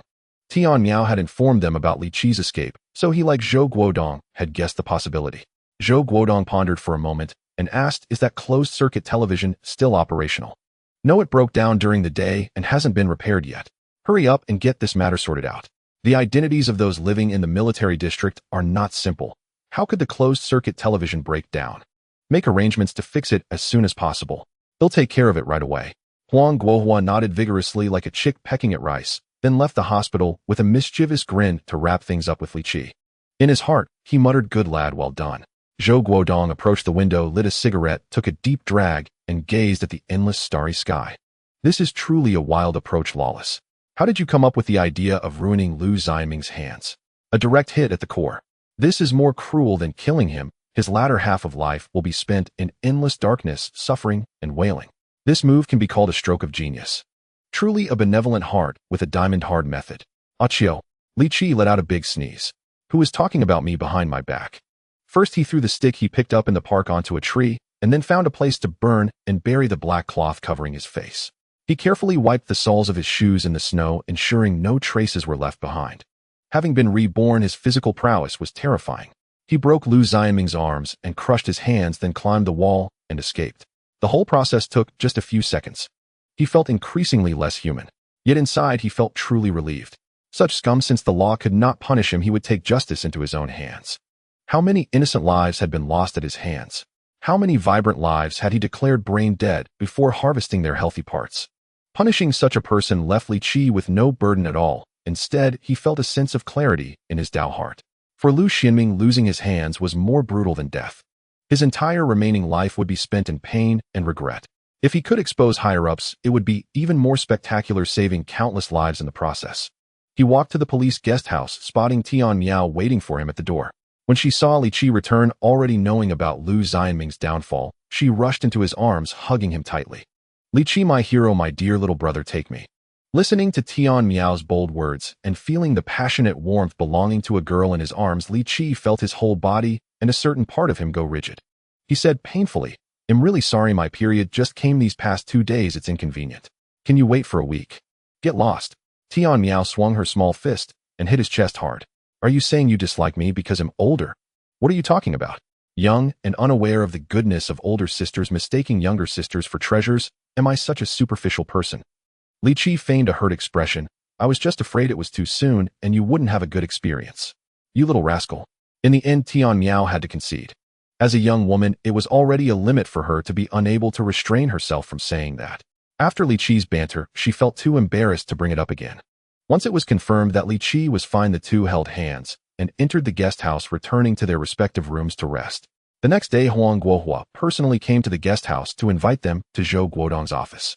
Just as they entered the office, Zhou Guodong was on the phone. The two were close enough to hear the conversation, and the microphone had some sound leakage, faintly catching the discussion inside. "Comrade Lu Xianming is indeed a meritorious official. The elder had once said, regardless of whether a cat is black or white, as long as it catches mice, it is a good cat. You cannot just condemn someone without evidence. In Ning province, and even in Huaguo, Lu Xianming is a national treasure-level talent. Regarding this incident, you must be cautious and absolutely cannot wrong a good comrade." Zhou Guodong nodded repeatedly. All right, Elder Chu, I understand. I will definitely act according to your wishes." After hanging up the phone, Zhou Guodong smiled slightly. Last night, Lu Xianming went out privately and was robbed by thugs. The thugs were vicious, and he unfortunately suffered double fractures in his hands. We haven't reported this news yet. So many old comrades are still unaware. Look, they are all trying hard to plead for him. Once the news spreads, these calls will naturally cease. Li Qi sighed. Oh, how could he be so careless? What kind of thugs are so rampant? Zhou Guodong smiled at Li Qi. The thug had his face covered, and Lu Xianming couldn't tell who it was. Suddenly, he raised his voice slightly. "Li Qi, where were you at 8:52 last night?" Li Qi was taken aback. Before he could speak, Tian Miao stepped forward, puffing out her chest like a little hen, shielding Li Qi behind her. "He was with me in my room, on my bed, in my blanket." Zhou Guodong was so amused he wished he could cover Tian Miao's mouth. "You a young lady, what nonsense are you saying? If Minister Tian hears this, won't he tear your mouth apart?" "Would he dare? If he lays a finger on me, my mother, my grandfather, and my grandmother will skin him alive." Zhou Guodong helplessly smiled. The fact that Minister Tian feared his wife and daughter was a well-known story in certain circles. He pulled out a pair of military boots and a set of police cotton clothing without shoulder straps from under the desk and handed them to Li Qi. "Change into these clothes and shoes. What you're wearing is too old. Just burn them." Tian Miao's eyes lit up, ready to speak. Zhou Guodong glared. "I don't know anything, and you two shouldn't tell me anything." This morning, General Liang sent over Wang Defa's testimony, and he admitted that the one providing him protection was Minister Han from the Municipal Health Department. Wang Yu has also confessed to her criminal activities. However, regarding the entire affair, Li Manjiang did not participate, and he has been released. Li Qi nodded, not surprised by this outcome. However, Zhou Guodong immediately smiled. This time Wang Yu has disbursed over 100,000. The Discipline Inspection Commission has already initiated an investigation.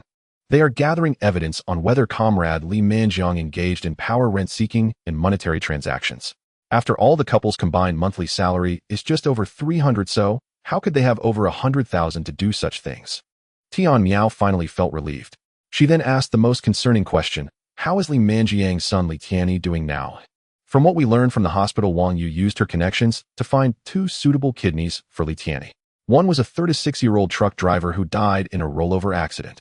The other was a 32-year-old construction worker who fell to his death while working. Originally, both kidneys matched Li Tianyi and were suitable for transplantation. In fact, the second one had already been sent to the 203 hospital for surgery preparations. But Wang Yu suddenly changed her mind and refused the transplant, causing that kidney to die and become unusable. In the last few days, Wang Yu may have fallen into a certain obsessive mindset, wanting to kill Li Qi and take his kidney, reasoning that Li Qi's kidney would have the least chance of rejection. Now Li Tianyi has missed the best treatment time, and his life is on a countdown. What Zhou Guodong did not know was that while he was speaking, Li Tianyi's condition suddenly took a turn for the worse, and the hospital had issued a critical condition notice. Meanwhile, Li Manjiang's wife's bank account was frozen by the police, and he was under investigation by the Discipline Inspection Commission, and all those who had previously associated with him were now avoiding him.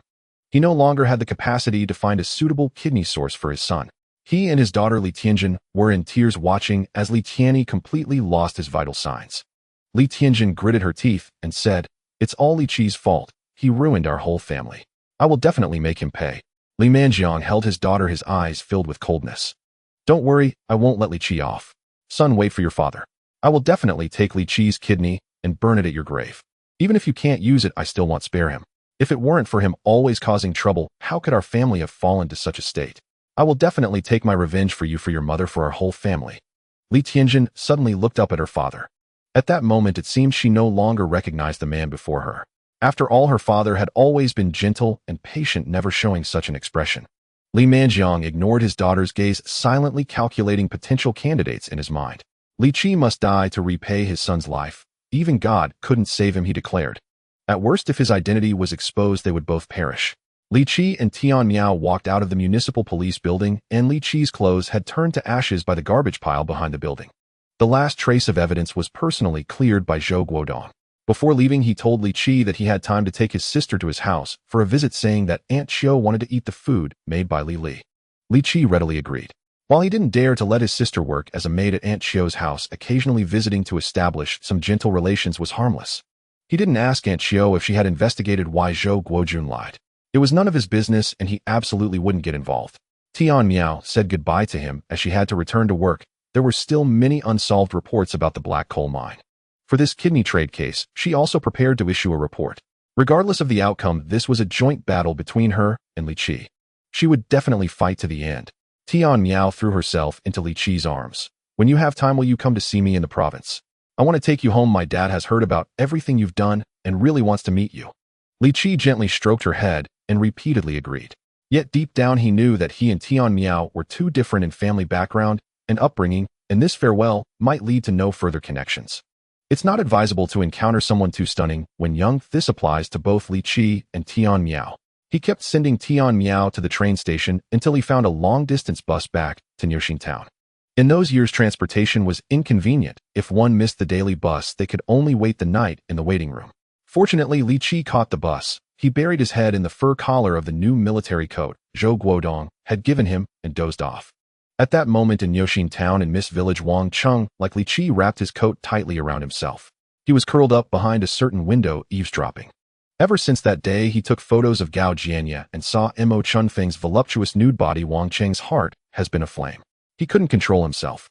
He really wanted to visit Miss Village to spend a few bucks and give away his virginity that he had cherished for over 20 years. But he didn't dare to disobey Deputy Mine Chief Lin Jiqiang's words. In the end, he cleverly came up with a compromise: just listen. After work, he secretly snuck into Miss Village, hiding under a window, listening to the sounds inside. Although it didn't satisfy his cravings, it did provide a small outlet for his restless heart. At least life could go on.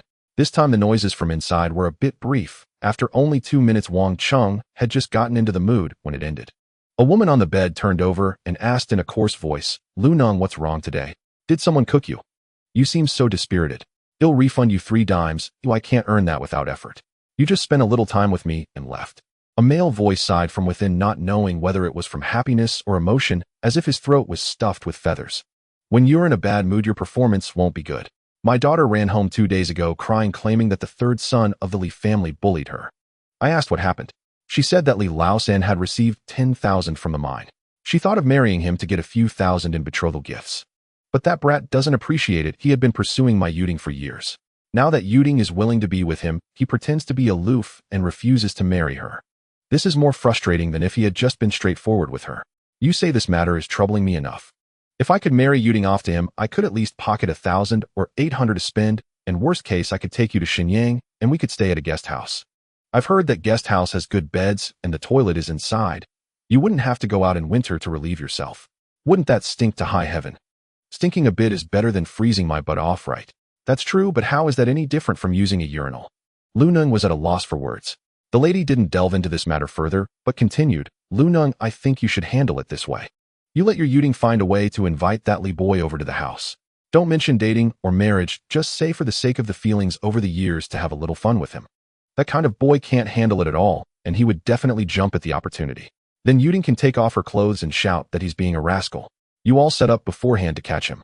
Right now with the crackdown, being a rascal is a serious crime. If you catch him in bed, as long as he doesn't want to die, wouldn't he be at your mercy? At that time you won't just get a few thousand, you'll take away all his 10,000. Well, take 3,000 and go to Guangzhou to see the world. I've heard several girls from the city went south and wrote back saying it was great, their tall buildings, electric lights, telephones, and money everywhere. You could easily find foolish rich bosses. If I could go to the south in my lifetime, I wouldn't have lived in vain." A clear sound came from inside, the sound of a hand slapping a butt. "You certainly have a clever mind. Let's do it this way." Wang Chung could no longer hold back. These two in the room were targeting Li Qi. He had to hurry to inform him so he wouldn't suffer a silent loss. He quietly moved his body, crawled out of the small yard, but accidentally kicked a broken pot while stepping on the snow on the wall, shattering it. Inside the house, a startled voice exclaimed, "Who?" Wang Chung jumped over the wall and ran away. Inside the house, Lu Yuding's father Lu Ning and the young lady got out of bed, peering through the window for a long time, but saw nothing. "Perhaps a wild cat is starving and rummaging for food," Lu Ning said. "All right, I won't lie down any longer. I need to hurry back and discuss with my daughter." "If this works out, you'll be a great contributor," Lu Ning's brother said. "Brother Lu, we have to agree that if you really make money, you must take me out for a good time. I'll certainly take care of you well. Take this 80 cents back. You didn't take too long, so I won't charge you anything," Lu Ning said, feeling unhappy inside. This young lady just doesn't know how to speak. What does she mean by not taking too long? Isn't that insulting? He wasn't really distracted. He was just trying to focus. In a fit of anger, he snatched back his 80 cents and left, draping his clothes over himself. At this moment, Li Qi got off the bus and returned home. There were 4 people in the house having dinner.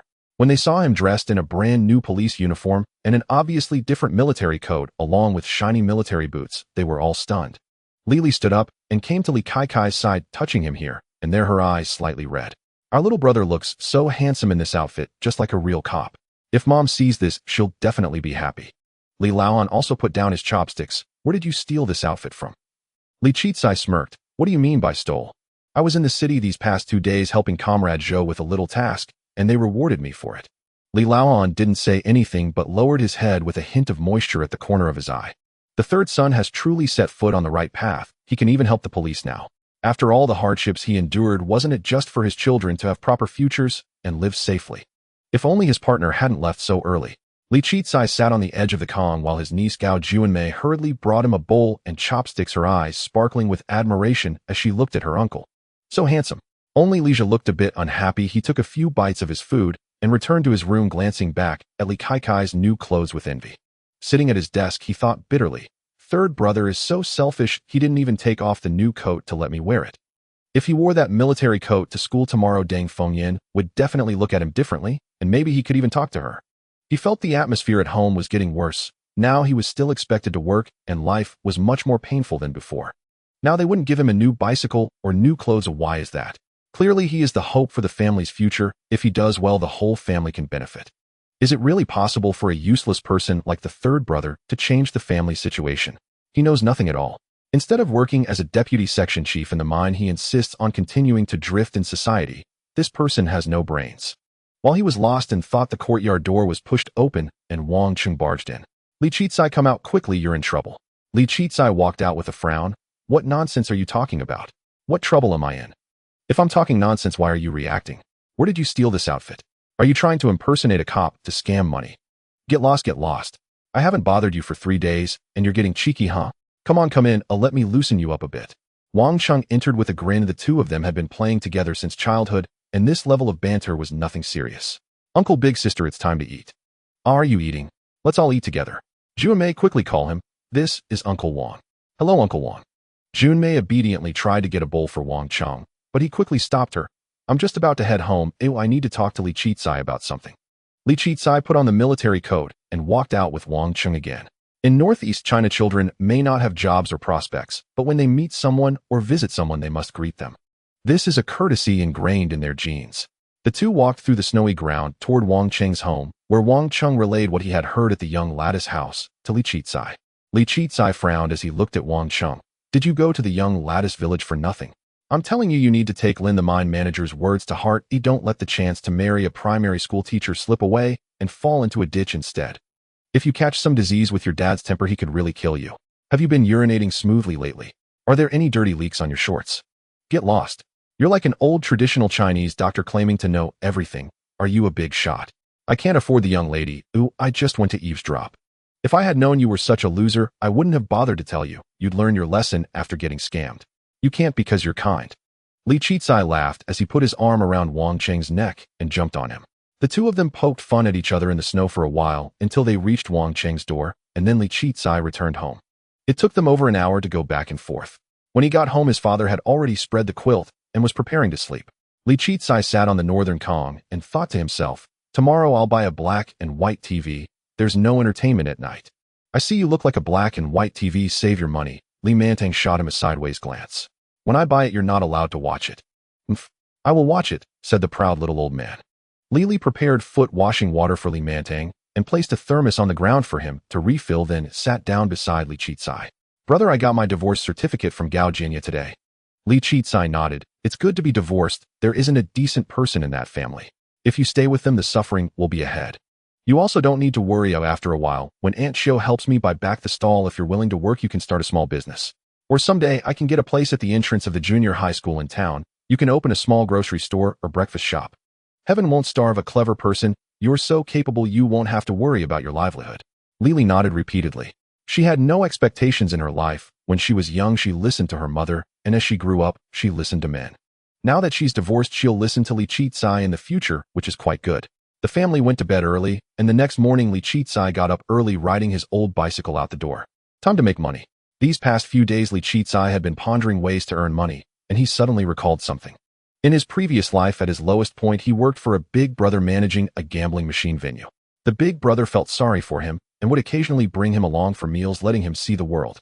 After all, Li Chizai was honest, had no friends, and wouldn't speak carelessly. Once the big brother entertained a friend who had been in prison for over a decade. After drinking too much, that person cried and complained, and only then did Li Chizai learn that this person was actually Mu Yuba, who had once been famous in northeast China. Mu Yuba, along with 3 accomplices, committed a major crime in Haisheng. The 4 disguised themselves as women and even dressed as police officers to rob a state-owned coal mine of a month's wages, which amounted to over $1 million. After the crime, the 4 divided the loot and scattered to hide. Mu Yuba hid in the mountains of Taiha City. However, he was caught when he went out looking for a young lady. But this guy was tough. He refused to reveal the whereabouts of the money, insisting that the other 3 had died in a black market deal. He only received 10,000, which he had spent long ago. Since the other 3 accomplices had never been caught, and the police searched the mountains for half a month without finding the money, the case eventually went cold. In fact, Mu Yuba had hidden 27000, but he had done it so secretly that outsiders could not find it at all. After being caught, Mu Yuba knew that even if he didn't die, he would be imprisoned for many years. If he ever had a chance to be released, that money would be his hope. Holding on to that hope, he worked hard to behave well, in prison, striving for a chance at a reduced sentence. Eventually, someone helped him smooth things over, and he managed to endure until his sentence was completed. However, when he excitedly went to find the money, he discovered that the place where he had hidden it had turned into a quarry. The entire mountain had been flattened. Mu Yuba broke down and began to drink heavily. Not long after his release, he died from a brain hemorrhage due to excessive drinking. In the last few drinking parties of his life, he got drunk and grabbed people's hands, detailing how he had hidden the money so secretly, in which cave how he crawled, and how he preserved it. Then he would cry, lamenting the unfairness of fate, feeling like he was being toyed with. One of the people he grabbed was Li Chitsai. With his super memory, Li Chitsai clearly remembered every word Mu Yuba said, even every movement and expression. Now more than a year had passed since Mu Yuba was captured, and that money was likely still in its place. And the police's surveillance and monitoring after a year had long become nearly non-existent. 270 yuan in an era when the term 10,000 yuan household hadn't even emerged was an enormous sum. He joyfully stepped out, but was called to a stop at the alley entrance. Li Chitsai. Lu Yuting has arrived. Today she is wearing a blue cotton jacket, green leggings, and a pair of pink sneakers that just arrived in the Northeast. It is evident that she has made a special effort to dress up with carefully drawn eyebrows and adorned eyes, her face dusted with powder, and her lips painted a fiery red. Last night she discussed this with her father Lu Neng for half the night. In truth, Lu Yuting felt that using her looks to entice Li Chi was not a reliable plan, especially since Wang Fuliang had tried that last time, and now that guy is reportedly facing the death penalty. Li Chi had some reputation, and her father, no matter how bad he was, did not deserve death. However, Lu Neng was filled with ambition and wouldn't listen to any dissenting opinions. Even a slight hesitation from Lu Yuting earned her 2 hard slaps. Thus she had no choice but to cooperate. Early this morning, Lu Neng gathered his closest drinking buddies in Xiangyao village, Xie Daquan, Wang Fugui, and Zhao Laosi. The 4 of them rented a room not far from Li Chi's house, made a simple arrangement, lit a stove, and laid out bedding. Then the 4 brothers hid in a cow shed, waiting for Lu Yuting to bring Li Chi over. Lu Neng's heart was filled with heated excitement. Today was his chance to turn his fortunes around. 10,000 yuan. It was worth more than selling his whole family. However, when Li Chi saw Lu Yuting calling him, he didn't even get out of the car and shouted loudly, "Don't mess with me," before riding off. Lu Yuting, holding her phone, was stunned. Was it really that straightforward? So resolute? Couldn't he get out and chat for a bit? She stomped her foot. "I'll wait for you to come back." Yet this wait turned into over 3 hours. Lu Yuting was freezing. The pain of ice shards in her brain and icy blood vessels forced her to give up and run back to the room borrowed from her father Lu Neng. At this moment, the 4 old men in the cow shed were also in a state of being ready to drop dead at any moment. Seeing Lu Yuting return alone, they disregarded everything and rushed into the room. All 5 were freezing, and Lu Neng's face was twisted. Daughter, where's Li Chi? Didn't you bring him here? He left early this morning and didn't pay any attention to me. I thought I would wait for him a while, but he never came back." "Don't say anything, Lu Neng. Quickly get me a glass of warm white liquor, and preferably a big pig's trotter too. My hands are frozen stiff. After coming inside, the temperature rose, and it hurt like a cat biting me. You have to prepare us a good meal, but we have suffered too much this morning." Lu Neng sighed. This development was unexpected. Earning money is tough, and everything is hard. How could getting 10,000 yuan be that simple? The 4 old men drank until evening. Lu Yuting began serving them, but eventually slipped away. Li Chi didn't come back. Who wanted to watch 4 old men drink and talk nonsense? What were they even talking about? Their mouths were full of those matters from their pants. Meanwhile, Li Chi had been searching through the mountain gorge all day, or despite his incredible stamina, he ultimately returned empty-handed. Mu Yuba only provided a rough direction. There were plenty of wild caves in the gorge, and the features Mu Yuba described, such as trees and rocks, had too many similarities. Li Chi suspected that even if Mu Yuba returned, he might not find the original spot in a single day. As the sky began to darken, he decisively made his way out of the mountains. At least he had ruled out a large area of mistakes. He would continue tomorrow. For the sake of 270 yuan, Li Chi was truly full of motivation. He felt more passionate about this endeavor than a donkey in the production team. Upon returning home, he found that his family had come. He pushed the door open to see 2 plates of pickled vegetables on the dining table, and his second brother Li Hai and Tang Chunyin were sitting on the Kong staring at him. "Third brother, why are you so dirty? Did you go to the coal mine?" "That's not right. The Sahangzi has all been caught. The small coal mines are closed, and don't let anyone in." "Where did you steal coal from?" Li Chi glanced at his clothes. Indeed, after a day of climbing mountains and crawling through caves, he looked like a muddy monkey. He took off his coat, sat down on the Kong, and bit into a large steamed bun with a vengeance. "I'm starving. I must bring some food into the mountains tomorrow." After swallowing it whole, he smiled and asked second brother, second sister-in-law, "Why are you both here?" Tang Chunyin's small eyes immediately lit up. "Why am I here? If I didn't come, your money would have been swindled away long ago. I've heard from Dad that you gave the 10,000 yuan the mine gave you to an old lady to help you buy a stall at Dao Market." "Third brother, are you foolish? You've always been simple-minded. How could you take such a big matter into your own hands? In this world, aside from family who wouldn't be envious of your money, You believe that someone could buy the stall. I've already found out that the stall can't be bought by ordinary folks. Hurry up and get your money back. Can you still find the person?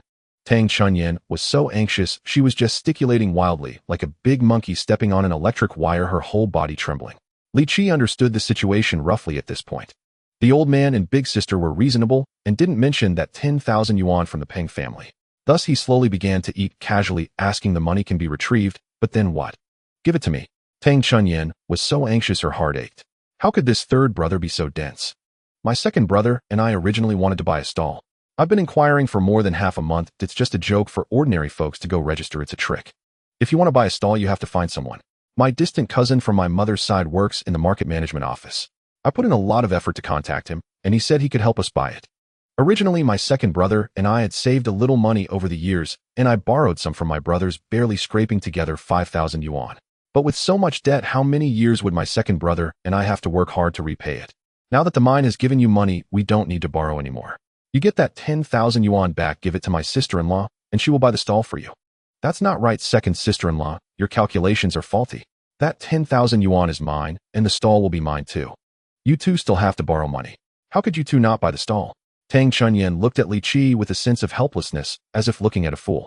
Why are you buying a stall when you're just a kid? What use is a stall to you? Can you even buy or sell? With so much money in your hands, can you spend it wisely? You take that 10,000 yuan back, and I will find someone to buy 2 stalls under my name. In the future, I will give you 200 yuan a year for pocket money. Isn't that better than you squandering all your money? I'm telling you, third brother, don't act foolishly. Hurry and find that old lady and get your money back. Listen to her bragging. Can she really buy a stall? My cousin has said that this matter is solely under his jurisdiction. No one else has any say, and no one can buy it. If I hadn't come, all your money would have been swindled clean. I'm saving your life. Li Qi looked at his sister-in-law's expression, sighing internally. How is a person capable of being so shameless and so foolish without realizing it? The key is that she still thinks she is the smart one, while everyone else is a fool. 200 yuan a year for herself? How did she come up with that? Even if those 2 stalls were placed now, the rent for each stall would be at least 1 to 2,000 yuan a year. Second sister-in-law is completely using empty hands to catch white wolves. However, since she is a relative with Tang Chunyan's character, if this matter is not made clear today, she could nag for a whole night. He helplessly said Aunt Qiu used to be a high-ranking leader in the province, and her son is the political commissar of the city police bureau. She's not a fraud. On the contrary, be careful with your relative. I feel he's a trap. Have you lost your mind? With your kind of person, you think you can know a provincial leader or a political commissar from the city bureau? You should take a look in the mirror and see what you are. Bargaining for cigarettes and tea. If they were truly high-ranking officials, what could you provide them? Even a glove would be too insignificant. You believe everything they say. You are being swindled. Hurry and get that 10,000 yuan back. Tang Chunyan felt that she couldn't make sense of Li Qi. This fool seemed to have his heart muddled by pig oil, believing everything he was told. And a provincial cadre, why doesn't she just claim she's a royal relative in the capital? Tang Chunyan's face twisted with rage, gritting her teeth, emanating an aura, as if she were about to explode. Li Qi thought that if she had a fitting BGM, she could ascend to the heavens. He truly had no way to deal with such a powder keg, but in order to get a good night's sleep tonight, he devised a clever plan. Second sister-in-law, I have entrusted this matter to someone else. If you come back to seek accountability, now isn't that like pulling back after taking a dump? That's not right, is it? What's wrong with that? She's just an old con artist. Should we wait until she has swindled all your money clean before it's okay? If you're too shy, I'll go ask for you. Li Qi was just waiting for Tang Chunyan to say this. All right, it's settled then. In a couple of days I'm going to the city, and you should come with me to find her. Tang Chunyan lamented. What do you mean in a couple of days? Why are you being so stubborn? Always so rigid like who? We should go tomorrow. Li Mantang looked up in confusion, feeling as though his second daughter-in-law had injured him, yet he didn't dare to speak up, unable to fight back or scold her.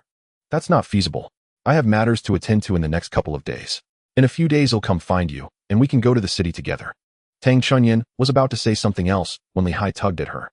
Since the third brother said he has matters to attend to, let's go back and wait for a few days. But third brother, you must also be mindful not to delay too long. We, your sister-in-law, and I are waiting for your news in the meantime.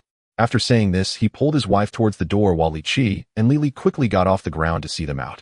Once outside, Tang Chunyan pinched Li Hai's side hard, twisting it with force. Why are you pretending to be such a good person? What if you wait a couple of days and someone swindles the money away? That's 10,000 yuan. If it gets swindled, isn't that equivalent to taking my life? At this moment, Tang Chunyan had already completely regarded that money as her own. After all, according to village rules, whoever occupies it first owns it. Tang Chunyin didn't even finish elementary school. Her mind was filled with these old principles. Li Hai was in so much pain that tears streamed down his face, yet fearing his wife's combat power, he didn't dare to explode, but had to patiently explain, the third brother is still just a half-grown child. I went through that age myself. This kind of kid is overly concerned with face and loves to oppose others. If you twist his head to the east, he insists on going west. You have to treat him like a stubborn donkey. If you really anger him, he might refuse to take the money just to stand his ground. It's not worth it. Let's just wait for 3 days.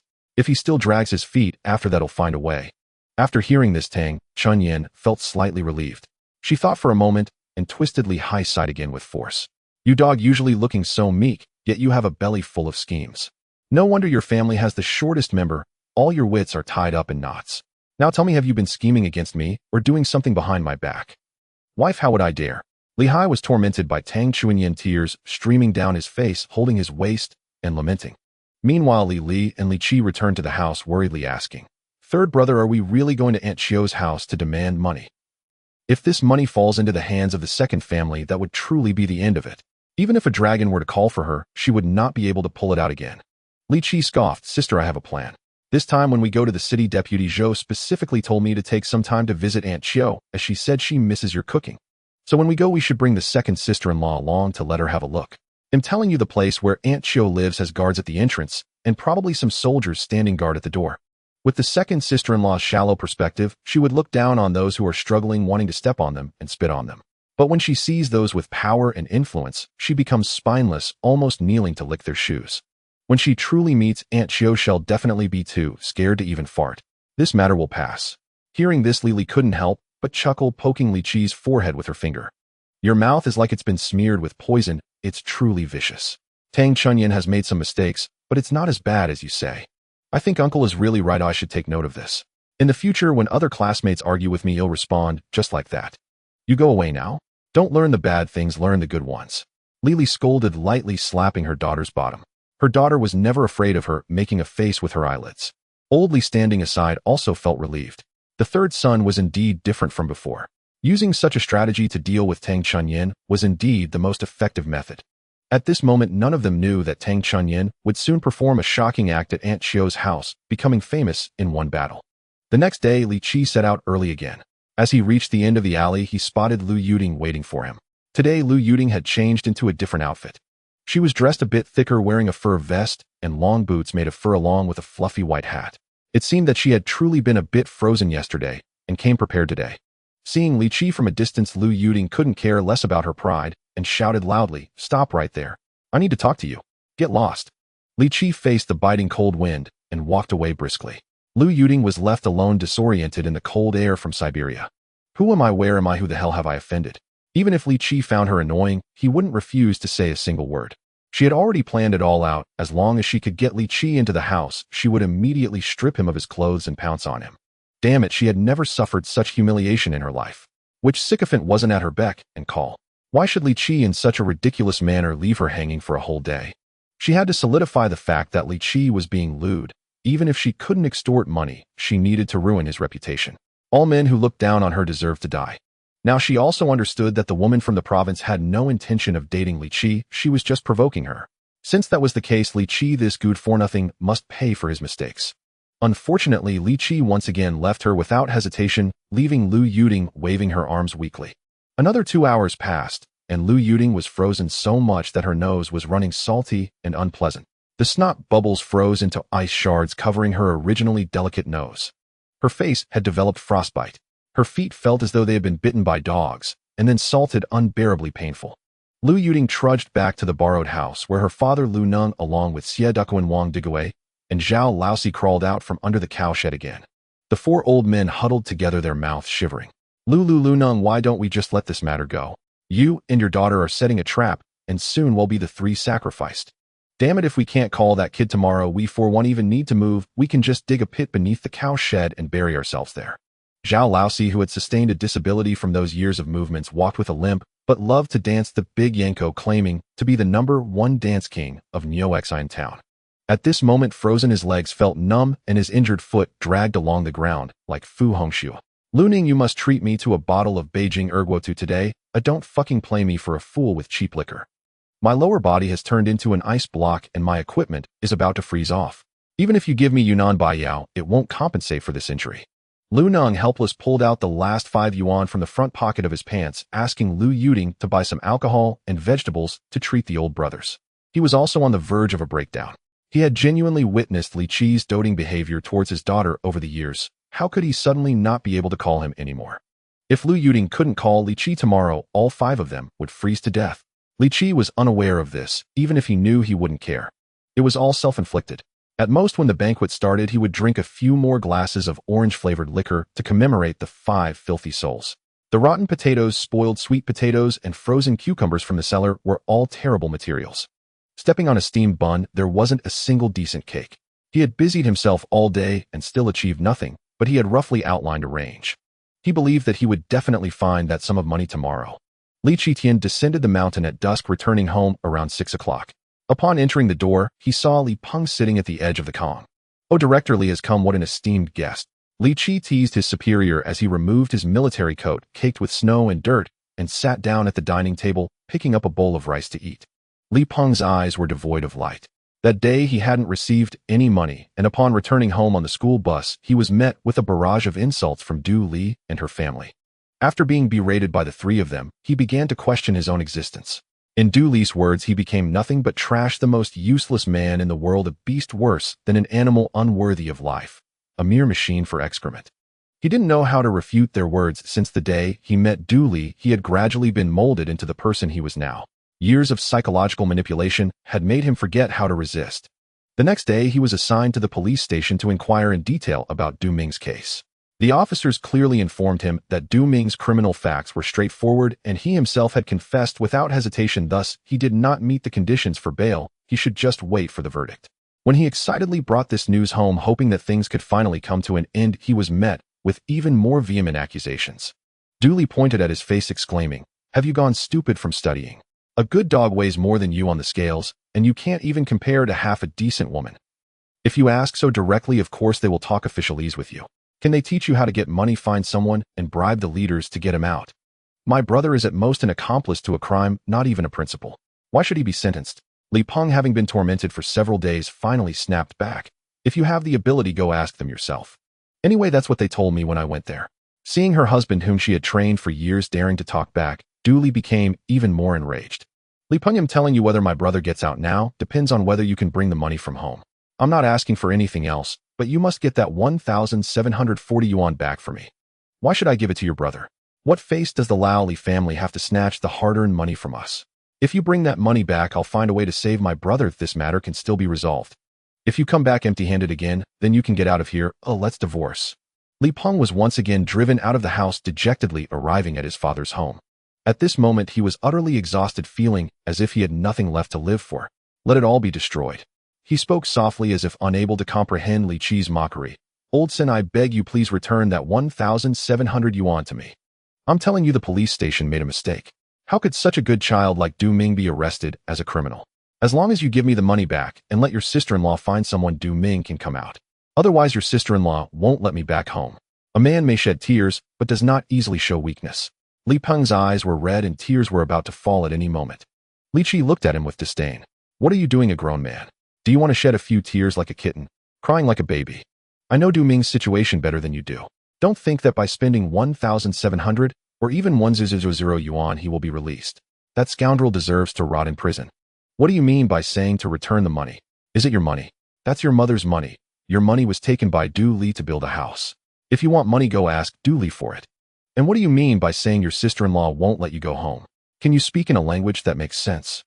That house was allocated to you by the school. Oh, it's your house. What right does she have to prevent you from going back? Your head must have been smeared with excrement. You should just go home, slap her across the face, and see if she dares to mess with you again." Li Peng looked sorrowful. "How could I bear to hit her? She's the one I pursued for 6 years to win her heart. If she divorces me, how am I supposed to live? Dad, please say something for me." Old Li took a bite of food, sipped some wine, and burped. He stole a glance at Li Qi, who glared back at him, and immediately understood, curling his lip at Li Peng. "Get lost. The family supported you in going to college, helped you find a job, and even arranged your marriage.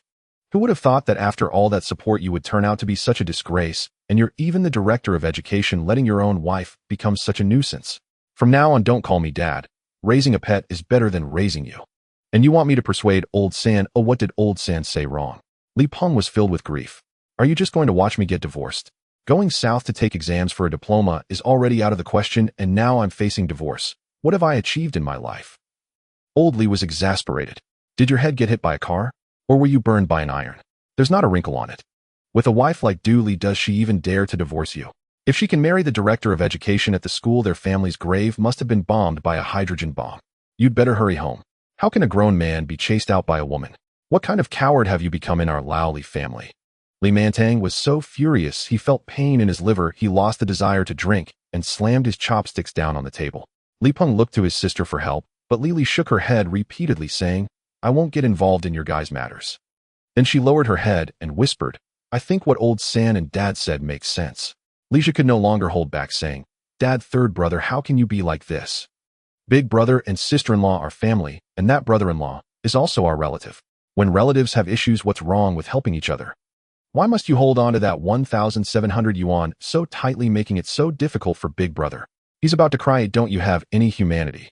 In that moment, Leisha empathized with Li Peng. They were both scholars, believing that education could change their destinies. They both thought their original families were ignorant and filthy, only worthy of providing support and assistance during difficult times. And then they should obediently disappear, not causing annoyance. Leisha felt that if he did not speak up for his brother now and correct the erroneous thoughts of his father and third brother, he too would face similar difficulties in the future. Slap. Li Chi swiftly delivered a resounding slap. If you can eat this meal, then eat. If not, get back to your own room. Don't sit here spouting nonsense. Your mouth is like a gaping hole, easily saying 1,700 yuan as if it's nothing. Come on, take out 1,700 yuan yourself to help Big Brother through this crisis. Leisha, holding his reddened face from the slap, was filled with resentment. I'm still in school. How could I have money? No money? Then what nonsense are you talking? This matter has nothing to do with you. You're just babbling like a toothless person. Leisha felt a sharp pain in his heart as he got off the Kong and returned to his room. Li Chi looked at Li Montong, saying, Dad, how did you and Mom educate your children? One after another, all of them are like this, not a trace of humanity in them. Li Mantang wanted to glare at him, but after a moment's thought realized that Li Chi's words were not wrong. Before the eldest went to university, he swore on his knees that once he succeeded, he would take care of the family. But after he started studying, the family spent their last bit of resources on him and even borrowed a large sum of money for his wedding. What could come of it? They thought everything was owed to him, and now, because the family wouldn't lend him money to buy a diploma in the South, he was about to deny his father. When the second son married, the family truly could not come up with any money, which led Tang Chunyin to create a scene swearing that she married Li Hai, not the Li family. In the future, if the family dared to ask Li Hai for money to support Li Peng, she would block the entrance of the Lao Li family and shout curses. Ultimately, was there anything wrong with what Tang Chunyin did? No, she wasn't wrong. It was just that the elderly couple was too biased. After the third son failed to get into college, his wife, Lu Yinmei, focused entirely on Li Jia, not allowing him to help at all, insisting he study. As if just by holding up his books, he was the greatest contributor to the family. She worked herself to death. Fortunately, now the third son has achieved success. He's not the same pathetic person he used to be. Old Li thought of this and formally said to Li Peng, From now on, all matters at home will be decided by the third son. You are married, now living on your own. Ever since you started earning, you haven't contributed a penny to the family. Since that's the case, if something happens in your little family and you run into difficulties, don't think about the family anymore. I'm the one supporting a whole household by myself. Even if I were to shatter my old bones, there would be nothing left to squeeze out. You might as well give up on that. After saying this, Li Mantang finished the last drop of alcohol, leaned back against the pile of bedding behind him, closed his eyes, and pretended to be dead. When others face scandals, they can happily go watch the commotion, but when it's their own family in trouble, it's a different story. I don't want to care anymore. I've spent my whole life worrying, and nothing good has come of it. I'm tired. Let it all be destroyed. Li Peng looked at Li Chi, his elder sister, and even at Gao Junmei in silence. The little girl was so frightened that she rolled and crawled back to the Kong, huddling in the corner. Don't look at me, uncle. I have no money, not a single cent. Li Peng smiled sadly, embodying a sense of desolation, as if he were a walking corpse, slowly getting up and walking home. He lived in a dormitory assigned by the school. He opened the door without acknowledging Du Li, and his father-in-law, Du Shuangquan's questioning gazes went straight back to his room and laid down on the bed, pulling the quilt over himself. Du Li angrily lifted the quilt. Li Peng, what are you pretending to be dead for? Where's the money? I'm asking you, where's the money? Give me the money. Li Peng said expressionlessly, I have no money left, and the family won't give me any. This house was assigned to me by the unit. I have the right to live here. If you really want to divorce me, keep making a scene. We can go to the Civil Affairs Bureau tomorrow. I need to sleep now. Oh, I have a public class to attend tomorrow. After saying this, Li Peng remained silent, ignoring Du Li's tantrums. In the end, it was Du Shuangchuan who gave Du Li a glance, leading her out of the bedroom. The three of them whispered in the living room, did we push him too hard? What if he really divorces you? What will you do? He wouldn't dare. I'd lend him some courage. Even a cornered rabbit will bite. We can't keep pressing him like this. Then what about our son? Kai Jiamei was furious. Let me think of a way. Tomorrow I have a meeting with an old leader from before. Du Li lowered her voice, afraid anyone would hear, and pointed east. The old leader over there. Du Wushuang nodded silently, placing a finger on his lips to signal Du Li not to ask anymore. Du Li quickly nodded. That's good. Maybe we can make some quick money and use it to save my brother. A night passed without a word. Li Qi pedaled his bicycle, embarking on a journey once again in the morning light. Lu Yuting appeared at the alley entrance like an NPC that refreshes on a fixed schedule. This time she seemed to have given up all struggles, donning a military coat. On her feet were cotton shoes with woolen laces, and she wore a thick woolen scarf and cotton gloves. She was fully armed. One can't teach someone how to endure the cold, they learn it through experience. Only those who feel the cold know how it is. Clothes are just a layer. Even a thick cotton coat is worn by rural folks. Lu Yuting didn't bother to dry off anymore, completely lowering her noble head to life. Seeing Li Qi appear, she put aside all dignity and shouted loudly, Li Qi, come down. I want to sleep with you. No more pretending. I'm laying my cards on the table. If I don't take Li Qi back today, she and the other 4 old men will freeze to death. The Ivory Village con artists are doomed before they even face their opponents. Yesterday, her father Lu Neng managed to regain a semblance of humanity after drinking half a gin of white liquor. Grabbing her hand, he tearfully stammered, daughter, no matter what, tomorrow, even if I have to strip in the street, you must bring Li Qi back. Dad is really done for. His knees are about to freeze to pieces. Uncle Zhao Si is on the verge of being sterilized from the cold. Uncle Chang Kun's tail is about to be amputated from freezing. Only Wang Digui might remain intact because he had undergone prostate surgery and squats to urinate like a woman. Yuting, your father's happiness for the rest of his life depends on you. Tomorrow, either we make a deal or we set a banquet for the 4 of us. You choose one. Lu Yuting was speechless. Wang Fuliang's example was a bloody reminder. Lu Neng was unfazed. Oh, what could she do? But she knew that no matter what she said, it would be useless. Her dad was already blinded by money and couldn't be persuaded. Thus, Lu Yuting was determined today and would stop at nothing. She was truly afraid that Li Qi would run away without looking back again. Indeed, upon hearing her words, Li Qi's speed immediately slowed down, and his bicycle stopped not far from her. Just as Lu Yuting was about to rush over, Li Qi shouted, wait for me for a while. Oh, I'll be right back. Lu Yuting wanted to cry, but had no tears. Is this even a person?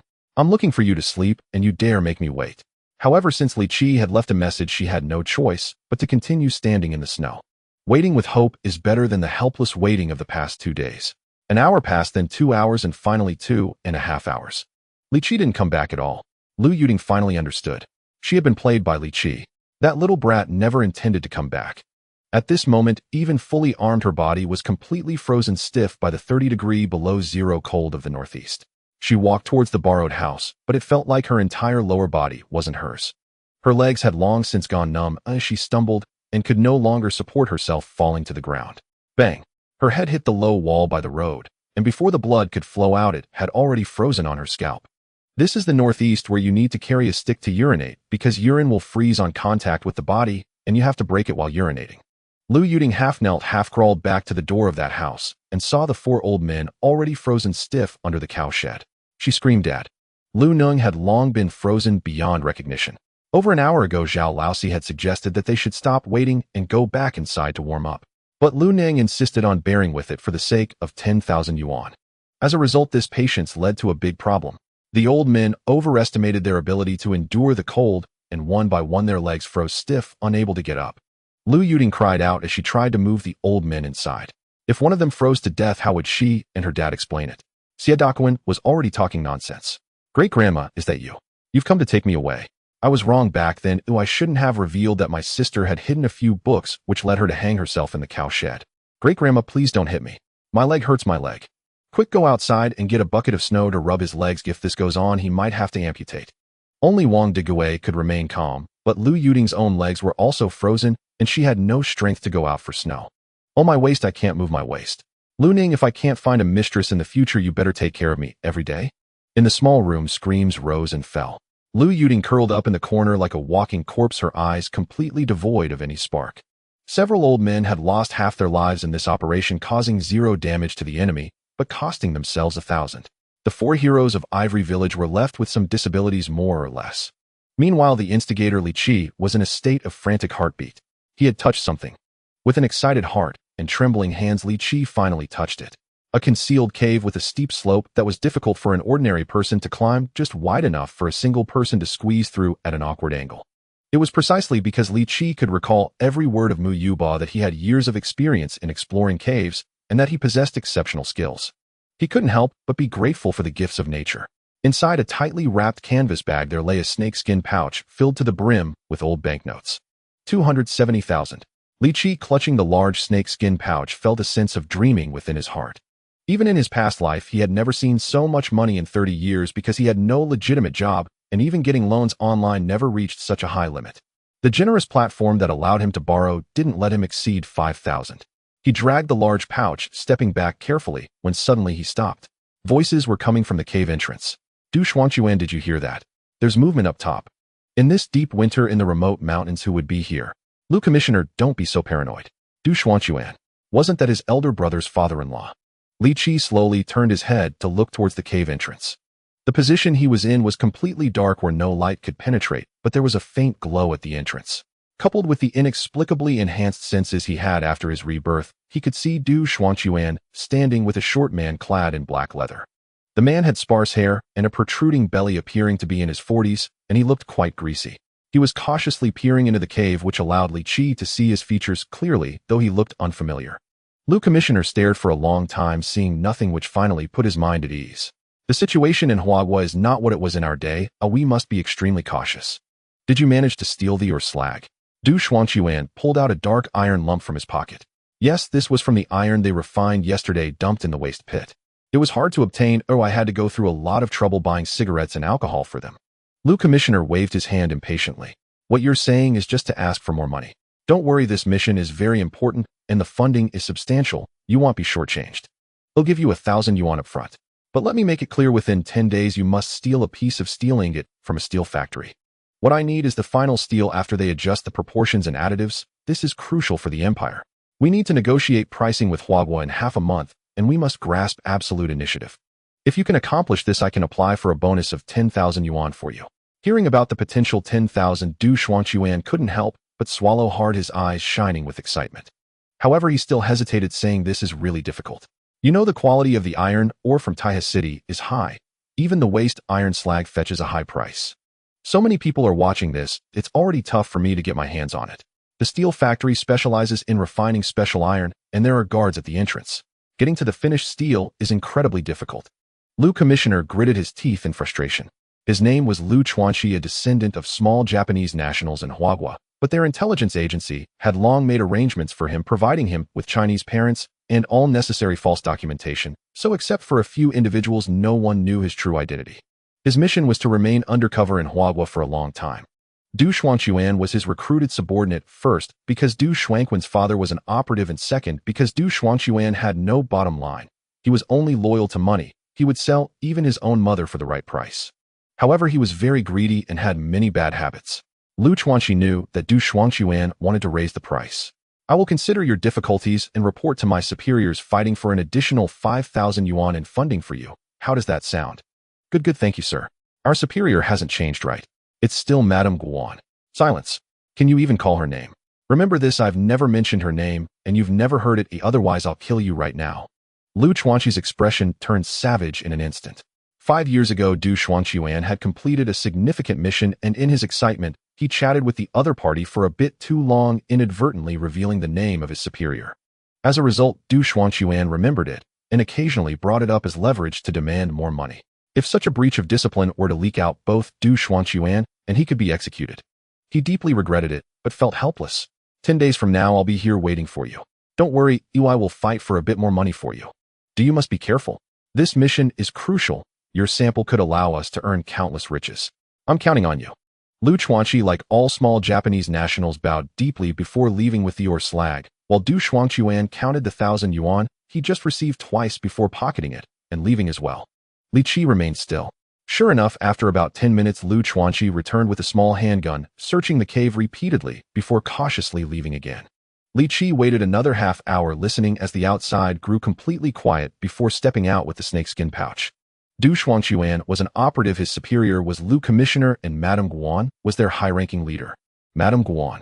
Aunt Chiu once mentioned a person named Guajuan who concealed the fact that her mother was still alive, preventing her mother and Aunt Chiu from meeting. Could it be her? Not necessarily. Many people had that name in that era, and he drew a question mark in his mind, remaining doubtful. With the money in hand, he headed straight to the Bat Cave. Such a large bag of money was impossible to carry home. The cave was indeed hidden, but it was evidently used as a meeting point by operatives. He could only find another place to store it. No one knew the Bat Cave better than him. Li Qi took out 20,000, hid the rest, and then went home. The next day, he went to find old Madame Hao preparing to buy the vacant house next door. Passing by the alley, he instinctively stopped, realizing today Lu Yuding hadn't appeared. She hasn't frozen to death, has she? Feeling a little disappointed at not seeing her. What he didn't know was that Lu Yuding hadn't frozen to death, but had lost half her life. The Ivory Village Special Forces had been completely wiped out, and all 4 old men were now lying in the hospital. Meanwhile, a cat was perched on the wall, calling out a few times upon seeing Li Qi. Li Qi glared. "What are you babbling about? Take your head off and let me slurp a few bites." The little cat turned and ran away. Old Madame Hao lived not far. This house belonged to her eldest son, who was away and left it vacant. Being old neighbors, the old lady initially asked for 3,000. Li Qi haggled down to 2,008, and they successfully completed the transaction, signing the papers and finishing all the formalities. He planned to have his elder sister clean up and move in, that way the two of them would finally have a home. After that, he worked tirelessly for 3 whole days, breaking the 270 yuan into smaller amounts, running around Taihe City and nearby town savings banks, depositing it bit by bit. In this day and age, no one noticed if you deposited a few hundred or 1,000, but depositing tens of thousands at once was indeed a bit shocking. He also bought some new clothes and shoes for his father himself, his elder sister, and his niece. Thinking about it, Lija's shoes were nearly torn through. He should buy him a pair of cotton shoes. Even if he didn't buy for himself, his father wouldn't let him go without. So he decided not to let the old man spend money. Moreover, this fellow was currently quite obedient, content to be an invisible man. He knew how to pitch in with household chores, and although he was aware of his bad nature, as long as he didn't show his face and disgust others, Li Qi could tolerate him continuing to survive. After all, his father was still around. The night he received the new clothes, the whole family was cheerful, especially Gao Jianmei, who was so happy that she jumped high, putting on her new clothes and dancing joyfully. Lili forcibly took them off, saying she would save them to wear for the new year. Lija was also filled with anticipation, but upon seeing that he only had a pair of shoes, he got so angry that the veins on his neck bulged. "You all bought full sets, so why do I only have a pair of shoes? If Mom were still here, she would definitely buy me the most." Li Qi chuckled. "If you're not satisfied, you can keep the shoes. I'll wear them myself." "Why? They're my size. You wear whatever size I do." Lija saw that his father wasn't speaking up for him, realizing he couldn't gain any advantage here, and angrily took the shoe box back to his room. Once again, he deeply resented his family. He was the one capable of changing their fate. Why should he be oppressed? Wasn't this the case of heaven placing a great responsibility on a person, making them suffer first? In the future, Li Zhou would definitely make these old-timers regret it, and he would pay back this bitterness 100-fold. After the last deposit was made, Li Qi let out a sigh of relief, dragging his weary feet back home. Before entering the door, he saw his second sister-in-law, Tang Chuanyin, standing at the entrance with her hands on her hips, cursing loudly. "Li Laosan, has your mouth been poked by a shit stick? Your voice sounds like farting. Didn't you say you were going to find Aunt Chiu to get the money? How many days have I waited for you? Are you trying to die?" Li Qi chose not to argue with her. He was now a wealthy man with over 200,000 yuan. His life was far too precious. Why should he bother with such a small shrew? That would be too petty. Getting angry would only make him lose that 20-odd thousand. Li Qi had anticipated his second sister-in-law's reaction and smiled as he nodded. He then casually led the two of them to the gatekeeper, saying, "I'm looking for Chiu Shuyun. Her son is the political commissar Zhou Guodong from the municipal bureau. My name is Li Qi. Could you please help me get in touch?" The gatekeeper did not make things difficult for him and picked up the phone to dial. The people living in this compound were influential figures from Taihe City and even Ning Province, and many impoverished relatives came to visit daily. They only needed to relay the message. Whether to see him or not was up to the host. However, he felt that Li Qi would come away empty-handed, as Chiu Shuyun was a notable figure in the compound, and her status was certainly among the top 3. In all these years, she had hardly seen any guests. But unexpectedly, the elderly lady on the other end of the phone became noticeably excited upon hearing Li Qi's name, exclaiming, all right. Tell him to wait at the gate. I'll send someone to fetch him right away." After hanging up, the gatekeeper naturally switched to a smile that was more than polite, yet slightly less than obsequious. "We've already informed Elder Chiu. She asked you to wait a moment. Someone will come to pick you up." Li Qi nodded with a smile. Meanwhile, Tang Chunyin began to feel anxious. What's going on? Such a high-end residence with a guard at the gate and a phone call to arrange things. What kind of connections does the third brother have? Are even scammers going all out now? This doesn't look fake. In this day and age, some things aren't just about having money. She understood this much. Stealing a glance at Li Qi, she pondered how this child, who had always been shy and reticent, could suddenly have come so far. Could someone living here really be conned out of 10,000 yuan? She began to slightly doubt her life choices. Moments later, a woman in a light gray work uniform with slightly graying hair and appearing to be in her 40s stepped out from inside. She coldly glanced at Li Qi through the gate and said, "So you are Li Qi. Who are you bringing with you? My mother does not like to see outsiders. Why are you bringing all sorts of random people here?" Her tone was naturally condescending, combined with a disdainful expression on her face. The smirk at the corner of her mouth seemed to say, "I'm here to make you lose face. I look down on you mud-legged people. What can you do about it?" Li Qi smiled faintly. He had seen plenty of disdain in his past life and did not take it to heart. Moreover, he was now a millionaire and his good days had only just begun. Oh, how could he let such trivial matters affect his mood? "This is my elder sister and second sister-in-law. Last time Political Commissar Zhou Guodong specifically mentioned that Aunt Chiu wanted to eat the food my sister makes, so my sister-in-law is here to help." The woman raised her eyebrows. "Shut up, is that how you address Aunt Chiu? What do you think you are? You should call her Elder Chiu. Mother is really something. How can she just let you in? You don't know if you carry any infectious diseases or what kind of germs you have." Elder brother is also confused. "I must take good care of this matter today." With that, she impatiently waved her hand at the gatekeeper, who opened the door, allowing Li Qi and the others to enter. Lily kept her head down. Although she was scolded, she was used to being bullied and had no strong feelings. Tang Chunyin was not the type to be easily put down, but upon arriving here it felt like Lu Lao entering the Grand View Garden. Her eyes were overwhelmed by the sights. Looking at the red bricks and green tiles and the spotless asphalt roads, she even noticed that every household had air conditioning.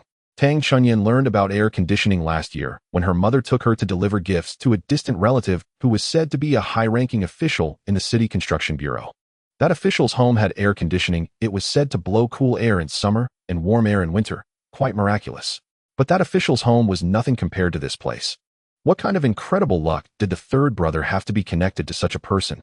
Li Qi thoughtfully observed the woman's silhouette. Is this woman Zhou Guozhuan the adopted daughter mentioned by Aunt Chiu? The one who had been mentioned a few days ago in the cave by Du Shuang'an and Commissioner Liu? Is she the one called Madame Guan? Li Qi remained silent. Oh, let her be arrogant. Clear skies will prevail. Don't think it's fun now. Oh, be careful you don't end up on the blacklist later. The four of them arrived at the entrance of a small red building. The woman disdainfully glanced at the three people's feet and said, "You're all muddy. The floor inside is carpeted. How can I let you in? What if you infect something dirty after wearing slippers? Mother really insists on bringing in all sorts of unruly people to cause trouble." Li Qi finally couldn't hold back. He might not care, but that doesn't mean the other party could push him around endlessly. "This half-old lady, why is your mouth so loose? Who are you so used to speaking about? Did you just finish eating and not chew properly or something? What the hell is this? Did we rural people offend you? Without us fertilizing the fields, could you eat your fill? You pull such a long face and keep saying such arrogant words. If you don't want us to enter, just say so. I wouldn't even want to come in. Who do you think you are? Elder sister, second sister-in-law, let's go." He turned and led Li and Tang Chunyin away. The two women were at a loss, glancing at the woman, but ultimately following Li Qi out. Zhou Guowan ground her teeth in anger.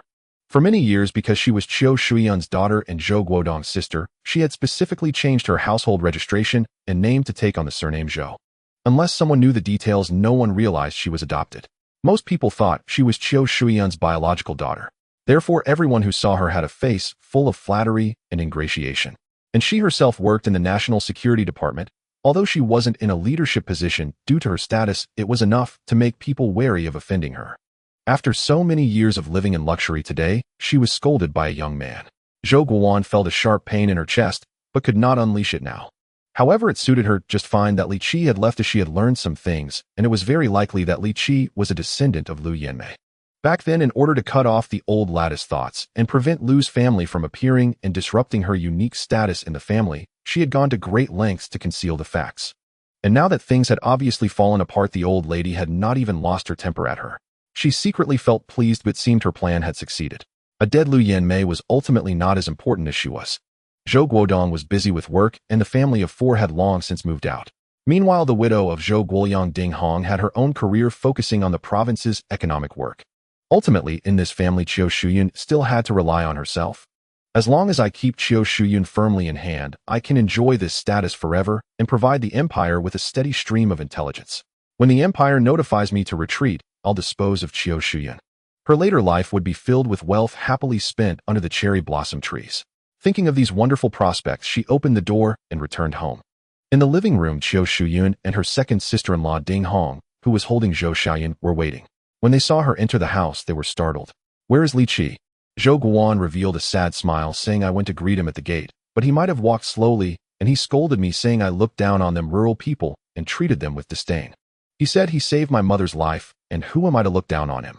I apologized and explained that there was some ice on the ground, so I couldn't move quickly, but he wouldn't listen. He just cursed and left. Ding Hong furrowed her brows slightly upon hearing this, but Aunt Xiao stood up abruptly.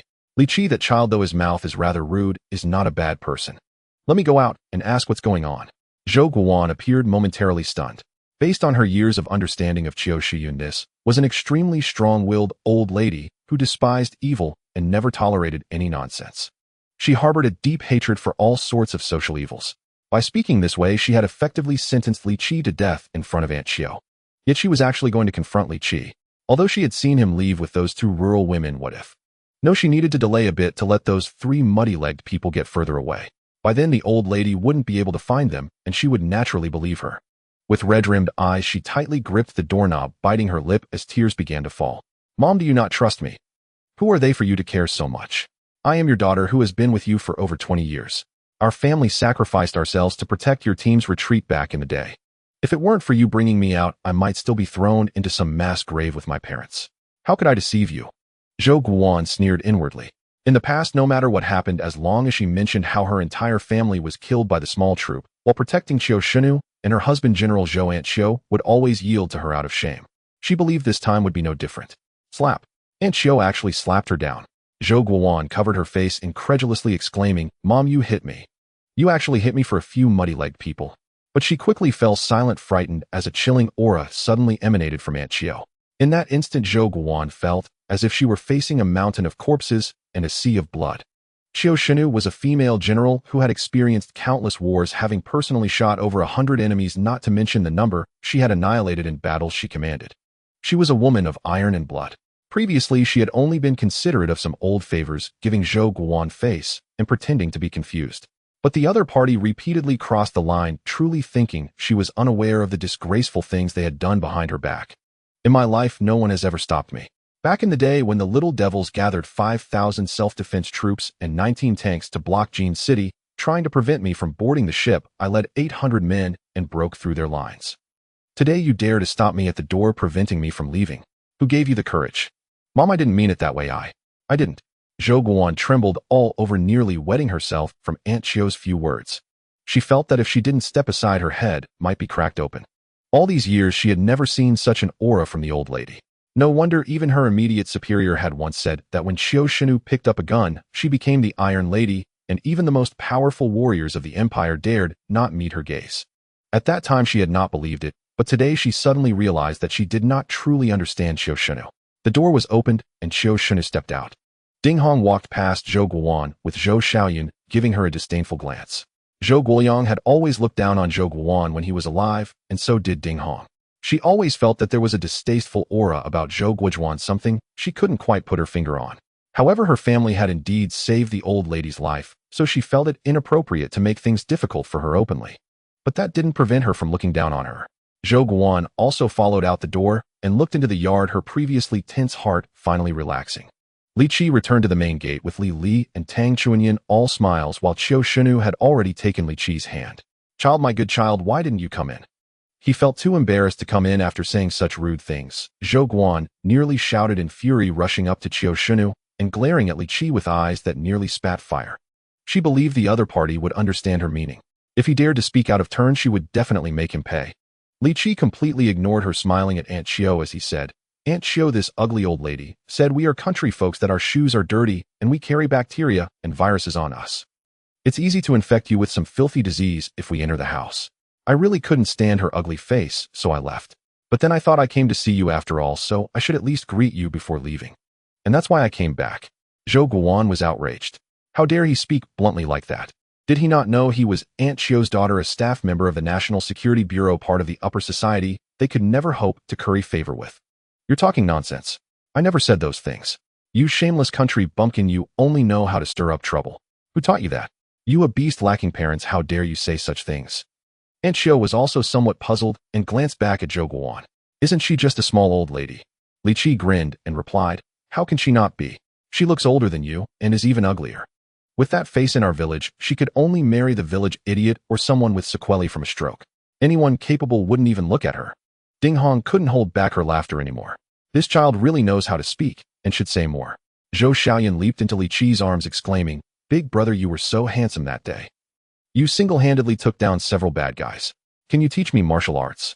In Zhou Xiaoyan's eyes that day, Li Qi resembled a great hero who had descended from the heavens, knocking down a thug with a bicycle and using the bike to topple two others armed with knives. In the heart of a young girl, Li Qi was even more impressive than the Monkey King. Ding Hong stepped forward and affectionately ruffled her son's hair, saying, Don't be so casual. You should call him uncle. Uncle is fine too, but you must teach me martial arts. I want to be a great hero like you. Ding Hong straightened her posture and extended her elegant hand. I am Ding Hong, primarily responsible for economic and foreign trade work in Ning province, and I am also Zhou Xiaoyan's mother. Thank you for saving my son. I was abroad for an inspection recently and just returned, so I didn't have the chance to thank you in person that day. Oh, it's nothing. Li Qi quickly shook Ding Hong's hand. You're too polite. I didn't do anything. I just raised my voice against injustice and acted when it was necessary. Ding Hong was momentarily taken aback and smiled brightly. That's a good way of saying it. Qiu Shenu also smiled broadly. This young man has some substance to him. Who is this comrade? I haven't seen him before. This is my second sister-in-law named Tang Chunyan. I asked her to help my sister out. Stop standing there, come inside and chat. Qiu Shenu pulled Li Qi inside, but Li Qi shot a sideways glance at Zhou Guan. Is it really okay to enter this house? Zhou Guajuan's face darkened. Qiu Shenu directly twisted Li Qi's ear. So you think you're special, huh? What muddy-legged people? I was also a muddy-legged person in my childhood, a real farmer. But later I joined the revolution, and what I did was also for the service of the people. Now that I'm retired, we are all the same, just commoners. Stop with the nonsense and hurry inside. Li Qi tilted his head, cooperating, as Aunt Xiao tugged at his ear, giving her a thumbs up. You indeed have a way with words, they sound so comforting to hear. Unlike some ugly old ladies who look hideous. Zhou Guan was nearly fuming, but with Aunt Xiao present, she could only hold back her anger, feeling truly stifled. Li Qi gave her a strange glance. What's wrong with you, old lady? You're shaking all over like you're half paralyzed. Did you wet your pants? Zhou Guan let out a cold snort, walked into the house, and went straight upstairs to her room. She felt that staying with Li Qi any longer might lead her to suffer from breast cancer, as she was already experiencing severe pain in her breast. Moreover, her mother, who had always protected her, seemed to have suddenly lost her way today, allowing Li Qi to scold her without intervening. In the past, the old lady had guarded her like a lion. Li Li and Tang Chunyan entered the house and headed straight for the kitchen to prepare a meal, with Ding Hong eager to help.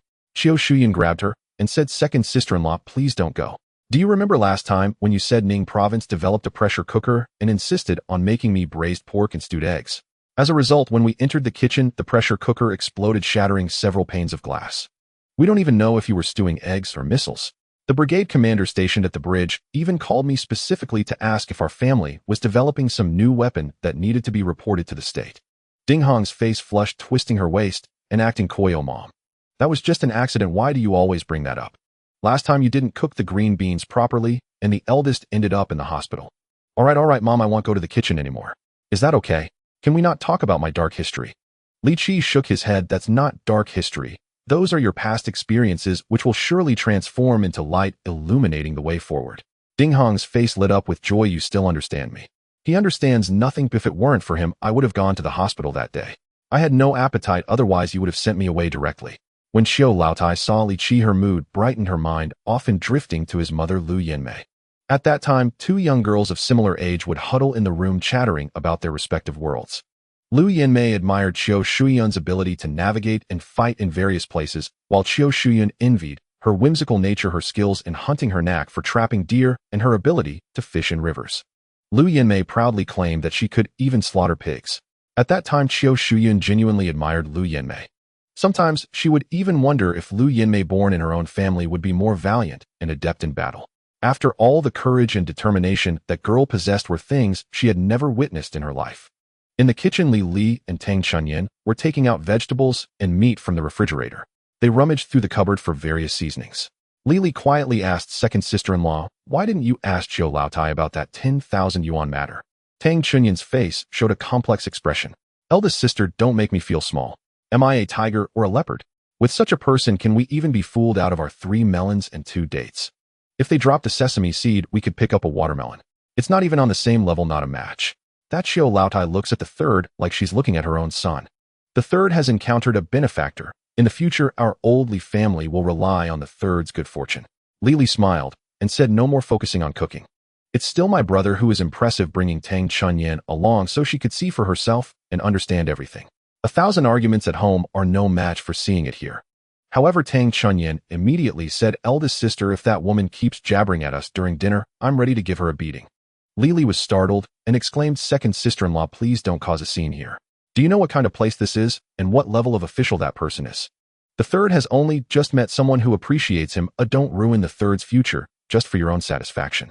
Li was not afraid of Zhou Guan, nor was she thinking of Tang Chunyin. All her thoughts were on Li Qi. If a fight breaks out in this house, the one most affected will definitely be Li Qi, so I absolutely cannot agree. Tang Chunyin sneered, "Eldest sister, you really aren't thinking straight. Let me tell you, in our town, when it comes to playing games with the mind, no one can outsmart me. Look at Qiu Laotai and that person called Ding Hong. You can clearly see who the real master of this family is. With that air of being the head of the family.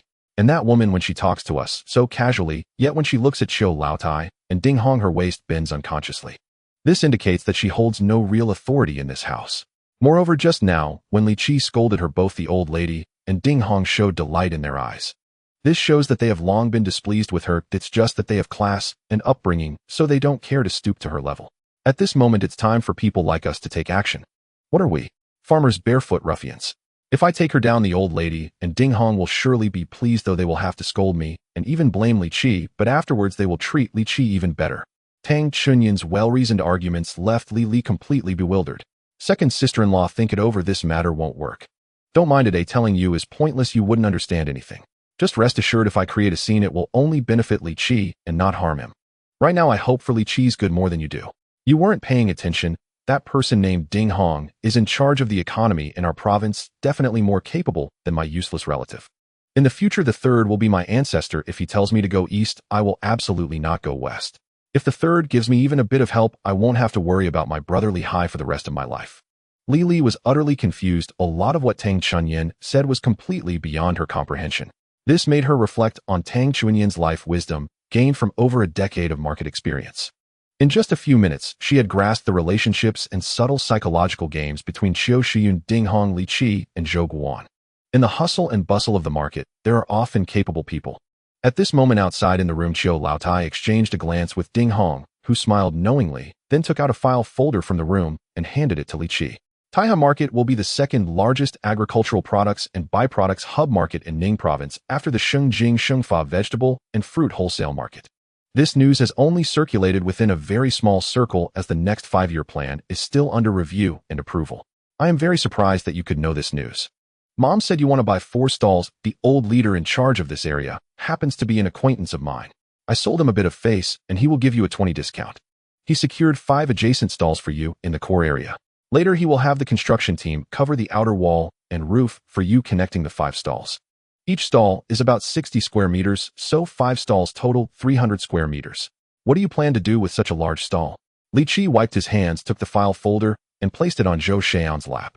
There was no way the child had been clinging to him since entering the room like a piece of chewing gum that couldn't be shaken off. At this moment, he was nestled in Li Qi's arms, giggling as Li Qi tickled him.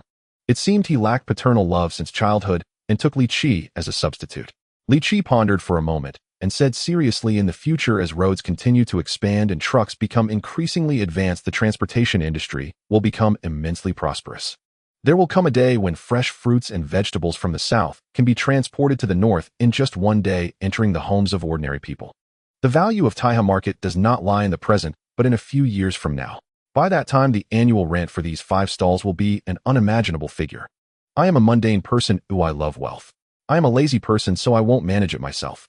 My greatest dream in this life is simply to enjoy the fruits of others' labor without effort. I will rent out the stalls and then enjoy life with the rental income. Li Qi spoke candidly, but Ding Hong's expression was a bit complicated. She had thought Li Qi had grander ambitions. Qiu Shiyun, however, smiled slightly and said, "Good child, you should think this way. I have fought my whole life with my husband battling the Japanese, then fighting against Chiang Kai-shek, and after that I crossed the river while the second son also sacrificed in the West. What was it all for? Isn't it just for the peace of Huagua, for every family to have their lights on, so that every child like you can enjoy life? When I die, on the day I meet my husband, I can proudly tell him that Huagua is doing well now and the children only need to enjoy themselves. My husband will surely be pleased to hear that and will praise me." Hearing this, Li Qi felt as if something had touched him and his eyes turned red. Qiu Laotai's casual words stirred his emotions. The life we take for granted today is forever a tomorrow that these bloodshedding heroes will never see. Just then the sound of a door opening was heard as someone walked in. Zhou Guodong has returned holding a redwood box in his hand. At that moment, Zhou Guojuan, calculating that it was almost time for dinner, came downstairs. Seeing Zhou Guodong, she hurriedly rushed over and said sweetly, "Elder brother, how come you have time to come back? What do you have in your hand? Is it for me? Thank you, elder brother, for always thinking of me over the years." She reached out to take the box. It was no wonder she felt so entitled, as Zhou Guodong was the most filial. Because Zhou Guojuan's family had saved the life of old Madame Qiu, he would always bring back rare treasures from his subordinates over the years to give to her. But this time Zhou Guodong awkwardly retracted his hand and said, "Mom called me and said Li Qi is here, so I came back to have a meal with him. This item is not for you." Zhou Guojuan's face stiffened, secretly blaming the old lady for being inconsiderate. How could she ask elder brother to come back just because a muddy-footed person arrived?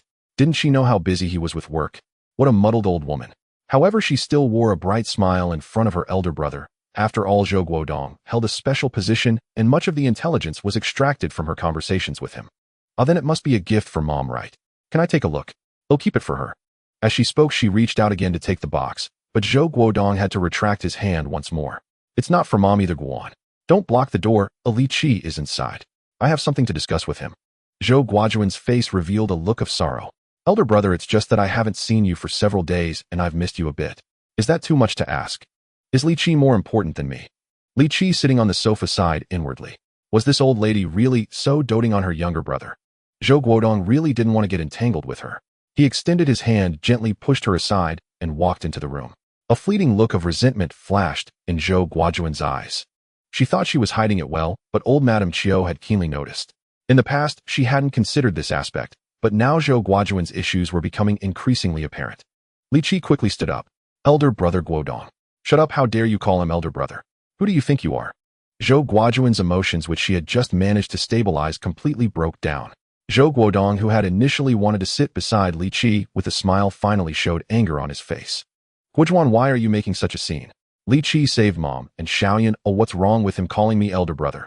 If you have nothing to do, go help in the kitchen and prepare for dinner." "Elder brother." Zhou Guojuan's face showed a look of grievance, but she didn't dare say anything more. However, she didn't go to the kitchen and instead stood aside. She didn't believe that elder brother could really drive him away. Zhou Guodong, indifferent to her, opened the box in his hand, revealing a shiny golden medal. "This is your second-level model worker medal. This medal was hard-earned. Many leaders in the city and province openly and covertly obstructed it, but in the end it was Minister Tian who made the final decision. There was supposed to be a ceremony for the awarding, but I rejected it. Once the ceremony is held, your identity will be completely exposed. The aftermath of the Black Mine incident is still unresolved, and it wouldn't be good for you. So I took on this task." Zhou Guodong suddenly straightened his back and said seriously, "Li Qi, in light of your brave performance and outstanding contributions to the country and the people today, I bestow upon you the second-level model worker medal. I hope you can strengthen your beliefs, practice your purpose, and strive for dedication in the future. With faith in your heart, you shall find strength beneath your feet." After speaking, he solemnly handed the medal to Li Qi, who received it with both hands. Old Madame Qiu and Ding Hong couldn't help but clap their hands, and Zhou Xiaoyan joined in, the little one clapping until his palms turned red. Only Zhou Guojuan stood aside, her expression fluctuating between gloom and brightness. What right did Li Qi have to receive the second-level model worker medal? A commoner not within the system, what qualifications did he have to earn such an honor? Elder brother was really foolish to do such a thing. Wasn't this leaving a handle for others? Was it just because he was the son of that damned woman? Zhou Guodong pulled Li Qi to sit beside him, forcing a smile, but it had a hint of reluctance. Old Madame Qiu noticed her son's unusual expression and asked with concern, "Guodong, what troubles are you encountering?" Zhou Guodong nodded. The city has held meetings for 2 consecutive days. The pressure-resistant outer plates for the Tanyuan ship could only be imported from Japan before, and they were selling them to us for $300,000 a ton. The province has instructed a steel factory to spare no effort in technical reform, striving to develop a substitute steel plate. Zhou Guodong's words were interrupted as Zhou Guojuan's expression suddenly changed.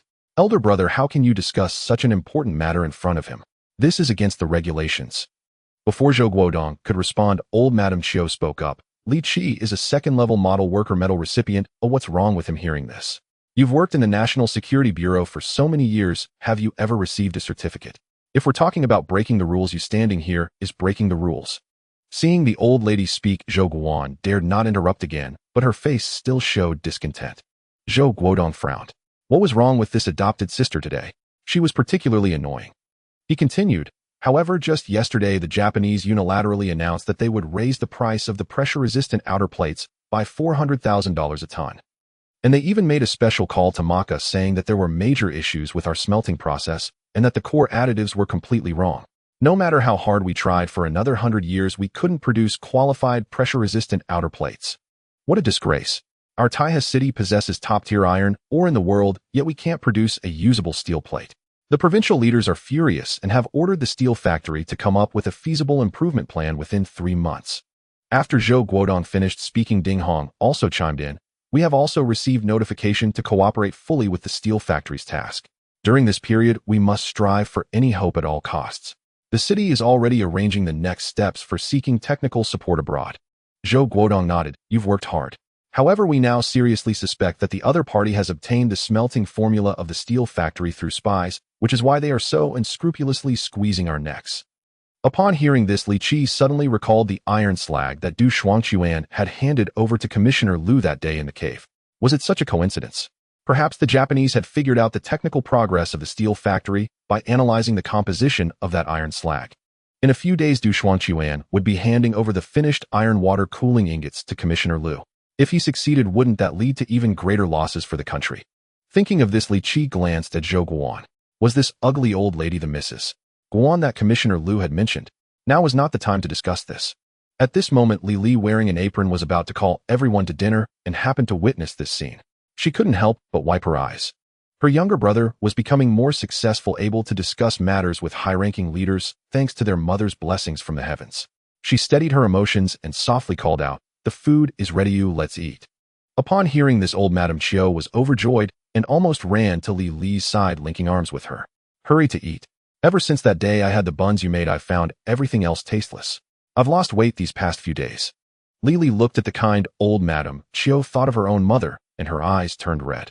She gently patted her back like soothing a child. "They'll make you 2 pots later, save them for yourself." As the family arrived at the dining room, Zhou Guojuan naturally wanted to sit next to the main seat. Seeing Li Li and Tang Chunyin also wanting to take their seats, she sneered. "You two go stay in the kitchen. If you need anything, we will call for you." Zhou Guodong slammed the table in anger. "What are you saying? This is our guest. Do you want to prevent them from sitting at the table?" Zhou Guojuan had never seen Zhou Guodong so angry. She shivered in fear and said timidly, "I was just thinking about Mom. Rural people are often uncouth if they sit at the table and infect Mom with some disease." Qiu Shuyun said coldly, "I'm not that delicate. Back in the mountains when I was ambushed, I was so hungry that my stomach was pressed against my back. I even picked pine nuts out of a bear's dung to eat. Get out of the way and let Li Qi and Li Li sit beside me. Ooh, I want to talk to them." The old lady waved her hand, pushing Zhou Guojuan aside. The evil fire in Zhou Guojuan's heart could no longer be suppressed. Why should she? This ungrateful old thing had her life saved by her parents, and after just a few years, she wanted to escape her control. In the past, everything in this family revolved around her. As long as she used a little strategy, both the old lady and Zhou Guodong were easily manipulated by her. Her superiors greatly valued her, praising her as a sharp knife inserted into the enemy's ranks. They constantly reminded her to just do her job. Being overly scheming would only raise suspicion. In truth, her superiors knew she wasn't that intelligent, but her position was too special. Just by casually overhearing a couple of sentences, she could provide more useful information than lower-tier agents could gather in a month. She was well aware that she wasn't cut out for cunning tricks, but as long as she grasped her parents' gratitude towards the old lady, she could secure her position within the family. But now, just because of a few muddy-legged people, her status was being threatened. How could she allow such a thing to happen? So she made up her mind to retaliate and kick these people out. Then she sat down, picked up a piece of meat, put it in her mouth, and immediately grimaced, spitting it out with a pop. Who made this dish? Is this something for humans to eat? Are you trying to kill someone with salt? Why don't you just throw an old salt cellar into the dish? You have ill intentions, don't you? You don't want us to eat, well, do you? Zhou Guojuan's actions stunned everyone at the table. Li Li's face turned bright red, and she was at a loss for words. Tu didn't do anything.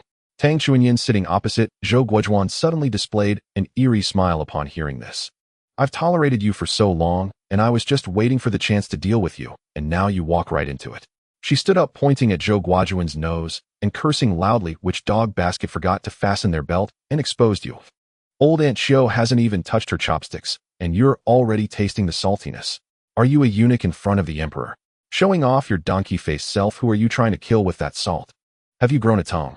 Can you even taste it? Your brain feels like it's been hit with a wrinkle needle, completely smooth, only spouting nonsense. Your old face is as wrinkled as Changbai Mountain. Who owes you anything? If you're in menopause and haven't had a man for a while, feeling hot inside, I can lend you a fire stick to vent your anger. But don't come here spouting nonsense. If you can eat, then eat, and if you can't, get off the table. Do you think you're the queen mother? Even I won't serve you. Zhou Guojuan was completely stunned. Since following old lady Qiu, when had she ever experienced something like this? Her face turned red and pale, then pale and red again, like a Sichuan opera face-changing performance. Finally, she reacted. Tang Chuanyin actually dared to curse at her. She lunged at Tang Chuanyin with claws bared. How dare you curse at me? I'll kill you. Zhou Guodong frowned, wanting to intervene, but old lady Qiu subtly blocked him. Li Qi watched everything unfold. Li Li, fearing Tang Chuanyin would be at a disadvantage, wanted to say something, but Li Qi pulled her back. Stay back, you don't want to get blood on you. Ding Hong backed away, holding her son. The ignorant are often fearless, and so Zhou Guojuan felt no fear. Over the years, everyone around her had shown her utmost respect because of her status. She had always bullied others, and had anyone dared to confront her. So she charged at Tang Chuanyin. In the next moment, what was that foot doing here? A loud ringing filled her head. Who am I? Where am I? Did someone just kick me in the head? Zhou Guojuan lost, because she had no clear understanding of Tang Chuanyin's combat capabilities. This woman, who rarely met her match in Niuxian town, could handle someone like her. She could take on 10 or 8 more without a scratch. In the next moment, Tang Chuanyin grabbed Zhou Guojuan's hair and raised her hand, slapping her face repeatedly. Zhou Guojuan instantly bled from her nose and mouth, her face swollen to the point of being unrecognizable. Li Qi gasped, shaking his head. His sister-in-law was ruthless. Everything happened too quickly. After Tang Chuanyin finished slapping her, she immediately took 3 steps back, not even looking at Zhou Guojuan, but instead bowed towards old lady Qiu. Old Aunt Qiu, I was impulsive in this matter. We are all rural people and don't understand much about principles, but with our elders at the table, why should a junior like her be the first to touch the chopsticks? No one else was picking at the dishes, and she was just looking for trouble. Even a rural person like me knows to be cautious when guests arrive. Someone like her who shows no restraint would be reprimanded 8 times in our village. Old Aunt Qiu glanced at Tang Chuanyin. That kick just now was clean and decisive. The slap was perfectly timed. She had half the charm of her youth. She wanted to praise her, but the occasion wasn't right. So she could only smile and say, forgive me for laughing. Whether rural or urban, we are all successors of socialism and should not speak such words. After hearing old Aunt Qiu's words, Tang Chuanyin's heart was completely settled. She had made the right bet. Today, she had effectively acted as Li Qi's vanguard, and in the future this younger brother shouldn't hold her accountable for past grievances. Right?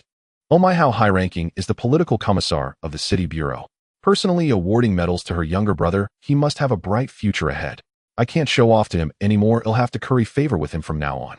Zhou Guojuan lay on the ground like a pile of rotten meat, unable to hear anything except the ringing in her ears. Had she been beaten? No one was helping her. After a long moment, she finally struggled to stand up, her eyes fixed on Qiu Shuyan. Mom, she hit me. Aren't you going to do something about her? Big brother, this stinking rural woman hit me in my own house. I want to report her. Hurry and arrest her. Shoot her. I will make sure she has a miserable life. Zhou Guojuan said through gritted teeth. This matter wasn't over. Zhou Guodong shook his head. You started it. It's mutual fighting at most. Our police station won't handle this matter. Qiu Shuyan looked at her disgraceful state and her lofty demeanor, and realized that the little girl who once ran around her, the one who had lost her parents and cried until she fainted, had ultimately become a different person. The sugar-coated cannonball didn't explode on her, but rather on Zhou Guan. Suddenly she asked, "Guizhuan, when I asked you to investigate Liu Yinmei's whereabouts back then, why did you lie to me? She was clearly still alive, yet you told me she had died long ago." Zhou Guan was taken aback. So it was this matter. Mom had found out. However, she had long thought of a countermeasure, and sadly said, "Mom, can you blame me for this? Tahi City is so big, and there are so many people with the same name. I run to the countryside every day and verified it for half a year. I may not have done any great service, but I did work hard. Yes, I made a mistake thinking the dead person was the one you were looking for, and I can apologize for that. But what does it matter? She was just a rural girl from back then, or if I can't find her, then I can't find her. Is a village woman more important than me? Our family saved your life. Are you really going to hold this little thing against me now?" Qiu Shiyun's face revealed a cold smile. "Liu Yinmei also saved my life and even diverted the pursuers for me. Your family's gratitude is money. Is their gratitude just paper? Usually, aren't you being a bit excessive?" Old Aunt Qiu directly called out Zhou Guojuan's old name. Hearing the name, Hijili Zhou Guan suddenly raised her head, her eyes filled with intense fear. "Mom, what's wrong? I'm not called Hijili. I forgot that name long ago. I'm Zhou Guan." Old Aunt Qiu suddenly lost interest and waved her hand. "I was quite happy today. You being here is giving me a headache. You should leave." "I won't." How could Zhou Guan possibly leave in such a dismal manner? Today she repeatedly found herself in a difficult position, ultimately being beaten into a pig's head. Would this just be the end of it? With a face full of despair, she looked around pitifully, trying to garner sympathy. Suddenly Zhou Xiaoyun burst into laughter, saying, "Aunt's head looks like a plunger from the toilet, all swollen and round with hairs sticking out everywhere." Ding Hong quickly covered his mouth, but couldn't hold back and let out a chuckle. Then everyone started to laugh.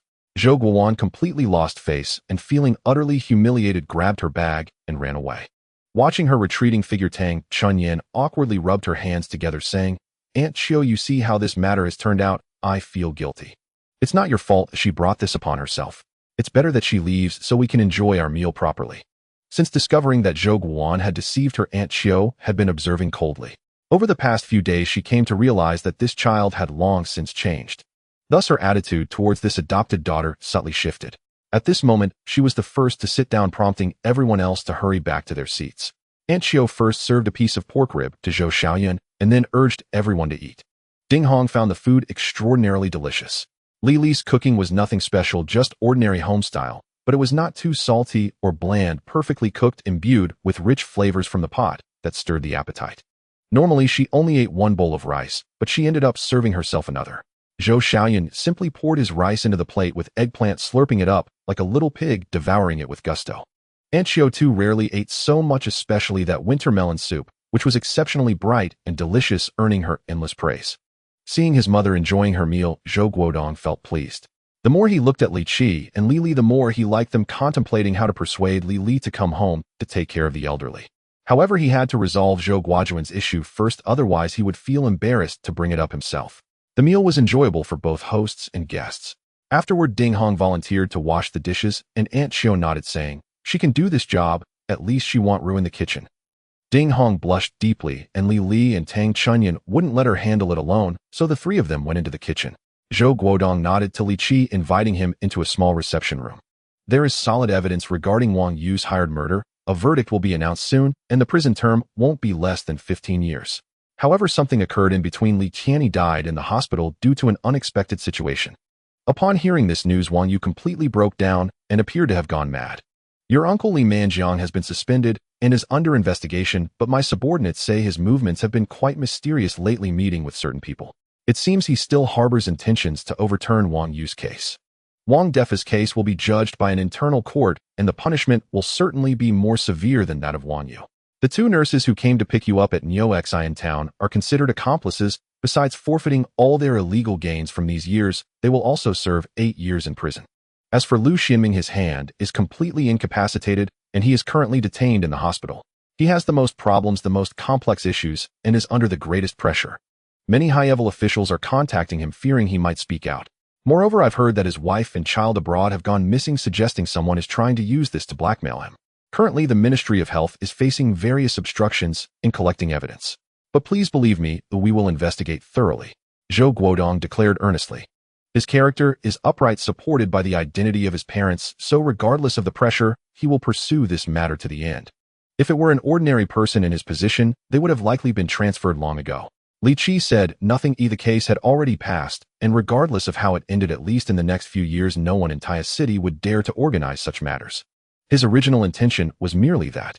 Right now he is concerned about the sample leak from the iron factory, feeling keenly that what Zhou Guodong mentioned might very well originate from Du Xuanquan.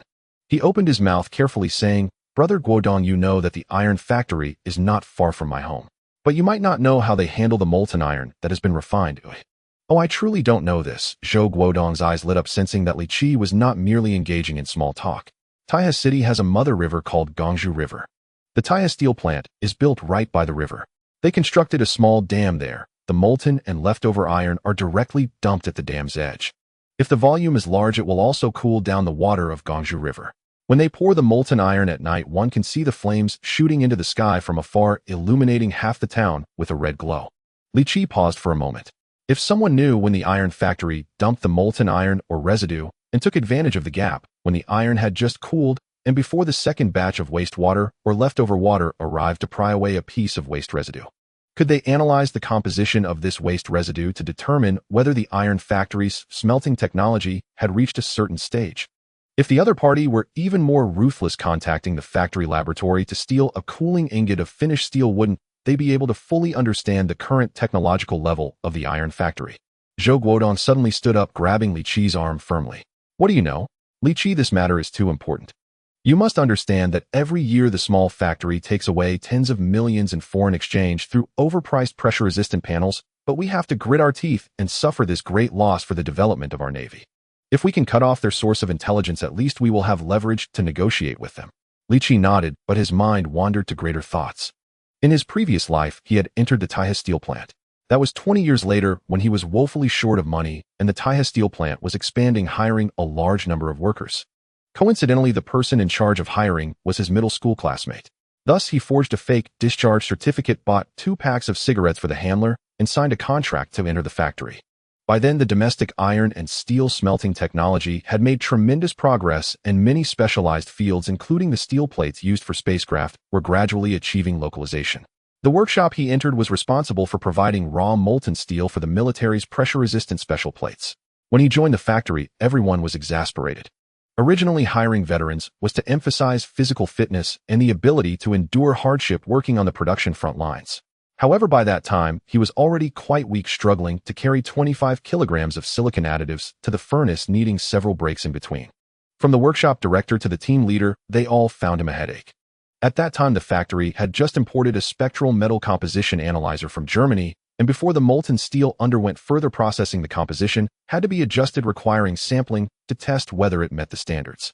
That machine was worth several $1 million at the time, and the test results were particularly detailed, with various components clearly labeled. Thus, the workshop director assigned this task to him. This was a job typically done by women at the time, and for a while everyone laughed at him. Li Qi worked there for almost 3 years, but eventually felt embarrassed, or rather weary of the 9-to-5 grind, so he voluntarily resigned. Back then, because the machine was fully automated, after receiving a sample, it would be placed in the machine, and after 20 minutes a report would come out, which would be sent back to the production workshop. Therefore, he had never seriously looked at any testing report. But now, with the help of his super memory, those testing reports started to vividly appear in his mind. However, they seemed of little use, as the testing reports were in English, and the specialized terms that appeared were like hieroglyphs. He didn't recognize any of them. His English level in later years was only enough to nod for yes and shake his head for no, along with some crude phrases. As he grew older, his language skills remained at a basic level, limited to simple words he picked up from watching European and American movies, with few characters and static scenes. At this moment, facing Zhou Guodong's eager gaze, Li Qi said, "Do you remember that Du Ming who sent Li Shi back to the black coal mine?" Zhou Guodong nodded and said, "Remember, this person's actions are extremely heinous. Comrade Li Shi has been tortured to the point of organ failure, and now coincidentally we are in a period of strict enforcement, so he may be sentenced to the maximum of 20 years in prison. His grandfather was a trader managing accounts for the Japanese and spending his life praising them. His father, Du Xuanquan, should be a spy. 4 days ago, I witnessed Du Xuanquan hand over a piece of iron slag from an iron factory to someone named Commissioner Liu in a cave. They agreed to transfer a cooling ingot of finished steel from the iron factory 5 days later. Zhou Guodong was so shocked that he stood up abruptly. This guy must be up to something. He just happened to appear next to the Si Longzi coal mine a few days ago and saved Tian Miao. Now he coincidentally shows up in a cave where two spies are meeting. Zhou Guodong was a bit confused. Are you living in the mountains? Why are you wandering around in the mountains during the winter? Li Qi was exasperated, wondering who would be a good person living in the mountains not fearing the cold. Isn't the example of the four fools of Xiangya village painful enough? That's not important. The key is whether this intelligence is useful to you. It's extremely useful. If we can cut off this intelligence line, the Japanese will no longer know our processing progress. When they ask for exorbitant prices, we can negotiate strategically, seeking greater maneuvering space. But Zhou Guodong was soon deflated. But that's all there is to it. We must be strong ourselves. If our own technology cannot break through, even if we can save a few $1 million at the negotiating table, what good is that? We will always be at the mercy of others. The Tanyuan ship is a national treasure, and the sooner it is completed, the more it can deter those international rivals eyeing us. Once launched, it will showcase our country's formidable strength and technological prowess, demonstrating that we possess the capability for oceanic warfare. Especially those small nations in the South China Sea, incited by the beautiful country, will no longer dare to provoke us. You can't even imagine the painful sacrifices our soldiers have made to counter those provocations. Unfortunately, we face a complete technological blockade from abroad, leaving us utterly lost. Li Qi pondered for a moment, carefully choosing his words. If, and I mean if I write you a note, you find someone to deliver it to the Taihe steel plant. Don't ask me how the information on that note came about. But you need to ensure that the steel plant can produce a batch of steel exactly according to the composition outlined on my note. Use this batch of steel to test the manufacturing of pressure-resistant outer plates. Can you manage that? Zhou Guodong's eyes lit up at once. He studied Li Qi from head to toe, circling around him. Li Qi felt uneasy, one hand covering his groin, the other hand shielding his eyes. Brother, don't do this. I'm not confident. What are you trying to do? If you keep this up, I will call for someone. Zhou Guodong suddenly stopped, as if he had made a certain resolution. He felt that he should trust Li Qi. If he hesitated this time, he would miss an opportunity for Huagua's navy to advance to a new level. So he took out a few sheets of white paper from the drawer, removed the pen from his person, and nervously handed it to Li Qi. Right, just right. After writing, have Ding Hong deliver it to the Taihe steel plant immediately. With her capability, she can definitely ensure that the steel plant produces a batch of steel according to your note. Even if there are no results, it doesn't matter. I will take the blame. Zhou Guodong took a deep breath, suppressing his excitement. There are many things about Li Qi that cannot be explained. His physical fitness, the timing of his appearance during the Black Miner incident, why he could wake up so quickly after being injected with a tranquilizer, and how he found ways to stall for time. He is a person of faith, fully aware that after the establishment of the nation, the laws of heaven do not allow for personal gain. Therefore, he restrains his heart and does not seek the true reasons behind these matters. At this moment, he empathized with Lin Jiqiang, the safety deputy chief of the central mine. I don't care where your information comes from, just tell me. As long as Li Qi has a compassionate heart, doing his best for the country and the people, he is naturally a great hero. If this note from Li Qi is truly useful, the time for the Tanyuan ship to appear could be greatly advanced as the core was dragged over from the Russians. As long as the outer plates are repaired, it can meet launch standards. At that time, many deliberate frictions around us will completely disappear. Countless border soldiers will no longer be injured or sacrificed. Compared with such results, what are the doubts surrounding Li Qi? Seeing that Zhou Guodong believed in him, Li Qi no longer hesitated and began to write at the table. 10 minutes later, Zhou Guodong held the note, his mouth agape, as if he could fit a plunger inside. Is this English? Not a single Chinese character. Aren't you a junior high school graduate? I heard you scored only 4 points out of 700 on the high school entrance exam, just because you wrote an essay title. How could you possibly know English? Li Qi humbly waved his hand. A true hero does not boast of past glory. Even a white character can read university. As an outstanding talent like me, you wouldn't understand my world. Zhou Guodong shot him a sideways glance. Were you a leaf in your past life, drifting so easily? Is this thing for real? I can't even understand what this is about. At this moment, Zhou Guodong also felt a bit insecure. He immediately went out to call for Ding Hong. Sister-in-law, you've been traveling abroad for years, and your English is top-notch in our city. Take a look at this note. What is this? It looks like some demonic script. Whose child wrote this? Even a chicken's claw dipped in ink writes better than this. Li Qi interjected. Are you being polite? The next moment, Ding Hong's expression suddenly changed. Spike type 3 spectrometer detection. Report the additives and proportions for the original steel water for the pressure-resistant outer plates. Silicon, sulfur, manganese, chromium, nickel. Big brother, where did you get this thing? This is the report from the most advanced spectrometer in the Germanic countries. I saw this during my inspection at their laboratory. That's right, the detection report is in this format. At that time, they didn't allow us to approach it all. I barely caught a glimpse through special channels. This thing shouldn't exist at all. Ding Hong was about to go crazy. As an industrial heavy city, Tae's position is crucial for the entire Huagua. Huagua has just experienced years of movement and has just established its economic development goals, truly a time of rebuilding. But how can other countries just sit back and watch us rise? They choke our necks, blockade us, and hinder us in all fields. If this report is true, the Tanyuan ship is expected to launch next year. Strike first to prevent 100 retaliatory strikes. The Tanyuan ship is that heavy strike. Its body even trembles slightly. Big brother, is this thing really? Zhou Guodong thought for a moment before saying, this thing was brought out by Li Qi. As for the source of the channel, it involves too many comrades and a secret department of Huagua, so I can't disclose that to you. Comrade Li Qi hopes that you can step forward and have the iron factory produce a batch of steel according to the content of this note to verify the report's authenticity. Ding Hong, with your rank, I believe you can accomplish this. If necessary, I can contact Mayor Gang Jinyun to get special approval for this action. After several interactions, Zhou Guodong understood Li Qi's character. He was a bit cautious and did not like to reveal his cards. Thus he thought of this line. Li Qi felt secretly pleased as Zhou Guodong is someone who can deal with things. If he said the information was something he just wrote out, he wouldn't know how to explain it. Ding Hong looked at the report again. In reality, she did not believe in the authenticity of this report, but the format of the report was completely consistent with the detection reports from the most advanced instrument in the Germanic countries, making her feel uneasy.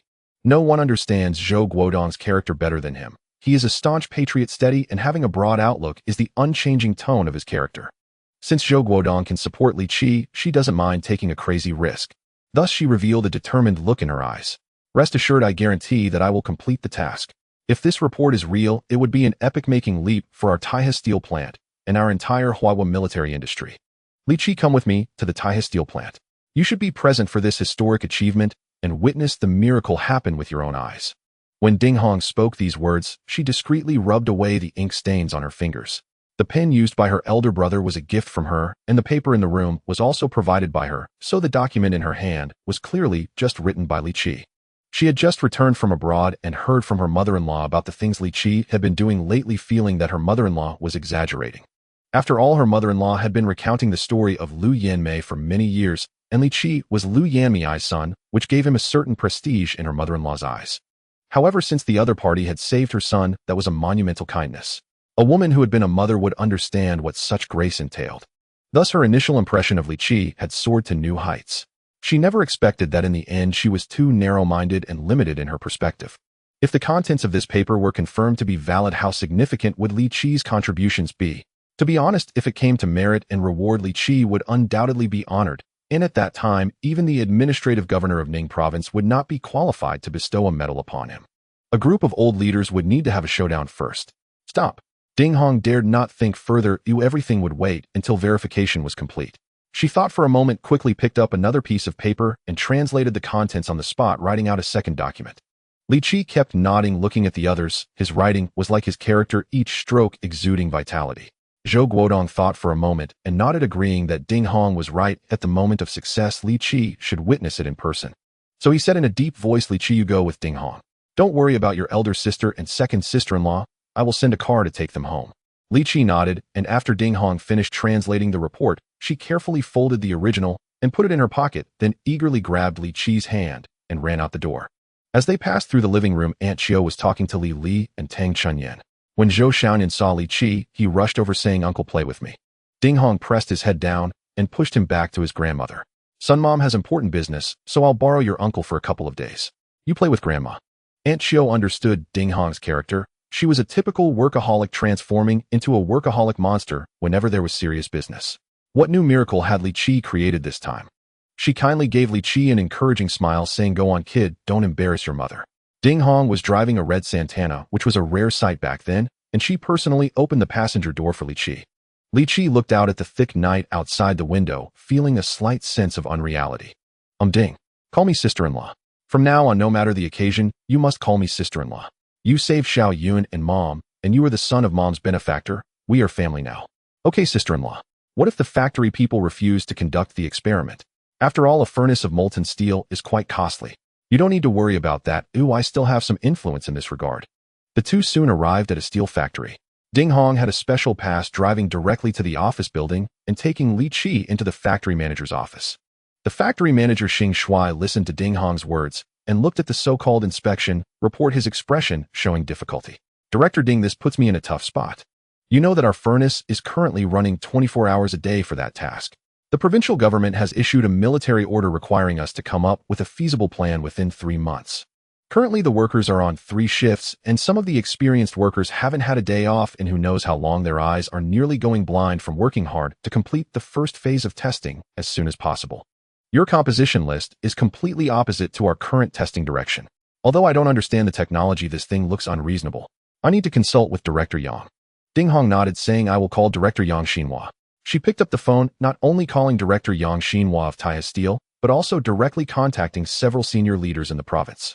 She knew that Taihe Steel's position was very special. Director Yang Xinhua's level was on par with the mayor of Taihe City. To persuade Yang Xinhua, provincial connections must be utilized. Half an hour later, Yang Xinhua walked into the office. He was a middle-aged man in his 40s, not very tall, around 167 centimeters, with a pair of small eyes gleaming with light, exuding a sharp aura. Li Qi couldn't help but take a few more glances at him. This was a legendary figure in Taihe City and even in Ning Province in the future.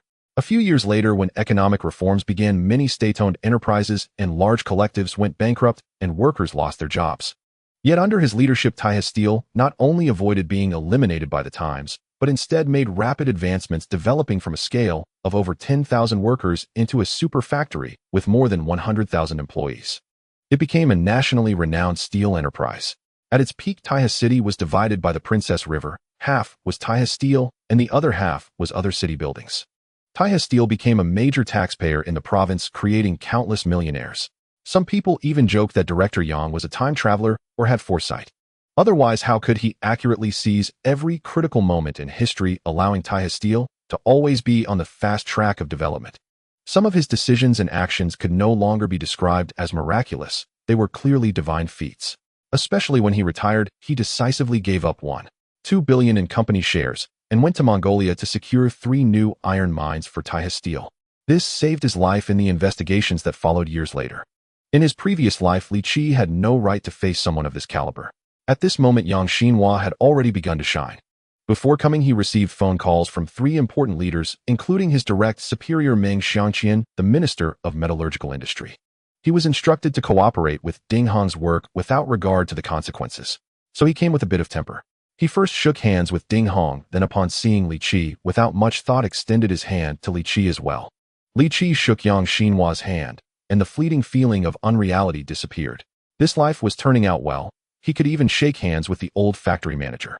Yang Xinhua invited everyone to sit down and directly stated, the provincial government has contacted me about this matter. I must handle it. However, Director Ding, I need to confirm with you, the smelting of a furnace of molten steel requires 12 hours. If it fails, the direct economic loss will be over 300,000, and the indirect economic loss could reach 1 million. Even if our steel factory has mines, we cannot waste resources like this. These are national resources. So before we start, I want to let my most experienced technicians take a look at what you have and study it. Ding Hong knew this could not be avoided. Given Yang Xinhua's level, he even had the right not to give her face. So she nodded in agreement. However, she did not want to take credit for Li Qi's achievements, so she said gently, the information was obtained through special channels by this young comrade beside me. I guarantee the accuracy of this data with everything I have. Yang Xinhua glanced at Li Qi and remained silent.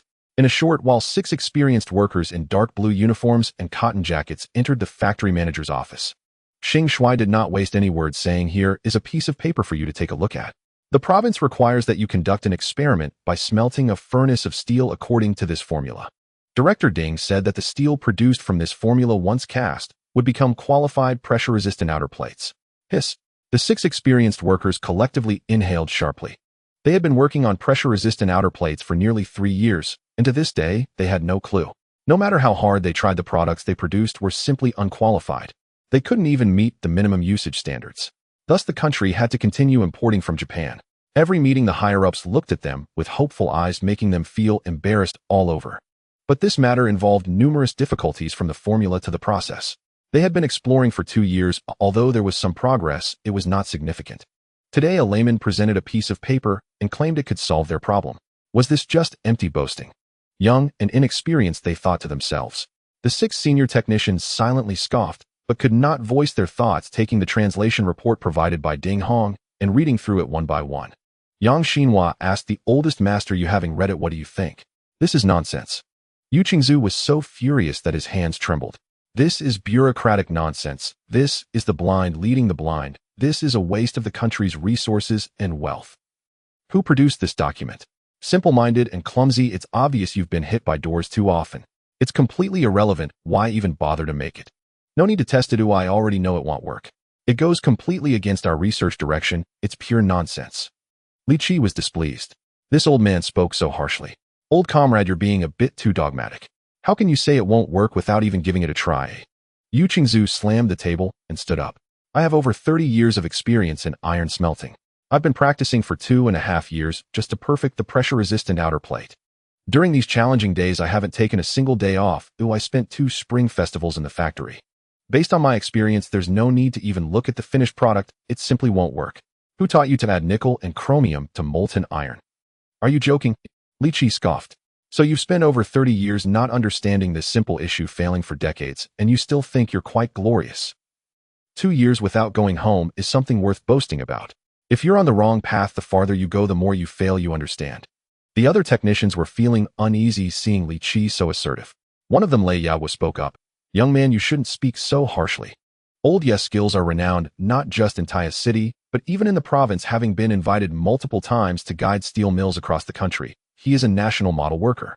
If you say he's incapable, does that mean the leaders are blind?" Li Qi, having lived 2 lives, was most annoyed by such old-timers. When you reason with them, they counter with their positions, and when you argue positions, they label you. They focus on avoiding the facts and first deal with the one raising the issue. You old hag jumping around like a shaman, you really have your tricks.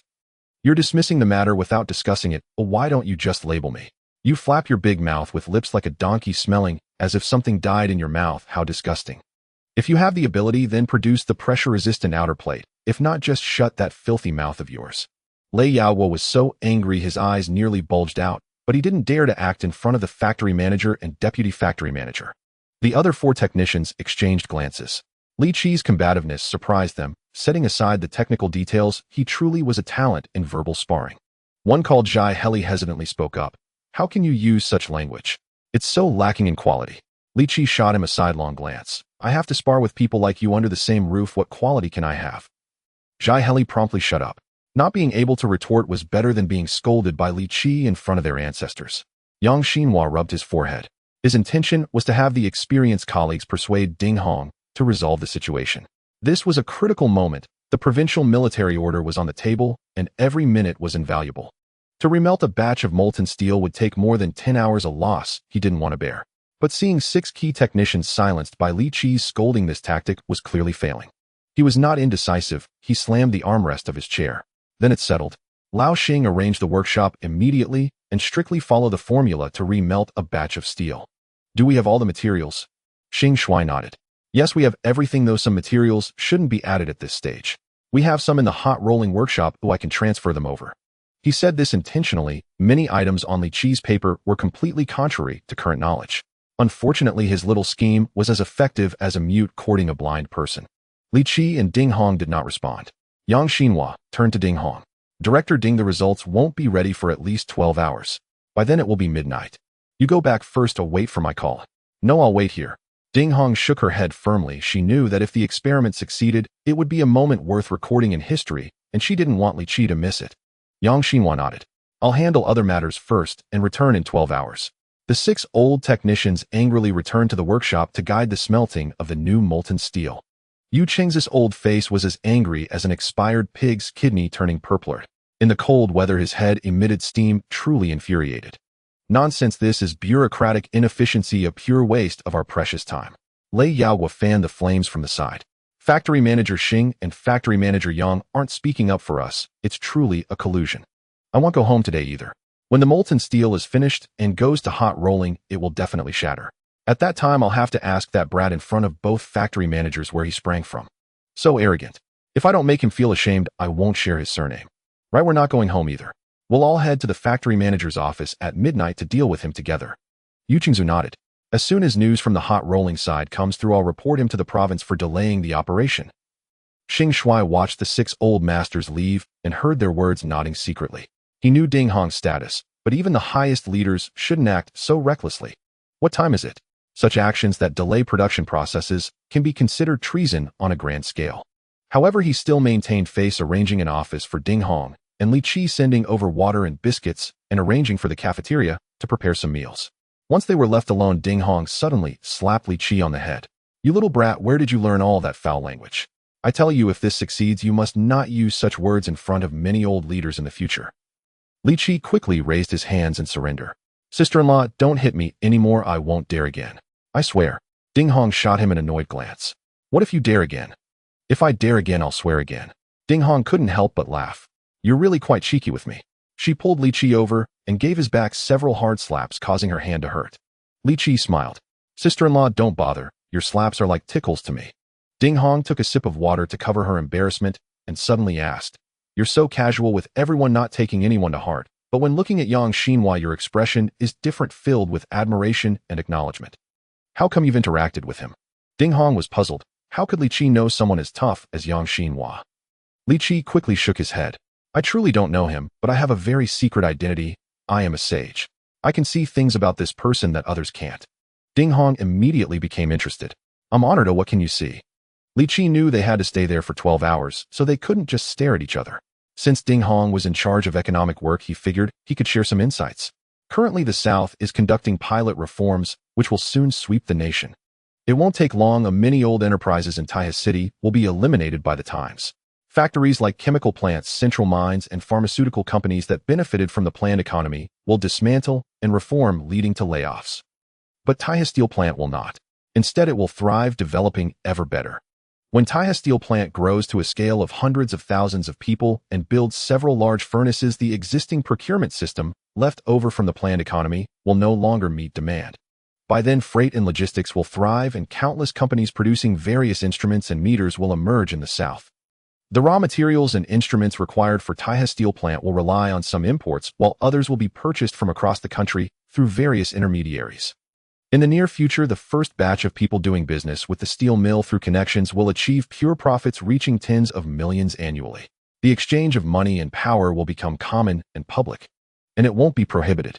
Because it is precisely this form that activates economic energy. If such matters are strictly investigated at this stage, it will only lead to stagnation and miss the opportunity for development. Li Qi was completely lost in memories. In his last life, he had the good fortune to join a shell company because he got involved with computers early on. The entire company had only 10 people, starting from delivering dirt baskets and grass ropes to Taihai Steel Plant. After 20 years of operation, it transformed into a super intermediary, supplying various imported and domestically produced instruments and equipment. The company's annual pure profit could reach over 70 million. There was no technical content at all. It relied purely on connections, buying low and selling high. What they did was just buying and selling with advance payments. Of course, this model was thoroughly rectified in the last few years. When the investigation and clearance occurred, the more one earned, the more they would be sentenced. Even if there were backers in the province, what if the backers disappeared because they were on the wrong side? The boss of the company he worked for was sentenced for multiple crimes, fined 200 million, and imprisoned for 16 years. Of course, he was dismissed early due to illness and didn't share in the fallout. As Li Qi casually recounted his past experiences, it sounded like thunder in Ding Hong's ears. Her gaze towards Li Qi changed completely. After all, what she was doing now was related to these tasks, and some of Li Qi's statements were exactly aligned with the old leader's ideas. Yet the old leaders only provided a direction and framework. What Li Qi articulated were detailed and clear. Was Li Qi possessed by a ghost? The heavenly laws clearly state that after the founding of the country, no one shall become a spirit. Ding Hong's entire demeanor changed as she sat up straight like an elementary school student and even opened her diary. "I beg you to elaborate. How does the intermediary connect with the procurement department of the steel factory? What are the needs for raw materials and instruments, and how do the workflow processes operate from the workshop to the purchasers to the distributors?" "You've come to the right person. Don't underestimate my age. I've traveled south and north over the years, even had my legs run over on the railway. I've seen beggars, those who complain, and those who throw feces into crowds. Those who scatter chaos, and those who pick things up and flamboyantly show off what they're eating.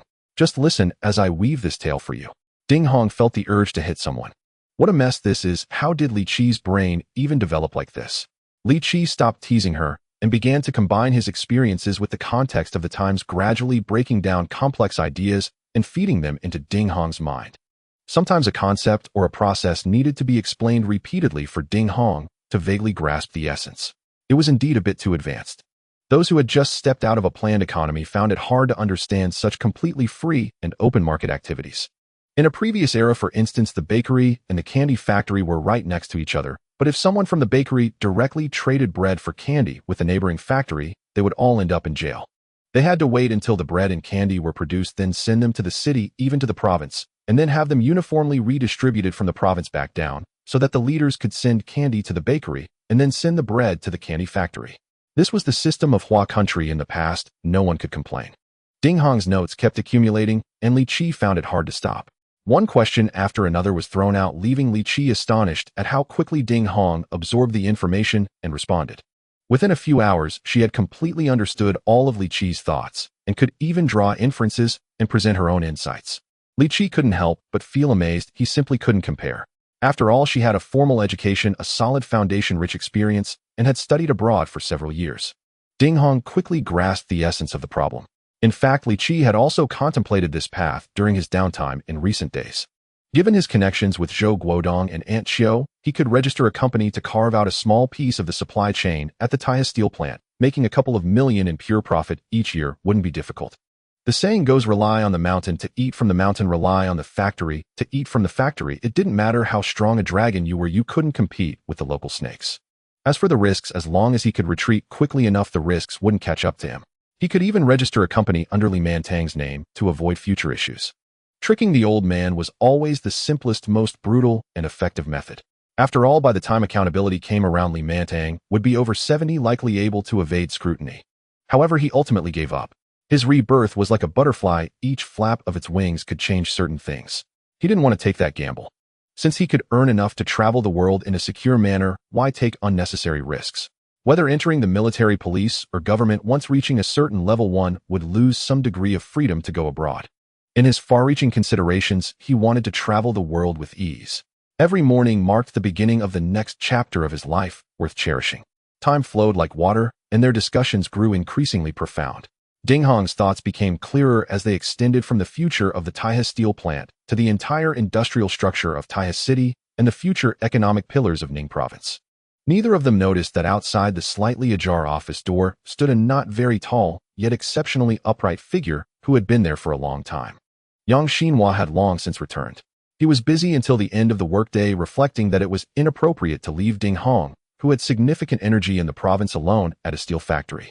So he took a bag of good tea and some small gifts he had brought back from abroad and returned. His intention was to stay with Ding Hong until midnight, say a few formalities after the experiment failed, and prevent her from losing face. He would politely send her off. After all, he didn't believe that Ding Hong's paper would be effective.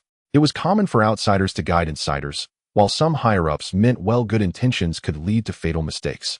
He had prepared his remarks to ensure Ding Hong wouldn't feel awkward. In the future, he wouldn't have to worry about being undermined in the province. However, if the senior workers made Li Qi awkward, that would be his own fault. One couldn't act foolishly and then expect not to be criticized. After all, he wasn't the director. However, as he walked slowly to the office door, he was directly shocked by a few words coming from inside. Open, introduce, CNC, full process. These words nailed him to the door like a spell. By the end, Yang Xinhua's mouth was dry and a door in his mind was blown open by Li Qi in a very rough manner. Was it really possible to play like this? So that was the meaning behind what the old man said. How did this kid know these things? Is he a devil? He hadn't even spoken to him seriously just now. Yang Xinhua almost wanted to slap himself. Look at you being so arrogant and rude. Seeing that the other person was younger, he thought he was just a little sidekick. Now how would he ask for advice? Could he invite him to be his advisor? Would it work to offer him a salary of 10,000 a year? The things Li Qi said casually sounded like profound truths, enlightening Yang Xinhua. Many vague concepts and some areas of policy interpretation that he dared not delve into were being confirmed and unraveled one by one. When Xing Shui returned from the workshop and saw this scene, he was completely stunned. Old factory director, the undisputed number one of Taihe steel plant, who could even slam the table in front of leaders at provincial meetings, was bent over like a student, his ear pressed against the office door, wearing a look of being enlightened. Xing Shui felt as if he had seen a ghost. He quickly approached Yang Xinhua and raised his voice slightly. Old factory director, what are you doing? The voices inside the office abruptly stopped. Yang Xinhua turned around angrily to look at Xing Shuai. He felt like killing someone. They were in the midst of a critical moment, and this brat interrupted them. Xing Shuai took a step back, frightened by Yang Xinhua's gaze. "Old factory director, what do you want? Don't kill me, I'm one of yours." The kid was almost scared to tears. Ding Hong pushed open the office door, raising an eyebrow. "Director Yang, you're here.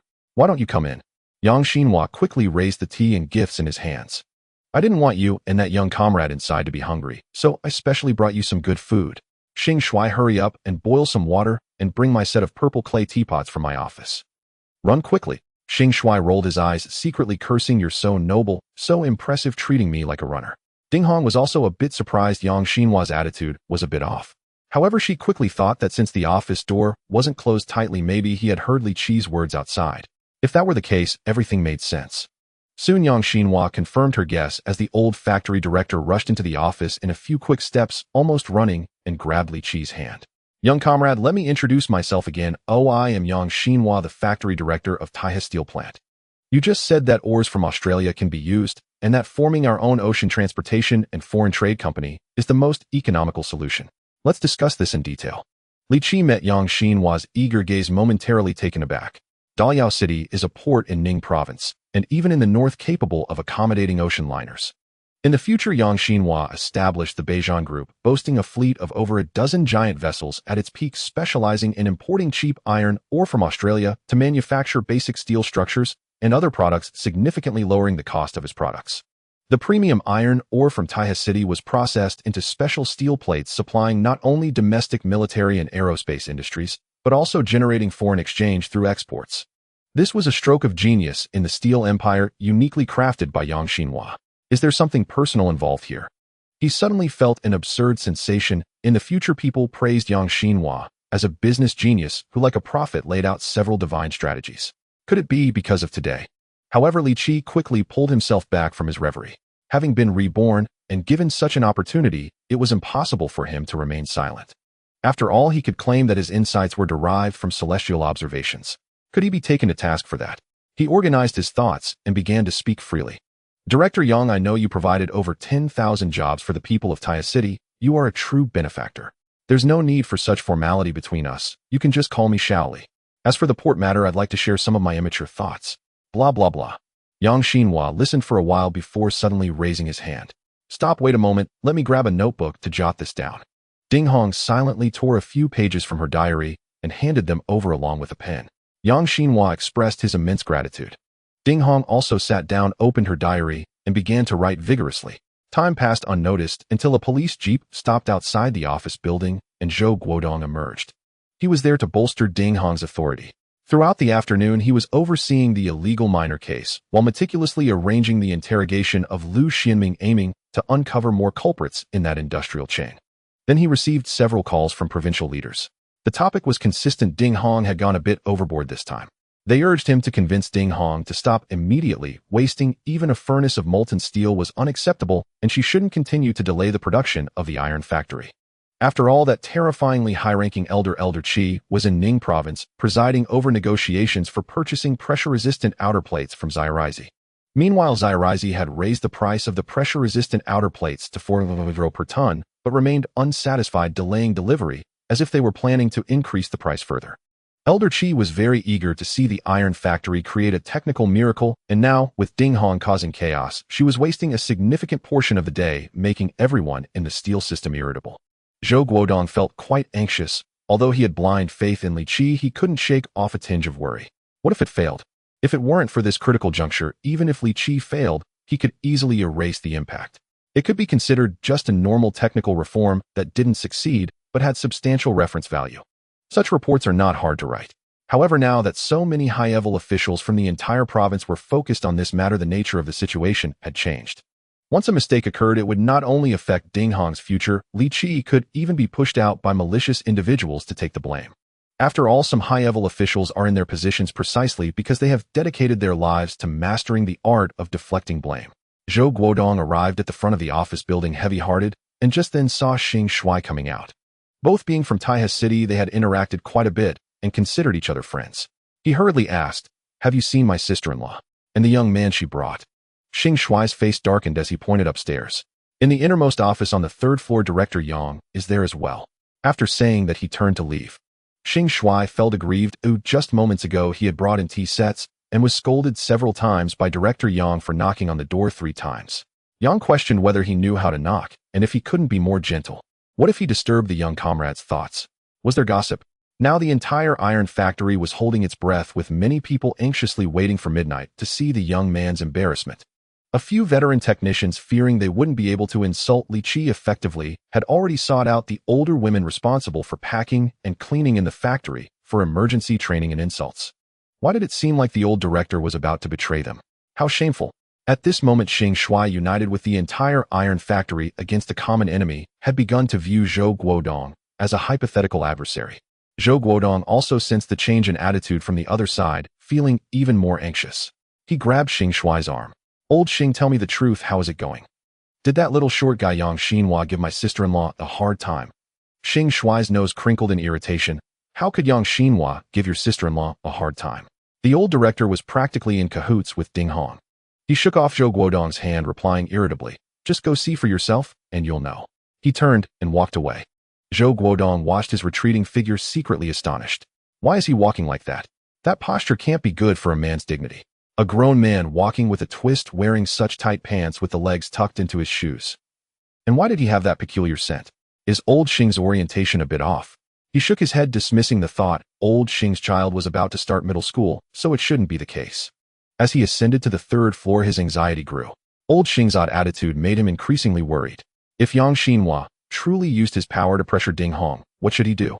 If all else fails, he would have to seek out Elder Qi. After all, his father had served under him in the past, and it was said that he had even pulled him out of a tight spot as a child. He should at least give him some face. At worst, he could ask his mother to step in, and he had to ensure Li Qi's safety. Zhou Guodong pushed open the office door and was stunned. He even turned back to look at the door in his hand, wondering for a moment if he had opened something unclean and was seeing hallucinations. Li Qi was lounging on the sofa, relaxed against the backrest, his gaze vacant, mumbling incessantly. Yang Xinhua and Ding Hong were like 2 elementary school students, each holding a small notebook, attentively listening to Li Qi while writing furiously. Especially Yang Xinhua, whose small eyes sparkled with intelligence and frightening coldness. His hands moved swiftly, his expressions varied, as sometimes he was astonished, sometimes deep in thought, and at other times enlightened. Having filled several pages front and back, he waved his hand to ask Ding Hong for more. Reluctantly, Ding Hong tore off a few more pages for him. In that brief moment, Yang Xinhua caught a glimpse of someone standing at the door from the corner of his eye, furious. Having already driven Xing Shuai away, who else dared to interrupt his progress? With the current situation, this was no longer a matter of simply listening to a lecture, but rather a textbook for him to level up early, completely clarifying the future direction. "You at the door, hurry up and get lost. If you waste my class time, I'll toss you into the furnace for immediate refining." Ding Hong was startled, looked up, and exclaimed in surprise, "Big brother, what brings you here?" Yang Xinhua finally saw clearly that it was Zhou Guodong standing at the door. He quickly got up and grabbed Zhou Guodong's hand, saying, "Old Zhou, you have brought me a treasure. Just now Director Ding said that Li Qi was brought out from Niuxin Town by you. This is truly a rare talent, far superior to those so-called overseas students and senior managers I met during my inspection in the South. Those people are full of theories, but they are completely disconnected from the realities of our Taihe city, lacking any grassroots connection.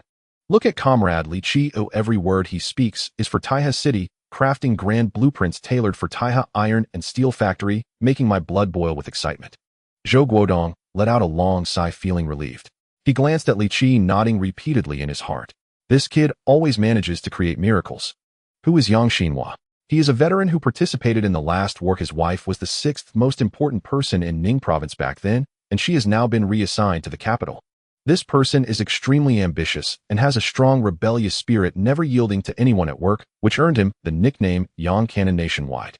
The province entrusting such an important enterprise as Taihe Iron and Steel Factory to him shows their trust in him. In these years, Zhou Guodong has never heard of Yang Xinhua yielding to anyone, and yet just a few hours have passed, and what has Li Qi done to Yang Cannon? You truly are a talent. Zhou Guodong was utterly convinced. The few of them sat down again, and Yang Xinhua eagerly wanted to continue asking Li Qi questions, but Ding Hong interjected. "Director Yang, even the production team's donkey wouldn't be treated this way. It's been hours, and Li Qi has only had a few sips of water without eating anything. Shouldn't we let him rest for a while?" Yang Xinhua felt embarrassed and scratched his head. They were so invested that they completely lost track of time. Just then Zhou Guodong hadn't had dinner either, so Yang Xinhua arranged for the canteen to prepare a few simple dishes for them to eat together. Time was nearing midnight when Yu Qingzhu and 6 senior technicians accompanied by several apprentices entered the office building inquiring until they reached the office door. Xing Shuai also returned and knocked on the door again saying, "Director Yang, the molten steel is ready and has been sent to the hot rolling line. It will be out shortly." Yang Xinhua thought for a moment and said, "Let Lao Yu and the others in." Suddenly over a dozen people squeezed into the office, all casting unfriendly glances at Li Qi. Li Qi proudly puffed out his chest thinking to himself, "With so many of you here it won't help if I exert just 30 of my strength, you will all be wiped out." Did they really think his 30 years of adventures in the world were for nothing? The top mouthpiece of Niuxin Town is not just a name. Yang Xinhua waved his hand saying, "Everyone sit down, comrade. Li Qi's intentions are good. He is connected with us at heart and wants our iron factory to quickly overcome the technical challenges of the pressure-resistant outer plate. Regardless of the outcome, comrade Li Qi is a great contributor to Taiha Iron and Steel Factory, so don't mess with me." He had come to understand that whether this batch of molten steel was qualified or not was not important. Compared to what Li Qi has taught him in these hours, what does it matter? He already had a clear plan for the development of Taiha Iron and Steel Factory for the next 15 to 30 years. If even half of Li Qi's suggestions were effective, he was confident that he could expand Taiha Iron and Steel Factory 30-fold, making it 3 times larger than the entire Taiha City. According to Li Qi, the Taiha City government could at most be considered the outer third ring of Taiha Iron and Steel Factory. What is a ruined batch of steel compared to such a talent?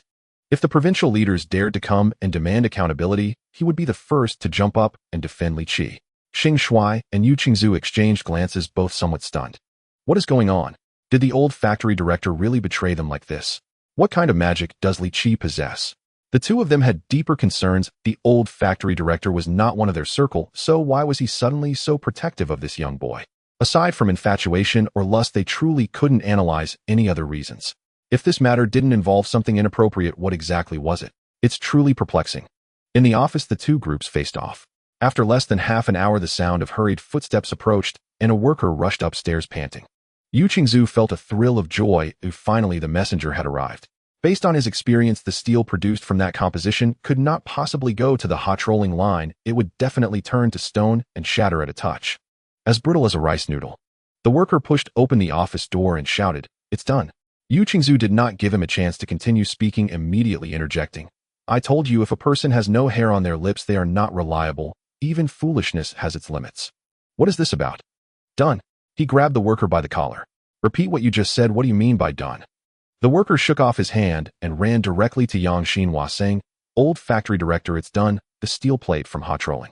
At this point, the worker's eyes welled up with tears. He wiped them away and choked out, "It's definitely a qualified pressure-resistant outer plate. We did a simple test, and it's not at all comparable to the previous products. All indicators have improved significantly." My master was nearly in tears, saying he never expected to see our factory produce a plate of this strength in his lifetime. "That's great, director. We did it, or we didn't let the provincial leaders down." Crash. Xing Shuai, who was holding a teacup, was dumbfounded, and the cup fell to the ground, causing Yang Xinhua to wince in pain at the corner of his eye. That was his prized purple clay teacup he had treasured for many years. "This brat will definitely get it when he has some free time tomorrow." Xing Shuai let out a roar and bolted, saying, "Follow me to the hot rolling line to see the pressure-resistant steel plate." With a rumble, a crowd followed Xing Shuai out. Only Yu Qingzhu and another old technician remained stunned in place, their faces alternating between white and red like in a Sichuan opera face-changing act. Yu Qingzhu struggled to speak, saying, "Comrade, it's really done. How is this possible?" Yang Xinhua walked over and patted his shoulder.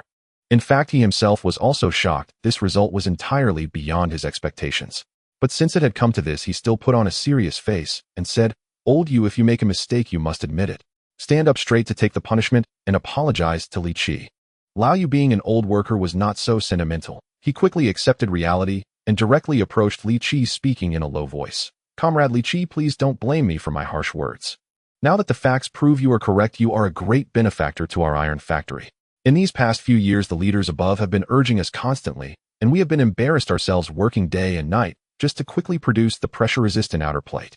I know that they humiliate us with these things, charging us high prices. There's a colossal vessel in the shipyard carrying the hopes of the entire army, just waiting for the pressure-resistant outer plate to launch. The entire nation is watching our furnace. We are powerless. I have blisters on my tongue, layer upon layer, and they are itching. Now has this matter really succeeded?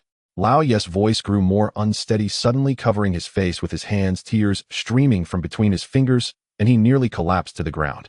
Li Qi dashed forward and helped him up, saying, "No need for such big gestures, it's not yet the new year. Besides, I have no money on me at your age, I shouldn't be giving you any gifts." Ding Hong raised her hand and pinched him at the waist, saying, "Speak properly, master. You is almost old enough to be your father."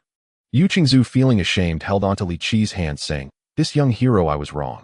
I truly realize my mistake now. From now on, you are my master, and all over 2,000 of us in the iron factory will follow your command." Li Qi assisted Yu Qingzu and shook his head. He would never join the army, so it was impossible for him to stay in an iron factory. He would never be a servant to anyone in this lifetime. A small courtyard, half an acre of thin fields, and a modest savings were his dreams. Yang Xinhua and Zhou Guodong exchanged a glance, both sensing the excitement in each other's eyes.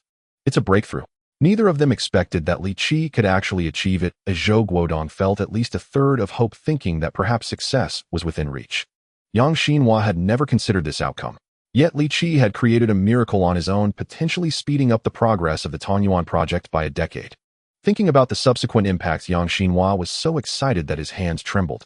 Ding Hong rushed out of the office, saying, "I'll call the Provincial Industrial Department." The call was almost immediately connected, and at that moment Ding Hong realized that the provincial office was also waiting for news. "Hello, I am Meng Xianqian from the Provincial Metallurgical Industry Department. This is Ding Hong. Minister Meng, are you still awake? You made quite a stir during the day, and even set a military order. Elder Qi specifically instructed me to wait for your news. Ding Hong, you have been a bit reckless this time. Such a big matter cannot be treated lightly. What is the current situation? If you don't produce some results, you won't get through this level with the province." Minister Meng's tone was stern, but he was an old acquaintance of General Zhou, so he couldn't be too harsh. He could only hope that Ding Hong would smoothly bring this to fruition. The kid was still too reckless. Ding Hong tried to suppress his excitement, saying the pressure-resistant outer panels have been successfully hot-rolled, and the products have passed preliminary inspection by the engineers, estimating they meet the standards. "What? Is this true?" Minister Meng's voice suddenly rose, filled with barely concealed excitement. "Did she really manage to pull this off? This isn't a joke, is it?" Ding Hong nodded repeatedly. "The factory is conducting further tests, but currently the quality is absolutely up to standard, and we are willing to accept inspections from both the province and the nation. Immediately secure the site and await further instructions. I will notify Elder Qi right away. Clear an area for the helicopter to land." Meng Xianqian hung up the phone directly. Ding Hong hurriedly ran back to the office, nodding vigorously at Zhou Guodong and Yang Xinhua. "Minister Meng is at the phone, and he has already notified Elder Qi, telling us to prepare a landing area for the helicopter." Yang Xinhua took a deep breath. "I will arrange it. Let's go to the hot rolling line and see the miracle that Li Qi has created." Yu Qingzu, with his short legs, said, "I'll lead the way." They got into the car and quickly arrived at the hot rolling line. At that moment, 2 shifts of night workers were standing in the factory, their faces glowing with excitement. Seeing the leaders arrive, the workers automatically made way. "I heard it was the provincial leaders who brought a component list which allowed the successful creation of the pressure-resistant outer panels. Zhai Heli said it was a child who did it. Oh my, isn't that a prodigy?" That old technician Yu Qingzu even tried to challenge him, but ended up being slapped in the face. "Let me see which little hero is so impressive. Just right, my second daughter is single. Who could they match up?" "What a joke. Your second daughter looks like a stone pot that has turned into a spirit, her eyes all squinted. You can't tell if she's awake or asleep, or if you don't look closely you'd think she's dead.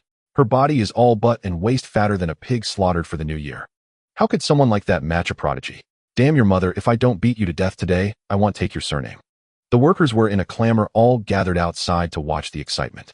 Inside, several technicians in blue work clothes were using various instruments to test the performance of the steel plates. Seeing Yang Xinhua approach, the leading technician, Guo Jinxing, ran over, tears of excitement in his eyes. "Old factory director, it worked. All indicators met the standards and even exceeded expectations. We don't have more advanced testing equipment in our factory, but I've seen the pressure-resistant outer panels from other countries, and ours is definitely not inferior." Guo Jinxing's eyes were filled with tears as he spoke. For many years, the pressure-resistant outer panels had been like a thorn in the throat of the iron factory. They possessed the best blast furnaces in the country, used the best equipment from Sioux Nation, and had access to high-quality iron, or yet they could never produce steel plates that met the standards. This made everyone in the factory feel ashamed, unable to lift their heads. Now they had finally delivered a satisfactory answer. Yang Xinhua waved his hand, pointing at Li Qi. "The steel formula was brought back by Li Qi. If you want to thank someone, thank him." Guo Jinxing hurriedly grasped Li Qi's hand, looking at Li Qi's surprisingly young face, his expression shifting. Why are you so young? The young are fearless of the tiger. The waves of the Yangtze River push the waves before it. You are impressive. Li Qi nodded, saying, indeed, the young waves crush the old waves on the beach, letting you all enjoy the surf. Gua Zingxing's face darkened, thinking to himself, what a fine child, so spirited, but his words. Yang Xinhua began flipping through the initial inspection reports, growing increasingly astonished. Even with the current testing equipment in the iron factory, they could only roughly detect a few core components' contents and some basic data. Yet the factory had studied the pressure-resistant outer panels for 3 years. He had a sense that what Li Qi had improved upon was, in some indicators, even 2 levels stronger than those from other countries. He vaguely felt that this was not something that should appear in this era. The significance of the appearance of this steel plate might extend far beyond simply helping the Tongyuan project launch ahead of schedule. Zhou Guodong and Ding Hong exchanged excited glances. Li Qi's success brought them pride as well. The roar of a helicopter suddenly filled the air as a transport plane landed in the open area outside the hot trolling line. Yi Xindu, dressed in full military attire, stepped off the plane with a dozen fully armed soldiers. Zhou Guodong hurriedly went to greet him. However, Yi Xindu ignored him and headed straight for Li Qi. He first saluted Li Qi, then grasped his hand firmly, saying, "Good boy, I've heard about this matter. You have made a significant contribution this time." Elder Qi specifically instructed that once the pressure-resistant outer panels pass all inspections, he will personally commend you. On behalf of all my colleagues in the 39th Army, I thank you for your contributions. Li Qi felt the strength in Yi Xindu's hand and looked at his resolute face, feeling a surge of warmth in his heart. He had not anticipated that the pressure-resistant outer panels would attract such attention. He smiled and shook his head. The general is too kind. I am merely a proud young pioneer willing to contribute to my country. Yi Xindu's expression became awkward. He truly hadn't expected Li Qi to say such things, and for a moment he was at a loss for words. Zhou Guodong followed behind, secretly amused. "Serves you right for ignoring me, old man." Yi Xindu released Li Qi's hand, labeling him as a mischievous child, and sternly said to Zhou Guodong and Yang Xinhua, "Clear the area immediately, persuade unrelated personnel to leave, and ensure everyone signs a confidentiality agreement. The leaders on duty today must act. This news absolutely cannot leak out. Seal the relevant raw materials on site, organize the finished products. Military vehicles will arrive soon to transport them directly to the province for inspection." As soon as he finished speaking, urgent alarm bells faintly rang, and those with keen eyes could already see a convoy of military green vehicles approaching from a distance. Suddenly, Li Qi remembered something and pulled Zhou Guodong back. "Brother Guodong, do you remember what I told you? Someone is watching the steel production at a certain factory. Now that the pressure-resistant outer plates are successfully made, if the agents manage to steal the cooling ingots, this matter will be exposed. Don't worry, you'll take care of it. There are only a few ways to obtain the cooling ingots. I guarantee that what they end up with will be what we want them to see." Li Qi felt relieved. Since the municipal bureau had started to take action, he didn't need to worry about the subsequent matters. Soon the onlooking workers were dispersed to sign confidentiality agreements, leaving only a few inspectors on site. Dozens of military vehicles entered the factory area, and rows of armed soldiers got out of the vehicles. The overhead cranes started and slabs of steel were lifted into military trucks. Li Qi spotted Lu Yan at a glance. His physique was quite noticeable among the crowd. Lu Yan first reported to Yi Xindu, and after receiving approval came to Li Qi's side and gave his shoulder a heavy pat. "Good lad, you've done something big this time.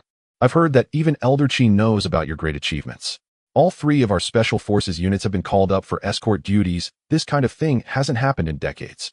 After this matter is over, how about coming under my command? It's a waste for you to stay in the local area. I will personally request people from Commander Yi to give you a special pathway." Li Qi smirked. "Why do you have an old man's vibe? Your tone sounds just like my late third uncle." "Who's old? I'm only 28. Li Qi nodded. "Exactly the damned age." Lu Yan rolled his eyes in frustration, and Li Qi playfully patted his shoulder. "Brother Lu, I really don't want to join the disciplinary forces. It's too rigid and uncomfortable." Lu Yan had already anticipated this outcome and gave him a bear hug before returning to his unit. Soon all the steel plates were loaded, and the military vehicles were covered with camouflage tarps. No one could tell what was inside. The sirens blared again, and the convoy departed in grand fashion. Yi Xindu also bid farewell to Li Qi and Yang Xinhua, once more shaking Li Qi's hand. "I have to go to the province to arrange the next task. Wait for my news. Elder Qi asked me to convey that Huaguo will not neglect any meritorious officials. When the Tongyuan is launched, he will invite you to stand by his side to witness it." After saying this, he turned to leave. Zhou Guodong and Ding Hong were left dumbfounded, especially Ding Hong. Once Yi Xindu's helicopter took off and the escort convoy had departed, he excitedly patted Li Qi's back. "Li Qi, did you hear that? Elder Qi wants to take you to see the launch of the Tongyuan. Li Qi asked in confusion, who exactly is Elder Qi? Ding Hong looked around before lowering his voice to whisper in his ear. He's the planner for our Huagua. You can see him on television. Li Qi covered his mouth in shock, thinking that even if he had 100 times more courage, he wouldn't have dared to think of that person. The fact that he was even known by that person was shocking. As everything calmed down, Zhou Guodong shared Li Qi's intelligence with Yang Xinhua. Yang Xinhua pondered for a moment. The only place to get the cooling ingots is the inspection room. You should send a few people to lie in wait. In the next few days, I'll arrange for the samples to be sent using the old cooling ingots that were saved up. Oh, it's only a matter of days, and we will definitely catch the person leaking the information. This will also help me clean up the scum in the factory. The two quickly settled this matter, and Zhou Guodong waved his hand. Li Qi has been busy all day. I'll let him rest at the Municipal Bureau's guest house. Yang Xinhua blew up on the spot. Why should he? Li Qi is a hero of our steel factory and should rest at our steel guest house. I still have questions to ask him tomorrow. Li Qi waved his hand repeatedly. He only knew the general outline of what would happen next. After this afternoon and evening, he had basically shared everything with Yang Xinhua. If they continued to discuss the details, he would easily slip up. The carefully built persona would collapse entirely. So he firmly rejected Yang Xinhua's good intentions. However, Yang Xinhua misunderstood, holding onto Li Qi's hand tightly and repeatedly saying, Comrade Li Qi, I want to take advantage of you for free. I've decided to specially hire you as my factory's technical consultant with a monthly salary of 800 yuan. What do you think? You have to understand my salary is only 940, so you're just one rank below me. Zhou Guodong gasped in surprise, and Ding Hong looked somewhat stunned. Yang Xinhua was really putting in a lot of effort. However, Li Qi firmly shook his head. I really can't stand working. I hate the office environment. The salary is meager and the colleagues are mediocre. The leaders are manipulative. It seems like a secure job, but in reality, it's like waiting to be slaughtered. What comes out is blood, and what goes in is grass. Yang Xinhua awkwardly released Li Qi's hand. This kid really knows how to be annoying when not discussing serious matters. Li Qi understood that given Yang Xinhua's position, while he claimed his salary was 940, in reality his salary didn't even need to be touched. His annual bonuses were astonishing. Moreover, after state-owned enterprises implemented the stock system, his annual dividends could amount to millions. 800 a month sounds like a lot now, but a few years down the line when the economy develops rapidly, it won't be much at all. However, he wouldn't let this opportunity slip by and directly said, Director Yang, if you truly mean it, I have a small request. Can you sell me the large warehouse next to the grain bureau? Yang Xinhua was taken aback. He knew about that warehouse. Back in the days of rationing, buying grain required grain coupons. At that time, the grain bureau was a very powerful department holding significant authority. And there were too many workers at Taihe Steel Factory. At the beginning of each month, the workers' families would swarm to buy grain, and the queue could stretch for miles. To alleviate this situation, the old factory director simply bought a large warehouse of over 300 square meters next to the grain bureau specifically for his factory workers to exchange grain coupons for grain. However, with the abolition of grain coupons, that warehouse gradually became idle. Li Qi was very familiar with that warehouse. Years later, real estate suddenly surged, and several high-rise buildings next to the warehouse turned into furniture and building material markets. Li Qi had worked part-time in one of those stores selling flooring. It was that part-time job that made Li Qi discover a shocking fact. In the furniture market, aside from the super brand flooring stores, nearly 100 small flooring stores, regardless of how they were decorated, were actually selling products from the same supplier. After customers chose the style they liked in their store and paid, they would receive an order slip for someone to pick up the goods from the warehouse. But in reality, all those stores shared a single warehouse, which originally belonged to Taihe Steel Factory and was later purchased by someone. Several Southerners rented that warehouse for $4 million a year, filling it with various types of flooring. After receiving order slips from those stores, workers would pick out corresponding flooring and deliver it to customers' vehicles. Then they would settle accounts with the stores based on the order slips and share the profits. The benefits of this approach were numerous. Store owners didn't have to invest a lot of money to stock inventory, and those Southerners regularly updated the flooring styles, always providing the best-selling goods. It was a definite win-win situation. Back then, Li Qi vaguely heard that the warehouse had been bought by a retired leader from a steel factory, and that leader supported several young wives through the profits from that warehouse. It was said that those young wives got along particularly well, playing mahjong together every day and helped each other take care of their children. It became a beautiful story in Taihe City. But in this life, sorry, old leader, I Li Qi intend to cut in on your young wives. Poor old leader, your wives will have to live with others in this life. I'm just afraid those young wives prefer old men over someone as young and strong as me. Let's take it one step at a time. In fact, it's not just the flooring industry that faces this. Other categories like sofas, wooden doors, tiles, and bathroom fixtures also have similar situations to varying degrees. If I can seize these large warehouses while prices are low, earning millions in rent each year, wouldn't that be a surefire path to financial freedom? Although this industry begins to decline decades later, the prosperous 20 years are more than enough for me to thrive. At that time, standing atop the television tower in Taya City, I will point to the landscape, and those furniture stores and building material shops will merely be sesame seeds on a pancake. And the entire pancake will belong to me, haha. Thinking of this, Li Qi nervously looked at Yang Xinhua, who smiled slightly. It's just a warehouse, selling it to you isn't a big deal. However, this thing is technically state-owned assets, so I can't make decisions unilaterally. It must be approved in a meeting. Moreover, after valuation, it won't be cheap, at least 200,000. Since Li Qi brought it up, he has to handle this small matter, but giving it away isn't appropriate. Can Li Qi afford to buy it? To his surprise, Li Qi nodded repeatedly, like a chick pecking at grains. 200,000, right? Sure, I'll buy it. Zhou Guodong and Ding Hong exchanged glances. Li Qi's 2,000 for the stall was still somewhat explainable, but now, where could he find 20,000 to buy a warehouse? The two exchanged simple glances. Whoever investigates will perish. Dare to touch Li Qi. They should first ask whether the two of them agree. Yang Xinhua agreed to arrange for someone to handle this matter tomorrow, ensuring it would be settled for Li Qi within half a month. Li Qi happily got into Zhou Guodong's car and went to the police guest house to rest. After a day and night of hustle, he was indeed tired. However, Yang Xinhua was in a strange state. His body was fatigued, yet his spirit was unusually invigorated. Li Qi's words echoed in his mind like a spell. Each arrangement, each design. Establishing a foreign trade company selling products to South Korea, South Africa, adjusting the industry structure before the real estate boom, and laying out construction steel. How did this kid know all of this? However, for now, these distant matters did not seem very important. He gazed towards the direction of Xinyang, the capital of Ning province, as military trucks loaded with pressure-resistant steel plates sped down the highway. What kind of turbulent waves would these steel plates create once they pass inspection in Huagua? And what kind of glory would Li Qi, who accomplished this miracle, receive? As dawn broke, Li Qi finally arrived at the guest house room, holding another business card.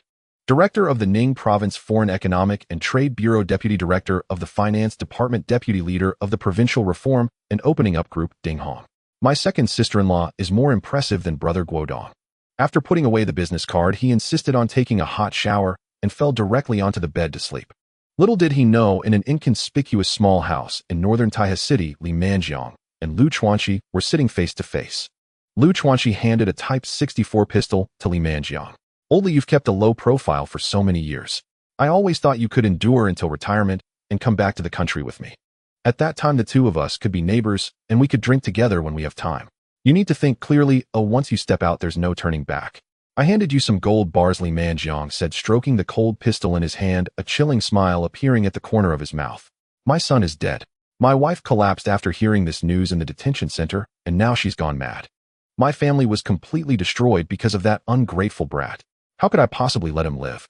I only ask you to take Tianjin away. After killing Li Qi, if there's a chance, I will help you kill as many people in the Huagua police system as possible.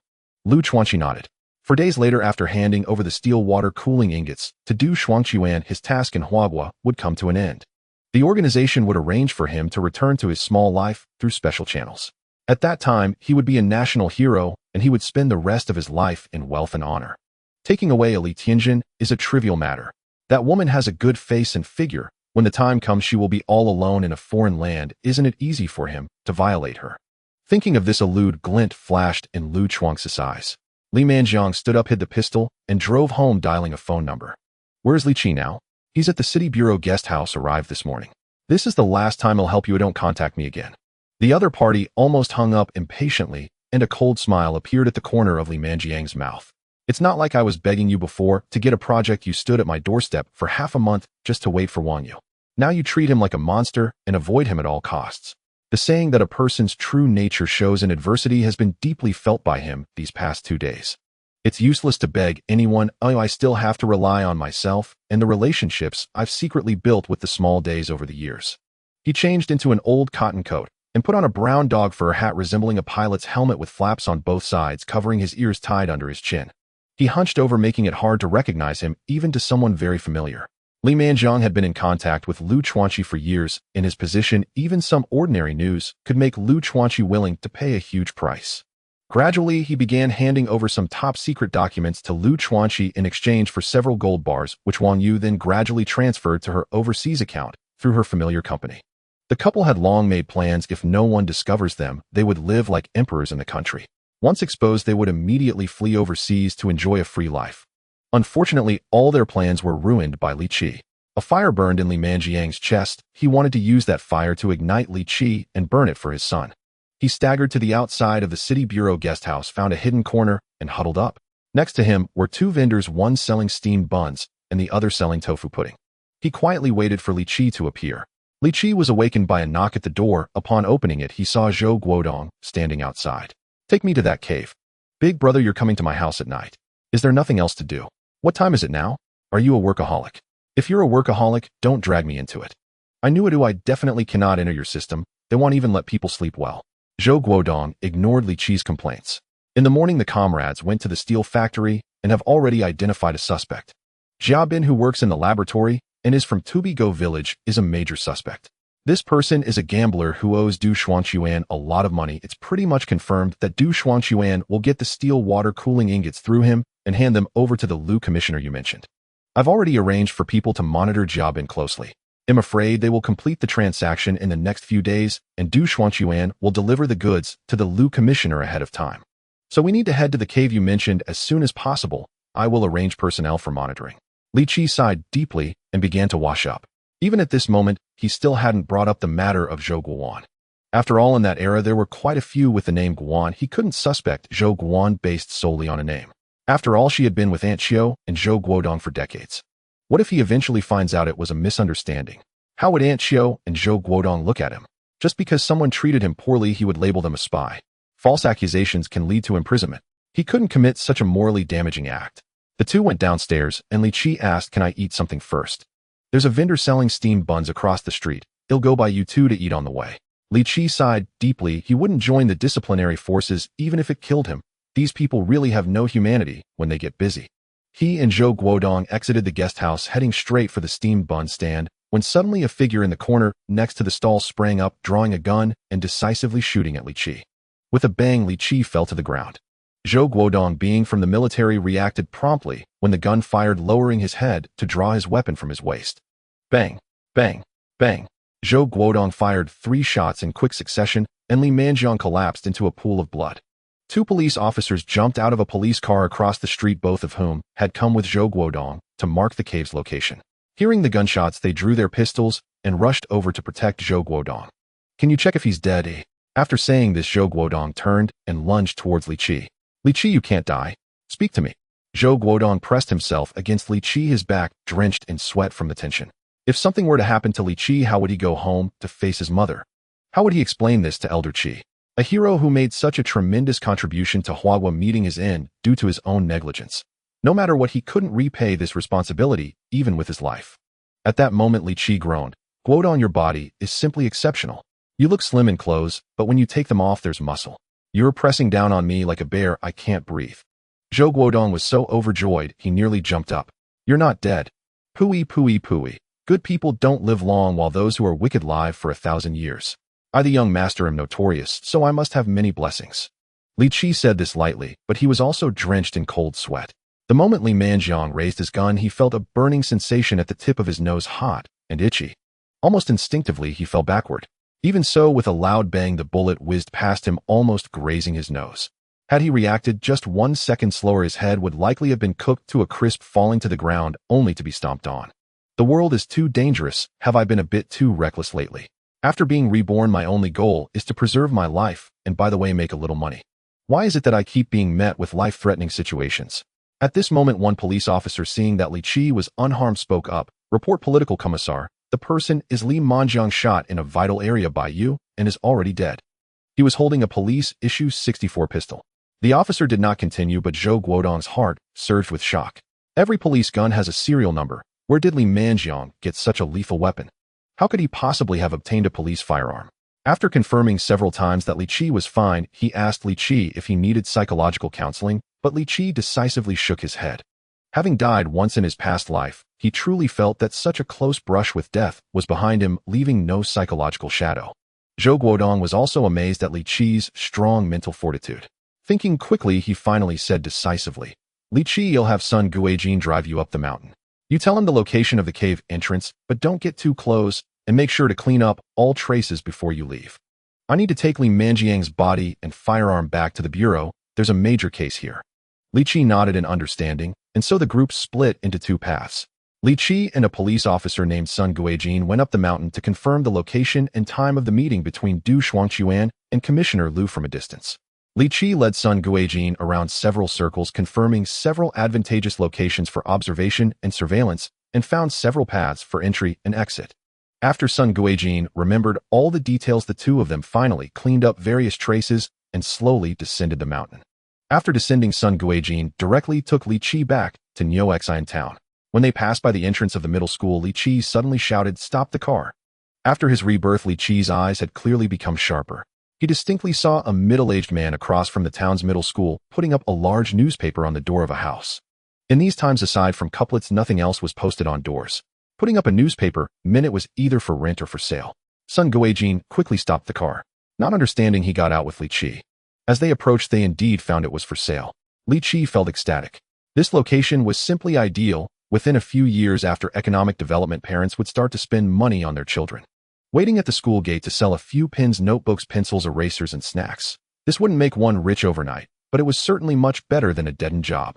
It was just right for his elder sister.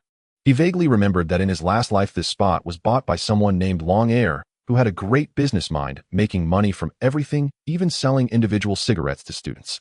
Later, he got beaten badly by parents.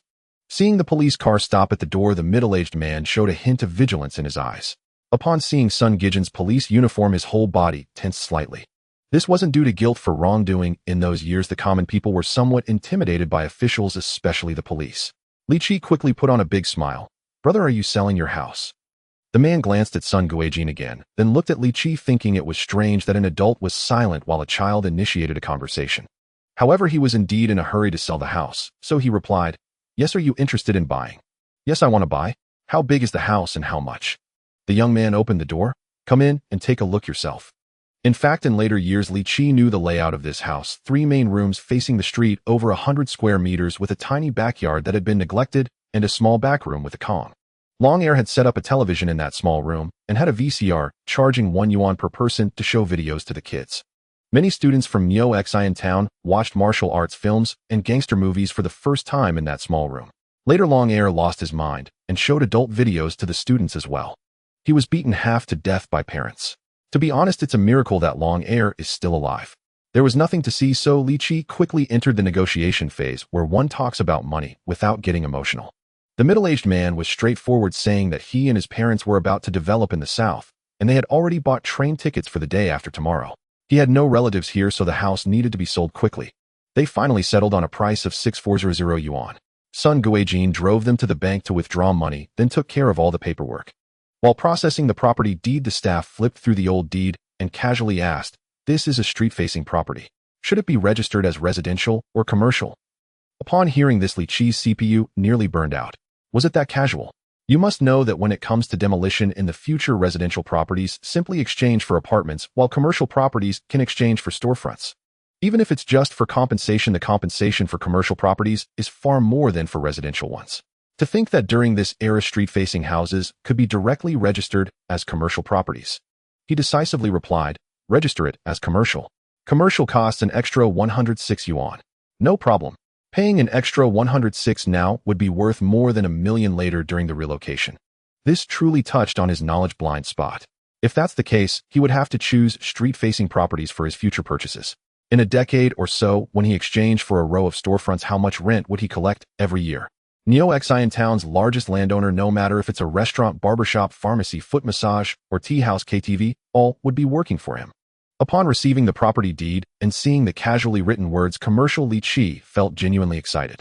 The middle-aged man nearly lost his mind upon seeing the house end up under the name of 18-year-old Li Qi. In this era, which child buys a house by themselves?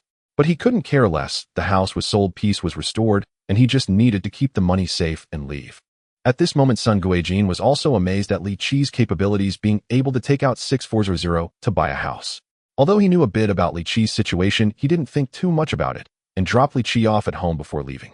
At this moment, someone named Long Air was excitedly heading towards the middle school across the street. He had just heard that there was a house for sale, and if he opened a small shop there, he would never have to worry for the rest of his life. But he was one step too late. When he arrived and inquired around, he found out that the house had already been bought by someone else. Long Air sat down on the ground feeling despondent, as if something important was slipping away from him. Li Chi entered the house and immediately saw Li Mantang sitting on the Kong sighing heavily. I'm getting old, not useful anymore, not even able to properly push out my poop anymore. I have to personally go and take a dump. Oh, when will the country come up with a way to make poop that doesn't require me to push it out? Li Chi sighed. Old Li was getting older and more eccentric. It's just that he doesn't like going out to relieve himself in the cold weather. Are you off today? Yeah, old was uncle has passed away, and I'm covering for him tomorrow. What have you been up to, you little rascal? You've been away for days. I went to the city, and let me tell you, it was bustling there. Drummers, dragon dancers, someone walking a tightrope, and people doing foolish exercises, even helping an old man with high-voltage electricity. Things got out of hand. I simply offered a few suggestions, and it even reached the central government. A high-ranking official from the capital called me personally, wanting to award me a certificate. I said my home's toilet hasn't been cleaned yet, so I rushed back. Li Laohan sighed, quietly took off his cotton shoes, and held Li Chi down to hit him. Now that the weather is clear and the snow has stopped, you think you're invincible, huh? You're really getting cocky. You dare to talk about high-ranking officials in the capital. If it were in the past, the Red Guards would have cracked your skull. You really need to be taught a lesson. Oh, I'll loosen you up today. Slap. Slap. Li Laohan unleashed his fury, the soles of his shoes leaving a blur. A father's shoe strikes a rebellious son 20 times a second, each hit a critical strike. To keep his father entertained, Li Chi pretended to scream several times until Li Mantang got tired. Gasping for breath, he sat back down on the edge of the Kong to put on his shoes. Li Chi looked up disdainfully. Is that all? Didn't you eat? Even scratching my back isn't enough. Li Mantang was so furious that he wanted to continue hitting, and Li, unable to bear it any longer, walked into the kitchen. You two better stop messing around. Li Chi, you shouldn't just annoy Dad. Dad knows you're doing serious business. After the visit from the second child's family yesterday, they brought several bags of pickled vegetables and bought Dad 2 bottles of wine. Their attitude has changed. It's as if they're treating Dad like a revered elder. All right, I'm just afraid she'll keep bothering me about trivial matters. This way it'll be settled once and for all, and it'll save me trouble in the future. Lily was also pleased. Since marrying into the family, the second child's wife Tang Chuanyin had been very critical of the household, and when she returned for the new year, her face was always long. Now, under Li Chi's influence, she seemed completely changed, almost as if she wanted to curry favor with them. If Mom were still here, she would surely feel gratified seeing this scene. She casually said a new neighbor moved in across the street. Shall we go take a look? Is that so? Li Chi thought for a moment as something wasn't right. The yard across the street was the old post office site, which had been empty ever since the post office moved. No one lived there for years. He hurriedly pulled Li Mantang outside. Li Mantang was irritated. What are you dragging me for? I haven't put my shoes on properly. If I'm a rascal, then you're an old dog. Why insult yourself so harshly? I still need to give you a beating later. The three of them tumbled to the roadside and saw the old post office's door open. Several trucks were unloading cabinets, bedboards, and luggage. Li Chi smacked his lips. This family was truly wealthy.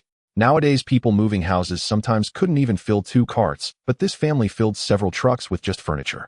Where did these rich folks come from? A tall man, looking rather unusual, was leading some equally sturdy people to move things.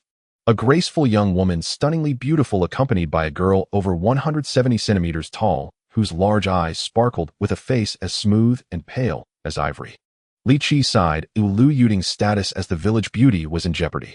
The mother-daughter duo held candy and entered the crowd of onlookers, handing them out and saying, "We'll be neighbors from now on. Please take care of us. My family name is Wu. I just transferred here from the county. My husband drives a big truck for the post office, and my 2 sons also work there, while my daughter has become a nurse at the town health center. If you need anything, just let us know. If there's anything wrong, we hope everyone will be understanding." Li Chi observed coldly. This woman, in both demeanor and speech, was clearly not an ordinary person. As the saying goes, the richer a person is, the simpler their attire. Nowadays, in Northeast China, people were just starting to indulge in the flashy world. Many fashionable folks wore bizarre clothing, but this woman wore a practical coat, with no extra decorations, just a jade hairpin tucked at her temple. She looked completely different from the ordinary people.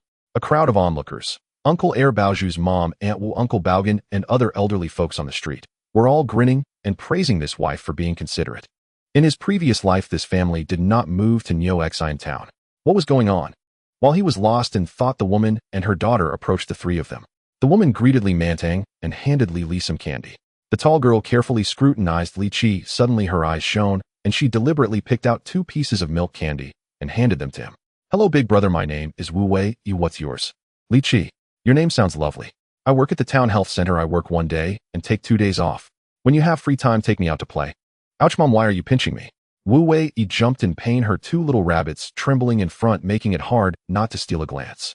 The woman said impatiently, "You're a big girl already. Don't be so thoughtless. It's inappropriate to trouble someone you just met." She turned to Li Qi, looking apologetic. "Sorry, young man, my daughter has been a chatterbox since childhood. Ooh, please don't mind her." Li Qi smiled and nodded, turning to leave with the candy. After all having lived 2 lives, he could sense that Wu Wei's gaze towards him was strange, like a dog spotting a treat, eye sparkling. She might as well have had a tail, otherwise it would be wagging like crazy. He wasn't delusional enough to think that she could fall for him at first sight. He just felt that something was off. He had experienced enough scams from spiritual girls in his previous life. Of course he was that old man. But once those spiritual girls found out he had no pension, they quickly backed off, leaving him with an insult. There was definitely something going on. That evening, Li Jia and Gao Junmei returned from school. After the family finished dinner, Gao Junmei looked at Li Qi eagerly. "Uncle, didn't you say you were going to buy a black and white TV? Are you still going to buy it?" Li Qi slapped his forehead. He had been so busy that he forgot about it. "I'll buy it. I'll go tomorrow." Li smacked her daughter on the backside. "You look like a TV. Your uncle's money is being put to good use. What do you need a TV for? Hurry up and do your homework." Gao Junmei rolled into her mother's arms, not afraid at all. Li Qi got dressed and went outside. It was only a little after 6, and he couldn't sleep, so he thought of going to find Wang Chung to hang out for a while. As soon as he stepped out, he saw a shadow sneaking around outside the newly moved Wu family's wall across the street. It was Wang Chung. Li Qi quietly approached and kicked out. "I'll kick you, you little rascal." "Damn." Wang Chung was so scared, he almost peed himself. When he turned around and saw it was Li Qi, his head nearly exploded with anger. "You little bastard, why are you scaring your grandpa? What the hell are you doing at night lurking by someone's wall?" Wang Chung, with a lewd grin, pulled Li Qi a little further away, looking sneaky, said, "That girl from that family, her name is Wu Wei. She just transferred to work at the town health center. A few days ago my mom was confused, so I took her for a shot, and it happened to be Wu Wei's shift. You don't know her, she's too beautiful. I'm telling you, compared to the girl you like, Lu Yuding, she's not even worth mentioning. Ever since I saw her, I can't sleep at night. Why, dream about her all the time." At dinner, my sister said a family named Wu moved into the old post office, so I hurried over to check, and sure enough, it was her. "Don't you think it's a sign from heaven? How could it be so coincidental?" Li Qi sighed deeply and patted Wang Chung on the shoulder. "Bro, should I just pee on you for a moment? The acne on your face is like a meeting of green flies nearly blocking your features. With your mouth open, the gap between your 2 big front teeth is wide enough for 2 small shops. They stick out like the entrance door before you even step inside. Why would such a beautiful girl look at you? You think you have a fate with her? I think you have a fate with a she-demon." Normally, if Li Qi insulted Wang Chung like this, he would have exploded. But today Wang Chung was unfazed, his small eyes sparkling like stars. "You're just pure envy and jealousy. When you can't reach the grapes, you say they are sour. When my mom was getting her shot, Wu Wei actively started chatting with me, asking for my name. I told her I'm Wang Chung, and she complimented my name, saying she works 1 day and rests for 2, asking me to take her out to play when I have time." Li Qi felt a bit dazed, wondering what kind of trick this was. The same lines, was it a fish pond scheme? This Wu Wei was quite a talent, ahead of the times by decades. And she's a female sea king, how impressive. Even raising someone like Wang Chung, she certainly doesn't mind the roughness. How to describe Wang Cheng's appearance? He looked like a roasted sweet potato, skinned and dropped into a coal pile, then stomped a few times. That's basically Wang Cheng's face. Every time Li Qi described Wang Cheng's features, they would end up fighting, and this time was no exception.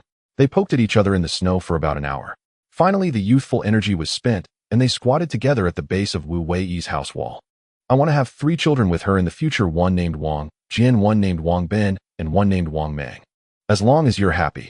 Li Qi didn't want to advise him anymore. After all, Wang Cheng's family was so poor they were nearly destitute. His parents worked in the production team farming, and they hardly saw any money all year. His elder brother Wang Song worked temporary jobs in the city and fell to his death from scaffolding 20 years later. The construction site compensated them a few $100,000, which finally gave them some money. Later, they set up greenhouses to grow grapes and started a picking garden, and they finally lived a life where they could afford meat. His sister Wang Shuang was quite successful, attending a teacher training college. She would graduate in 2 years and become a teacher. Now their family could only eat vegetables and tofu throughout the year, and having a piece of fermented tofu was considered an improvement in their life. With no money and no charm, there was no way Wu Wei could trick him into anything. Just the thought of seeing the 2 of them embracing made one feel a chill. Beauty and the Beast, a turtle with among being the saintess of the Hahuan sect, slept with an ancient ape. It's hard to describe. They chatted until past 10 o'clock before heading home to sleep. Li Qi decided to continue searching for a house the next day, a house facing the street. He set aside 200,000 for purchasing a warehouse, as the remaining money just sitting in his hand was meaningless. If he bought real estate, once it was redeveloped, the profits would multiply many times over. Whether selling or renting, it would be a highly profitable venture. With such thoughts, Li Qi fell into a deep sleep. Meanwhile, in the capital of Ning Province, Shengjing, in a large warehouse, an elderly man of short stature sat upright in a chair. Standing before him were leaders from the provincial metallurgy department, led by Meng Xiangqian, alongside 2 generals from the army and several researchers. Everyone's faces were filled with ecstatic joy. Elder Qi, the data is out. It completely meets all the requirements for the pressure-resistant outer plates, and several indicators are even better than expected. We just estimated the capacity of a steel plant, and within 6 months we can produce the pressure-resistant outer plates required for the Tongyuan ship. Once the Tongyuan ship is launched, no one in the South China Sea will dare to provoke us again. Elder Qi smiled slightly and opened an envelope in his hand. It was the testing document that Ding Hong had asked Yi Xindu to bring back, handwritten by Li Qi. He took a deep look at it, thought for a moment, and then said to his secretary, "Contact Ding Hong to confirm this person's identity and background.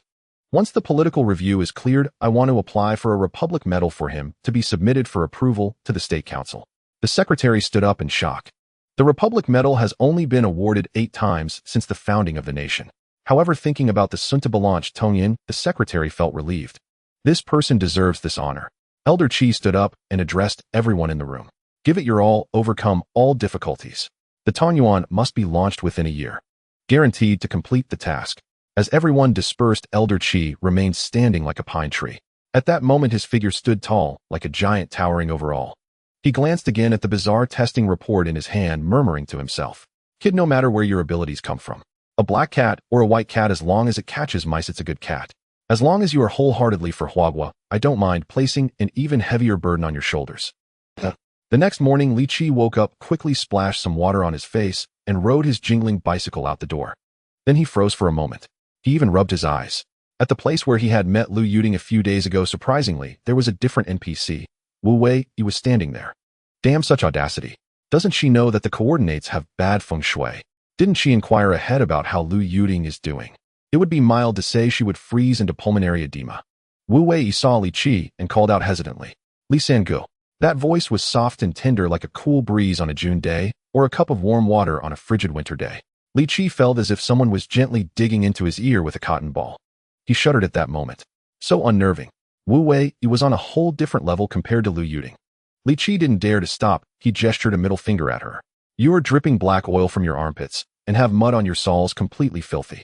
Boil your ant, low-calorie, zero-fat. I can't afford to provoke you, but I can avoid you. Taishang Laojuan, hurry up, I'm out." And he ran off. Seeing Li Qi disappear into the distance, Wu Wei, he looked confused. Is he crazy? What nonsense is he mumbling about? What fat and sugar? She reluctantly returned home, where her mother Gu Yuanyuan looked puzzled. "Why are you back? Wasn't it agreed that you would go out with that boy? Whether you go to the mountains or the city, if he has no money, you can use Huabei." Wu Wei replied irritably. "His head is messed up. He stuttered in front of me and then ran away." Gu Yuanyuan thought for a moment and smiled. Perhaps he is shy. After all, he is quite young. At this age, if a little boy really likes someone, he might deliberately act distant. Since he didn't take the bait today, why not look for someone named Wang Cheng? I feel like our peaceful days won't last long, but we will eventually be found. We need to quickly find a scapegoat to bring in. I'm afraid it will inconvenience you. Wu Wei smiled. "Mom, you always say that about inconvenience or not." Teasing these little boys, watching them fidget one after another like blooming peacocks competing for my attention, is quite amusing. A few days ago, when I was at the town hospital delivering a patient, I saw a doctor named Suyu who was also quite young.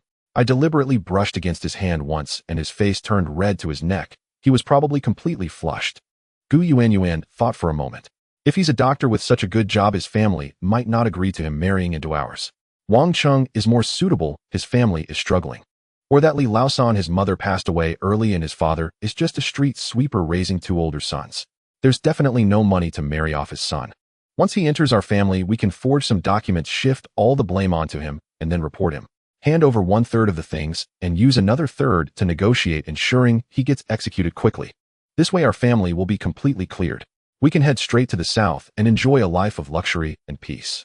When Gu Yuanyuan said these words, there was not a hint of emotion in her voice, as if she were discussing not a life, but a mere insect.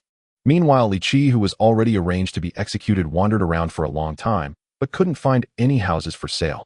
He simply took out his money and boarded a bus to the city to buy a television.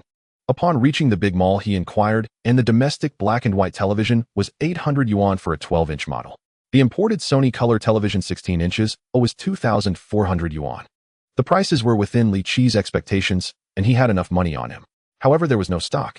Li Qi looked at the cardboard boxes behind the counter clearly marked as televisions and asked the sales clerk why they weren't for sale. The sales clerk wore a disdainful expression. "Those are all pre-ordered by others, specially reserved by the leaders. What does it have to do with you?" Li Qi sighed and walked out of the mall. He had been careless. He truly didn't expect that even after several years of opening up, televisions were still rare commodities that the average person couldn't obtain. The bus back wouldn't leave until the afternoon, and it was still too early. He wandered the streets hoping to see if there were any houses for sale. He was well acquainted with the layout of cities in the modern world. He knew where was hot and where houses were expensive. No one knew better than him. Suddenly, a van with an out-of-town license plate stopped at a street corner, and 3 ragged people were thrown out. Li Qi felt a strange tightening in his heart and quickly walked over to observe the 3 individuals. Sure enough, the 3 had vacant gazes, their bodies twitching unnaturally, their expressions twisted, and one was even drooling. These were 3 mentally disabled individuals. Li Qi recalled a possibility, seeing the van moving slowly, and hurriedly followed it. Li Qi's mind raced. In this era of poor communication, this group of outsiders was likely delivering miners to the black coal mine in Niuexine town. They had no idea that Si Longzi and the others had been captured not long ago, so they brought 3 mentally challenged individuals to sell, only to come up empty. They would surely realize upon arrival that the buyers had already been apprehended by the police, and there was no way they could bring the 3 fools back, so they would simply abandon them. However, Li Qi knew that thieves never leave empty-handed. These people would definitely not depart without a plan. They might even steal children. In those times, there was a specific group of people who made a living this way, and countless families were shattered as a result. So even though everything was based on speculation, Li Qi did not dare to be careless. His body strengthened to an abnormal level after his rebirth, was fully mobilized as he jogged down the street, occasionally hiding following that van. Fortunately, in the northern regions of that era, the snow and ice on the roads were not cleared in time, making it difficult for vehicles to move. The van was driving unusually slowly, and the people inside were clearly observing something. Soon the van stopped beside the light industry building, which housed various clothing and daily necessities shops. With the new year still a month away, there was a constant flow of people at the entrance of the building. Suddenly, a small boy of 3 or 4, dressed in a festive red cotton jacket and wearing a beautiful little cotton hat, emerged alone from the crowd. The adults were likely distracted by something, and for a moment they didn't pay attention to him. He was completely alone. The van door opened, and a woman quickly got out holding a string of candied hawthorns, waving at the child. The child was completely unprepared and ran straight over. As he approached, the woman wrapped one arm around him and covered his mouth with the other hand, pulling him into the van. The van door closed and drove away. The entire process took less than 15 seconds, and no one noticed what had happened. They were indeed starting to abduct children. Li Qi's eyes turned red as he sprinted towards the van. To outsiders, he appeared as a young man in a military coat, dashing down the street like a whirlwind. He couldn't help but exclaim in surprise, "This kid runs faster than a donkey. Has he been raised on rockets?" After chasing for 3 blocks, Li Qi felt as if his lungs were about to explode, but the van finally slowed down. Li Qi was ready to act. The other party was clearly abducting children, and if he let them escape right under his nose, he would never be able to sleep peacefully for the rest of his life. Behind every lost child lies a shattered family and several relatives living in misery. He picked up a brick from the roadside. The other side definitely had weapons, but after training with Liu Yin, he had handled gunmen before, so he was not overly fearful. He was just waiting for the van to stop again, preparing to rush in and wreak havoc. However, he watched helplessly as a well-dressed elderly lady from a luxurious house nearby emerged, accompanied by a child in a green cotton coat. She suddenly patted her pocket, realizing she had forgotten something, and hurried back into the yard. The child was obedient, picking up a stick and squatting on the ground to draw something. The van pulled up directly in front of the child, and as the door opened, he was pulled inside, after which the van accelerated away. The entire abduction took less than 5 seconds, and a child was stolen. Li Qi took a deep breath, forcibly suppressing his explosive lungs, and sprinted once more. He swore that as soon as the van slowed down, he would rush in to save the child. After running again, he felt like he might explode on the spot. Even a reborn individual couldn't withstand such torment. Finally, the van took a series of turns and stopped on the other side of the city. The woman got out again, this time holding a candy figure and waving it at a little girl. With a loud bang, Li Chi smashed a brick into her face, blood spraying out, startling the little girl into turning and running away. Li Chi, panting heavily, kicked at the woman, saying, "Who told you to drive so fast? A little brat like me almost got exhausted. Ooh, I'll kick out your front teeth." 3 men with knives rushed out of the van. Li Chi took a glance and saw not only 2 children lying in the back, but also a young girl in a pink fleece outfit, likely kidnapped, as well to be sold off in the Northwest as a bride.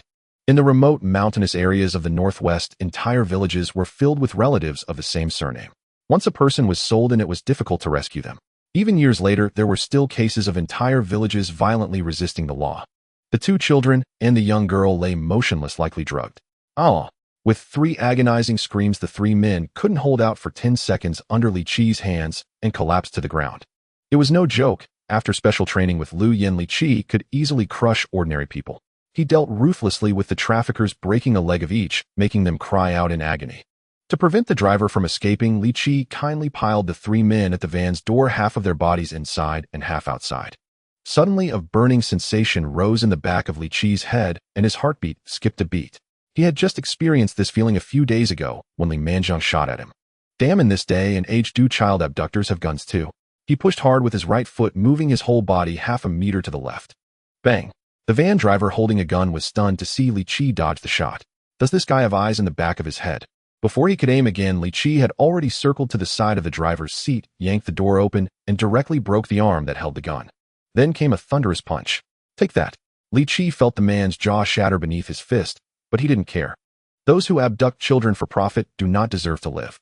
He decisively threw the driver out of the driver's seat onto the ground, and then stomped on one of his feet, crushing it. Now he would only be able to walk on 1 foot for the rest of his life. He repeated the process, crushing 1 foot and 1 hand of the other 3 men and the woman. Li Chi knew that the punishment for traffickers was generally not severe, and there were very few death sentences. What if these guys were locked up for 10 or 8 years and then released? He decided to do a good deed and leave them with lifelong disabilities to prevent them from ever harming others again. He was indeed too kind. Screams echoed all around as the 5 of them cried out in pain. The woman completely broke down, shouting, "Help! Call the police! Someone save us!" Her accomplices glared at her with bloodshot eyes. "Call the police! What are you thinking? What we did, how could we end up well in the hands of the police?" Li Chi was too lazy to argue with them. A crowd had gathered around, and he shouted to them, "These people are here to abduct children from out of town. There are 2 children they've stolen in the van. Who can help me call the police? The children need to be sent to the hospital immediately." This time the crowd erupted in chaos. Stealing children. Some people rushed directly to the police station, while others approached the van. Upon seeing the 2 children and a girl lying inside, they fully confirmed Li Chi's words. An unexpected assault on the traffickers erupted suddenly. Concerned citizens used all their strength to kick, stomp, yank hair, and stuff stones into their mouths. They spat. Li Chi shouted from the sidelines, "Just don't kick them in the groin. If you break them, they'll be unable to reproduce." Receiving his kind reminder, the nearby citizens began to attack below the belt. The traffickers screamed in agony, their cries sounding inhuman. Whether intentional or not, the police had not arrived for quite some time, and by the time they finally showed up, the 5 traffickers had been beaten beyond recognition. One police officer shouted those who hit stay to give a statement. Everyone else stepped back. The enthusiastic citizens dispersed in a hurry, while those who were slow to react were dragged away. Who hit anyone? I didn't see anything. I certainly didn't hit anyone. A few police officers exchanged smiles as they tossed the 5 traffickers into the police car like they were carrying meat. Who doesn't hate traffickers? Those parents who lost their children living like soulless beings could only spend the rest of their lives in regret. Some women couldn't accept the reality, either going insane or committing suicide. When it comes to the most heinous crimes in the world, child trafficking definitely ranks among the worst. The ambulance arrived as well. Li Chi carried the 2 children onto the vehicle. The police officers didn't bother him, kindly advising him to get checked at the hospital to stay overnight, and that all expenses would be covered. After they finished questioning the traffickers, they would come to the hospital to take his statement. After all, he had nothing to do with the beating. In the chaos, who knew who hit whom? They hadn't seen clearly. If any leader had an issue, they could verify it themselves. Li Chi quickly reported that the traffickers had abandoned 3 mentally disabled individuals and that there was a gun in the driver's seat. The police praised him. Since it involved a firearm, the severity of the crimes of the 5 traffickers had increased. Over half an hour later, in a 4-person ward at Taiha Hospital, Li Chi sat in the innermost bed with the 2 children, each in a separate bed, and an 18 or 19-year-old girl lying outside.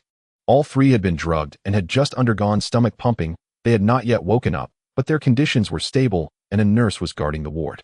The nurse was plump with small freckles at the corners of her eyes, wearing glasses. Since a police officer had accompanied the ambulance to deliver the patients, she knew that Li Qi had rescued the 2 children and the young girl from the traffickers. Therefore, she was very enthusiastic towards Li Qi, pouring him water and sneaking apples from the nurse's station for him. Her gaze at Li Qi was almost starry-eyed. In this era, people's admiration for heroes was still quite simple and direct. Li Qi already knew the locations of the 2 missing children and had contacted their families who were on their way here. As for the young girl, the traffickers had also revealed where she was drugged, and the police were searching for her family. Before long, the ward door was flung open, and a well-dressed elderly lady rushed in with 2 equally well-dressed adults. The man and woman immediately saw their child in the bed, rushing over in tears. Long. My long. The elderly lady first glanced at her sleeping grandson before turning to look at Li Qi, her chin trembling. Young comrade, did you save my grandson? Li Qi quickly nodded. I just happened to catch it. Before he could finish, the elderly lady's knees buckled, and she was about to kneel on the ground. A chapter will be available at noon. How could Li Qi accept this? It would be a disaster. He rushed to her side just before the old lady collapsed, quickly helping her up. Elder, please don't do this. I'm still young. Anyone who witnesses this would intervene. You mustn't let me lose years off my life. Tears streamed down the old lady's face. In just a moment, I went inside to grab a scarf, and Dabao was gone. My son got married, and it has been over 10 years without a child. Finally, we had Dabao, and if he is lost today, I would have no face to live on. The old lady was on the verge of tears, and Li Qi hurriedly helped her sit on his bed. At that moment, the couple approached Li Qi to express their gratitude, and he told them to take care of their child, as he truly hadn't done anything. The man asked the nurse, who replied that the child was fine and would wake up soon. He could only have some liquid food for the day, and if everything was fine tomorrow, he could be discharged. The 3 of them finally breathed a sigh of relief. Seeing that his son was all right, the man finally let out a breath and suddenly said to his wife, Xiao Yu, I understand your feelings, but you shouldn't have scolded my mother like that. Before he could finish, his wife abruptly looked up, staring intensely at his face. The old lady in her wool coat sat up straight and slapped her son hard. Shut up. Song Xianchuan, listen to me. Your daughter-in-law did nothing wrong today. The daughter-in-law complained about me and spoke harshly, but that is not her fault. If Dabao is not found today, I would definitely hang myself, and the daughter-in-law wouldn't survive either. The child was lost while in my care. If I hadn't insisted on going back inside, how could Dabao have disappeared? I can't shift the blame, nor do I want to. I understand a mother's feelings. If you were lost as a child, no matter who it was, I would fight to the death for you. The old lady spoke with conviction, and Li Qi secretly gave her a thumbs up. This old lady was remarkable, articulate, and reasonable. Hearing her mother-in-law's words, the daughter-in-law's tears flowed again. She kicked her husband and leaned into the old lady's embrace. Both women began to cry again. Mom, if Dabao is lost today, I truly cannot live on. To be honest, I was just thinking of throwing myself under a car. But I shouldn't have said that to you. The old lady patted her back, comforting her. It's all in the past, let's not dwell on it. We must properly thank this young man, as he has saved 3 lives of our family. The man, upon hearing this, shook Li Qi's hand again. Young man, my name is Song Xianchuan, the director of the Industry and Commerce Bureau. My wife is called Chao Shiyu from the Tax Bureau. This is my mother, Mi Guifang. In Taihe City, you can come to me for anything. As long as it is not murder or arson, I will help you. What is your name? Li Qi scratched his head. Given the situation, he hadn't expected to meet such important officials. My name is Li Qi. Old lady Mi Guifang helped her daughter-in-law sit down, looking at Li Qi with a kind smile. The more she looked at him, the more she found this young man agreeable. Li Qi, how old are you this year? Are you still studying? I am 18, not studying, didn't get into any schools after graduation. Not studying is good. Let me tell you, those kids locked in school studying hard have become foolish. Parents don't understand and just let their kids bury themselves in books, not teaching them manners or letting them work. They've all become useless. Not studying is better. So are you working now? Li Qi's face turned red. No, I don't have a job. Not working is good. What's the point of earning that meager salary? In a couple of years, when policies change, you might not even be able to earn that. Living day by day, even good people have become useless. My son says that now the economy is booming. The South has begun encouraging people to break the iron rice bowl and create new lives. It's you young people who should have your own ideas and not go to that broken class. Li Qi finally understood. Even if he claimed to be a criminal, the old lady would still praise him. So he could only scratch his head and smile bitterly. The old lady was not ready to let him off the hook and asked, do you have a girlfriend? Li Qi quickly shook his head. No, I'm only 18. It's too early for that. As for Tian Miao, since the day she left Taihe City, Li Qi had buried those memories deep in his heart. The daughter of a provincial minister able to attract generals of Yi Zindis level Tian Miao's family was far too distant from him.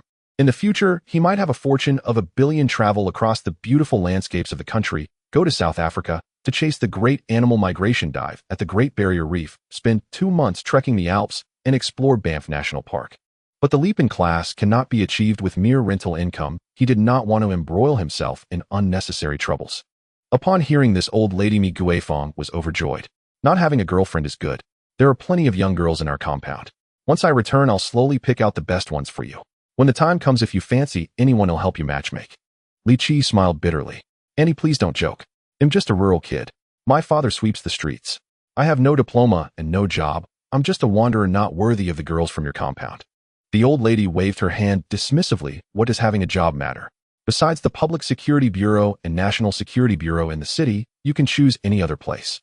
I won't mind losing face. I'll make sure you get in. Character is the most important. A good kid like you should be in high demand at those places. Li Qi was left speechless, but he couldn't contradict the old lady, so he could only say that he was still young and hadn't had enough fun yet, and would think about those things later. The couple accompanying them, Song Xianshan, had not said much, but his wife Chao Shiyu showed a noticeably displeased expression upon learning that Li Qi was just a middle school graduate without a job. Isn't this just a drifter? If he gets involved with their family in the future, what if he shows up begging for favors from time to time, or commits bad deeds under the guise of her mother-in-law and husband? She couldn't help but exchange glances with her husband, nudging his hand, signaling him to stop their mother from continuing. However, Song Xianshan, who usually respected her opinions, frowned at her today instead. Meanwhile, Li Qi and old lady Mi were casually chatting until the child woke up. The door swung open and another family rushed in. An elderly couple along with another pair of younger individuals, possibly not married. Their relationship was uncertain. Upon entering, this family began shouting as soon as they saw another child. Li Qi realized this was the family of the child lost in front of the light industry building. The old man yelled for the doctor and nurse, questioning why they weren't taking care of the child. The nurse helplessly explained that everything was taken care of, and they just needed to wait for the child to wake up. The old man was not pleased. Didn't you finish everything? Shouldn't you be watching over the child? What if something unexpected happens? You are the people's doctors. How can you be so irresponsible towards the people? The bespectacled nurse couldn't be bothered to respond to him, simply pushing the door open and leaving with a remark. You lost your child yourself, and now you blame others for not taking care of your child at the hospital. Who do you think you are? The old man was furious, cursing at the nurse's retreating figure. After finishing his tirade, only then did a few of them remember to check on the child. Finding that the child was fine, the six began to blame each other, with one saying the other didn't take care of the child, allowing him to run off, while another claimed it was agreed that the other would take care of the child. The old lady remarked that her daughter-in-law was out of her mind, staring wide-eyed at the new clothes, more affectionate than even a biological mother, yet oblivious to the fact that the child was lost. The daughter-in-law argued that she was helping her brother pick out a new suit as she was about to propose to her boyfriend, insisting that she needed to look presentable. Besides, the child had been right by the old lad's side, so it was the old lady who failed to watch over him. You, the eldest grandson of the He family, can't keep an eye on him and still blame others. The old lady launched into a tirade. You damn rodent, drinking cat's milk, can't even tell good from bad. Your head must have been blown up by a cannon. Did you drink too much mangpa soup when you were reincarnated, messing with your brain? Is your brother more important than my eldest grandson? If it weren't for our He family's support, could anyone even look at your brother's useless self? You with your scheming ways are entangled with everyone. Oh, if anything happens to my grandson today, he'll have your skin. Your brother better hurry back to the countryside. The daughter-in-law had never been scolded like this before and became agitated. You old hag, clean up your mouth. Who are you used to talking about? What's wrong with me helping my brother? Besides, the child isn't lost, so why are you jumping around like a big monkey? The old man, overhearing his daughter-in-law daring to scold his wife, was infuriated, tugging at his son's clothes and shouting, Hichuan, what kind of thing did you bring home? Daring to insult your elders! If you can't manage this daughter-in-law today, you might as well not come home again. The man named Hichuan looked helpless, pulling at his wife and repeatedly saying, Dad, Mom, man, didn't mean it, as she just spoke without thinking. It was a conversation that got heated, that's all. She spoke without thinking. She has no heart, she's not even human. Since the two of you got married, you haven't brought back a single penny of your salary. Her salary is always sent back home, without fail. Now she even brought her brother to the city, expecting you to rent a place for him and find him a partner. All this is fine since you like it, I won't say anything. But now she even dares to scold me. This is like wanting to shit on my head and expecting me to hand her the paper. Hichuan, if you don't deal with her today, I will sever ties with you. The old lady, seemingly mad, exploded with years of accumulated grievances, unable to suppress her anger any longer. Hichuan looked helpless, saying, "Mom, what are you talking about? Both of you have retirement salaries. You don't even need my money. Man's family is in difficulty. Helping them out is just filial duty." "What difficulty does her family have? Her parents can work, and both her brothers are strong laborers. Are they disabled or crazy, acting like they can't even make ends meet? Now they're sending her brother over to have you support him. Are her family members all scheming little devils, so calculating?" The daughter-in-law, named Huan Man, could no longer stand it, pulling her brother. "Xiaohan, come with me. You don't stoop to their level. Cursing my family members as disabled, you old hag. I won't be taking care of you in your old age. When the time comes, don't come begging at my doorstep." Her brother hurriedly followed his sister, and as Huan Man reached the door, she turned back to stare at Hichuan. "Aren't you coming with me?" Hichuan looked pained. "The child is still here. You just stay with the child. I'm leaving." The three of them departed. The ward finally quieted down, leaving the two old people and the man named Hichuan to finally take a close look at the child. Suddenly, the old man pulled back the child's blanket, feeling the red cotton jacket, then rummaged beneath the child's pillow. Then, with a serious expression, he asked Mi Guifeng, "Sister, do you know who brought the child here?" Li Qi quickly scratched Mi grandma's palm, and she understood, shaking her head. "I don't know. It was like this when we arrived." The old man shook his head. "Really, the child was clearly wearing a hat just now. I don't know where it went.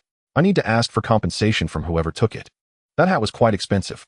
Li Qi, Mi grandma, and Song Xianshun exchanged long glances. How bizarre. The child was saved, yet they didn't ask who saved him, but instead worried about getting compensated for the hat. Ultimately, they underestimated the diversity of the human species. Suddenly, the ward door swung open, and Zhou Guodong and Ding Hong walked in together, heading straight for Li Qi. Song Xianshun was visibly taken aback to see the two of them. "Secretary Zhou, Director Ding, what brings you here?" He felt puzzled. The incident of his child being lost had just happened, so even if someone came to visit, news couldn't spread this fast. Moreover, Zhou Zhenwei was the most capable leader in the city bureau, and due to his strong background, many cases were left to him to handle without interference. Director Ding was even a provincial commissioner. It was unusual for them to come visit him for such matters, right? Zhou Guodong was also momentarily surprised. "Old Song, you're here. Your child was stolen." Song Xianshun quickly nodded. The elderly brought the child, and in the blink of an eye he was taken away. Thanks to that child named Li Qi, he was rescued.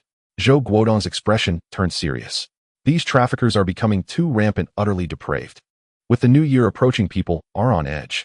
We will deploy more police tomorrow and recruit volunteers from the streets, arranging 120 patrol teams across the city before the Spring Festival to specifically check suspicious vehicles and individuals. Song Xianshun nodded repeatedly, but still asked in confusion, "Who are you?" Zhou Guodong affectionately ruffled Li Qi's hair. "What are you acting coy for? You don't even know to greet us when you see us." Li Qi sighed, glancing at the old man next to him, who was eyeing him suspiciously. Ultimately, he hadn't concealed his identity. He stood up with his head down. "Brother Guodong's sister-in-law, what brings you here?" Ding Hong affectionately pinched Li Qi's cheek. "What's wrong? Haven't seen you in a few days, and you don't miss me. You little rascal, you've been doing good deeds again." Seeing Li Qi address Zhou Guodong and Director Ding in such a familiar manner, Song Xianshan's wife Chao Xiu was taken aback, and her gaze towards Li Qi changed. She realized she had misjudged. These were influential people. Indeed, the old man in the next bed understood. Realizing it was Li Qi who saved the child, he immediately walked over, looking reproachfully at me. "Grandma, sister, look at you. How can you lie so easily? The person is right next to you, and yet you deceive me. What kind of people are these?" Me grandma felt utterly disheartened. Getting angry at such a person was beneath her dignity, yet not getting angry felt somewhat stifling. The old man squeezed in front of Li Qi, his face stern. "You were the one who brought my child to the hospital. Where is my child's hat? We just bought it for 3 yuan, and it should last at least 5 or 6 years. How did it disappear in an instant? Saving someone is a good deed, and I can praise you, but why did you take our hat? Are you going to compensate me for money or for the hat?" Li Qi looked up at the sky at a 45-degree angle, feeling the urge to hit someone. Oh, for a brief moment, he even thought that it would have been better to just save one child. Zhou Guodong's mind finally registered the old man's words, his face turning dark with anger. Yet he couldn't explode with rage. He could only wave toward the door, calling in a police officer. "Take this old man to the station to file a report. He lost something." The old man, hearing he had to go to the police station, refused. "What do you mean, go to the police?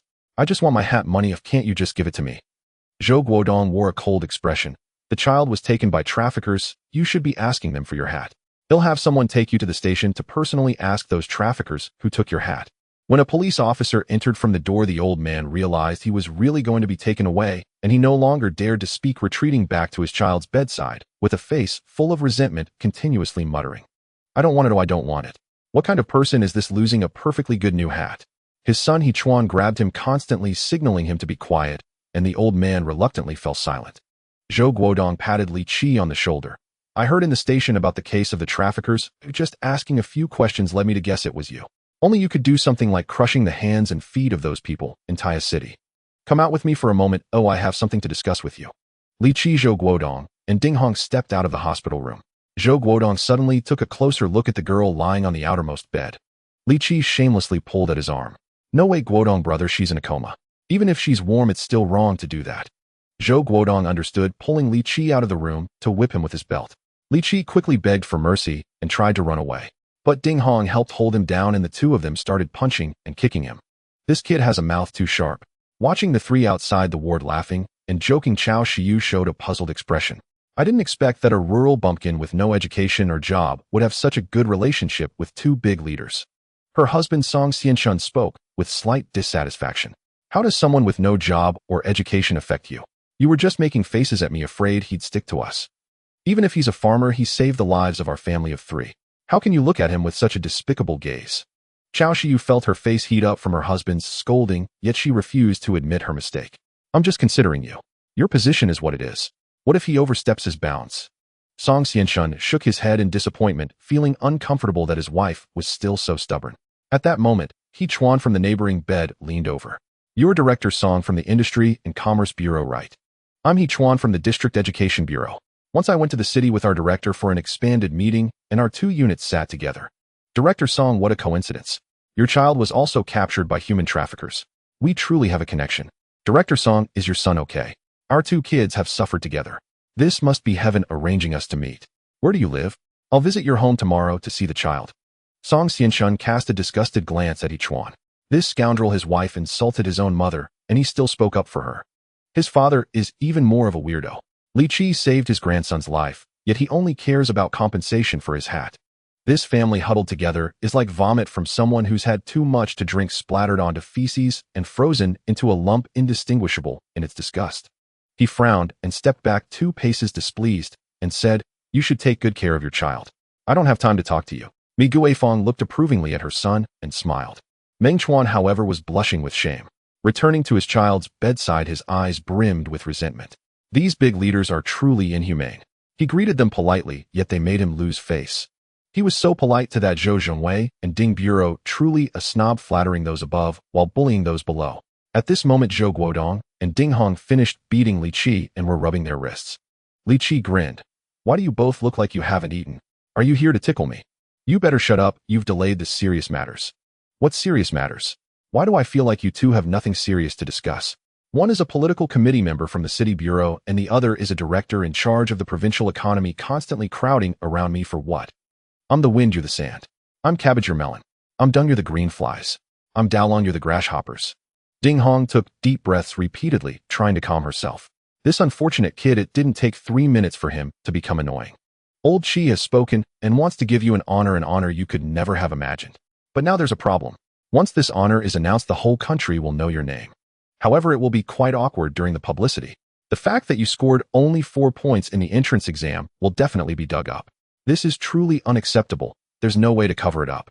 We just want to go through your school to directly amend your records from that year, or through your principal to issue a new transcript with a better score. As a result, our Principal Tung isn't cooperating, right?" "Ha, I knew it. Principal Tung is an old Communist Party member, a staunch revolutionary warrior. It is said that he fought with knives in the past. You want him to falsify, and it's no wonder he won't go along with it." Li Qi laughed heartily. At Neo Xian Town Middle School, he admired 2 people most. One was Principal Tung, who once spoke about talent upon graduation, saying that one must first be a person before discussing talent. The other was an English teacher named Lu Lijuan, who only stayed at the school for 4 months. Li Qi was fortunate to have been taught by her for those 4 months. In that era, in that town's primary school, Lu Lijuan powerfully told her students, "What is the most precious thing in the 21st century? Talent. To be a talent in the 21st century, the minimum standard is to master 3 things: know English, know computers, and know how to drive." In his past life, it was precisely because of Teacher Lu's words that even while being at the bottom of society, Li Qi still self-studied computers and obtained a driver's license. As for English, he truly never mastered it, remaining at the stage of, "Oh yeah, come on, fuck." For years. Zhou Guodong smacked him again, saying, "You're still laughing. This is a serious matter. How do we solve it now? Your educational records are from that school. If we change it, we have to redo it from the start. It's too troublesome. By the way, why are you running to the city instead of staying at home? I called Zhou Guozhong at the town police station, but couldn't find you." Li Qi shrugged. "Isn't it almost New Year's? I thought I'd come to buy a big color TV. But when I got to the city, I saw they were all sold out, so I just strolled along the main road and noticed that van seemed suspicious." As Li Qi said this, Song Xianshun happened to come out with hot water. Hearing this, he immediately said, "Buying a color TV can be left to me. I'll have them all set one aside for you and send a car to deliver it home along with setting up the antenna for you." Li Qi was delighted to hear this. That sounds great. He wasn't one to be pretentious and didn't mind troubling others. If there was a deal to be had, one would be a fool not to take it. He pulled out the money he had prepared long ago and handed it to Song Xianshun, leaving his home address. His sister would definitely be home, so he wasn't worried about no one receiving it. Song Xianshun took out a business card and handed it to Li Qi, sincerely saying, "Li Qi, I have your address now. Before the Spring Festival, I'll come with my mom and bring the kids to thank you in person. Don't decline. Let's just consider ourselves relatives from now on. My mom just told me that she wants the kids to recognize you as a godfather. You saved my son Song Yulong's life, so how about it?" Li Qi scratched his head. "Brother Song, I'm not even married yet, and now I have a son. This is a bit sudden." Song Xianshun laughed and said, "Since you've called me brother, then it's settled. You two discuss serious matters, or we'll talk about this next time." Song Xianshun tucked away Li Qi's money and address and left. On this side, Ding Hong grabbed Li Qi's ear. "You think of a way, what should we do? Can you go plead with Principal Tong? When I called him earlier and mentioned you, he remembered you vividly, saying you were a pity, originally a good seedling, but just wouldn't study." Li Qi sighed. "Let's go, we'll visit the school. I'll have a chat with the old tongue. This old fellow still hasn't let go of that old matter after 3 years." Zhou Guodong left, and a pile of matters awaited him at the bureau, all left for him by Li Qi. Since knowing Li Qi, major cases have never ceased, and even the director praised his rapidly improving work abilities. Li Qi bid farewell to Grandma Mi, who wanted to see him off, but he resolutely stopped her, urging her to take care of her eldest grandson, who might wake up at any moment and would cry if he couldn't find her. Grandma Mi, tearful, held Li Qi's hand, promising to visit in a couple of days. Li Qi got back into the red Santana, with Ding Hong driving them to the town's middle school. "What story do you have with Principal Tong?" Ding Hong asked curiously. Li Qi spat a bit of saliva into his palm, gently styling his hair. "What is love in this world that makes one willing to sacrifice life and death? Swallows parting in the south and north, how many times do old wings experience the cold and heat?" With a creak, the car stopped by the roadside, and Ding Hong rummaged around inside. "Where's my knife? If you don't speak properly, it'll directly castrate you, so you'll have to squat to pee from now on." Li Qi quickly covered his private parts. "Sister-in-law, calm down. Our Li family still has no heirs. If you castrate me, my dad won't let you off easily. Can we speak properly?" "Yes." After Ding Hong restarted the car, Li Qi finally shared the details, though it really wasn't that interesting. Li Qi's entrance exam scores for the town's middle school were the highest in the school. However, after completing the first semester of first grade and putting in a semester of hard work, he ended up submitting blank sheets during the final exams. During that holiday, Principal Ting took him home and had his wife cook for him, repeatedly asking one question: why? In the end, Li Qi articulated a profound thought. Before entering middle school, he believed education meant that a child had a square leaf in their mind, another had a round leaf, and yet another had a triangular leaf. And teachers would teach according to the different shapes of leaves in the children's minds, helping them transform these leaves into dragons, phoenixes, and tigers. However, after half a year of school, he discovered that teachers didn't care about the shapes of the leaves in the children's heads. Each teacher, armed with scissors, brutally trimmed the leaves into uniform sizes and colors, making them into proper screws. Some children originally had beautiful, spectacular leaves, dazzling to behold. Yet all were cut down, and when the remaining shapes transformed into screws, any imperfections were labeled as bad children. In the classroom and the school, he couldn't see the education he thought existed. All the teachers tightly gripped their scissors, trimming students according to a unified standard. Any shape that did not meet their standards was deemed bad or inferior. Resistance, that was even more rebellious. 1,000 ways could be used to punish you. So he simply shut down his heart and mind, refusing to write a single word on paper.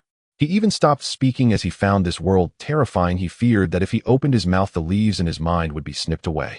Thus, Li Qi became a child who kept his head down, unable to express himself clearly. Li Qi finished speaking. For the remainder of the drive, Ding Hong remained silent. She hadn't expected Li Qi to have such thoughts. In this world, neither teachers nor students ever contemplated this issue.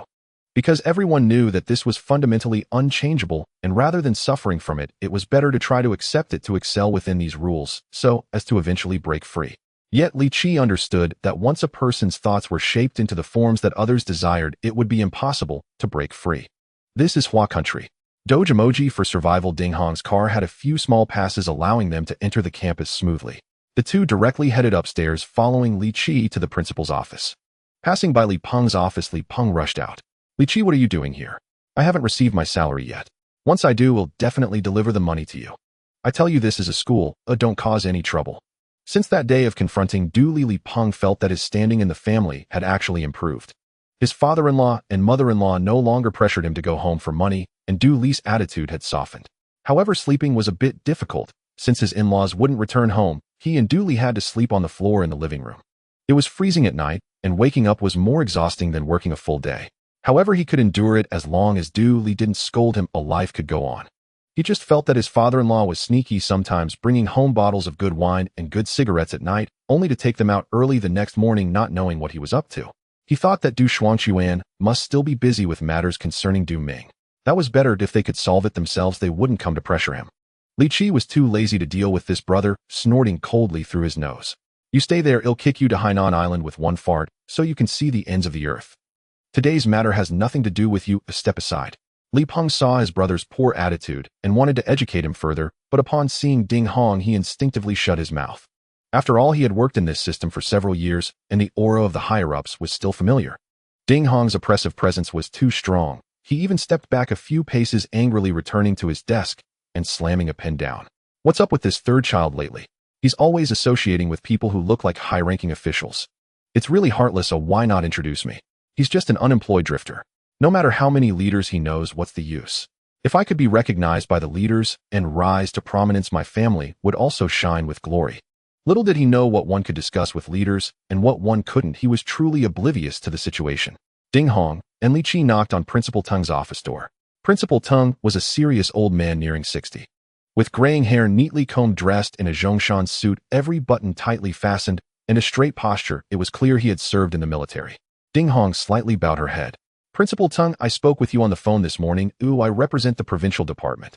Principal Teng shook her hand, then fixed his gaze on Li Qi, saying, I don't care who you represent. I will never engage in fraud. If you insist on doing so, go find someone else. Li Qi smirked. Old Teng, enough already. Our grudges have been settled for years. Why are you still so petty? Get lost, you little brat. When I was discharged from the army, my old squad leader gifted me a chessboard, which you secretly engraved with a bunch of bobcats and beasts. On every female teacher's desk, you filled it with the corpses of caterpillars. Director Zhuang is a soccer fan. He saved up for 2 years' salary to watch a match and brought back a soccer ball, which you little brat slashed open with a knife and stuffed with feces. Music teacher Li Xiaona, you urinated in her harmonica, and she vomited for half a month. We thought she was pregnant. English teacher Wu, who rented a place outside, you took people to smash her windows every day, scaring her so much that she couldn't sleep all night. Teacher Xiao loved smoking, and you crushed eggplant leaves and stuffed them into his pipe, nearly sending him off. And on the day of teacher he's wedding, you climbed onto his roof and threw firecrackers onto his wedding bed. Teacher, he still hasn't had children since getting married, probably because you scared him into impotence. You spent 3 years at the school wreaking havoc for 3 years. You almost blew the school up. Do you still dare to come back? If I don't kill you today, they'll write Teng in a circle. Principal Teng locked the office door with a click and grabbed a teaching stick to strike Li Qi on the head. Li Qi's wailing echoed in the principal's office, while Ding Hong stood by the window, clutching her heart, trying to calm her emotions. During the latter half of the journey, she truly felt heartbroken. Li Qi had transformed in her mind into a somewhat rebellious child lost in this world. At one moment, she even considered stopping the car, pulling Li Qi into her embrace, stroking his head, and comforting him, telling him it wasn't his fault, that there are still other beauties in this world. But ultimately, she had softened her heart too early. This scoundrel. He was no good. Just listened to all the misdeeds he committed during his 3 years in middle school. It wouldn't be unjust to beat him to death. Principal Teng, after all, was growing old and weak. After a while of hitting, he laid down his teaching rod, sitting on the stool panting. He stopped, but Li Qi did not. He continued to clutch his head and scream, Oh, Principal Teng, you really are strong. You're beating me to death. You're still strong, old man. Why don't you work harder with your partner? Maybe you can still have a big son. Ding Hong couldn't stand it any longer and walked over, yanking his ear. "Shut up and get back to serious matters." Only then did Li Qi realize that Principal Tung had stopped hitting him, wearing a look of disdain on his face. How can a man finish so quickly? Just a little stick and a few thrusts, and it's over. What a disgrace. Principal Tung was so furious that he nearly fainted, waving his teaching rod towards the door. Get out, get out. I don't want to see you." Li Qi squatted in front of him, revealing eyes filled with affection. "Old Ting, you said when I graduated that I was the brightest light in your life. Oh, my failure to learn is your greatest regret. Today I will make up for that regret. Mathematics, Chinese, English, ideology, and politics, history, biology, chemistry, geography. Bring the teachers for these subjects for the third-year middle school. Each one should prepare a set of questions. Watch me perform and score full marks in every subject. Today I want to tell you, brother, that it was my choice not to learn, not that I couldn't learn." Li Qi slowly stood up, his eyes shining with brilliance. At that moment it seemed as if a certain aura had formed around him, a surge of literary power. Snap! Principal Ting's teaching rod struck the back of his head. "Who are you talking to? Who is your brother?" "My brother has been dead for many years and the grass on his grave is taller than you. Do you want to go accompany him? He'll arrange for you two to be buried together." Li Qi clutched his head. "You old man, why are you hitting so hard? You want to keep this up? Just say yes or no. If I score full marks today, you change my records. Dare to bet." Li Qi was filled with confidence. He possessed a super memory. That year middle school was all about rote memorization. As long as he packed all the books into his head, there was no question he couldn't answer. He had gone through all the middle school textbooks in his mind while on the way, and now he felt incredibly powerful. Principal Ting looked at him deeply, still skeptical, but since Ding Hong had come in person and stated she represented the will of an elder from the capital, he decided to let Li Qi give it a try. So he went out to make arrangements, and Li Qi suddenly said, "When the teachers prepare the questions, get 2 sheets of paper and call my brother Li Zhu over.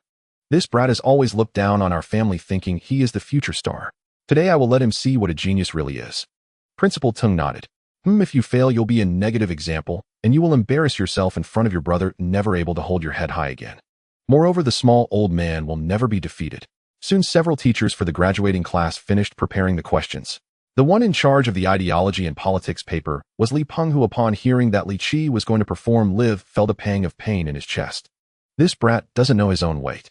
He made 7 or 8 teachers prepare a set of papers only to score a big fat 0 in the end. And he wouldn't be the one to lose face. And he wants Li Zhe to take the test too. He knows what level Li Zhe is at. He's barely passing. One person losing face isn't enough. He has to drag his brother down too. How will he survive in school after this? He is so excellent, yet both his brothers are like dog SHD. It seems like all the excellent genes of the Li family have been monopolized by him alone. So when he finished the paper and delivered it to the principal's office, he held back and still scolded Li Qi. "What exactly do you want to do? Do you really want to make such a big mess in front of so many teachers? After you embarrass yourself and walk away, don't you think I will have to listen to their discussions?" Li Qi rolled his eyes at him. "Do you live in Dunhuang surrounded by so many murals? Do you live by the sea meddling so much? I am just playing around selling children for monkeys, okay? Hurry up and get lost. If you think you're great, then cut off our brotherhood. I don't want you anymore." Li Peng was so furious that his chest hurt. He couldn't argue with Li Qi in front of everyone and could only leave in a huff. Soon 2 sets of papers were prepared. They specifically found an empty classroom, arranged the papers on the left and right, and called Li Zhu over. Li Zhu was stunned. With his usual grades, he is now expected to do the difficulty level of the high school entrance examination. What difference does that make from wanting to take his life? But upon hearing that he would be taking it with Li Qi, he calmed down. Surely the one who will be humiliated won't be him. Li Qi picked up a 2B pencil, pulled out the exam paper, and started writing. Principal Tung initially thought he was doodling, but soon Li Qi finished the geography paper quickly, and the geography teacher took it, staring wide-eyed from start to finish. "All correct," Principal Tung said sternly. "You have to be responsible for your own words." I see he didn't even think. He kept writing without stopping. Can he really get them all right? "Old principal, this is the paper I just created. Don't I know the answers?" He got them all right, not a single punctuation mark off from the book. While the two were talking, Li Qi had also finished the chemistry paper. The chemistry teacher surnamed, he was the one who on the day of his wedding had been so frightened by Li Qi's firecracker that he had still not dared to have children. He scoffed and picked up Li Qi's paper, thinking that even if he had guessed all the answers, he still had to find some mistakes. But he flipped Li Qi's paper over and over 3 times and simply couldn't find a single place to deduct points. He is cheating. How is this possible? Even copying the standard answers wouldn't yield such results. Only then did Principal Ting feel that things might not be so simple. His eyes suddenly lit up. Li Qi was once his most promising student, the one he felt the most regret for, and the one he could not persuade at all. In his teaching career, Li Qi was too special. Many people would not feel that their growth trajectory was problematic. After all, it couldn't be changed. Just follow the path as others do. Only Li Qi was special, so special that he could not refute it. He had once thought that he would die with regrets because of Li Qi. If today Li Qi could truly achieve full marks, then even if he were to die right there, he would surely smile in the afterlife. Just over an hour had passed, and Li Qi had completed all the exam papers. Essay topic: A gentleman must be broad-minded and persevering with heavy responsibilities ahead. Li Qi wrote an 800-word novel based on a coal miner depicting a journalist named Li Shi, who feigned madness to get captured, endured days of torture, and ultimately gathered evidence to bring the villains to justice. After reviewing the papers, Principal Tung awarded him full marks for the essay. Therefore, in the end, Li Qi received full marks in all subjects. Seeing Li Shi, who was still frantically writing while having scored only 59 on the geography paper he had just completed, Li Qi walked over. Old fourth, stop answering and go home to study properly. The most that can be done at home is let you repeat a year. If you still can't even get into a vocational school, you might as well go home and farm. Li Shi's face turned bright red with embarrassment. Third brother, don't think I don't know. You must have colluded to insult me just to make me look foolish. I won't be tricked by you. I will definitely get into high school, and later I will apply to university. I am the one with the most potential in the family. Li Qi shook his head and ignored him. In this life, Li Shi would never have the chance to harm him, and he wouldn't care about the other person. As long as he was just, he had nothing to feel guilty about. Principal Tung and Ding Hong accompanied him as they left the classroom and walked downstairs. Principal Tung glanced at Li Qi several times, wanting to say something, but hesitating. Li Qi shot him a sidelong glance. Did the door hit your eyes? Speak up if you have something to say. Principal Tung raised his hand and gave him a playful slap. Li Qi took a stance. If you don't believe me, let's have another fight. Do you believe I can slap your palm with my face hard enough to break your bones? Principal Tung sighed. How can your mouth be so broken? You did very well today. I will make sure your achievements are recorded in your file. That leaf in your head has finally found suitable soil to grow strong, hasn't it? Hearing Principal Tung's words, Li Qi suddenly stopped looking at a certain girl in the classroom, his body trembling. He furrowed his brow and asked, Principal Tung, what is that girl's name? Deng Fingyan. She is the study committee member of their class, and she ranks first in the year group. Li Qi's mind flashed like a movie, recalling a news story from the future. He suddenly asked cautiously, Principal Tung, do you think the records of college entrance examinees have been sealed? Can they still be altered? Principal Tung replied, puzzled. To prevent exam impersonation and irregular transfer of examinees, the files of students taking the college entrance examination next year were sealed a month ago. The school has a dedicated archives room with special personnel to oversee it. It cannot be altered. At this moment, in a certain rental room in Taya City, the child in the red cotton jacket that Li Qi saved his mother Hua Manman entered with her younger brother Hua Xiaohan and his girlfriend Yuan Zhongli. The three set down their things, and Yuan Zhongli hurriedly moved a chair for Hua Manman and poured water. After sitting down, Hua Xiaohan still felt a bit uneasy. Sister, are you sure you can leave your husband and nephew in the hospital? Hua Manman laughed dismissively. What's there to worry about? The He family has only one heir for 3 generations, which has now passed to my son He Sinyu.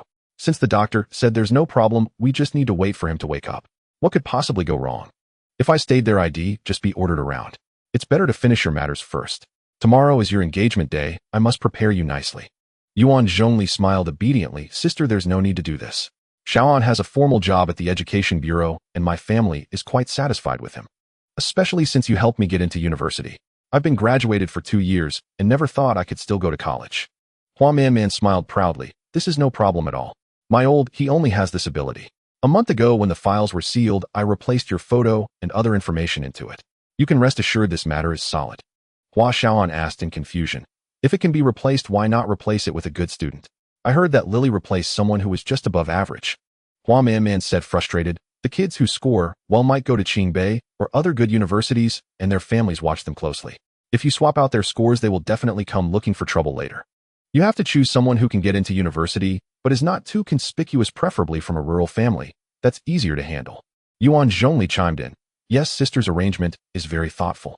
If I really get into a good university with my poor foundation, what if I don't graduate? Hua Manman grasped Yuan Zhongli's hand. Sister-in-law, don't worry. Once you graduate, he will definitely arrange for you to work at the Municipal Education Committee. By that time, we can have your wedding. Yuan Zhongli lowered her head. I will listen to my sister. Suddenly remembering, she asked again, when do we change the name in the household registration book? Tomorrow. I've already sweet-talked the head of the household registration office. He'll take you to handle it tomorrow. We'll fill out the application ourselves at the education committee, and the admission notice will come directly to you, absolutely foolproof. As for her, if she fails the exam, she'll just go home and farm, and she will never know about all this. After chatting for a while, Hua Man stood up to say goodbye, heading back to the hospital to see her son. Hua Xiaohan sent his sister out and whispered, "Sister, what if Lily goes to college and dumps me?" Hua Man laughed dismissively. "She dares. If she dares not to marry, you will disclose everything and ruin her reputation. She is a smart person and won't fail to understand the stakes involved. You need to be a bit more proactive. Hurry up and make that raw rice into cooked rice. Do you understand why I rented you a place? She keeps saying she wants to wait until marriage. Aren't you a man? Do I have to teach you this?" Hua Xiaohan's eyes lit up upon hearing this. "I will go home and try it right away." Hua Man watched her brother's retreating figure and shook her head. "This foolish boy is really thick-headed. If this family didn't have me, it would fall apart sooner or later." He still thinks everything is thanks to his brother-in-law. With Hechuan's level, how could he accomplish such a big task? It was only because she took the initiative to sweet-talk Secretary Bai of the District Education Committee that she managed to secure a spot for her sister-in-law among the few available replacements. Otherwise, with his family's conditions, how could he possibly marry a girl like Yuan Zhongli, whose parents are both working? At Niuxin Town Middle School, Li Qi looked at Deng Fengjian's face, but he was reminded of another person. Deng Fengjian's sister, Deng Fengjiao. The two sisters looked so alike that Li Qi immediately thought of a photo from the news. Deng Fengjiao initially thought she had failed the college entrance examination, only to discover years later that she had actually been accepted but never received her admission notice. Another person had assumed her name, attended the university that rightfully belonged to her, and eventually returned to work at the Taya City Education Committee. When she discovered this, the other party was already a department-level cadre. Deng Fengjiao embarked on a long journey of litigation, facing countless twists and turns, eventually winning the case, which was exposed. At the moment she received the judgment, Deng Fengjiao broke down in tears. Winning, and then what? Her life had already been destroyed. Because she didn't attend university, although there is now a saying called university dropout, meaning a person with education, her rural background made it impossible to arrange a way out for her. In the end, her family collected a high bride price and married her off to an old bachelor with children from the neighboring village, leading a life of hardship. Ding Hong once again saw that expression on Li Qi's face. It was the kind of expression filled with anger born from knowledge. Although she didn't understand what exactly had happened, she nodded immediately. "Let's go." Ding Hong's trust in Li Qi had no bounds anymore. No one knew how Li Qi obtained that test report, but he used it to help Taiha Iron and Steel Factory produce qualified and even superior pressure-resistant outer plates. Even just moments ago, she couldn't understand how Li Qi could score full marks in every subject. But what did that matter? When Old Qi's secretary contacted her, it had been made clear that Old Qi would not question the process, only the results. Thus, the focus of her work at this stage was entirely on Li Qi. The red Santana sped along the road where the ice and snow had not been completely cleared, while Li Qi remained silently contemplative. What occupied his mind were the essay topics left by Principal Tang. A scholar must be broad-minded and steadfast. The responsibilities are heavy, and the road is long. He sighed. "The luckiest part of my life has been meeting Principal Tang when I was at my most confused." "Is this your reason for doodling on someone else's chessboard?" Ding Hong nodded. Li Qi immediately broke down. "Look at you ruining the atmosphere while trying to be sentimental. I think you just need a slap." Ding Hong no longer believed Li Qi. If he didn't get hit for 3 minutes, she wouldn't give him a good face. Taihano. One middle school is the oldest high school in Taya City. After the reinstatement of the college entrance examination, it quickly became a holy land in the hearts of students across the city. Studying changes fate. This is the strongest voice of the era. At that time, the college entrance examination was the fairest test in Huagua and even the whole world. Regardless of your identity, family background, or history, everyone faced the same test paper. Those who scored high could enter good universities. This was also the only path for the underprivileged to rise. The small car slid into the campus, and Ding Hong, with her pass, navigated smoothly to Principal Zhao Fengqing's office. Hearing that Ding Hong wanted to adjust a student's file, Zhao Fengqing shook his head. "Directly impossible. All college entrance examination candidate files have been sealed for a month now. The leaders from the Municipal Education Committee, the District Education Committee, and our school witnessed the sealing together. The archive room was covered in seals. Director Ding, even if you are a provincial leader, your responsibilities are in economics and foreign trade. If you don't understand matters related to education, please don't meddle."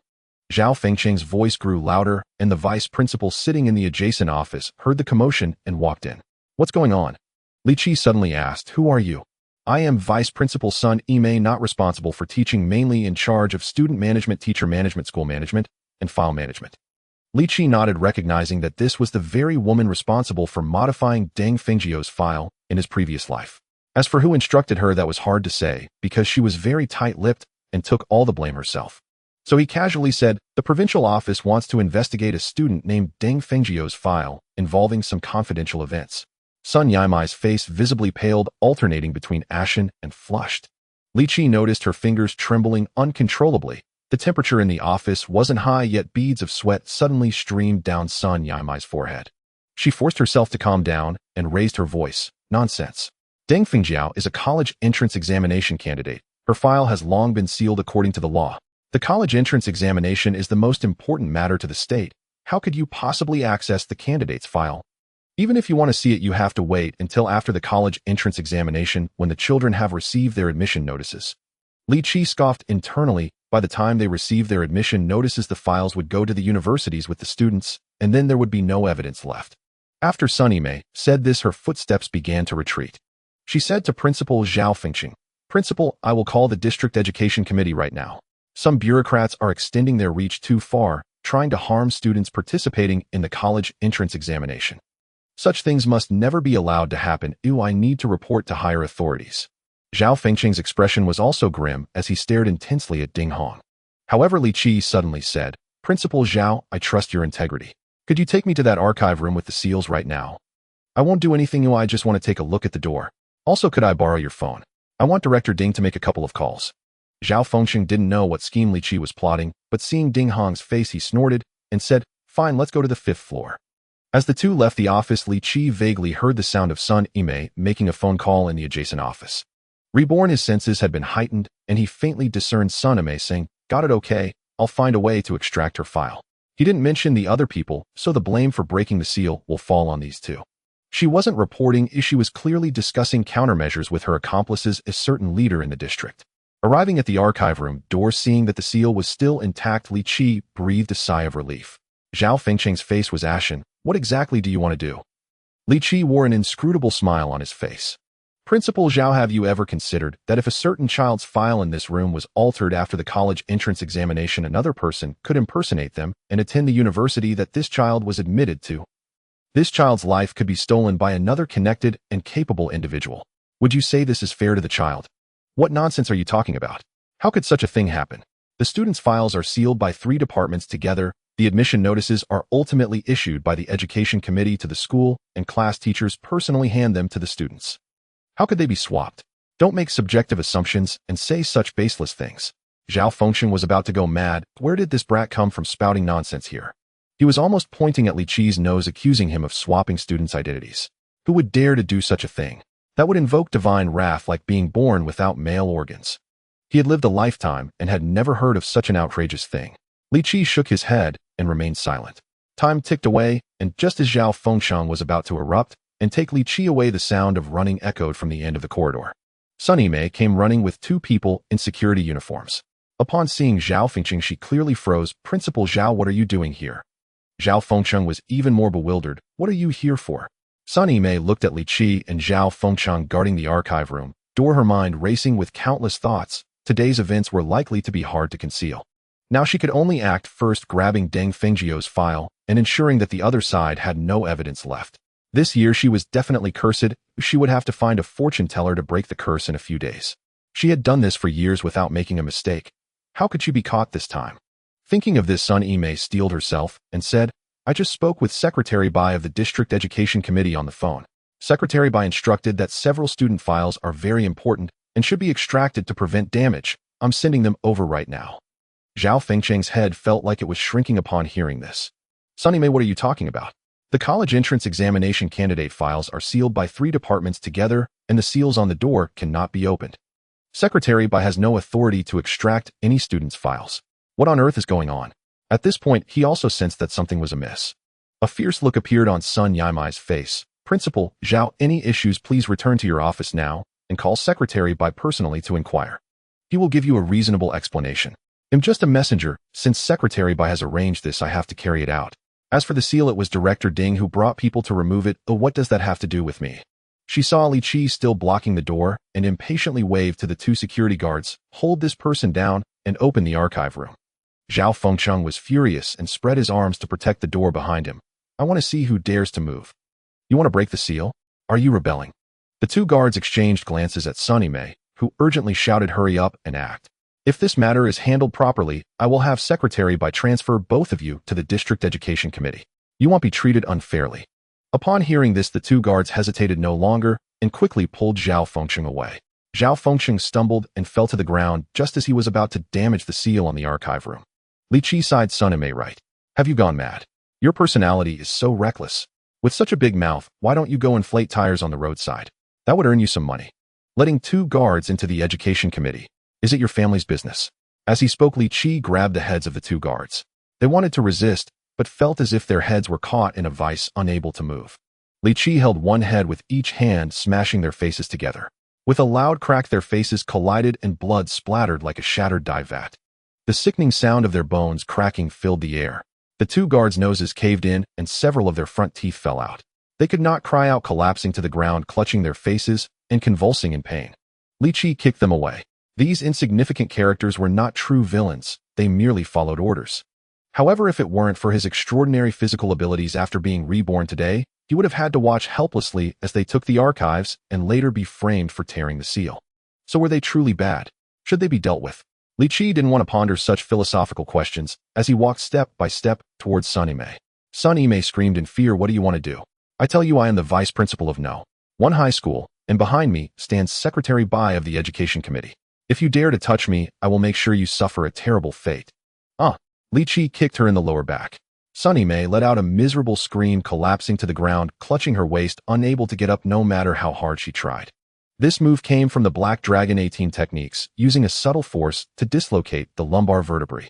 If Sunny Mei stood for more than 10 minutes in her later life, she would undoubtedly suffer excruciating back pain. On rainy days in the future, she wouldn't even be able to get out of bed. The legal consequences were irrelevant to Li Qi. This was his personal judgment against her. Zhao Fengcheng was stunned. Whose subordinate are you to be so fierce? Li Qi proudly tossed his head back. Please call me a young pioneer. About 10 minutes later, police sirens blared as two police cars entered the campus of No. 1 high school. Zhou Guodong led his team upstairs, encountering Ding Hong along the way, and they arrived at the entrance of the archive room. Zhou Guodong glanced at the three people lying on the ground and was not surprised at all. Li Qi never held back when he struck. Now he would have to clean up after him again. He patted Li Qi on the shoulder. Good kid, I heard from Ding Hong that you scored a perfect score, impressing Principal Tang. Impressive, impressive. Li Qi shook his hair and said disdainfully, of course. I can govern the country and bring peace, and I can also kick you down. I am charming and versatile. Zhou Guodong suddenly felt the urge to kill. This little brat really couldn't be given a good face. He was about to whip Li Qi with his belt when Ding Hong quickly held him back. Principal, Zhao Fengcheng is still here, and let's handle the proper business first. Zhou Guodong reluctantly held back and pulled out a search warrant, handing it to Zhao Fengcheng. The Municipal Bureau is handling a major case involving spies selling out the country. We suspect there is related information in your archive room, so I need to open it for inspection. Zhao Fengcheng nodded hurriedly. This was formal procedure. Even if the Municipal Education Bureau received this search warrant, they would not dare obstruct Zhou Guodong from carrying out his duty. Experience shows that the old are wiser. No. 1 high school is only a 5-minute drive from the Municipal Bureau. The reason Zhou Guodong had been delayed for so long was to prepare the search warrant. Otherwise, if the seal was broken, it would take a long time to deal with the Education Bureau afterward. Just then, Sunny Mei, who was lying on the ground, struggled to stand up and shouted at Zhou Guodong, you are the political commissioner Zhou from the Municipal Bureau. I know you.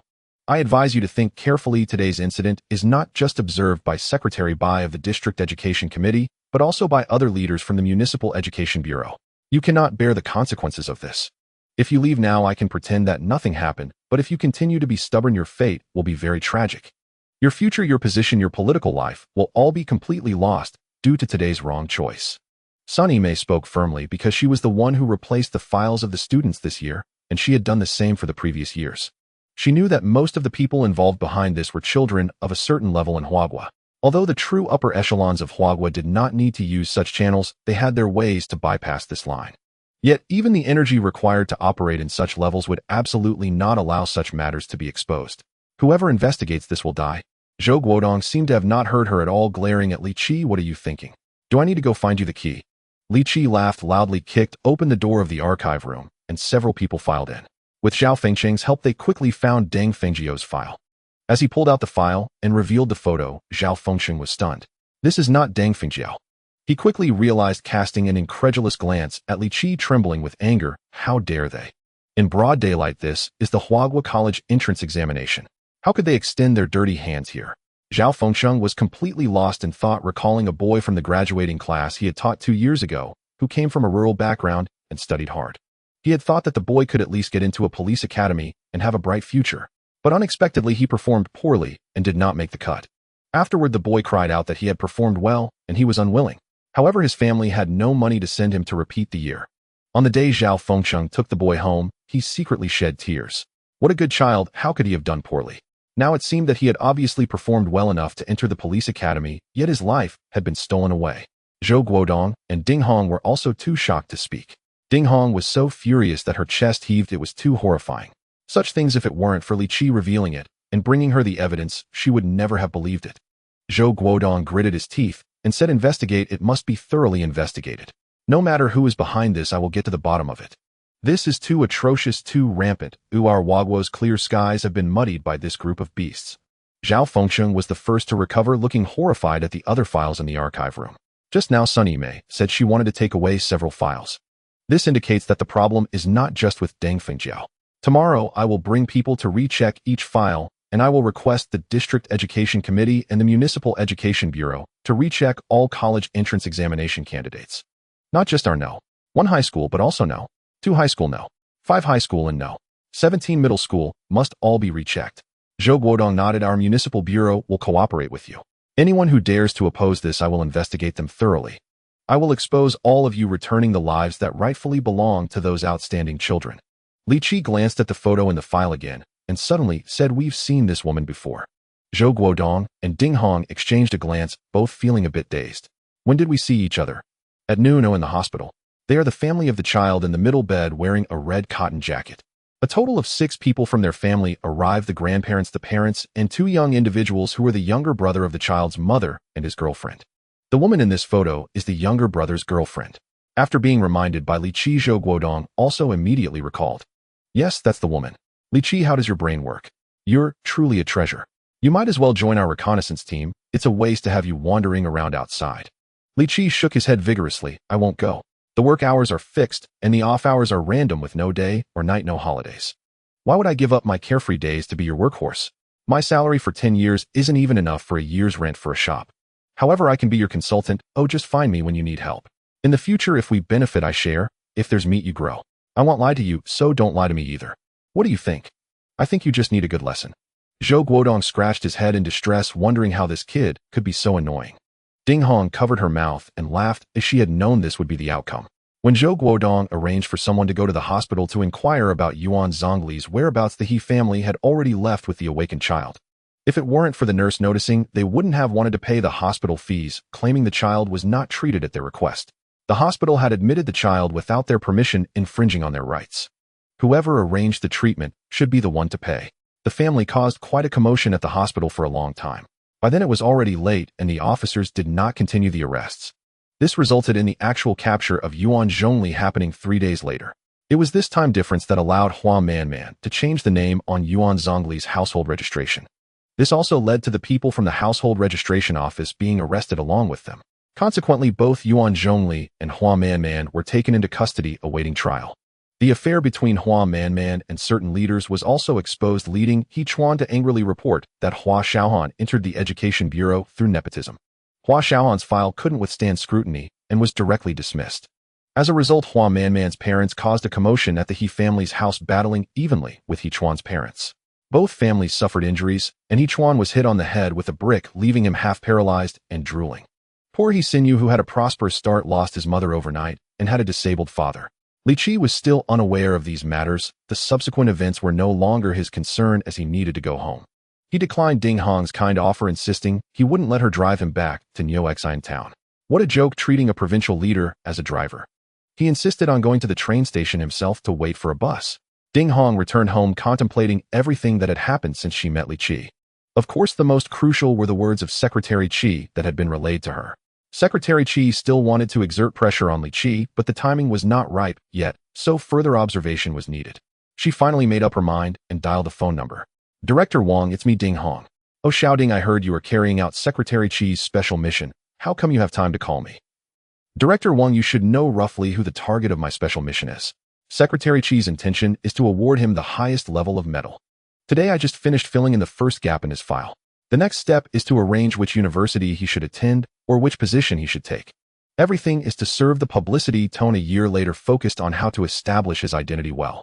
Here I have a suggestion for the provincial department: grant him the top-level model worker medal. The other side fell silent for a long time. After quite a while, Director Wang finally spoke. Xiao Ding, your proposal astonishes me. You should know that since the founding of our Huahua, no one outside the system has ever received the top-level model worker medal. Even if it's a special case, I still need sufficient reasons to bring this matter up for discussion. Ding Hong said resolutely, Secretary Chi's approval is the best reason. The honor Secretary Chi intends to give him is the best reason.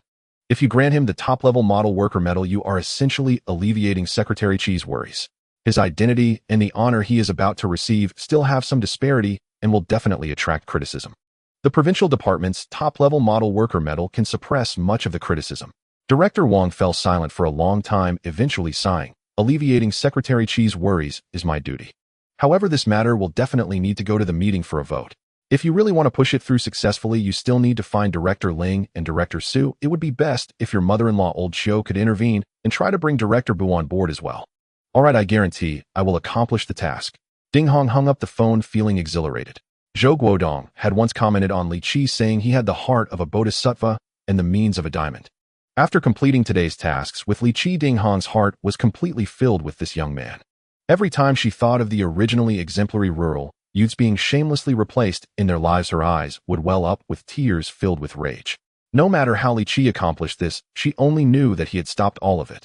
Therefore, Li Qi was worthy. She would work hard for Li Qi to obtain this top-level model worker medal.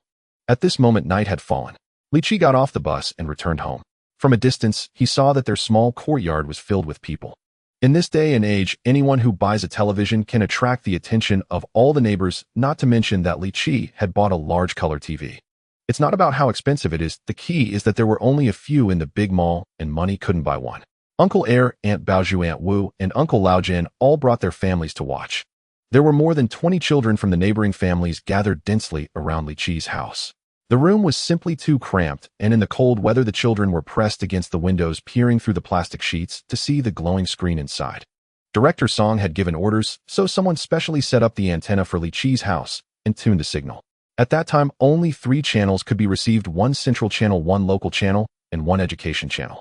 At this moment, the television was playing an animated film called The Nine-Colored Deer, and the children were shouting excitedly after watching it. It really is the Nine-Colored Deer. I thought the Nine-Colored Deer was black and white, just named that way, but it turns out it really has 9 colors. Mom, I want a large color TV too. I want to watch colored cartoons. I see you look like a large color TV. Do you want me to buy you a bomb instead? The house was in chaos, and Li Qi squeezed in barely. Li Montong, the old man, sat on the Kong grinning as he watched the envious neighbors.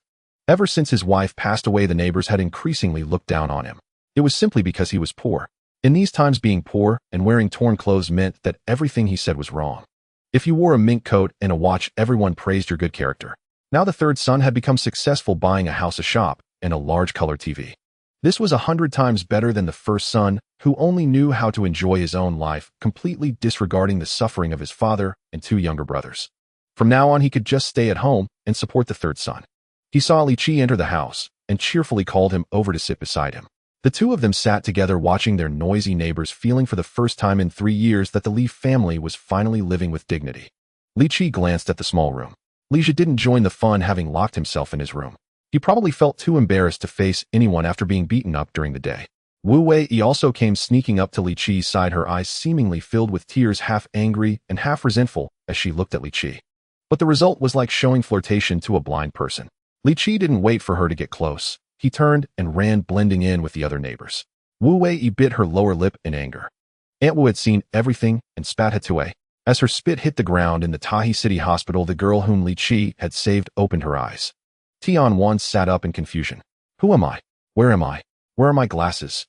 At that moment, Grandma, Ms. Grandson Song Yulong, also woke up. Several people were holding the child in their arms, coaxing him. Upon seeing the little girl getting up, the grandmother hurried over. Child, you finally woke up. The police have come several times this afternoon searching for you at the place where you went missing, but they haven't found any clues. Whose child are you? Memories surged like a tide, and Tian-Wan remembered that she had just gotten off the train in the morning, sent her luggage to the guest house, and had gone out to find something to eat. She encountered a shabby-looking woman from out of town who asked her for directions to Taya Hospital, saying her biological mother was undergoing surgery there. She had rushed over upon hearing the news, but the city was too big, and she couldn't find her way. The woman was crying in desperation. Tian-Wan felt an overwhelming surge of sympathy and decided to help her find Taya Hospital. On the way, they passed through a secluded area where a van was parked by the roadside. The woman pulled her along, and they quickly walked into the area obscured by the van. In the next moment, Tian-Wan felt herself being tightly gripped by a pair of strong hands, and something was pressed against her nose. After struggling for a while, she lost consciousness. From Grandma Mi's words, Tian-Wan realized that she had encountered human traffickers. Her heart sank in fear. It was terrifying. From the newspapers, she knew that most women abducted by traffickers were sold into the mountains, locked up to prevent their escape, and subjected to humiliation day after day until they gave birth. Many women after giving birth would lose all hope, unable to abandon the lives they had brought into the world, ultimately resigning themselves and never attempting to escape again. She couldn't imagine how she would survive if she were to encounter such a fate. After all, Tian-Wan was an adult, and the dose of sleeping pills given to her by the traffickers was relatively high. Although she had woken up, her head was still foggy and she couldn't get out of bed. It was fortunate that Li Qi acted promptly. If they had waited until evening, when the van left Taya City with her beauty, she would undoubtedly have been targeted by the traffickers. At that moment, looking at Grandma Mi's kind face, she couldn't help but throw herself into the old woman's embrace and cry loudly, "I'm not from Taya City. I'm a student from Shengjing Media Academy. My name is Tian-Wan. I came to Taya City to find someone. Grandma who saved me. It was a young man named Li Qi. Let me tell you, your benefactor is still just a child himself, only 18 this year. He has such a good heart. If he hadn't acted, you and my eldest grandson would still be missing, not knowing where the traffickers have taken you.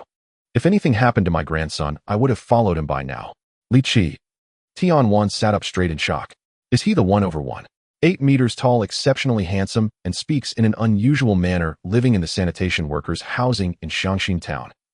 Since Li Qi left his address for Songshanchuan to deliver a color TV, Grandma Mi knew where he lived and was now stunned by Tian-Wan's knowledge. "Little girl, are you a fortune teller or a spirit medium? You're spot on, not a single detail is wrong. With your skill, why didn't you foresee that you would be abducted by traffickers?"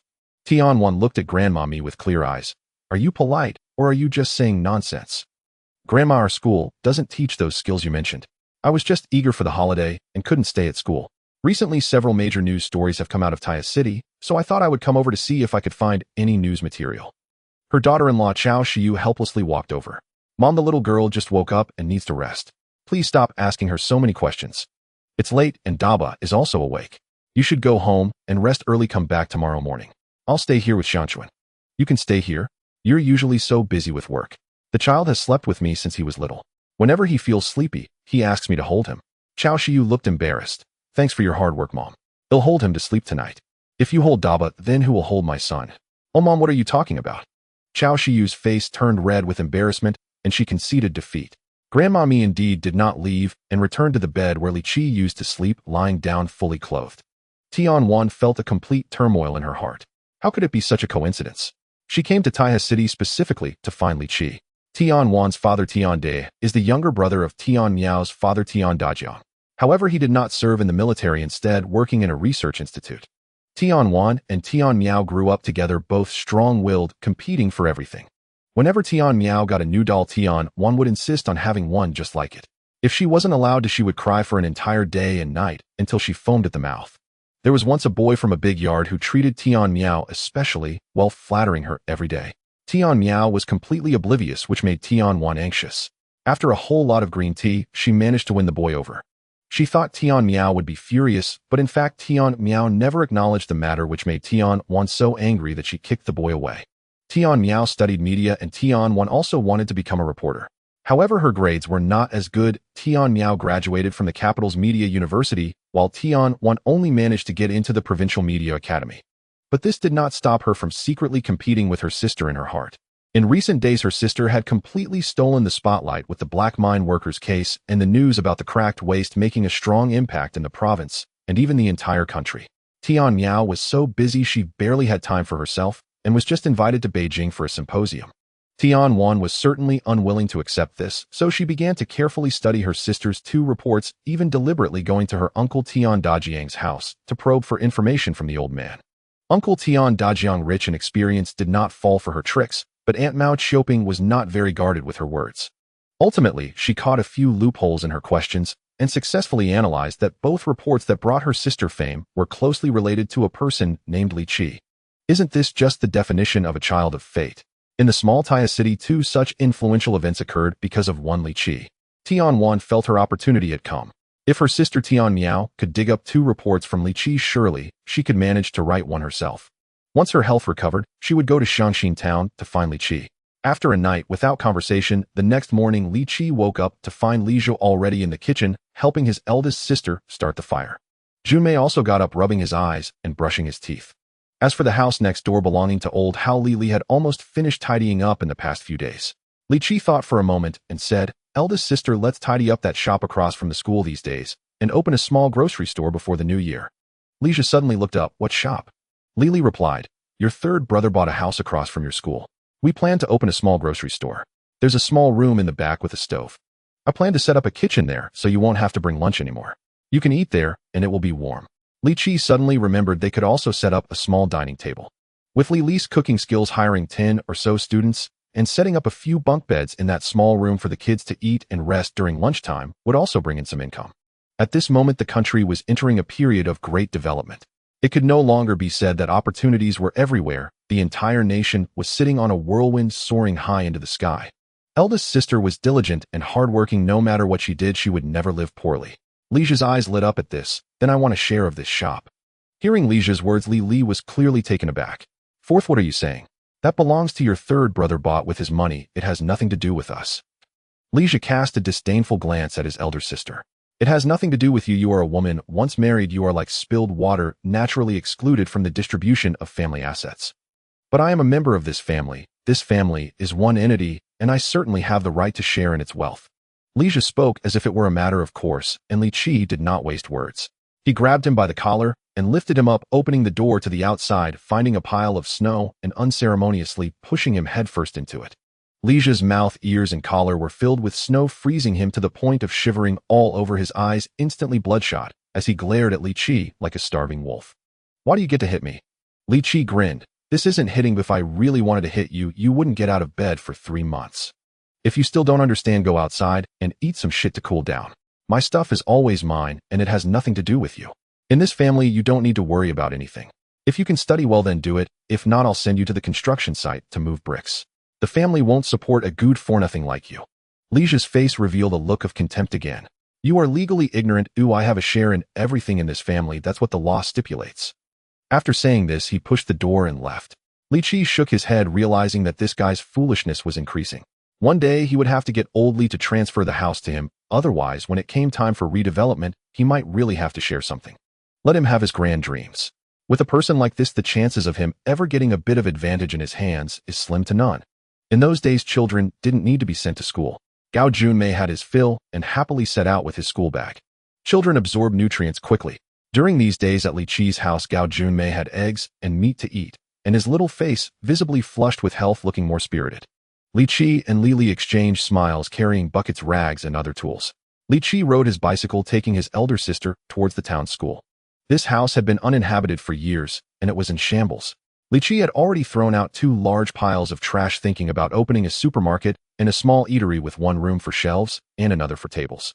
The 2 siblings discussed what to put where as they tidied up. Li was full of energy, her mind filled with hopes for a new life.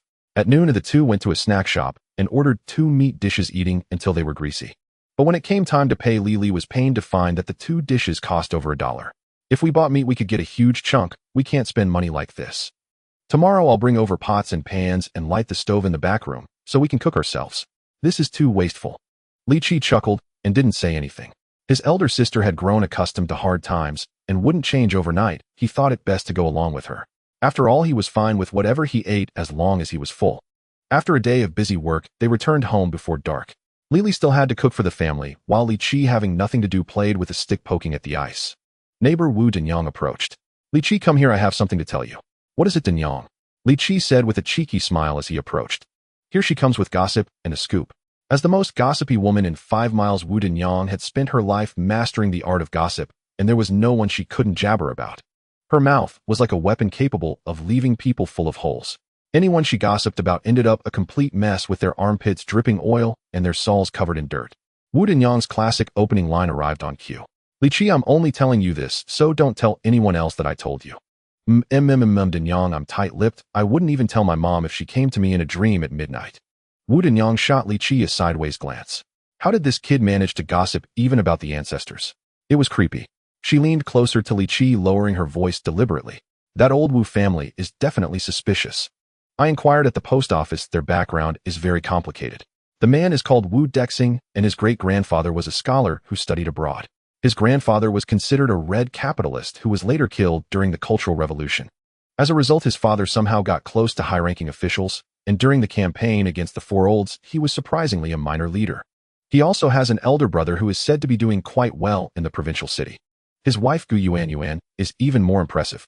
She comes from a family of high-ranking officials from the previous dynasty who fled to avoid disaster and has lived the life of a young lady, borrowing some light from Wu Dexing's father during the movements without suffering any hardship. This family has no good people. I've seen people all my life, and I can tell from their eyes that they look down on us. That kind of smile is all an act, and their politeness is just a way to win people over. Especially that little vixen named Wu Wei. Just in the past few days, I personally saw 3 young men send her home. What do you make of that?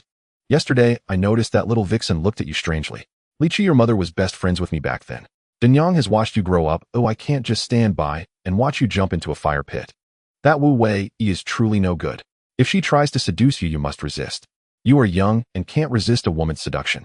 The previous Lu Yuding had you bewitched, and this Wu Wei looks even more dangerous than her, so keep your distance." Li Qi nodded vigorously, swearing that he had no interest in Wu Wei whatsoever. Only then did Wu Denyang feel satisfied, pulling Li Qi along as she said, "In 2 years, when you have a stable job, I'll take care of your marriage. He'll introduce you to a woman with a sturdy waist and large hips capable of bearing sons and can manage the household well." Li Qi repeatedly thanked her, envisioning a future wife who would likely be a burly woman with a thick beard weighing over 200 pounds and looking like a rugged man. The next day, Li Qi and his elder sister, Lili, set out early. Lili borrowed a tricycle from the neighbor loaded with pots, pans, and rice flour. She absolutely refused to eat out anymore. "You can't become poor from eating nor from wearing. If you don't keep track of your spending, you'll suffer. Is there a gold mountain in the house? How dare you squander money?"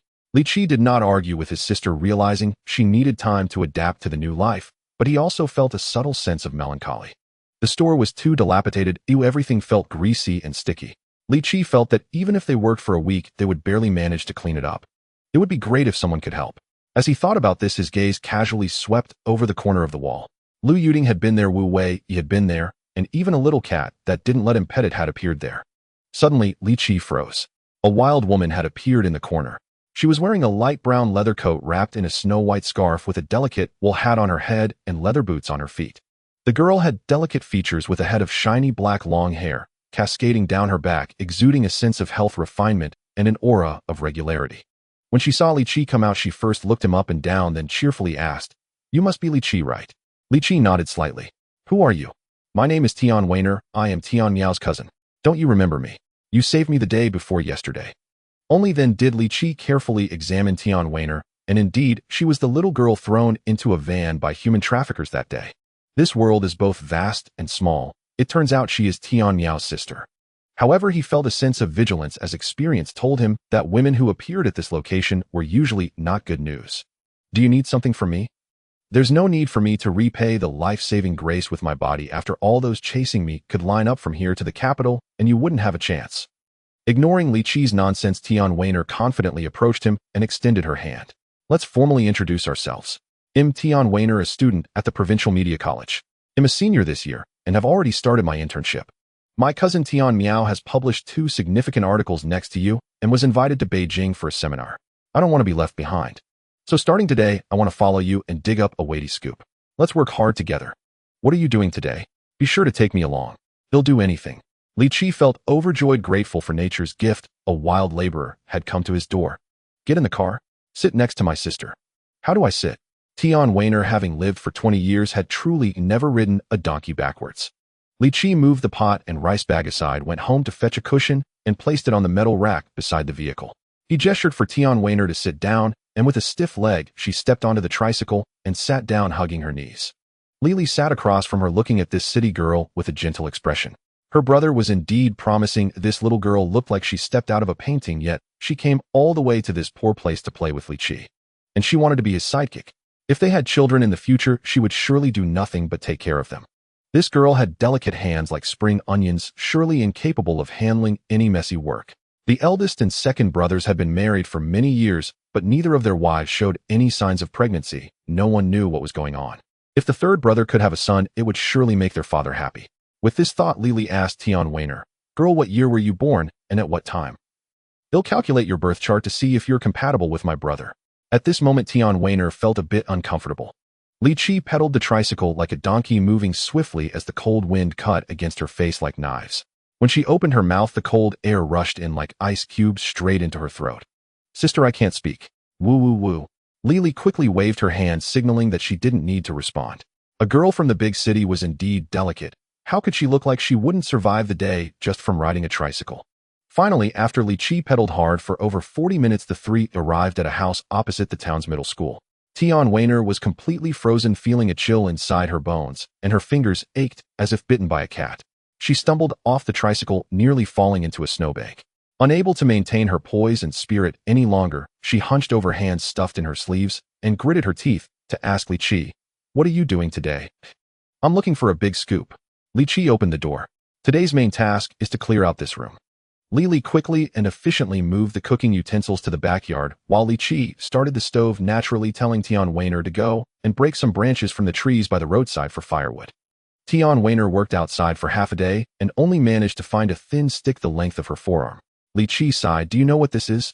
"It's a stick used by men to knock on their privates at night to avoid freezing their urine. Once this thing gets urine on it, it carries a foul smell when lit." Tianweiner screamed and threw the stick to the ground after hearing this. Lily shook her head slightly nearby. City girls must have something wrong with their brains. How could they believe this? After boiling some water, Li and Li Qi began cleaning up. Li Qi didn't treat Tianweiner as an outsider and tossed her a cold rag to wipe the dust. Tianweiner was on the verge of tears. After living for 20 years, which man would dare treat her this way? Yet she thought this was Li Qi testing her. After all, to write a shocking article that stunned the nation, how could one not pay a price? Heaven bestows great responsibilities upon a person. They must first endure hardship. At this moment, Tianweiner empathized with Li Jia. She gritted her teeth against the cold and fatigue and began wiping the windowsill. Meanwhile, on the other side, Du Shuangquan had successfully obtained a steel water cooling ingot through his fellow villager Jia Bin.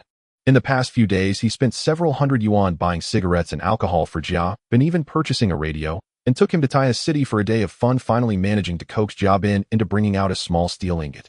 This piece of steel ingot could be exchanged for over 15,000 yuan from Commissioner Liu. It's more valuable than gold.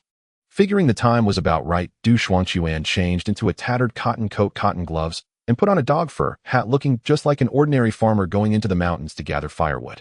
He cautiously approached the cave entrance, constantly looking around to confirm that no one was nearby. After waiting for over an hour, Lu Chuanqi finally arrived late. In fact, Lu Chuanqi had arrived early, but he felt a twitch in his eyelids all day today, and for a moment, he even considered stopping this transaction. However, his superiors had urged him countless times. He had to obtain the steel ingot today, as the formal negotiation with Elder Qi was in 3 days. They needed to quickly analyze the technical specifications of a steel factory product. Once it was confirmed that the steel factory had not found the correct direction, this time the empire would raise the price of pressure-resistant outer plates to 8.0 per ton. Moreover, the delivery period would be extended to a year. They not only wanted to choke the throat of Wagwo's navy development, but also to strangle the pulse of Wagwo's economic development. Every year, taking over $100 million of foreign exchange from Huagua, using pressure-resistant outer plates, Huagua would be unable to purchase other advanced technologies. They had never given up on overturning Huagua and incorporating it into their empire's glorious territory. Thus, after careful consideration, Lu Chuanqi still decided to come. He first circled around the area, finally confirming that there were no hidden people within a 2-kilometer radius. Only then did he enter the agreed cave. Du Shuangquan angrily shouted, "You old bastard, you Japanese are so wicked. Do you know how cold it is today? You made me freeze for over an hour. Do you want me to die? If you don't explain clearly today, I'll take apart the plane and sell the parts just to kill you." Du Shuangquan was genuinely angry. In this freezing weather, being cooped up for over an hour made him feel like he was freezing to death. Lu Chuanqi expressionlessly pulled out a bundle. Here it's 17,000 yuan. I specially applied for an additional 2,000 yuan to reward you for your contributions to the empire. Du Shuangquan's face immediately changed. Oh, Commissioner Lu, you are truly a living Buddha. The snow is heavy and the mountains are your feet cold. Take off your shoes and put your feet in my arms, and let me warm them for a while. Lu Chuang's eyes reflected disdain. He was already accustomed to the shamelessness of someone like Du Shuangquan, who was solely driven by profit. He couldn't be bothered to waste words with such a person and directly extended his hand, demanding, "Give it to me." Du Shuangquan cautiously took out the steel ingot, his face filled with sycophancy and flattery. "Leader, Your Excellency, I invested heavily and navigated numerous connections to obtain this." Holding the steel ingot, Lu Chuanqi felt reassured, a look of approval appearing on his face. "You did well. The empire will remember your contributions. In the future, when the empire arrives again in Huahua, you will be a war hero. The emperor will personally award you medals, and you shall have all the glory and wealth you desire." Lu Chuanqi casually painted a grand picture, while Du Shuangquan took it at face value. "That's great. Can the emperor provide me with a few women from Japan? I've heard they are quite enjoyable." Lu Chuanqi nearly lost his temper, responding irritably, "The women of our empire do not serve you men from Huahua." "Oh." Du Shuangquan suddenly realized, "I've heard that women from Japan are willing to sleep with the soldiers of the beautiful country. Is that because they are overwhelmed? I can wait. I understand the principle of first come, first served." Lu Chuang's head was filled with smoke. Grinding his teeth in anger, he just tossed the guy aside and left. Du Shuangquan shouted after him, "Commissioner Lu, if there are more opportunities like this, remember to find me. Please send my regards to Madame Guowan." Upon hearing the mention of Madame Guowan again, a cold glint flashed in Lu Chuang's eyes. He was about to leave Huahua soon. Should he eliminate Du Shuangquan before he left? What if one day Du Shuangquan's loose lips exposed Madame Guowan, dragging him down as well? However, right now the most important thing was to deliver the steel ingot to Madame Guowan. Unbeknownst to them, on the opposite hillside, someone was watching their every move through binoculars amidst a white snow mound. There were 4 such observation points nearby. Du Shuangquan tightly hugged the snakeskin bag, his body shaking with excitement. "I'm rich. This is worth $17,000. Enough to secure connections, rescue his son, and arrange for his marriage. With the remaining money, he would buy a large color TV, get a new bicycle, and then squander it all in the girls' village. This time he wouldn't need to search one by one. He wanted 5 to sleep on the Kong while he slept on them. He could choose whoever he liked. That would truly be a life like a god." He also needed to go to Zhang Kei's place and gamble for a month to see who would dare look down on him for lacking funds. It's just money, he'll grab it with ease. Suddenly, Du Shuangquan, lost in thought, was tackled from behind. He wanted to shout, but his mouth was already covered. Handcuffed, several police officers dragged him like a dead dog and tossed him directly into the car. Du Shuangquan tried to struggle, but he was struck hard several times, causing him to convulse in pain, tears and snot flowing down his face. Seeing him still squirming, one officer simply hit him with a stun baton. Thud, thud, thud. Du Shuangquan convulsed all over, rolling his eyes and losing consciousness. The officer put away the baton, his face filled with contempt. "Traitor, sellout, you cannot escape the people's judgment." Du Shuangquan was successfully captured, while Zhou Guodong personally led the team to follow Lu Chuanqi. The orders from above were to have Lu Chuanqi complete the handover and expose his superiors. Furthermore, this ingot represented a steel factory's outdated production process that needed to be smoothly delivered to Taya City. This was to ensure that the intelligence department of the little country received erroneous information. After being bullied by those from Japan for so many years, Qi Lao was very angry. He wanted to turn the tables. Lu Chuanqi twisted and turned, returning to the northern part of Taya City to an inconspicuous bungalow. In the innermost small room of the bungalow, a woman lay on the Kong, disheveled, with her hands and feet bound and her mouth gagged. Lu Chuanqi removed the rag from the woman's mouth, and she weakly cursed, "You beast. My father sent you to take me to Japan, and after you took the gold bars, you still insult me. You will not die a good death." Lu Chuanqi leered, "Li Tianjin, you live up to your name. So naive, it's infuriating. Your father, Li Manjiang, is just as foolish. I took the gold bars, and he was shot dead on the spot by the police. Why should I take you to our empire? I'll play with you for a couple of days, then toss you to the garbage heap. What can you do to me? If you had been obedient, I might have considered it. But you're just like a dead fish, useless to me." Li Tianxin's chest heaved with anger as she cursed again. Before Li Manjiang went to kill Li Qi, he instructed her to come here to find someone if she heard any bad news, claiming he had arranged everything and someone would take her to Japan. He even left her 5 gold bars. Then she heard news of her father's death. Terrified, she came to find Lu Chuanqi with the gold bars, only to be drugged by him and have her gold taken away.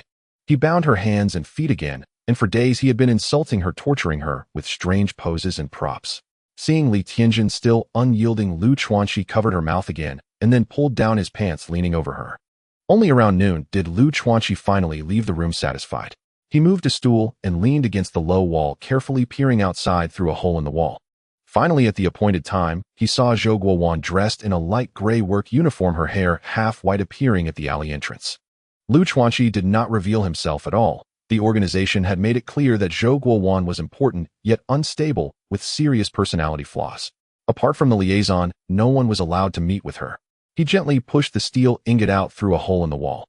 Zhou Guowan quickly passed by, picked up the steel ingot, tucked it into her pocket, and left. Not far away in a two-story small building, observing all of this, Zhou Guodong's face turned pale, his fists clenched tightly, his lips biting until they bled. Zhou Guowan was actually a spy from Japan who had been lurking beside his mother for so many years. Who would have thought that this foolish woman who could be displayed in a museum was actually a spy from Japan? How is that possible? Zhou Guowan was only 6 years old when her parents sacrificed themselves to save Aunt Qiu and General Zhou. Since then, Aunt Qiu had raised Zhou Guowan by her side, as if she were her own daughter. When exactly was she turned? The most outrageous thing she had done over the years was at the age of 16, insisting on changing her name from He Zhili to Zhou Guowan. Aside from that, her behavior had always been normal. She competed for favor, was sharp-tongued, and would not yield to others when justified. Aunt Qiu had always felt guilty about her parents' death, and was particularly tolerant of her allowing her 2 sons and daughter-in-law to give in to her as well. One could say that although she was not Aunt Qiu's biological daughter, she was favored even more than her 2 biological sons. How could she possibly be a spy? Huang Guohua, who was following Zhou Guodong and responsible for logistical support, was also stunned. However, he cautiously reminded, "Comrade Zhou, should we capture the people in the courtyard?" He was genuinely afraid that Zhou Guodong would be overwhelmed by this blow and lose his composure. Zhou Guodong instantly regained his clarity. Oh, indeed, there was no time to probe into when and why Zhou Guowan was turned. Everything must be focused on the mission. I will take people to follow Zhou Guowan and see where she delivers the steel ingots. In 10 minutes, you take people to capture the individuals in the small courtyard. Yes. Zhou Guowan left the northern part of the city and boarded a tram. Her expression was cold as she scrutinized the people on the tram. Whenever someone tried to squeeze next to her, she would show her disdain and try to move aside. Finally, the tram arrived at the western part of the city, close to the edge of the city, where a group of scavengers occupied some bizarre buildings and garbage filled every corner. Zhou Guowan covered her nose and entered a dilapidated building. This place used to be a factory run by Zurabeo, but it was smashed during the anti-imperialist and anti-feudal movements, becoming a settlement for scavengers. Zhou Guowan bent down and entered a small room at the very back. The room was devoid of sunlight, and even during the day a kerosene lamp was lit. An old man hunched over lay next to a mountain of garbage, holding a bottle of liquor and pouring it into his mouth. Seeing Zhou Guowan enter, the man turned over, releasing a stench of liquor and moldy garbage that was nauseating. Zhou Guowan nearly retched and threw the steel ingot in front of him.